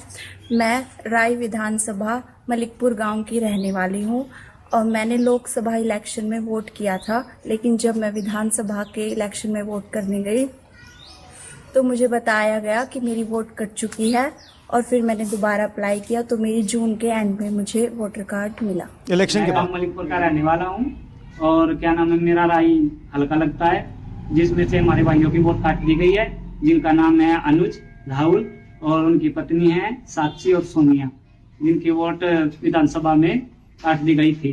नाम सद्दाम हुसैन है जी, मैं मलिकपुर गांव से रहने वाला हूं जी। हमारा हल्का राय लगता है जी। 2024 में लोकसभा इलेक्शन में हमने वोट डाला था जी, और ये 2025 में जी हमारी वोट चोरी हो गई जी। मेरा नाम सद्दाम हुसैन है, मेरी वाइफ का नाम यास्मीन है जी। हमारी दोनों की वोट चोरी हो गई है। लाल सन्नो श्री लखीराम, गांव मलिकपुर, राय हल्के का रहने वाला हूं। हमारी एमपी के चुनाव में हमारी वोट पूरे परिवार की कंप्लीट थी। इस बार मेरे बेटे की विधानसभा में वोट काट दी गई है। All targeted. And these are 4 we've shown you. मेरा नाम Anjali. Sorry. We have huge numbers of these people. So here is the vyavastha the gentleman was talking about. The Brazilian model, to create space, put her name, allow anybody to vote. The BJP leaders and BJP people who get the option of voting in Uttar Pradesh and Haryana. The blurred photographs, the deleted voters, and the house number 0. What's the big picture? The big picture is 22,000 votes was the margin. 25 lakhs was this.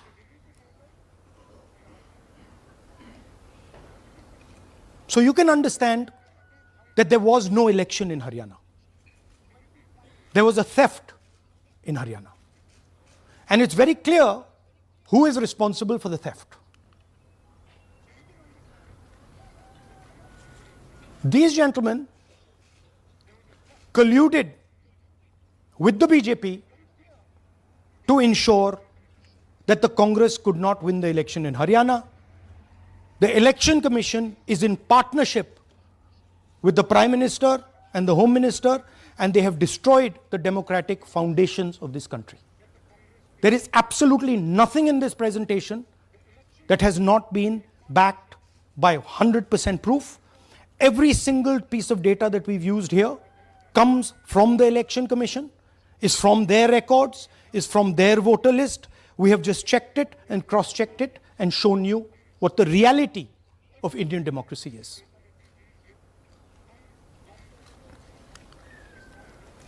And it is pretty clear to us that now this is a system.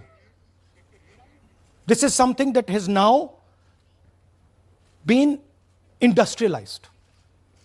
And it can be used in any state. And it is going to be used in Haryana. And I'm confident that after the Haryana elections, we will get the same records and we will show you that the same thing has happened in Haryana. You might, in Bihar. You might be asking, oh, but how come you didn't see these anomalies in the voter list? Because the voter list comes at the last minute. Because the voter list is given to us at the last minute before the elections.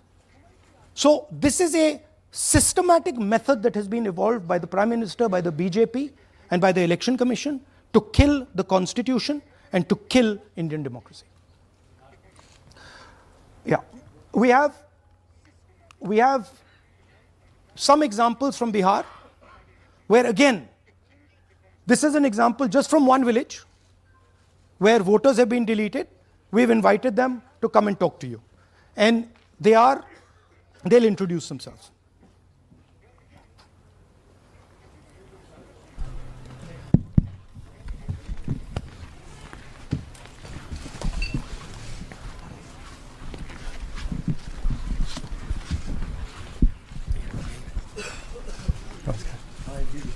बताइए जी।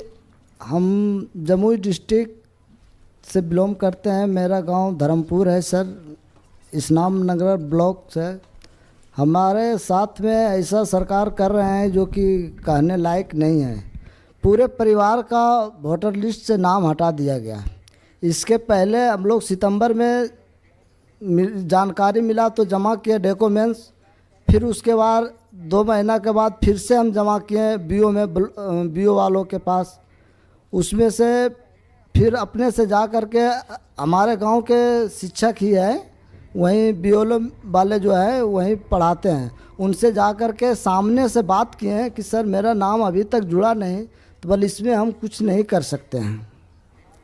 और हमारे गांव के सहयोगी रवि जो है ये भी हमारे साथ हैं, क्योंकि हम विकलांग हैं, कहीं आ नहीं सकते हैं।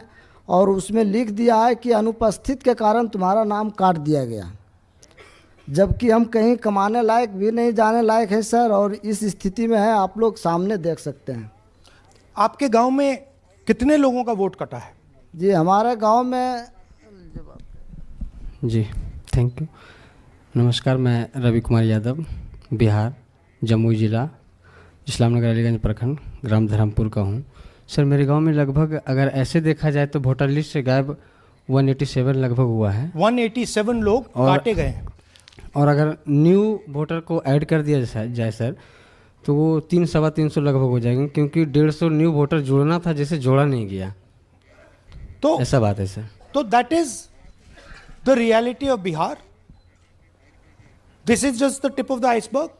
We are absolutely certain that we will be able to do the same presentation for you after the election once the data comes.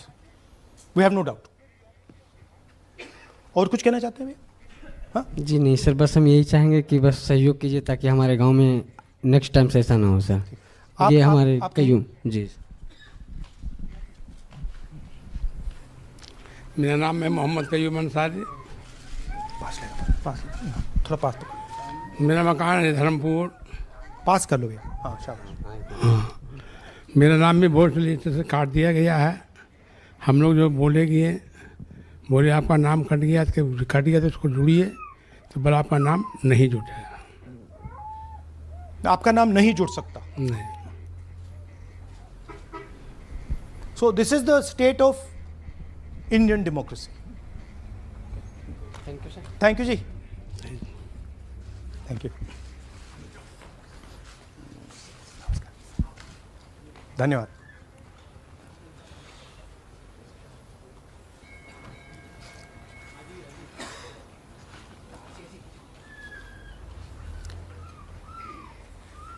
You're looking shocked.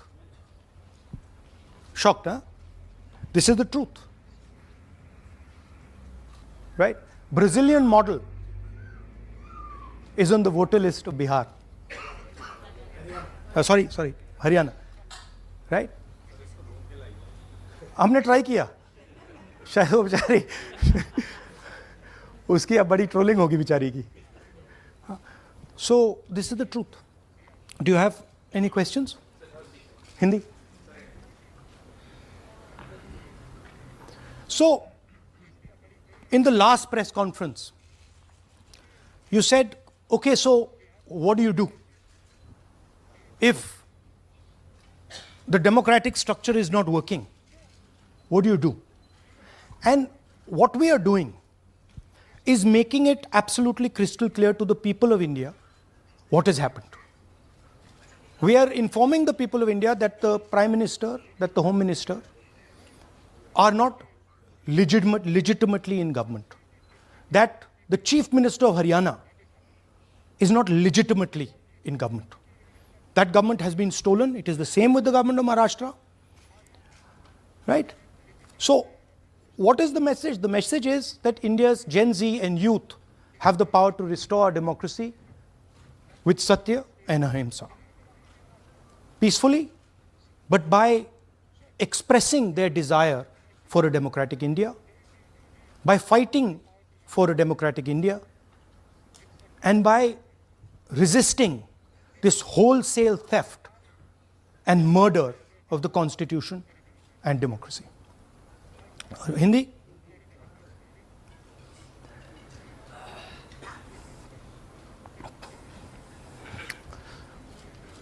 नमस्कार, मैं हिंदी में भी कर देता हूं. महादेपुरा के बाद, अलंत के बाद हमें लगा कि ये जो वोट चोरी का मामला है, ये सेंट्रलाइज्ड मामला है और ये सिर्फ एक कंस्टिट्यूएंसी में नहीं हो रहा है, एक डिस्ट्रिक्ट में नहीं हो रहा है, मगर ये नेशनल लेवल और स्टेट लेवल पे हो रहा है. तो हमने इन्वेस्टिगेशन शुरू किया, पता लगाने कि क्या हो रहा है. हरियाणा पे हमने फोकस किया क्योंकि एग्जिट पोल्स दिखा रहे थे कि कांग्रेस पार्टी हरियाणा को स्वीप कर रही है. ये देखिए 5 एग्जिट पोल्स हैं. एग्जिट पोल सबसे एक्यूरेट होता है, ओपिनियन पोल से एक्यूरेट एग्जिट पोल होता है. ओपिनियन पोल्स भी कह रहे थे कांग्रेस स्वीप करेगी, एग्जिट पोल्स भी कह रहे थे, हमारा डेटा कह रहा था, हमारी पार्टी कह रही थी, बीजेपी के लोग भी हमें बता रहे थे कि देखिए आप इस बार हरियाणा में सरकार बना रहे हो. दूसरी बात, पहली बार हुआ कि पोस्टल बैलेट्स और स्टेट का जो नतीजा था वो अलग थे. कांग्रेस पोस्टल बैलेट्स को स्वीप करती है, ओपिनियन पोल्स में आगे, एग्जिट पोल्स में आगे, और फिर नतीजा बिल्कुल दूसरा आता है. हम गहराई में गए और मैं आपको बताना चाहता हूं कि हमें सवाल का यह जवाब मिला कि एक ऑपरेशन सरकार चोरी लागू किया गया, एक प्लान जिससे कांग्रेस की जो विक्ट्री थी, लैंडस्लाइड जो विक्ट्री होनी थी, वो लॉस में, हार में बदली जाए. थोड़ा सा मैं आपको डिटेल्स देना चाहता हूं. इनकी आवाज सुनिए. ये हरियाणा के चीफ मिनिस्टर है. मैंने शुरू से ये कहा है कि भारतीय जनता पार्टी एक तरफा सरकार बना रही है. हमारे पास सारी व्यवस्थाएं हैं, आप चिंता मत करिए. अब ये देखिए, मुस्कुरा रहे हैं. सारे एग्जिट पोल्स कह रहे हैं कि भाई आप चुनाव जीत रहे हो, सारे ओपिनियन पोल्स कह रहे हैं कि चुनाव जीत रहे हो. ये मुस्कुरा के कह रहे हैं भैया हमारे पास व्यवस्था है. कौन सी व्यवस्था, क्या व्यवस्था, ये इस प्रेजेंटेशन का लक्ष्य है. आपको यह समझाना कि इनके चेहरे पे जो मुस्कान है ये क्यों है। मैंने शुरू से ये हरियाणा का फाइनल इलेक्टोरल मैप है। कांग्रेस पार्टी हरियाणा के चुनाव को तकरीबन 22,000 वोट से हारी। 8 कंस्टिट्यूएंसीज में हारे, ये लिस्ट है इनकी। मगर अगर आप वोट डिफरेंस जोड़ दें तो अगर हमें 22,000 वोट इन कंस्टिट्यूएंसीज में मिल जाता तो हम जीत जाते। और अगर आप टोटल वोट को देखें तो 1.18 लाख वोट का अंतर था उनमें और हमारे बीच में। यह आप नंबर याद रखिए, तकरीबन 1 लाख और 22,000। अब मैं आपसे पूछना चाहता हूं और हरियाणा के युवाओं से पूछना चाहता हूं, हरियाणा की जनता से पूछना चाहता हूं कि यह कौन है, इसकी एज क्या है, यह कहां की है, इसका नाम क्या है।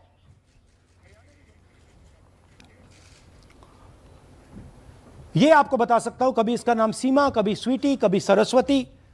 22 बार हरियाणा के युवा, अच्छी तरह सुनिए, 22 बार 10 बूथ में इसको वोट देने का मौका मिलता है। 22 बार 10 बूथ में राय असेंबली में वोटर लिस्ट पे है। कहां की है? ब्राजील की है, हरियाणा की नहीं है, हिंदुस्तान की नहीं है, ब्राजील की है, मॉडल है, हरियाणा की वोटर लिस्ट पे है। चेक करना है तो वो उस पे आप उसको स्कैन कर दीजिए, देख लीजिए। इससे क्या पता लगता है? इससे पता लगता है कि ये सेंट्रलाइज्ड ऑपरेशन है। क्यों? क्योंकि ये 10 बूथ में इसकी फोटो आती है। इसका मतलब ये बीएलओ का काम नहीं है, ये सेंटर से डेटाबेस में ये डाला गया है। ब्राजील की महिला 22 बार 10 बूथों में हरियाणा में वोट कर रही है।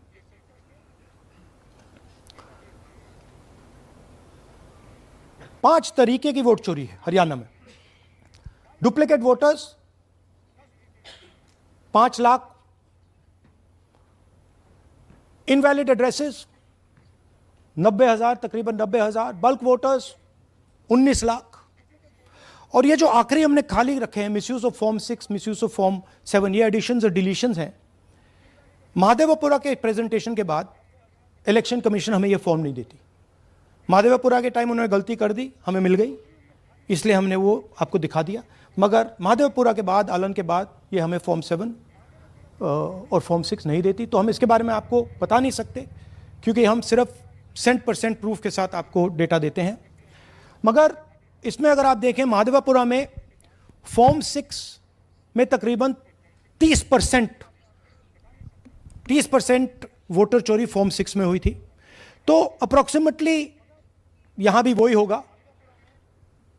फॉर्म 6 और फॉर्म 7 में हमारा अंदाजा है कि तकरीबन 10 लाख एक्स्ट्रा वोट चोरी होगी, मगर उसको हम इग्नोर कर रहे हैं आज, क्योंकि वो रिकॉर्ड हमारे पास नहीं है। इसके बारे में हमारे पास बिल्कुल क्लियर 100% रिकॉर्ड है।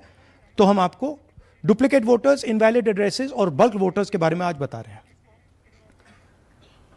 बिग पिक्चर क्या है हरियाणा के युवाओं? बिग पिक्चर है कि आपकी सरकार चोरी की गई है, चोरी की सरकार है, फेक सरकार है। 2 करोड़ वोटर हरियाणा में, 25 लाख वोट चोरी।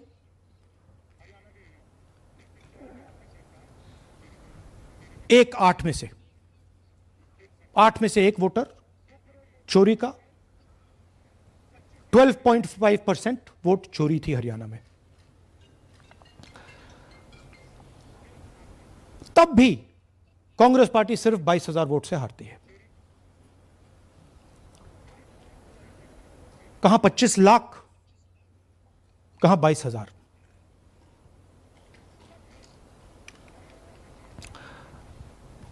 यह एक उदाहरण डुप्लीकेट फोटोज का। आप ये देखिए, एक फोटो, एक असेंबली, 100 वोट। थोड़ा जूम इन करिए, ये देखिए,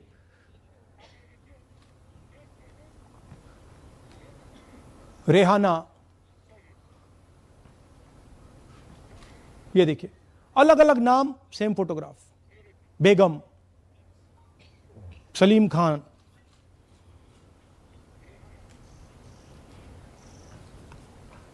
जुमा। क्यों? क्योंकि वो जगह बनाना चाहते हैं, फेक वोटिंग के लिए जगह बनाना चाहते हैं। आप सोचोगे कि भाई एक फोटो एक असेंबली में 100 वोट बहुत बड़ी बात है, नहीं। ये लो 223 वोट 2 बूथ में।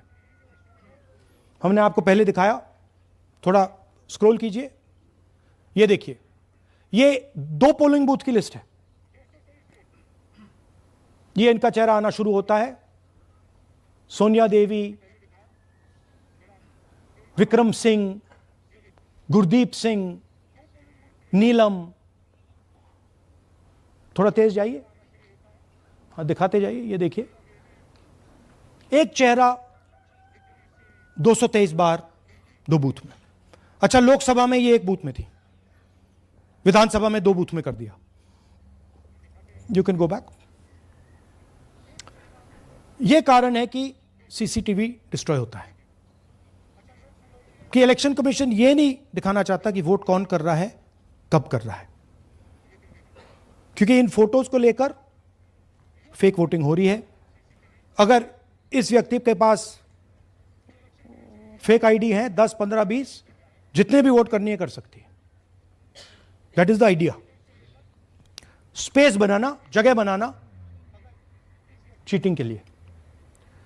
यह देखिए दूसरे तरीके का, 1,24,000 ब्लर्ड फोटोज, कि आप जाओ, आपका चेहरा देखा, जी करा तो वोट करवा दिया, नहीं तो नहीं करवाया। Flexibility for cheating. सिंपल नाम देखिए, मंजू, ममता, संगीता, दुर्गा, पिता का नाम सुनील, पिता का नाम सूरज। जो मन करता है कर दो, डाल दो अंदर, मैन्युफैक्चर करो। अब ये डुप्लीकेट्स, चाहे ये फोटो हो या ये डुप्लीकेट आईडीज हो, ये डुप्लीकेट आईडीज हैं। बूथ नंबर 431, 508 शशांक गिरी 14 बार वोट कर रहे हैं। बूथ नंबर 130, 31 रुद्राभिषेक जैन, नमन जैन 18 बार वोट कर रहे हैं। मगर सवाल उठता है कि ये ईसी डुप्लीकेट्स क्यों नहीं हटाता? डेटा का समय है, ये एआई का समय है, 2 मिनट में आप क्लीन कर सकते हो। आपको सिर्फ डुप्लीकेट नेम्स निकालो, डुप्लीकेट नेम्स निकल आएंगे। डुप्लीकेट एड्रेसेस निकालो, डुप्लीकेट एड्रेसेस निकल आएंगे। डुप्लीकेट फोटो निकालो, डुप्लीकेट फोटोज निकल आएंगे। ये क्यों नहीं कर रहे हैं? क्योंकि ये बीजेपी की मदद कर रहे हैं, सिस्टमैटिकली वोट चोरी करवा रहे हैं। ये देखिए सबसे बड़ा एग्जाम्पल, दालचंद जी बीजेपी के यूपी में सरपंच है, उनका बेटा यशवीर। ये देखो, ये यूपी में मिनिस्टर लक्ष्मी नारायण साहब के साथ बैठे हुए हैं, पीछे बैठे हैं। ये यूपी में वोट करते हैं और यही हरियाणा में वोट कर रहे हैं। इसमें देखिए, इसमें इन्होंने अपना पिता का नाम बदल दिया, मगर बात हमने पकड़ ली क्योंकि बेटे ने बाद नाम नहीं बदला। तो बेटे का पिता का नाम दालचंद दालचंद, और उधर उसने बदलने की कोशिश की मगर पकड़ लिया। और यह सिर्फ एक उदाहरण नहीं है, ऐसे हजारों वोटर हैं जो यूपी में वोट कर रहे हैं और फिर आकर हरियाणा में वोट करते हैं। इसलिए ये पूरा स्टैगर्ड प्रोसेस है कि भैया हरियाणा पे पहले होगा, फिर यूपी में बाद में होगा, फिर गुजरात में यहां होगा। ये पूरा जो स्ट्रक्चर बनाया गया है इसके लिए बनाया गया है कि हमारे लोगों को 2, 3, 4, 5 बार वोट कराया जाए और कांग्रेस पार्टी और विपक्ष के लोगों को वोटर लिस्ट से हटाया जाए। ये नीचे प्रहलाद जी, सरपंच, मथुरा डिस्ट्रिक्ट, ये होडल असेंबली में वोट कर रहे हैं। और ये हैं बीजेपी के नेता के साथ, यूपी मिनिस्टर के साथ, लक्ष्मी नारायण के साथ, ये भी इनका भी फोटो है। इनकी बात सुनिए। അതിനകത്ത് യാതൊരു സംശയവുമില്ല, ജയിക്കാൻ വേണ്ടി വ്യാപകമായി ഞങ്ങൾ വോട്ട് ചേർക്കും. ഞങ്ങൾ ജയിക്കാൻ ഉദ്ദേശിച്ച മണ്ഡലങ്ങളിൽ ഞങ്ങൾ ജമ്മു കാശ്മീരിൽ നിന്നും ആൾക്കാരെ കൊണ്ടുവന്ന് ഒരു വർഷം താമസിപ്പിച്ച് വോട്ട് ചെയ്യിപ്പിക്കും. ഒരു സംശയമില്ല. और वो जरा दिखाइए फिर से, वो पीछे देखिए, वो क्या हंस रहा है, देखिए। इन सबको मालूम है। അതിനകത്ത് യാതൊരു സംശയവുമില്ല, ജയിക്കാൻ വേണ്ടി വ്യാപകമായി ഞങ്ങൾ വോട്ട് ചേർക്കും. ഞങ്ങൾ ജയിക്കാൻ ഉദ്ദേശിച്ച മണ്ഡലങ്ങളിൽ ഞങ്ങൾ ജമ്മു കാശ്മീരിൽ നിന്നും ये ആൾക്കാരെ सबको കൊണ്ടുവന്ന് मालूम है, ഒരു ये വർഷം कह रहा है कि मैं താമസിപ്പിച്ച് जम्मू വോട്ട് कश्मीर से लोग लाऊंगा चुनाव जीतने, ചെയ്യിപ്പിക്കും. ഒരു केरल। സംശയമില്ല. ये एक्चुअली हो रहा है। हमने आपको अभी दिखाया, उनकी ये इलेक्शन कमीशन की लिस्ट है, और ऐसे हजारों लोग हैं जो यूपी में वोट करते हैं, हरियाणा में करते हैं, बिहार में करेंगे, गुजरात में करेंगे, पूरी राउंड द क्लॉक इनका यही काम है, मल्टीपल टाइम्स वोटिंग करो। അതിനകത്ത് യാതൊരു ये देखिए ज्ञानेश जी का ज्ञान, सुनिए जरा। ये कह रहे हैं कि हाउस नंबर 0 का मतलब होमलेस, जिसके पास घर नहीं है। इलेक्शन कमिश्नर खुलकर देश को झूठ बोल रहे हैं। हम यहां पे सच बोल रहे हैं, और जो भी ये बोलेंगे हम इसको क्रॉस चेक करेंगे, डबल चेक करेंगे और आपके सामने रखेंगे। इनको सुनिए। जिन लोगों के पास घर नहीं होता, सरदार आप जी का लोग एक्सप्रेशन देखिए, भाग्यवान है। कई लोगों के पास घर नहीं होता, लेकिन उसका नाम भी मतदाता सूची में होता है, और उसका पता क्या दिया जाता है? उसका पता वो जगह दी जाती है जहां वो व्यक्ति रात को सोने आता है, कई बार सड़क के किनारे, कई बार पुल के नीचे, या कई बार लैंप पोस्ट के किनारे। तो ये देखिए जिन हाउस नंबर 0, और ये एक उदाहरण है, हमारे पास बहुत सारे उदाहरण हैं।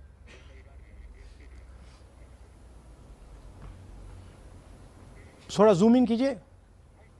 नरेंद्र जी हैं ये इनका घर है। अब प्रॉब्लम क्या है, जब हाउस नंबर 0 होता है और अगर हम वोटर को चेक करना चाहते हैं तो तकरीबन इम्पॉसिबल है। हमने इनके गांव में किसी को भेजा, लोगों को भेजा, फोटो से वेरीफाई करना पड़ता है, ढूंढ कर ये है। उसके बाद फिजिकली हमने पता लगाया कि ये उसका घर है। ऐसे बहुत सारे उदाहरण हैं।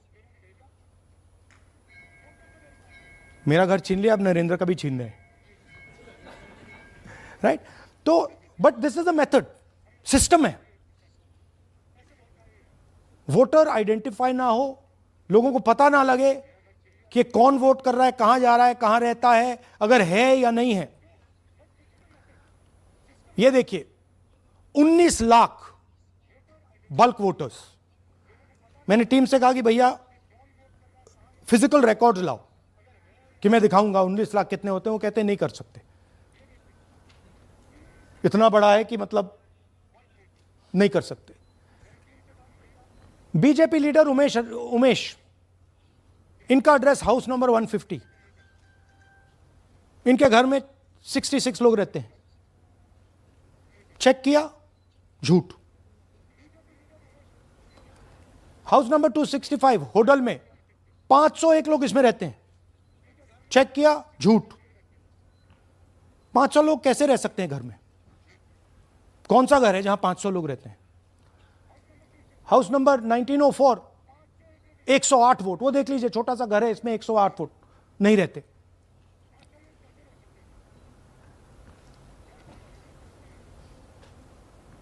रूल है इसी का कि अगर 10 वोटर से ज्यादा एक घर में रहते हैं, फिजिकली जाके उसको चेक करना है। कोई चेकिंग नहीं हुई है, कोई ग्राउंड वेरिफिकेशन नहीं हुआ है। जानबूझ के ईसी इन एड्रेसेस को वेरीफाई नहीं करता है। Sorry,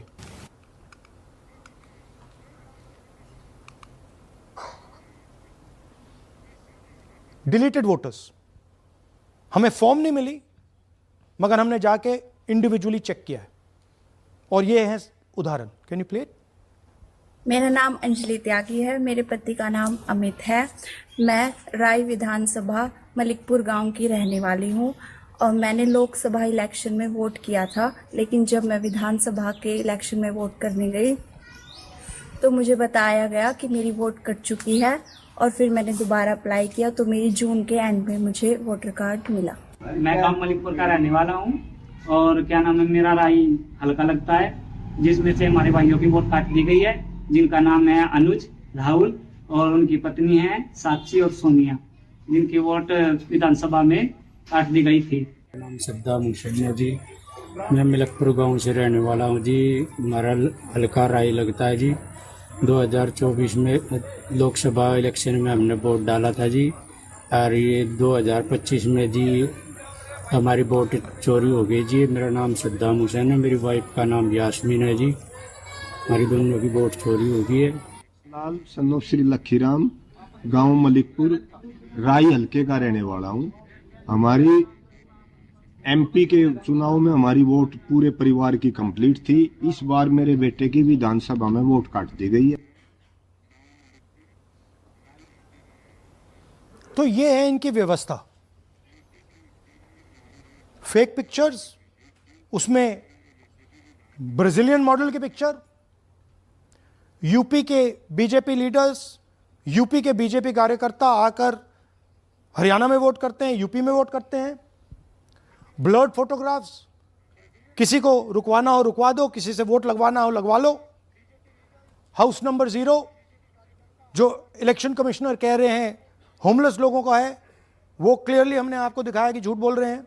and finally deleted voters. तो ये है इनकी व्यवस्था।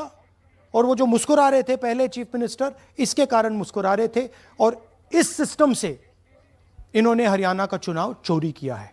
हरियाणा के सब युवाओं को यह मालूम होना चाहिए कि आपकी जो सरकार है वो इलिजिटिमेट सरकार है।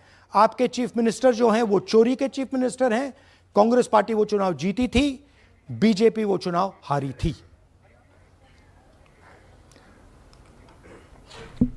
और ये जिस लेवल पे हो रहा है, सेंट्रलाइज तरीके से हो रहा है, ये बीजेपी और इलेक्शन कमिश्नर के कल्यूजन से हो रहा है।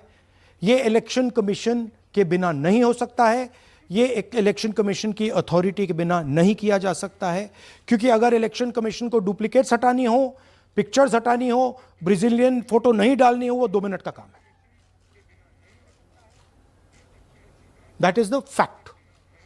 तो इन तीनों ने और नरेंद्र मोदी जी ने और अमित शाह ने मिलकर हिंदुस्तान की डेमोक्रेसी को खत्म कर दिया है। हिंदुस्तान के कॉन्स्टिट्यूशन पर यह आक्रमण है, अंबेडकर जी के कॉन्स्टिट्यूशन पर यह आक्रमण है। और अब यही सिस्टम जो हरियाणा में लागू हुआ, उससे पहले महाराष्ट्र में, मध्य प्रदेश में, छत्तीसगढ़ में, यही सिस्टम बिहार में लागू होगा। पिछले प्रेस कॉन्फ्रेंस से आपने मुझसे पूछा कि क्या करना है। देखिए, इंस्टीट्यूशनल फ्रेमवर्क इनके हाथ में है, हमारे हाथ में नहीं है। तो हम यहां पे सच बोल सकते हैं, हम देश के युवाओं को बता सकते हैं, दिखा सकते हैं प्रूफ के साथ कि देखिए ये सबूत है। ये इलेक्शन कमीशन की लिस्ट है, हमारी लिस्ट नहीं है। ये बल्क वोटर्स हैं, ये इनकी लिस्ट हैं, हमारी नहीं है। ये फेक एंट्रीज हैं, ये इनकी हैं, हमारी नहीं है। ये हमारा है।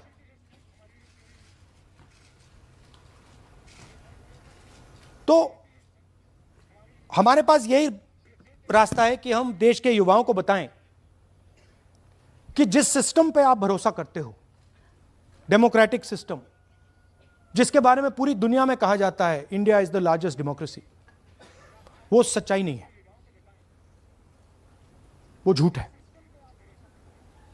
India's democracy has been destroyed and this is 100% proof that I have given you, and we have given you in Madhepura, and we have given you in Aland, that it has been destroyed. Right? So, मैं youth से कहता हूं, Gen Z से कहता हूं, हिंदुस्तान के नागरिकों से कहता हूं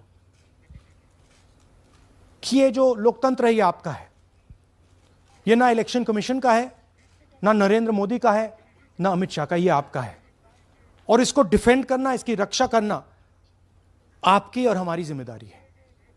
धन्यवाद. अब हम कुछ सवाल लेंगे. एएनआई से Siddharth. Rahul ji, this side sir. Sir, पिछली बार भी आपने फैक्ट्स रखे थे. चुनाव आयोग जो है अपनी बात से रवैया देता है कि ये बेसलेस है, एलिगेशंस को सिरे से नकारता है. आज तो आपके पास सारे एविडेंसेस हैं, तो क्या आप इसमें जुडिशियल इंटरवेंशन के लिए कोर्ट जाएंगे, हरियाणा सरकार के डिसमिसल की मांग करेंगे?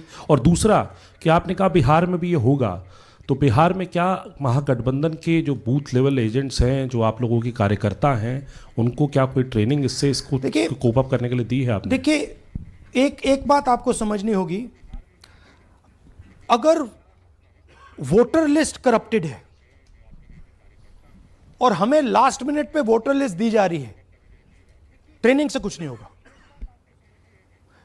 दिस इज जस्ट, वो वोटर लिस्ट दिखाओ जरा. This is the foundation of election. This is the backbone, foundation of election. If this is wrong, no amount of training is going to fix it. We can keep training, but legally she's allowed to vote. Legally, उसका नाम 5 बार आ रहा है, वो इस एक booth में वहां vote कर रहा है, वो यहां पे एक बूथ में यहां कर रहा है, एक बूथ में वहां, कहां से ट्रेनिंग? तो अगर वोटर लिस्ट ही करप्टेड है और voter election commission voter list का ही प्रयोग कर रहा है चुनाव को खत्म करने के लिए, तो कोई ट्रेनिंग से कुछ नहीं होगा और कोई पार्टी नहीं कर सकती. Right? Look, supreme court is watching. Supreme court, the highest court in the country, is watching. They have seen Madhepura presentation, they have seen Anand presentation, and now they have seen Haryana presentation. ये दिख रहा है सबको. It is not hidden.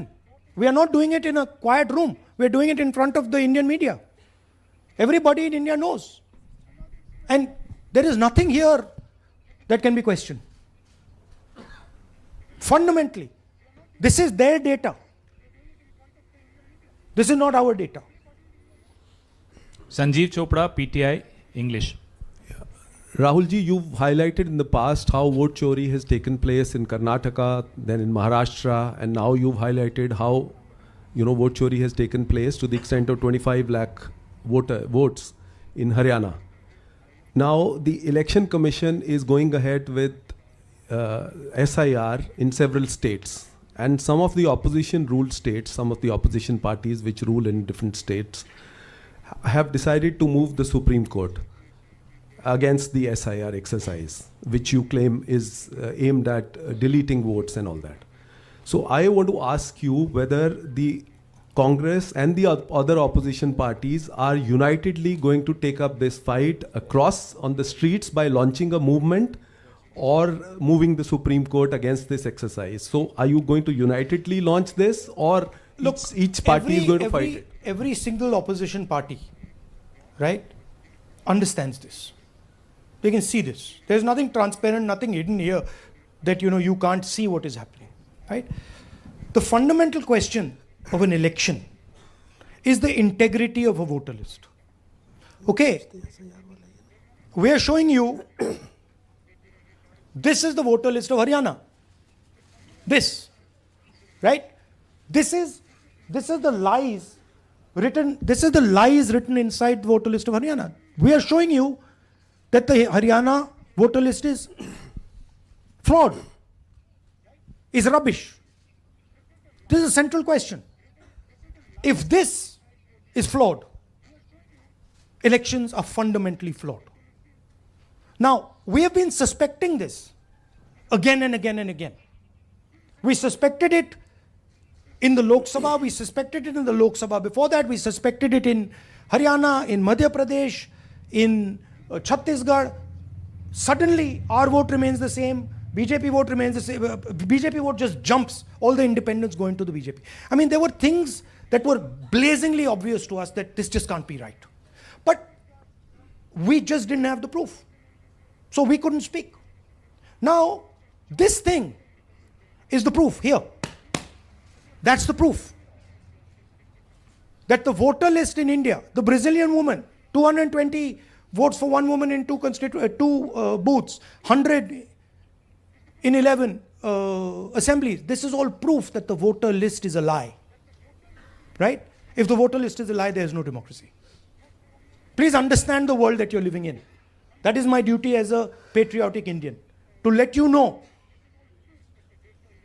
the world that you're living in. That is my role as a leader, as an opposition leader of this country, to let you know the real world that you're living in. That's the point. How the opposition proceeds, how we proceed, sure. We will coordinate with the opposition, we will work together. But the fundamental thing that the youth of India have to understand, the people of Haryana have to understand, there was no election in Haryana, it was a lie. And we proved it. Anwarul Haq, PTI, Hindi. Please, don't do that. Don't do that. Sir मेरा सवाल ये है कि SIR अब उन राज्यों में होने जा रहा है जहाँ चुनाव है, जैसे केरल, तमिलनाडु, वेस्ट बंगाल, तो वहाँ पर वोट चोरी रोकने के लिए आप लोगों की क्या तैयारी है, क्या स्ट्रेटजी होगी कि वहाँ पर वोट चोरी ना हो? देखिए, बूथ लेवल पे हम थोड़ा सा काम कर सकते हैं. सबसे पहले आपको ये समझना है कि वोटर लिस्ट लास्ट मिनट पे मिलती है. ये जो हरियाणा की वोटर लिस्ट थी, लास्ट मिनट चुनाव से एकदम पहले हमें दी जाती है, final list. Right? Booth level पे हम थोड़े से चेक्स कर सकते हैं.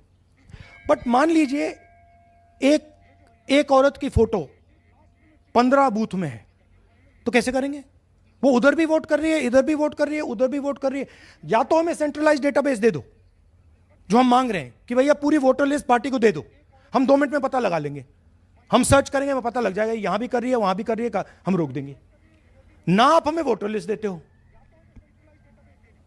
ना आप वीडियोग्राफी कराते हो. अच्छा, वीडियोग्राफी कराते हो तो हम कहते हैं भैया हम सस्पेक्ट कर रहे हैं कि इस बूथ में कोई प्रॉब्लम है, चलो फिर से हमें वीडियोग्राफी दिखाओ. वो भी नहीं दिखा रहे. तो this is not a matter that can be solve by training. Please understand, this is a fundamental attack on the democratic soul of India. This is attack on Mahatma Gandhi, on Ambedkar ji, on Jawaharlal Nehru, on Sardar Patel, on Subhash Chandra Bose by the RSS. That's what this is. Gandhi ji was murdered. His vision and his idea is being murdered. That's what's going on. Suhail, Hindi, Hindustan. Ek second, please don't do that. Last 2 questions? 3 questions. 3. एक second में. अरे on करिए ना. आपने भी बिहार के SIR की बात की. आपने कहा कि बहुत सारे वोटर्स को हटाया गया, इलेक्शन कमीशन ने भी कहा कि हटाया गया. तो क्या आपको लगता है कि इसका इलेक्शंस पे फर्क पड़ेगा? अगर इस लेवल पे हो रहा है, कोई फर्क नहीं पड़ेगा. Please understand, just take me back to the 25 lakh. Please understand, हम 22,000 से चुनाव हारे, and 25 lakh is our estimated fake voters. उसमें से यू कैन से, आप ये भी बोल दो कि भैया 2-3 लाख तो एक्चुअल एरर है, बोल दो. ब्राजीलियन लड़की एरर नहीं हो सकती. 100 फोटो एक बूथ में एरर नहीं हो सकता. राइट? तो 20, 22, 23 लाख तो 100% फेक है. अब 20 लाख 100% मतलब 1 में 8 फेक है. इलेक्शन होता है 2-3% का.